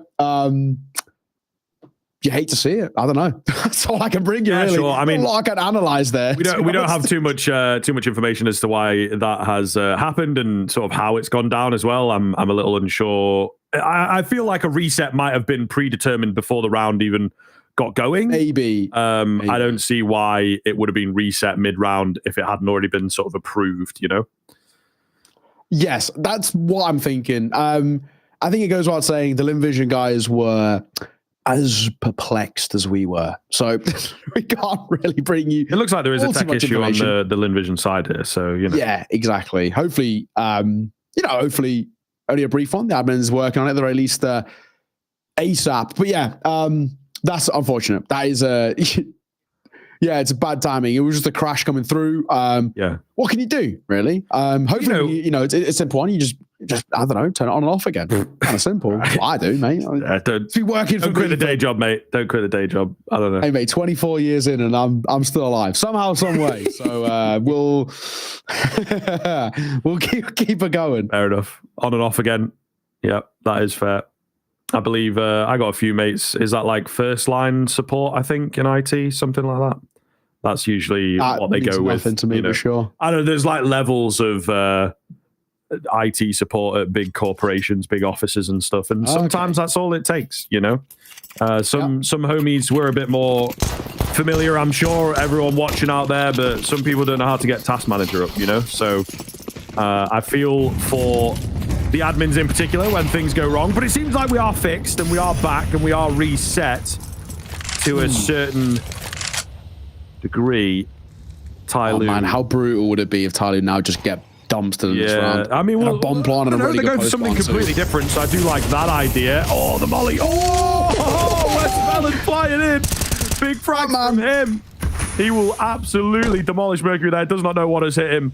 Jam Young and Kaze were the lurking presence, the late round presence. You can see Jam Young trying to be cheeky. Does not happen. The double from Starry, in fact. So yes, TYLOO getting dumpstered. Unfortunately. Oh, my nightmares, dudes. Oh, that is so rough. Off the reset. I mean, I love this with Westman. He gets mollied. All right, the normal thing is to just jump in front of door, but no. Soars down like a superhero. And yeah, I mean, TYLOO don't really get anything out of it. So, you do hate to see it, man. That's gotta hurt. There's just no two ways about it. It really does. 3-round buffer. The Vision have built up. Back into the buy for TYLOO. Kaze brings out the AWP, can challenge out of G on the other side. That is, yeah, it's a pretty funny couple of rounds, in all fairness. Yep, but they keep on playing, they keep on rolling. I respect it. I hope the mental doesn't get broken. That is one that definitely can break the mental a little bit. Those kind of tech pauses out of nowhere, when you get slowed down like that, it, you know, I guess the annoyance of it can sometimes, you know, sow the seeds quite deep. Yeah, for sure. But at the same time, I think that the Asian region has always been very, very good with the resilience and the bounce back. However, if you keep getting rolled, does not matter where you're from, it can be very difficult to deal with that. I think the big fact with the previous round is it was a low buy. It was a round that you probably weren't expecting to win. Yes, they got a kill. Yes, they got the bomb down, but they were still going to have to fend off a big old retake. So, and who knows? Do you want to play devil's advocate here? Sure. Because, you know, we lack a little bit of drama. The CTs were saving. You reckon? No, I know they were. They were going. They already started moving. That's the, well, I don't know they were, but they were already moving. Yeah, right? yeah. That's the worrying thing. Safe angle. Either way, G gonna find a D. Oh, G gonna find another as well. As Westman on the side gonna get one of his own. Kaze answers back. He's all alone on an island.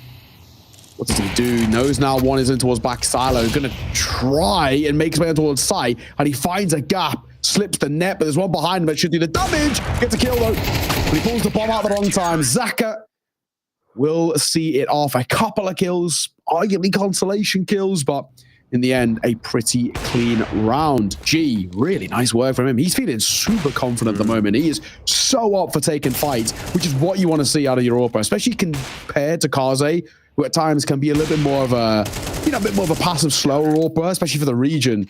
From G, this is super effective, man. The guy's looking so good. Yeah, there it is. He gets himself a little card, impact player of the previous round. TYLOO, though, starting to look worrying, isn't it, really? They did pick into this, by the way. So, yeah, somewhat scary. Somewhat scary. They're not getting themselves off the ground here on the T side, and the economy, you know, is lacking. Bomb plants lacking. So we start to worry for them. Mercury does trade things out towards Mini. Any more for any more? Yes, he's able to get it done. Okay, let's hold on a bit here. However, two-man watching from heaven, watching from lockers. And now, one remains. You do not fancy the chances here for TYLOO, but any more guns to pick off certainly would be good from ZTR. I don't know. Tech 9 at range. Not going to happen. Down he goes. And a 7th round for Lynn Vision. Yeah, not to be. Not to be. Oh, getting hyped there as well. Okay, bit of noise, bit of the vocals going. That's good to see. Lynn Vision. Real great work out of them. Westman as well. He potentially probably should have got 2 there, but not the end of the world, right? Just pistols. They don't even make it all that expensive as well. And again, G stepping up in a big way. This is a really nice showing. A 5-round lead that Lynn Vision hold, making the CT side look excellent.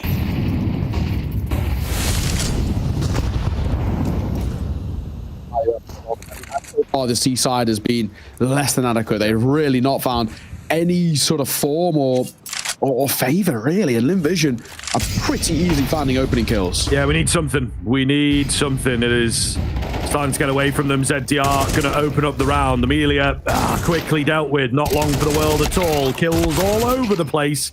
A carousel of frags spinning around. And wherever you look, there is the business end of a rifle.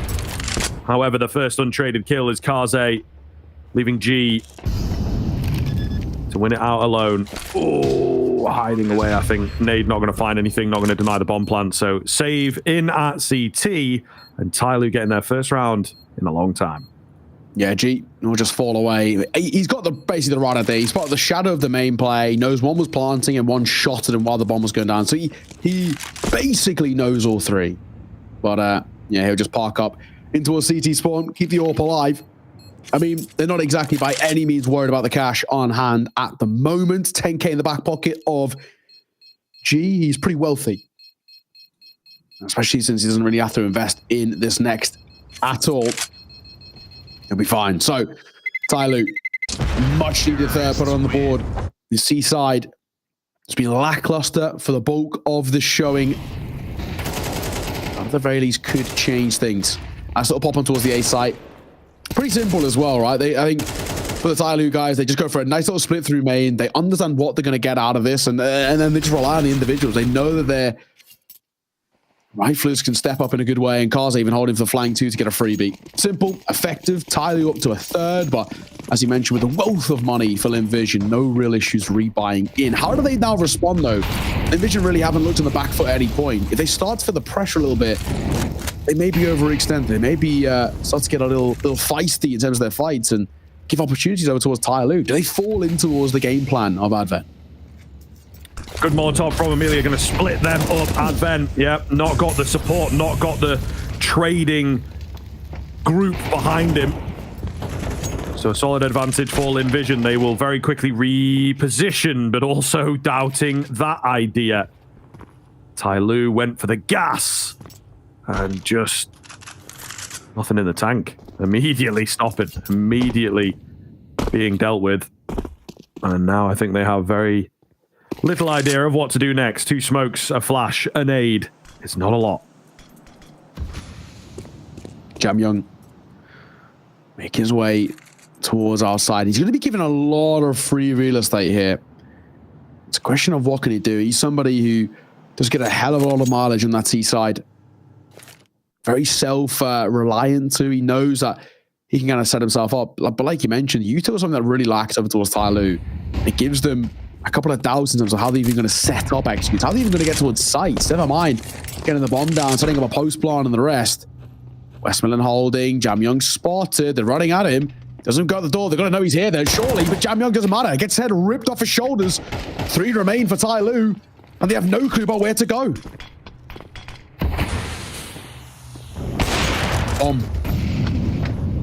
Oh, denied by Mercury, though. Big frags here from Mercury.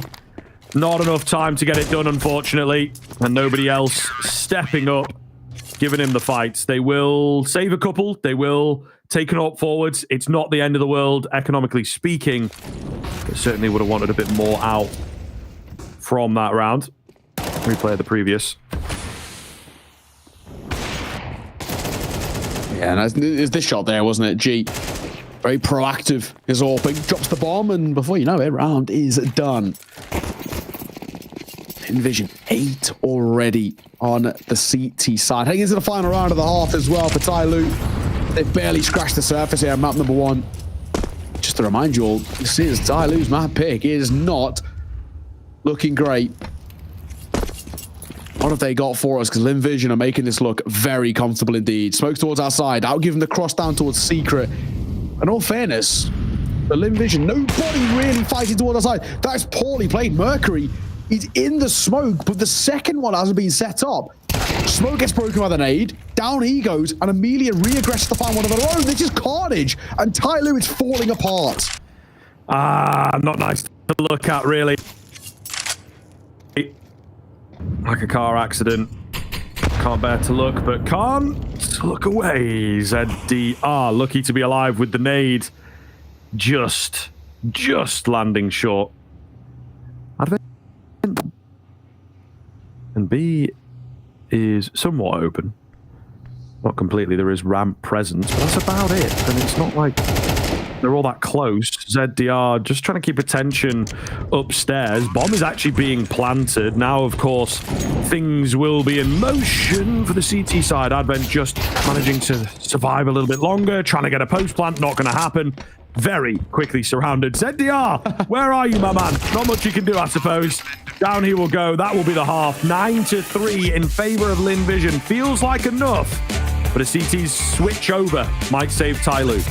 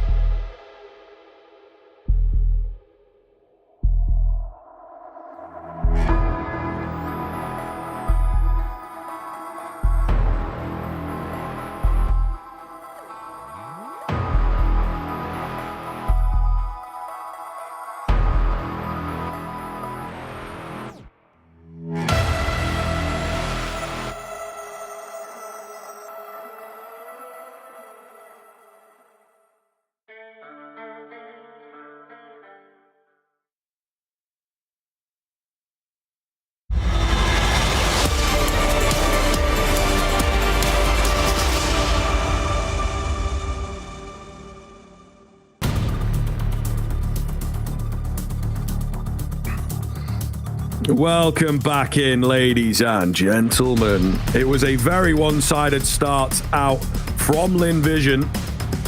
TYLOO could not get themselves off the ground on the T side of their own pick. We worry for them, but maybe indeed the CT side is all that they... We'll see, man. Well, we will see. For TYLOO, it has not exactly been the greatest of showings thus far. We've really struggled to get any sort of form, any sort of reason for us to believe in them at the moment. But maybe, just maybe, there is a world in which they can turn the tides heading in towards the second half. A pistol round would be a nice start. That would give them the confidence out the gates in towards the second half to start rolling with the punches. But Lynn Vision themselves, they're no slouches on the C side. If they can steal away map number 1, this series really does start to feel in jeopardy very early for TYLOO. And we look towards, obviously, the coaching staff behind them, but also Advent. How can he try and call them back in towards a strong position?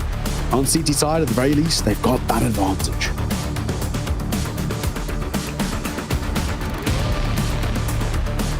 Hopefully into the action quickly here. We were obviously plagued with a few issues there before getting into the game, then in the middle of the half. And I feel like, we would be back in conventionally speaking, but there is maybe something going on, but also no one's around, changing headsets, yada, yada, yada. So I think we're okay. Just a question of getting going. Yeah. I want the Counter-Strike, mate. That's what we're all here for. So give me... 9-3 half, has to be said, at Lynn Vision is really, really good. One man in particular for me was so damn important, that of G. An incredible showing out of him. He really looked so comfortable with the AWP in his hand. Alongside him as well, Westmelon. Over 100 ADR in that half as well, was a beast. But let's get this show on the road. 9-3. TYLOO has been less than adequate on their map pick. Have they got something for us? This T-side might be the answer. Jam Young might have a gap. The blind is good. Mercury only gets one. Oh, Jam Young was in behind, couldn't quite capitalize fully, but he has slowed them down ever so slightly. Advent up top. Kaze also creeping here, moving through the smoke, being watched for. Yeah, first time he might get away with it, but not the second. ZDR down below, cannot stop the bomb plant. Can he get any heads? No, he can't. He, in fact, loses his own. It's just Advent, the IGL 2-10 right now. Of course, having a rough time. Fakes out the double doors, but this would be a hell of a round if he could pull it off. Tap onto the bomb. Wants to fight against Westmelon, but here's G from the side. Oh, and it is indeed easy.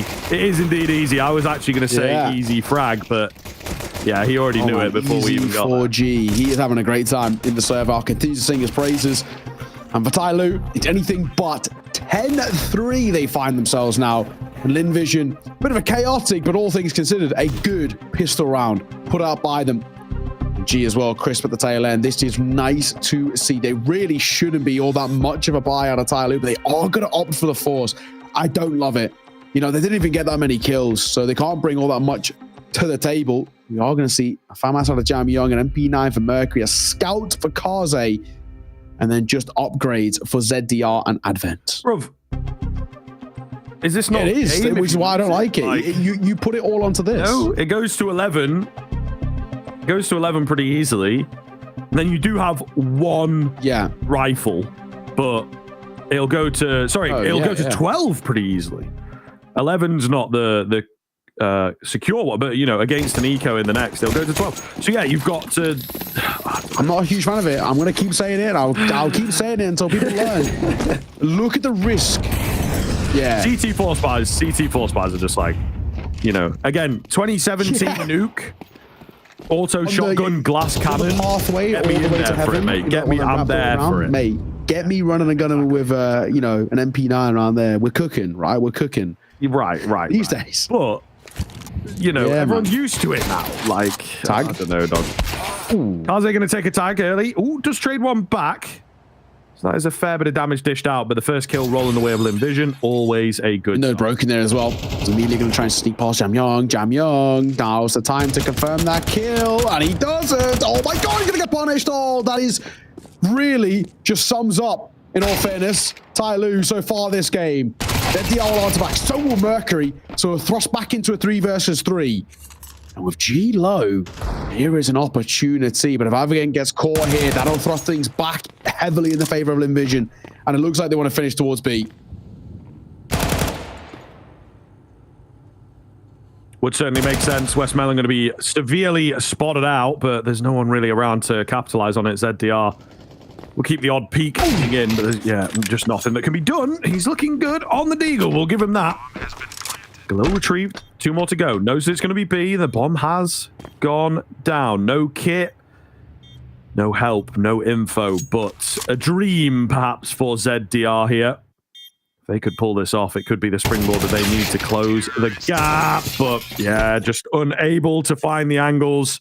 As I said, no information. Timing gets away from him. Lynn Vision, they move up to 11. They have bought themselves a 12th. And then 9 in a row. Surely they'll be able to finish it. That's exactly what we're thinking. I mean, at this point now, all the risk was put on that buy, and it doesn't really find all too much. It's a lovely shot from ZDR with the Deagle, and he gets a couple of them. But, I mean, all things considered, not expensive enough, not good enough for TYLOO. And this could be the beginning of the end. If I'm right saying, did ZDR have gold into the breach stickers on that Deagle? Kind of based. My king, Mercury. Gonna get caught, though. Starry. ZK up close. Second for him as well. Gets Amelia in for support as well. Advent and Kaze, all that's left. And one of them's a known quantity. Molotov will force the fight out of Kaze here. Ooh, or will it? Actually breach him, to be fair.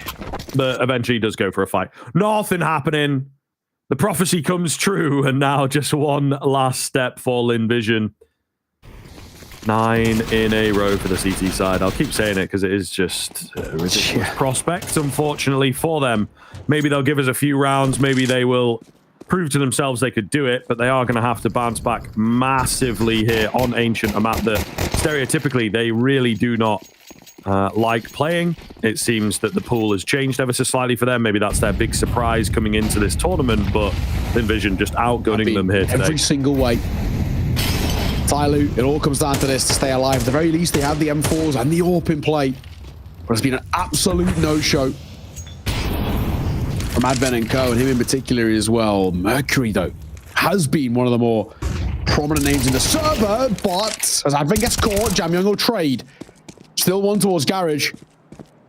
Starry just slips the net. Maybe, though, Jamyoung might expect it. A labored spray, and Starry's going to get caught. That's a bad mistake. That's going to give a chance now for TYLOO. Amelia and G, the only 2 remaining on the bonus weaponry of that MAC-10 in particular, but Mercury, not even got gun up, goes down. Amelia's patience pays off, upgrades to an AK. Or of Kaze, holding, finding, maybe even a second here. He wants it.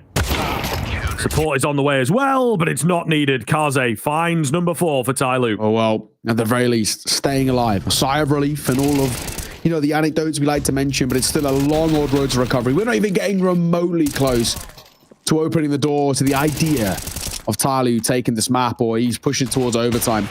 It has to be such a mammoth recovery from them, which I don't think we've seen ever on Nuke so far in the games that we've cast at the very least. It'll be something special though. Flash and I mean the whole set of youth are basically towards outside. Is ZDR going to try and play around it, and he'll catch Starry. ZDR's been looking pretty confident, hitting some nice shots. Jamyoung will answer one of his own as well. Lynn Vision looks stunned.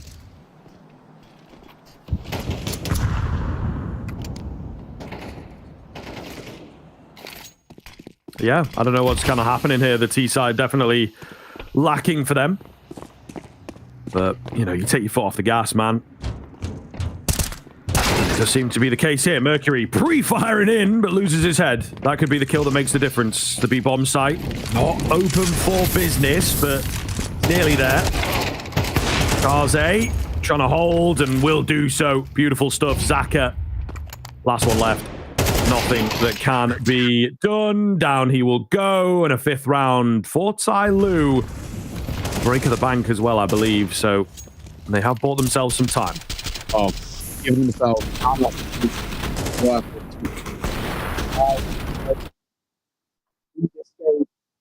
man, this needs to be a real decent showing for the next few.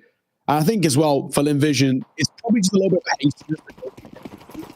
Actually, when you're at that final hurdle, you not even overthink, you kind of underthink it, right? You just think, well, this is it, right? We'll just see it off. Win our fights, simple as. It's not always that simple. We see this happen a lot of times where they kind of get this mental block hitting towards that final round, or the potential of the final round. And that's what we're seeing on Lynn Vision now. They're just giving too many fights for no reason towards TYLOO. There isn't really any thought, rhyme, or reason behind their plays. Molotov, though, will come towards Hot. And that's information gained. They would have heard those steps running away from the flames. So they know there's at least a decent amount of presence into lobby.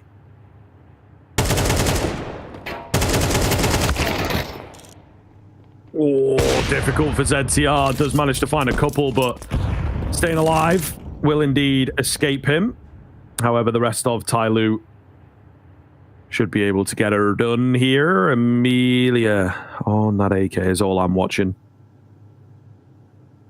Taking their sweet time, 55 seconds on the clock. But yeah, they're saying a little prayer for a TYLOO overface. They've had a couple of those in previous rounds. Not been able to do too much with them, but all the same. Go, right, let me throw out the hypothetical. One of the TYLOO guys overfaces. Amelia finds a kill with the AK. Starry picks with a gun, 2v3, post-plant. There's a chance, man. I'm not going to count out just yet. Anything that worries me is Starry has now a gun, yes, but no armor. It's going to make this very difficult. All of this feels like it comes down to Amelia. On his back. Mercury playing down towards stairs as well. Window be broken. Starry gets caught. And that leads it all down to one man. Time ticking, got to go down before the time, and he will. Mercury sees off at the end, so not too much of an issue. As TYLOO are keeping the dream alive, bit by bit, round by round, moment by moment, but that round is not really all too much of one we're going to read into, to be perfectly honest, just because of the lower buy. Now back into a full buy for Lynn Vision. This is their chance to close it. This is what I was saying earlier, you know. It felt like they kind of overthought it a bit. It felt like they kind of were just a little bit too confident, thinking they've already closed out the game, which they hadn't. Sure, you see it off. Give me 2 or 3 more dominant rounds from TYLOO on the rifles in particular, and maybe I start to believe a little, but thus far, Lynn Vision still have plenty of room to work with. Zaka can't find the vent. There he goes. He's got it, and he's dead. So all that work for naught. Another opener here for TYLOO. What's outside?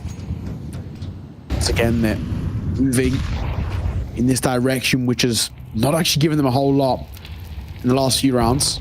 Diago the right idea as well. It tends to be baited in as well. So he should get one, and most importantly, the bomb, but he does overface. Deer in headlights, didn't know where to look. Thrust back into a 2 versus 2. Starry alongside Amelia. Both had a really good showing thus far. Alongside Kaze and Advent, both who have been the quietest on their team. This is a really good opportunity for Lynn Vision as they make their way down towards B.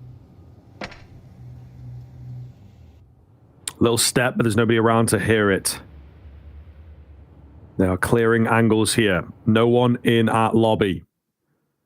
Likely to be B, but certainly not confirmed. So I think they just want to keep control of what they have. Maybe a player walks into the crosshair of Kaze in particular. 20 seconds left. Are we going up? Going up, fellas? No, we're just going single. Okie dokie. Taking it a little unorthodox, a little safer. Now this door is going to make noise, of course. So yeah, they got to move in. Not a lot of time, but again, those rotations are nowhere near. Planting for single here as well. Ooh, it's risky business. It's a bit unorthodox from Lynn Vision, but it might be something that TYLOO are unfamiliar with, unable to deal with. AWP on the retake, right? Advent with 2 kills. Theory says you need at least 1 from him here, which might even be a big ask. Molotov coming in, clears out the back of silo. Flash round, pushing forwards. Amelia hears the footsteps coming, but just playing it nice and safe, nice and passive. They're on top of each other, ready to go.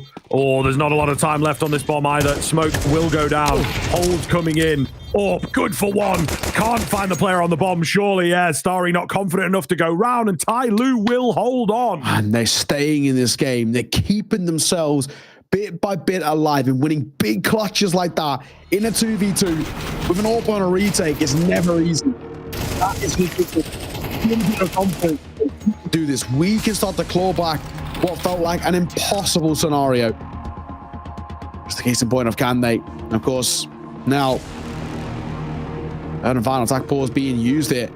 by Lynn Vision, struggling to close this out. A bomb plant and loss bonus is going to maybe keep their head above water when it comes towards a buy. Starry can drop. But it actually looks like they're going to go for a bit of a lesser investment. Tech 9s and a whole host of utilities. Starry's going to try and get real active here in this round, but it does feel like a bit of a forlorn conclusion. TYLOO, if they get towards an 8th, they can start really closing this gap in what felt like an impossible scenario. That's incredible to see. Lynn Vision, basically at the halfway point, we were kind of thinking this might already be done. 9-3 it was. And since then, TYLOO, while they faltered for a while, they finally find their footing. Yes, of course, towards the very end of the game, though. So what value will it have, I suppose, is the question that they have to answer as we pose it to them. Quick round coming in. Oh, no, Mercury. I felt like he would definitely have that. Advent, meanwhile, only surely not. One. Oh, goodness. Not like this. Not like this. Kaze Molotov'd off. Nothing he can do to stop that bomb going down. I think they are acutely aware of a man lurking outside. But where is he? Where has he gotten to? Westmelon, patience. Potentially going to pay off here. He's not being hard checked. ZDR walks into his crosshair. There's the frag. That might just be the straw that broke the camel's back. Kaze frustratingly no-scoping away. The wallbang is nuts. Is it enough to keep them alive here? He's got 2 more to get. Not a lot of time to do it in. Hardly any angles that he can check, and that will be that. Lynn Vision take map 1 in a pretty decisive fashion. A fantastic showing coming in from them. And now the second hangs in the balance.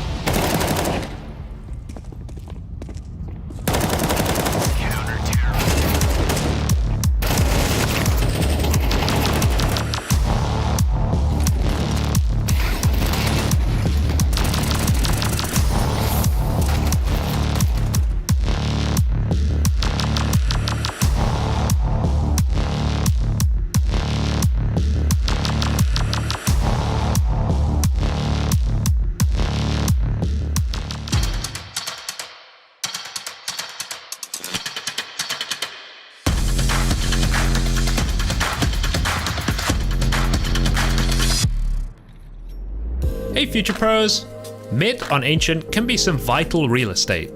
So let's look at a donut smoke you can throw to help take some space. To throw the smoke, position yourself in the middle of this section of the window. Aim at the corner of this knobbly bit in the wood. Then simply throw the smoke. I class this as an Ancient essential you should know, so commit it to memory as it's a very easy lineup. Pair it up with a red smoke and you'll be cooking.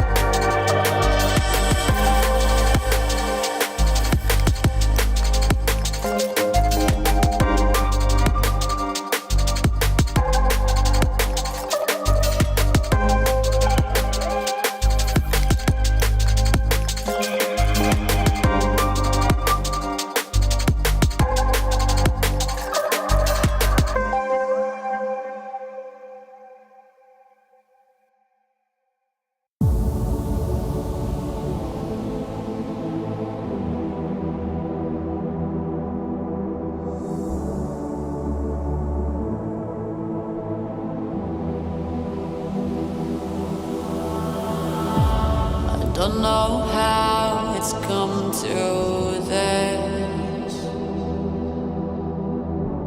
I don't know how I could resist.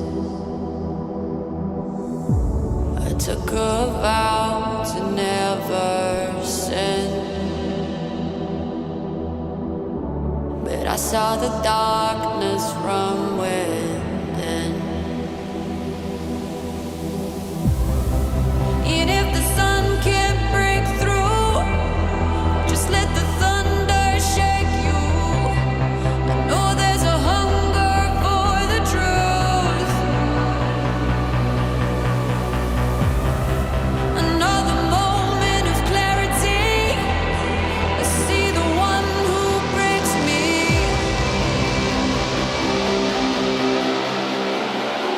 I never thought it could be.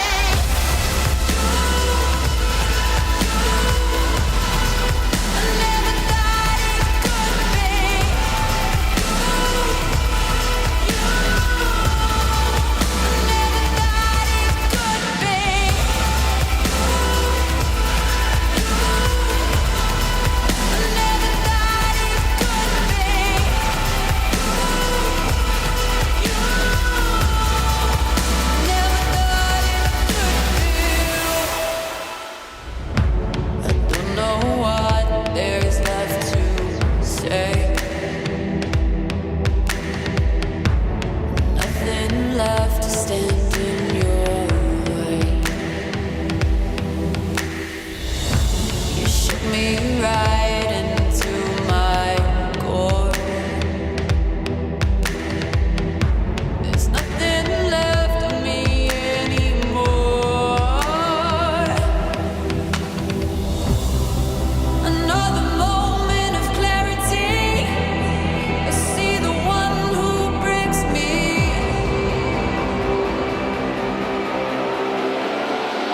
I never thought it could be.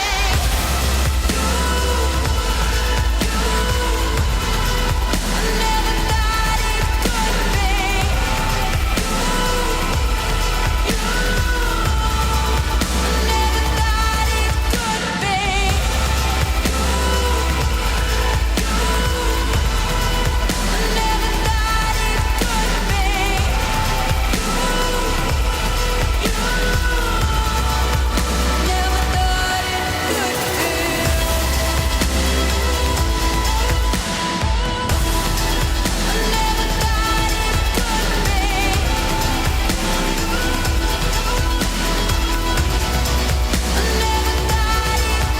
be.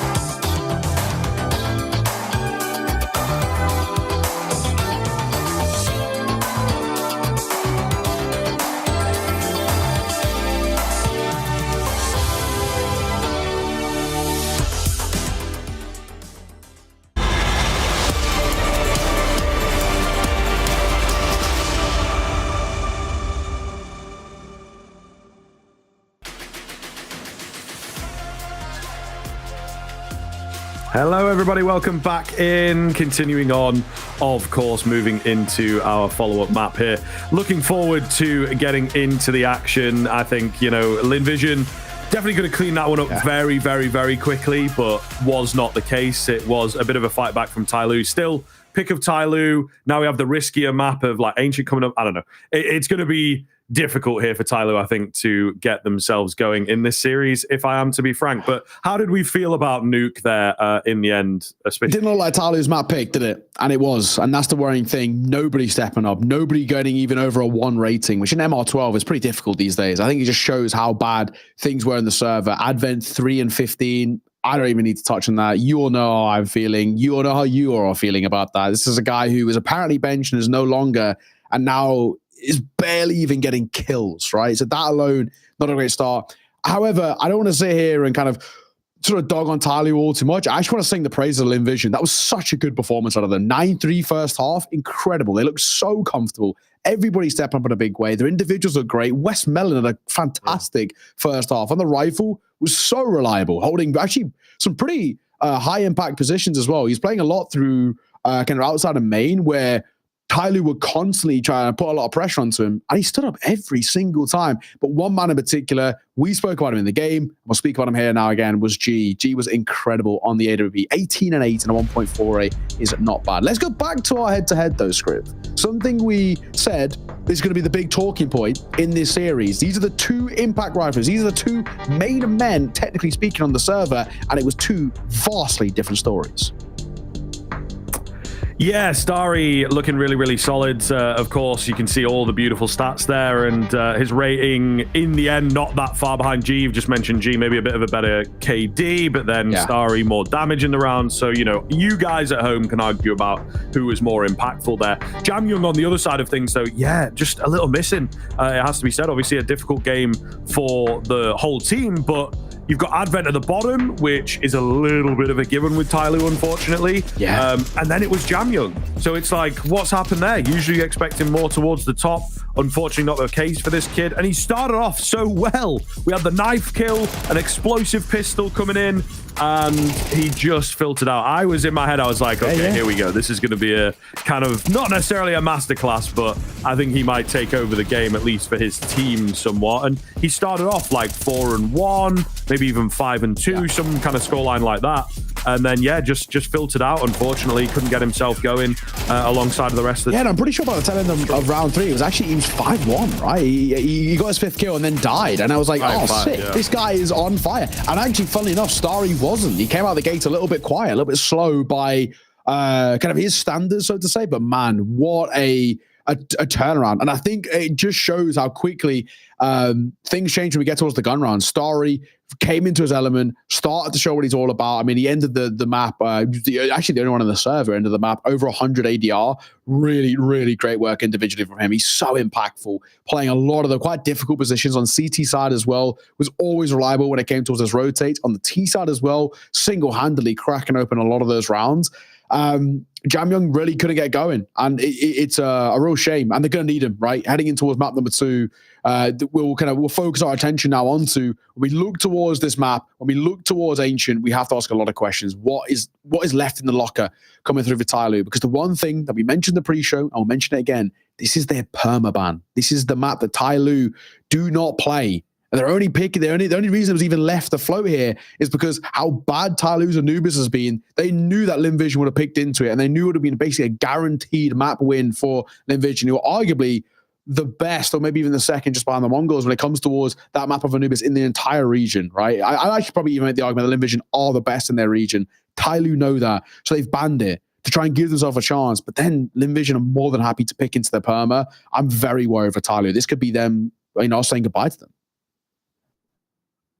Yeah, potentially. I mean, also, you've seen these guys, they've got their notes going on. That trend seems to have caught on. Obviously, there's conversations around that. And there you go. We cut across so you can kind of see where it's at. I also think it is potentially a map that, okay, they have foreseen. We need to be able to play the Ancient. A lot of teams playing Anubis at the moment and to a pretty good level. So we are going to get severely punished on that. So let's try and stretch out the 7-map pool. Now, there's a couple difficult angles. TYLOO have not had an awful lot of domestic Counter-Strike to play over the past couple of months. They had the RMR, and there's not really been much going on since then. So it's difficult in officials for them to have stretched and shown the Ancient and also get the reps on it for themselves. So a lot of this is going to be based off of the scrims. But I do have a feeling that they have been working on this map. They have foreseen that it will be played, that it will be picked against them or something that they will float and lean into, etc., etc. So I don't think it comes as a pick your poison type scenario. At the same time, there's not a lot of tape for them to work off of, and not a lot of, when you're at that extra level of being in an official, sometimes if a scrim starts going south, you can, for sure, check out a bit and it's not deemed as important. And that does make sense, training and all that sort of stuff in conventional sports is very much the same. So yeah, I'm interested to see now, but I do feel that TYLOO will have done some work here. My big worry is they had the nuke there, a map that they should be good on. Not really competitive. They pulled it back, won a few rounds on CT, but ultimately that is Lynn Vision just taking their eyes off the ball, taking a few minutes to get going. They couldn't get the econ rolling. So realistically, that game doesn't make a difference if it's 13-7 or if it's 13-3, as it potentially should have been. I think that for me, it was really, really one-sided, and I think Lynn Vision is a better team today. The one thing that you really have to look towards, and we don't always like touching it all that much when we look at kind of the numbers and statistics, but is the head-to-head, right? And the only time that TYLOO have played this map in recent history, as it being their perma, was against Lynn Vision. It was a similar veto. They went, and it went actually all the way down to a final, but it was a best of one, basically. So all the way banned down to that Ancient. They played it at the RMR, and the result was 13-6. For Lynn Vision. So yeah, that worries me. I watched that game as well, and it did not look comfortable at all. TYLOO were all over the place. So much misutil as well. So I'm wondering whether they fixed that. It's been about a month and a half, just a little bit less from the Asia RMRs from then till now. I don't know how much time they've got to spend on it. Yes, there's a lot of tape on their opponent, which is great. But yeah, I mean, even still, I think this is such a big risk. I think TYLOO, I think they'll be very much feeling the pressure. But enough dilly-dallying, enough conversation. Let's get towards the action. Map number 2 up on the card, and potentially the final map for TYLOO here in this tournament on home soil. As we head towards Ancient. Lynn Vision going to start on that T side. TYLOO on the CT side. Utility out early for Lynn Vision. Not going to be wasting any time rolling in. Here it comes. Molly, smoke, and the flashes, importantly, over the top. TYLOO giving them the space, allowing them the sight. Spam through the smoke is unable to find anything. They've got a kit themselves. They've got some utility themselves, so they are looking for a retake here. Julie's out in the cave area. No widespread post plant from Lynn Vision.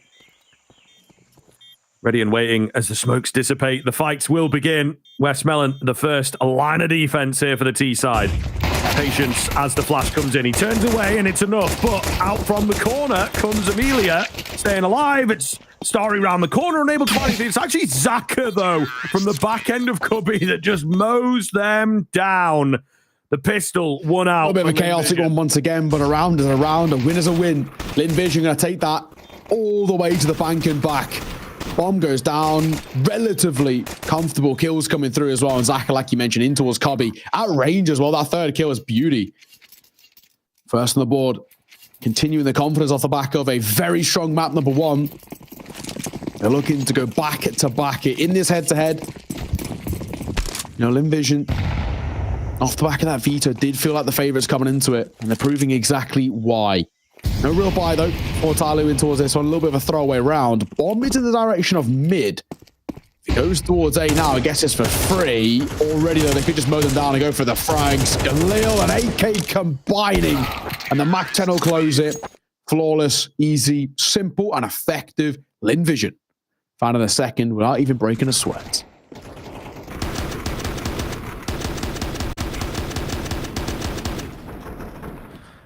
Lovely stuff. Oh, and it looks nice. It sounds good as well. I like the sound of the Galil in slow motion. I'm a bit of a sound you're nice, guy, mate. you know. I get on with you, Cole. And they changed to... They're all weak, ladies and gentlemen. Oh, God. Okay, fair enough. The thing is, though, as well, I feel like anyone outside of the UK might not even understand what we mean. That's like UK slang right there. Sound being like, yeah, we'll leave it at that. Leave exactly. it at that, mate. leave him hanging. Don't tell him. On edge. Okay. Into the first rifle round here. It does start off a little slower.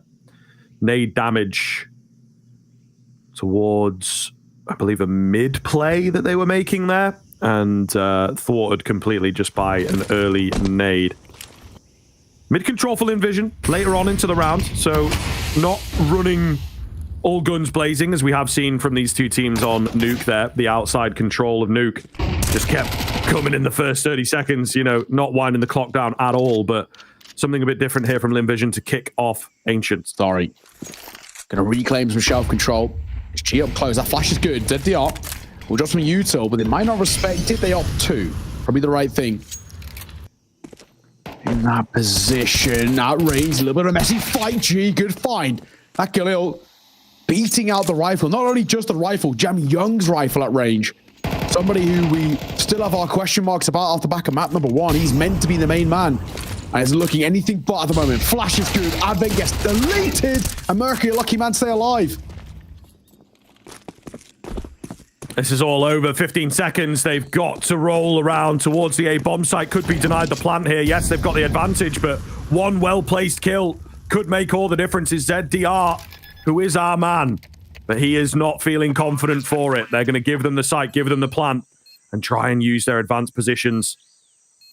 Envision, though, not taking any chances. Everybody moves back towards Donut. Play for the bomb. And TYLOO, not feeling it. Not feeling it. Yeah, confidence knocked after the previous map for sure. You know, there's a lot of teams, a lot of players. Yes, it's 4v3, but it's super early on into the map. Go for that swing from Temple, try and deny the bomb plant and win the round. But ZDR, he just don't want to. You know, his head's not in it. I don't blame him. Any more kills on the tail end here would be huge. Starry 180.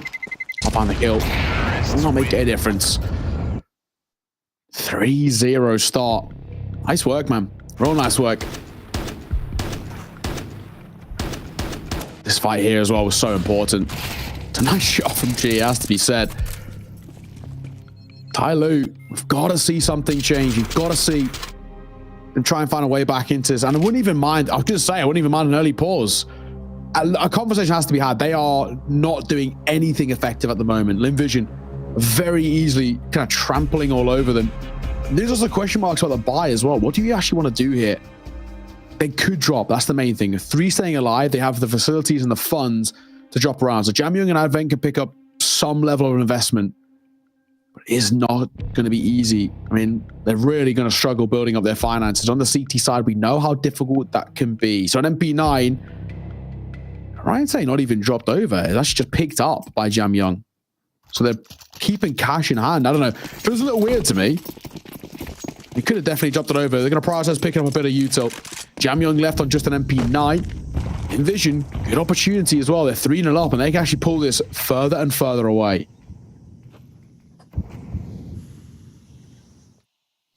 Certainly possible. ZDR, though, I like the proactivity.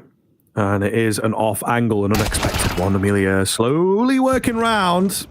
Even though it's like, oh, I got to check some angles. Might be a guy in here.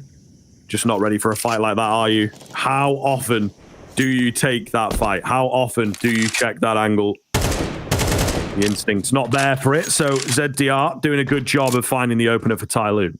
West Melon. Creeping his way forward. He's going to come by the flash. Oh my God, he gets out of there. Great movement from him. Stay alive. And the flash in the corner doesn't actually quite Kaze because he's tucked around that little ledge. That flash is good. That flash is great. As Mercury gets one, Mastari or Trey. This is very back and forth, but it's still in favor of TYLOO. With the numbers in there on this side, may I say. Trade's going to benefit them every day of the week. 3v4.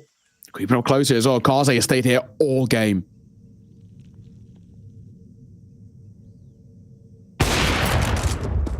Easy. One more. Gonna get that too. Yes, sir. Kaze making his presence known. 3 shots, 3 kills, and a round for TYLOO finally. A lot of time to get going, but that was much better. Really nicely done. Just playing the positions well, playing the trades well, and of course, arguably the most important thing, the numbers. So, when it's all said and done, the very important first round of the board for TYLOO. Much needed for not only their own sake in terms of the mental game, but physically as well. Kaze looking great. Lynn Vision will reinvest back in. The only one who takes a little bit of a hit is that of Westmelon. But Tech 9, Abamoli's coming towards mid. Starry going to play out in front of them. So confident as well. He's trying to pop flash himself around, but he opts against over facing. Jamyoung going to get the first. Zaka will fall. Now Starry's stuck between a rock and a hard place. Escaping here is so difficult.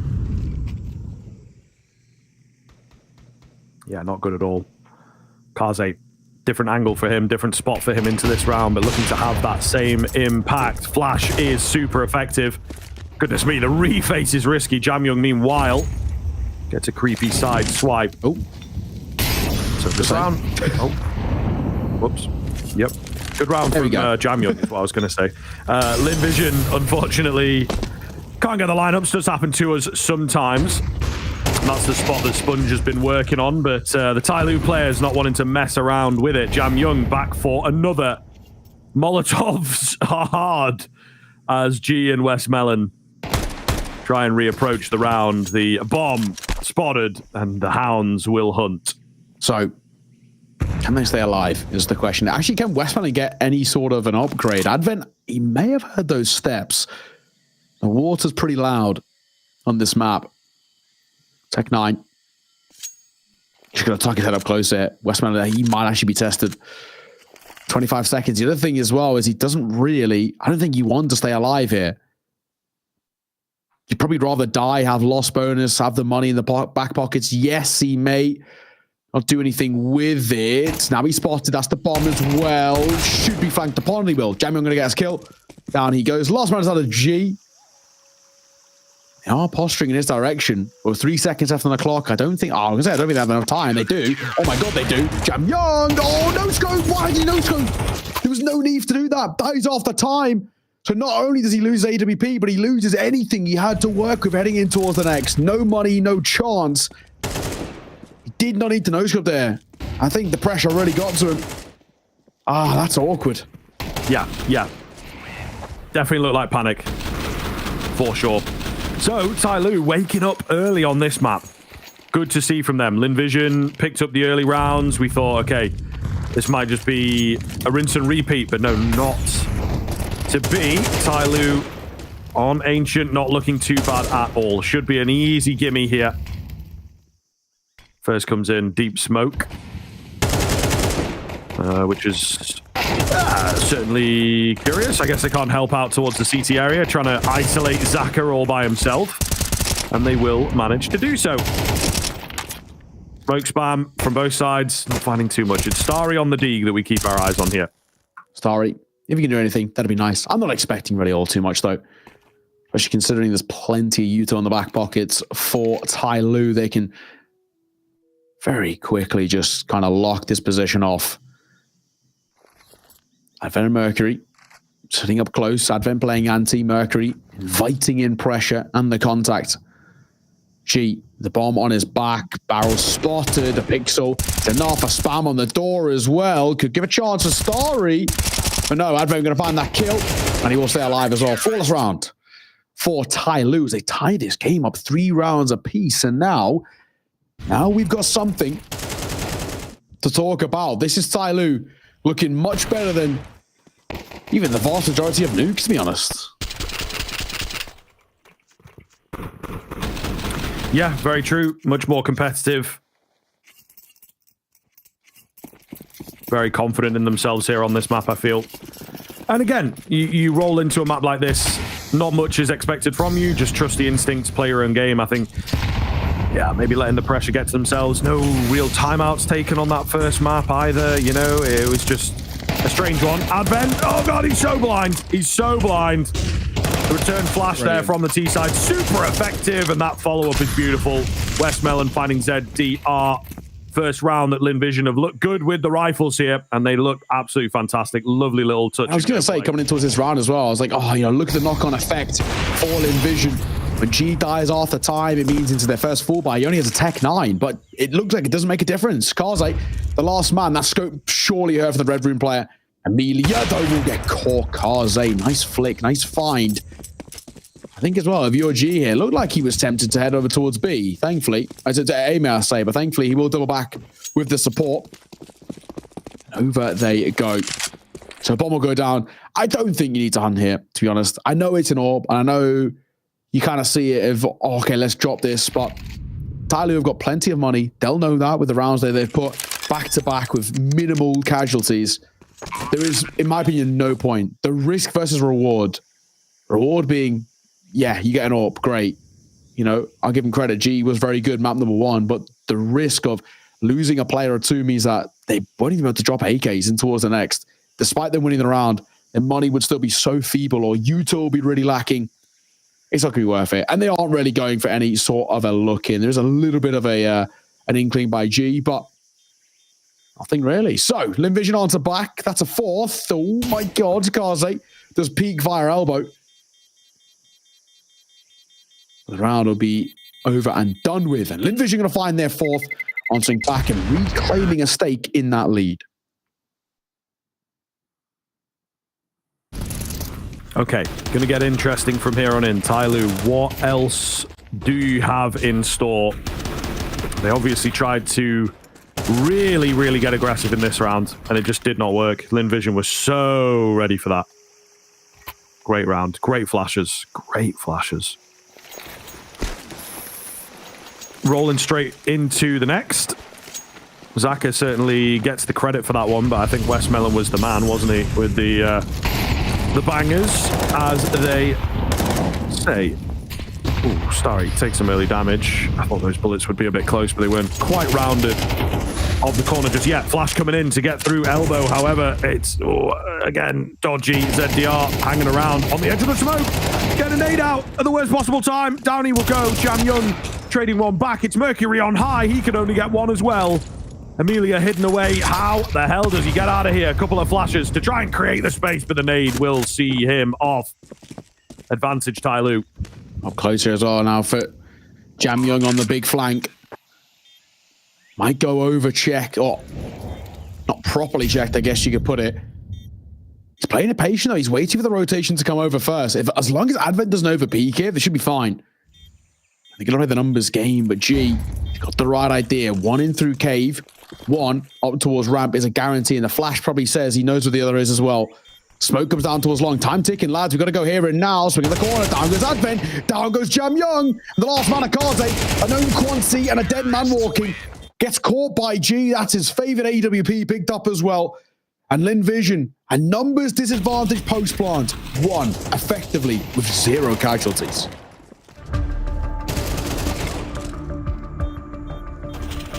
Yeah, solid. Very solid indeed. So it's getting problematic here for TYLOO. They have lost the wind from their sails, and they are losing their ticket to survival. Timeout coming in. That low hum of the music does indeed speak to that. Tactical. It's a little bit Bond-esque. I do as well. I like it, you know. Oh, it is. Vibes. It is. So, 5-3 on the scoreboard. A 2-round lead. Lynn Vision hold themselves in. TYLOO will at the very least have a buy. They still have the remnants of their built-up econ in those back pockets. But it's a FAMAS out for one. It's not always the situation you want. It is Advent, who's still struggling individually. 3 kills in its entirety at map number 1. Only 1 kill thus far. And G now as well. Having that all for free is huge for him. He was so good of it in towards Noob. Still once again, Jam Young blindsided, and Star is going to make it a double. That's a huge way to crack open mid. Oh, TYLOO asleep at the wheel, and they're punished. Again, it is a classic call. Timeout comes in. Let's go fast. They've got something planned. Let's mess them up. And indeed, catch them off guard. Exactly what happens here. Perfectly executed by Lynn Vision. They have found the groove and certainly sticking in it here. Kaze, an attempt to save, but an awful long time, 45 seconds. Now down to about 30. It is somewhat of an unorthodox save position, and one that, in theory, has been passed through recently. Yeah, they really have no idea that he's out here, so he should get away with this. As long as he doesn't get too cheeky. He's thinking about a peek there, but should be fine. Literally, as long as he doesn't peek. Oh my God, why is he peeking? He doesn't need to at all. It's fine. It is fine. Crossing over towards Donut. They're checking everywhere but where he is. Doesn't matter. To be perfectly honest, yes, it's an AWP being saved over, but it's not exactly like he's been a one-man army throughout this game at the moment. Really good work, though, from Starry. We'll continue highlighting him because that's why he's single-handedly cracking open mid. And Amelia and Westmoreland combining brilliantly over towards the site itself. B has been a real vulnerability for TYLOO. I mean, A basically hasn't really even been truly tested. Not of the gun rounds at the very least. Why bother? They're kind of living by the if it ain't broke, don't fix it motto. Jamyoung did look in towards mid this time. He has the support as well of the AWPer. But given the advantages, the AWP does take a pop shot, so now they kind of know where the guns are at the very least. It's true. That is very true. But as we've seen already today, if you've been a B streamer, the AWP rounds can be pretty big. If you're nice and dynamic on them, it can catch your opponents off, keep them guessing. Lynn Vision waiting. It's funny to me as well that Nuke moves faster than Ancient is moving, you know? They are playing things very, very slowly, and later round, certainly not super late round, but I guess you could call it mid-round utility approaches are the way that they are going here. Nobody in towards mid. Yeah. I just don't know what to expect. I don't know if they're thinking there's a force or a stack. Playing it very safe. So nervy. Spoke over towards CT. The AWP is here. I'm not trying to give them the thing of saying it's a possibility, Kaze! It's going to line them up. Oh, drops them down. Starry and Westmoreland get collatted. But still, they're answered back very quickly. Bomb goes down, or maybe it might not comfortably. Mercury going to find one. Hang on a second. An AK collected. ZTR trying his best, but G, one by one, picking them apart. This round has been much more expensive than you'd hope, but G is an animal, a man possessed. And yeah, get loud, King. Let them know. Brilliant work. Let them know. G, saving them from the potential embarrassment of a round. But look how dicey this could have been. He could have got 3. Yeah, if G misses that shot, you know, it really could have cost him. If Kaze gets an opportunity to re-peak, it could have been everything. So a huge round, putting them on his back ever so slightly. But in particular, the trade onto Kaze. Imagine you are 5v3 immediately into that situation. Kaze gets another, pistols all over. Yeah, would have been a lot to deal with. So a really big trade. Landing those important shots is G. Was up on the scoreboard on Nuke. Showing it once again. Amelia, that is so quick because your shadow betrays your position before you can even get around the corner.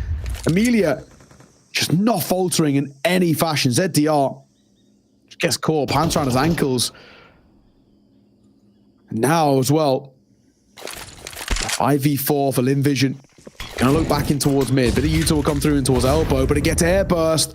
That just sums up how rough things be going. You know what I was saying about Miss Utah the last time they played? There it is once again. Zaka, a flying kill, gets punished in the responses. I'm thinking to find his, but still so much they need to do.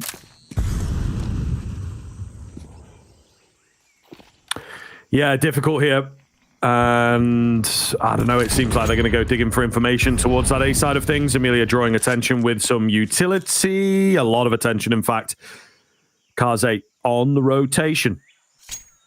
And I always say early rotations can be problematic. 25 seconds. Kept him guessing. Pretty effective stuff here from Lynn Vision. Advent will give the space. And maybe even a nice touch from G there to just fake out some step in. Locate where these B players are at. Bomb going to go down. Do we go for this, TYLOO? I think saving might be your only option. You've got no utility, no kit. And, of course, a man down. So they are really, really looking to get lucky. G, the first to chime in. There's a flank, so there's a timer on this move, of course. And now, to be honest, saving probably not really an option. Amelia here, beautifully positioned. Gets one. Looking for the second and going to get that too. Oh, Ty. It might be another 9-3 as well. Off the back of the lack of save there. 9-3 half is what we had in towards map number 1, and this could be more of the same. This is incredible, Pete. Like I said, the shadow betrays you, so you're a known quantity. That's just a bit of fortune. Zaka, he was, you know, thanking his lucky stars, his gods, or whatever you want to call them. Finding that one, but bit by bit, moment by moment, that round was ever more incrementally going in the favor of Lynn Vision. 8-3. And the final round as well could betray that of TYLOO. Look what they've got to work with. A scout, triple MP down to the FAMAS, and the scout misses the first shot. Zaka hunting him down. He wants the numbers, wants the frag, and a drop of smoke as well to limit any sort of a rotation. This is already really uncomfortable. Jam Young potentially heard there. Smoke and a nade going to go in anyway. Why wouldn't you, particularly when you're trying to plant that bomb?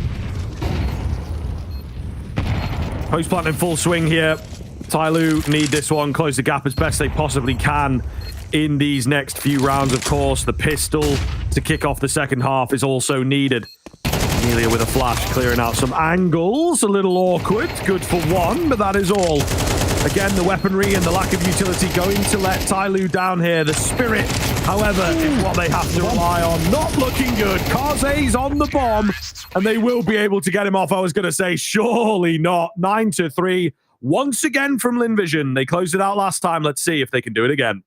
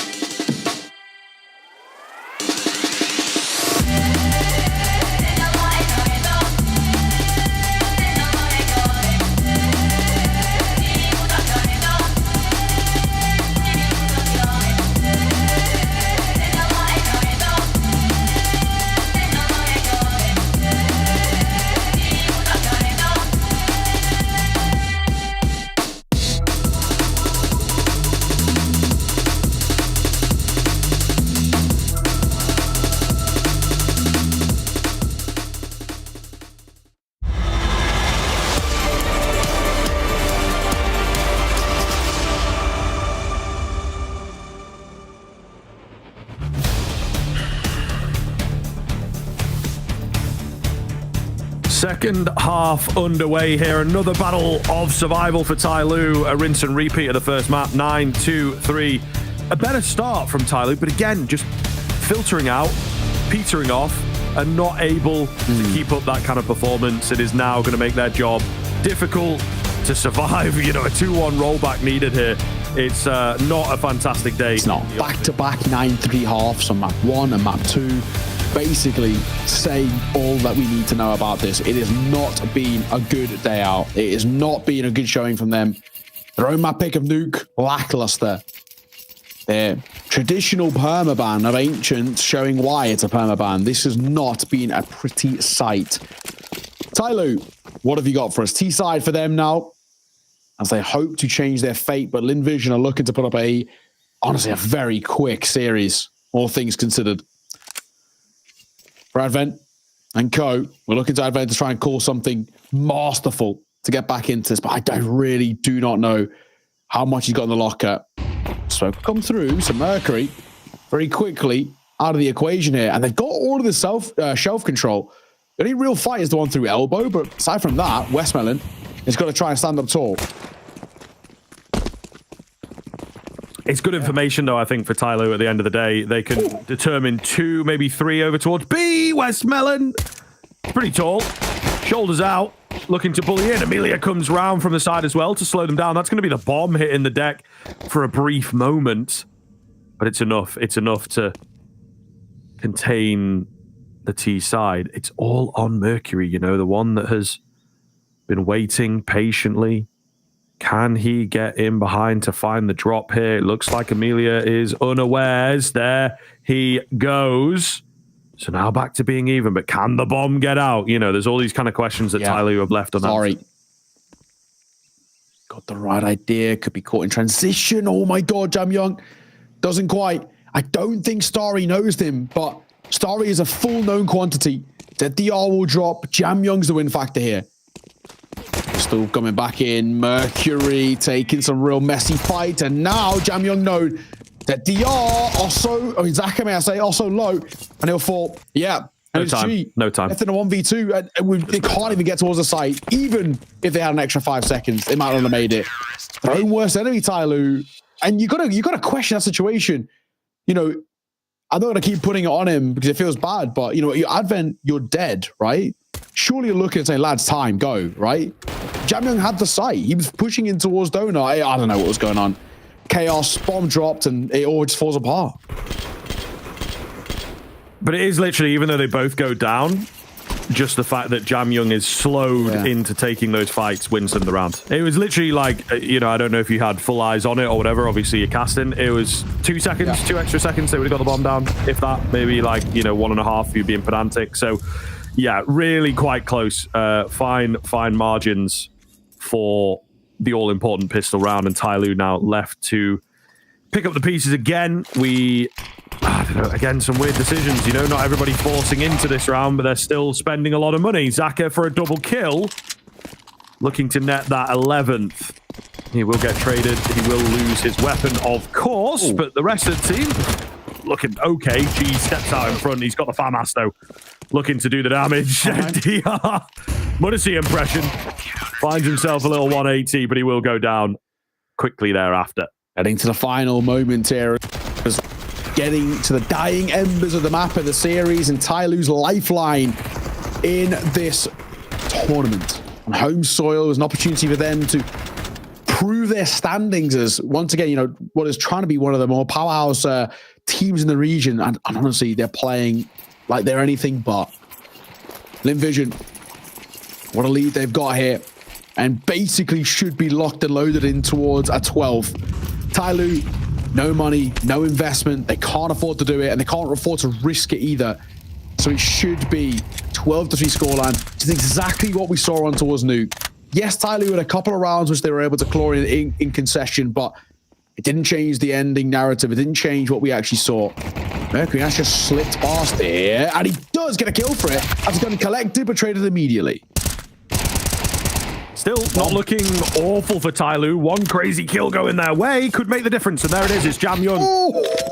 pushing through mid. Kaze at range with the P250 might just have done it. Amelia so far away from the action, so not expecting him to be able to do too much.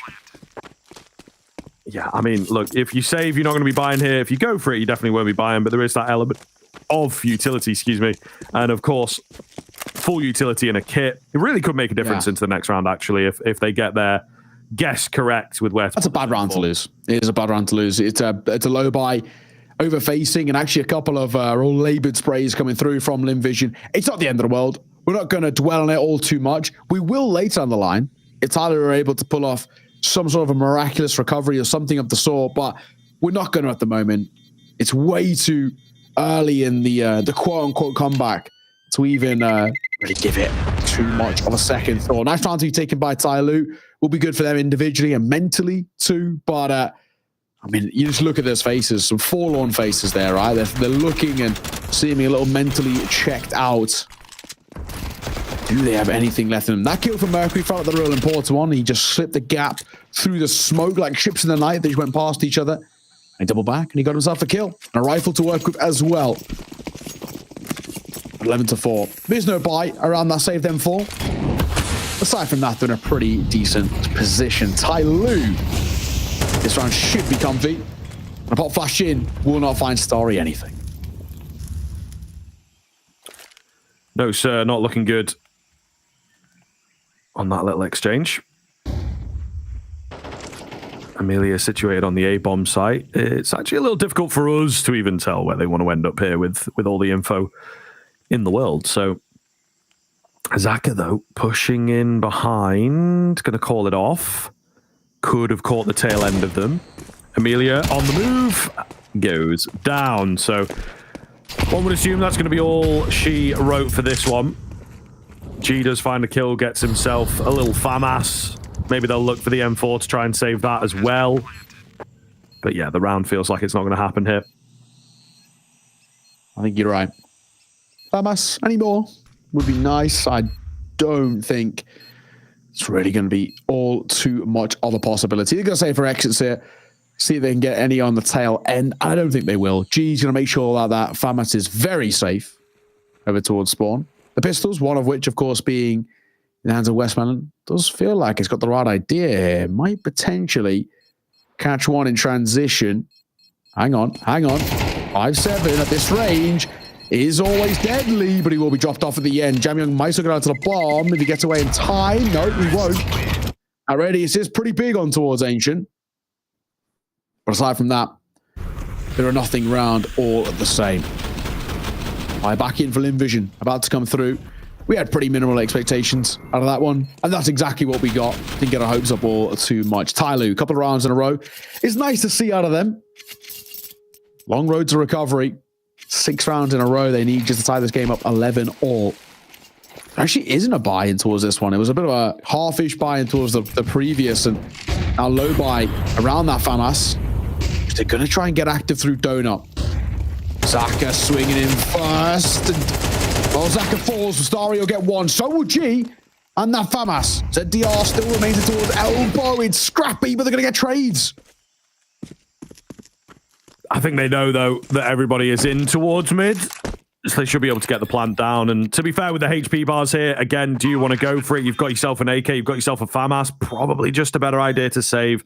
Get the economy bolstered. It's not like it is a done deal. 11 rounds is pretty good, but you don't have that same guarantee of an overtime, that same guarantee of just needing one round.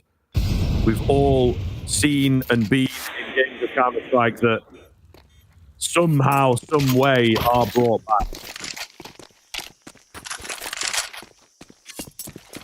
So, long road to recovery. These are the right steps. These are the foundations to give them a chance. Arze Mercury. Terrorists win. Like you mentioned, they knew nobody was going to be on towards the site itself because everybody had fought through mid. Yes, it's a little bit expensive, but kind of with the scoreline that Lynn Vision hold themselves on right now, it's not really the biggest of worries in terms of long-term econ and all the rest. So, what have we got? For this buy out of Lynn Vision, this will be a real kind of looking to see maybe whether they're going to get right back onto track or maybe whether TYLOO are going to be making something out of this T side. All part in play. G finds a 14-5. Hoping he can once again find this immaculate form, which he's had basically all series long.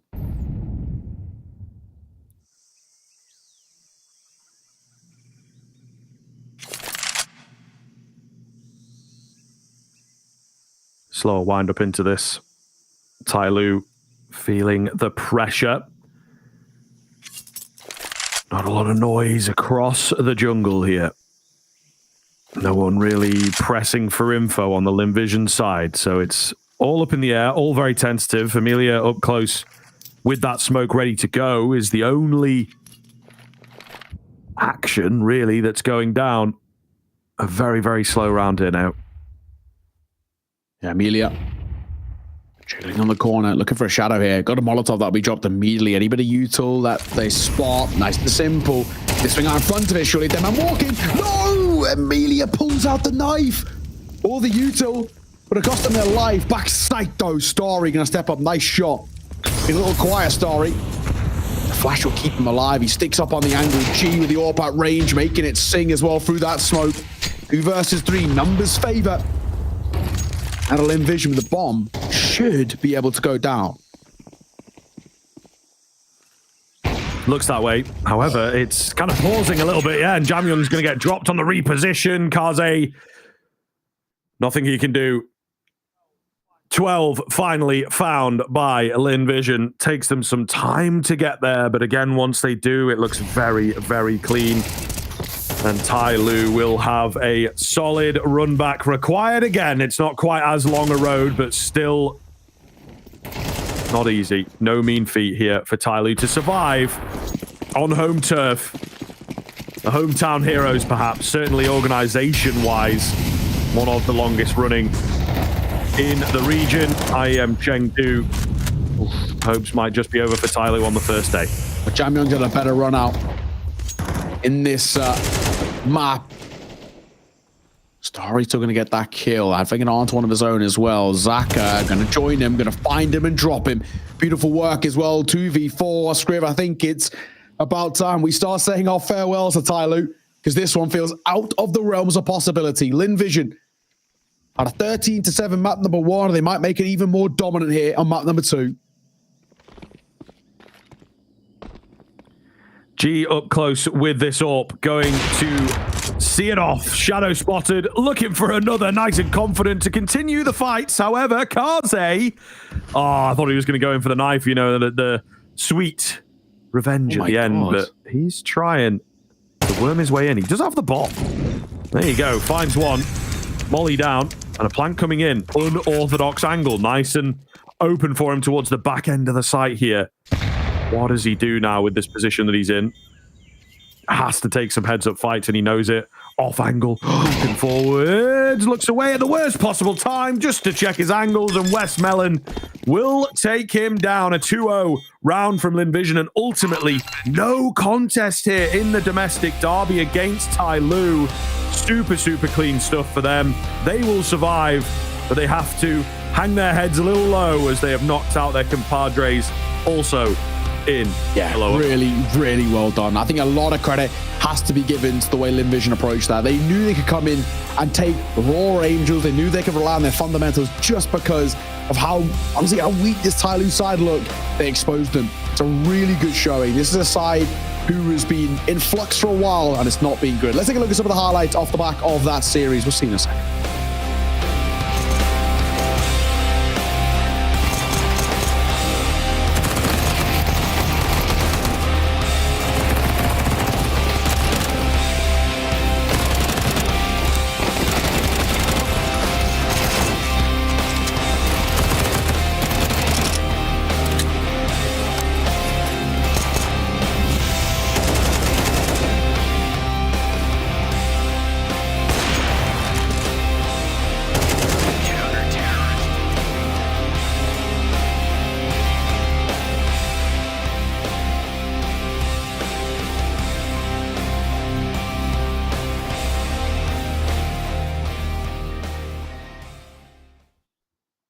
Hello, welcome back in, of course, after the highlights there. Victory 2-0 in the end for Lynn Vision, as said, as highlighted.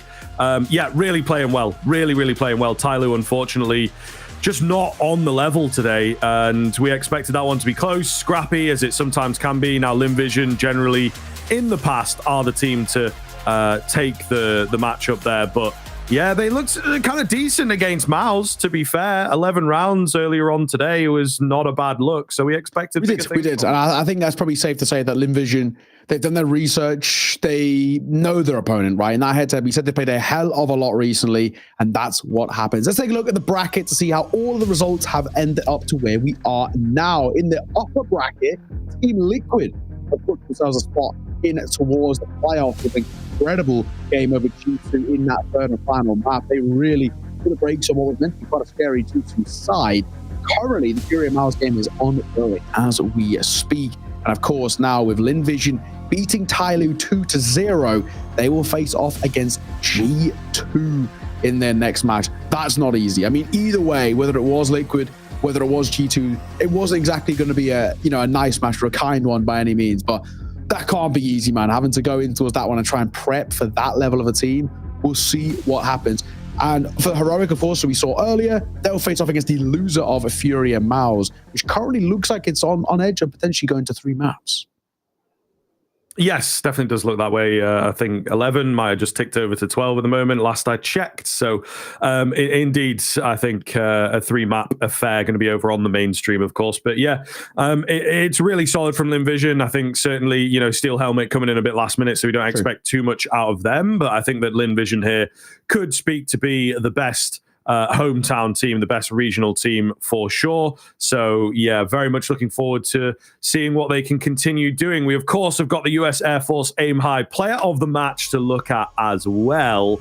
And I think in terms of being excited for the future of players in this tournament, G is one of them. Look at that KD, man. The AWP ADR sometimes a little bit lower because you're not tagging people through smokes and things like that. But the KD, the opening rate for this guy on fire. Man, you could just see all the way, both map number 1, map number 2, this guy is so confident in his own ability. He's so happy to take fights. He's so happy to swing in towards any sort of kind of an engagement. Having that as your AWPer is incredible. I really am impressed with G. I don't think it's even really a doubt to me why he was the number 1 overall. A 1.55 rating he finished the series with is miraculous. 35 and 15, that KD, as you mentioned, going plus 22.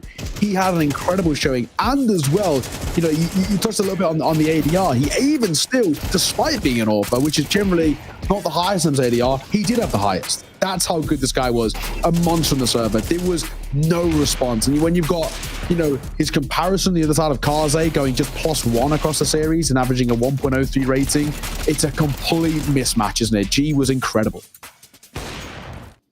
Yeah, absolutely. Yeah, really looking good. And I think fantastic for me to see some of these individuals from Lynn Vision stepping up. It's Starry that we kind of highlighted. He wasn't necessarily needed as much. It seems the roles and the resources and whatnot swap around quite a bit for these Asian teams. They are thankfully these days sticking together a little longer. We saw a lot of breakup a few years ago quite quickly, especially in the kind of mid-level. But yeah, I think it, for me, is a very exciting time. I know that Blair, obviously sort of our resident expert on some of the bigger tournaments and whatnot as an Asian Noah, I suppose. He has said he's very excited for the future of Asian Counter-Strike, and I think so are we. And again, particularly into this tournament, we'll see. G2, bit of a final boss for them quite quickly, isn't it? Schedule, of course, for tomorrow here to take a look at, Neo. More games on your screens. As always, we'll be on for the last one here, which unfortunately is TBD, but give me your thoughts on those. Yeah, I mean, hey, over on the A stream, they got a couple of bangers. FlyQuest, an upset against Cloud9, which nobody expected. Virtus Pro, decimating Wildcard. And, the expectations are pretty low for Wildcard, playing with basically 2 stand-ins, more or less.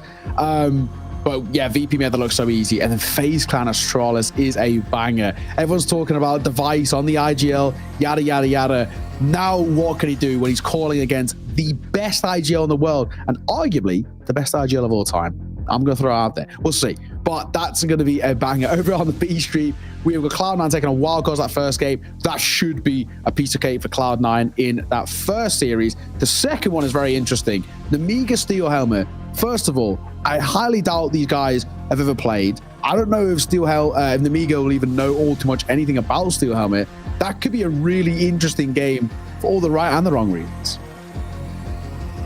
Yeah, very true. Very true. You know, we'll be tuning in, we'll be watching. So definitely some difficult matchups to predict, I think, particularly on the B stream there. But at the end of the day, it should be good fun. And hopefully we get a bit more out from Steel Helmet as well. You know, you have to give them credit standing in last minute under the circumstances. And obviously a team that I think domestically struggle a little bit. So, you know, it'd be nice to see them pick up a map, make something competitive out of that one. But ladies and gentlemen, we have had plenty of Counter-Strike action. If you've been on all day, thank you so much for tuning in.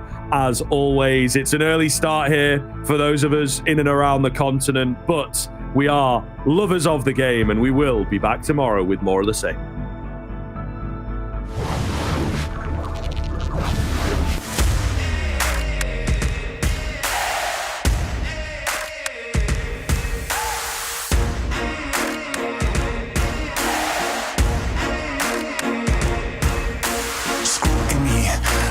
Twisting up the truth, this ain't new to me.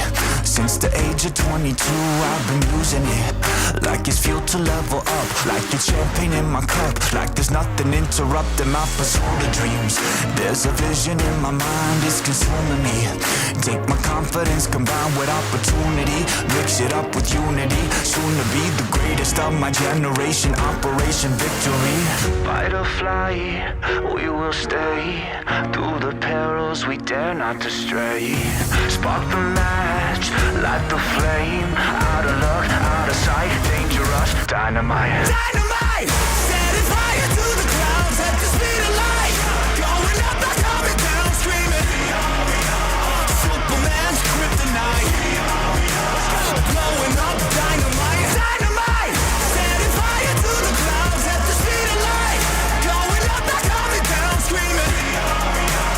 Superman's kryptonite. Blowing up, dynamite.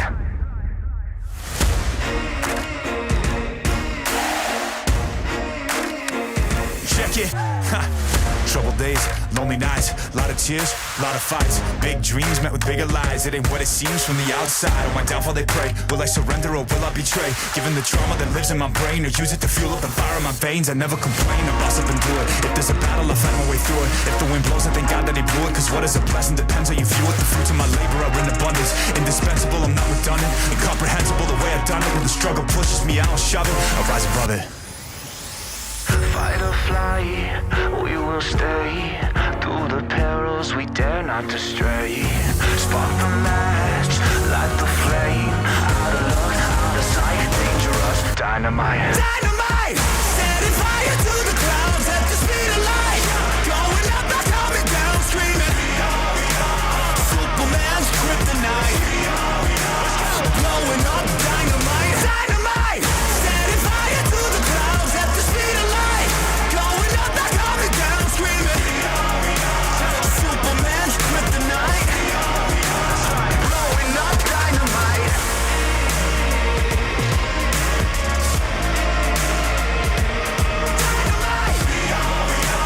Superman's kryptonite.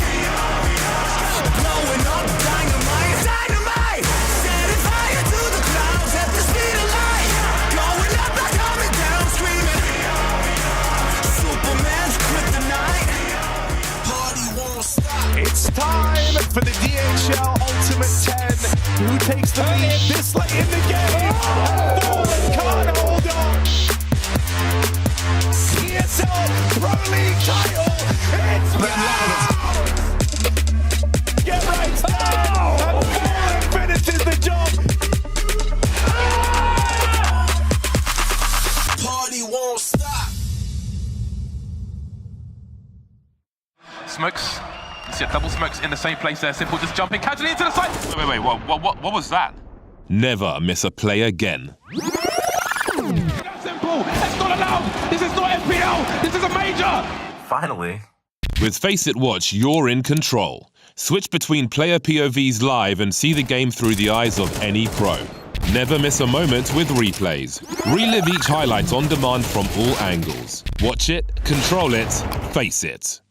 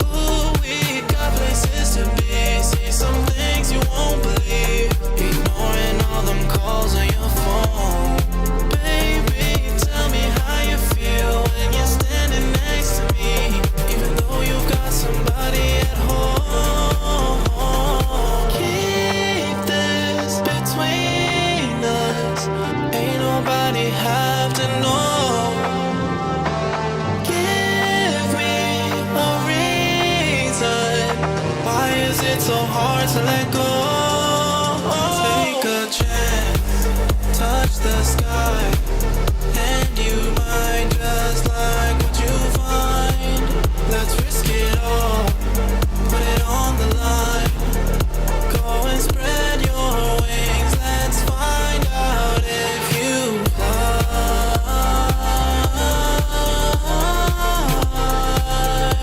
Let's find out if you find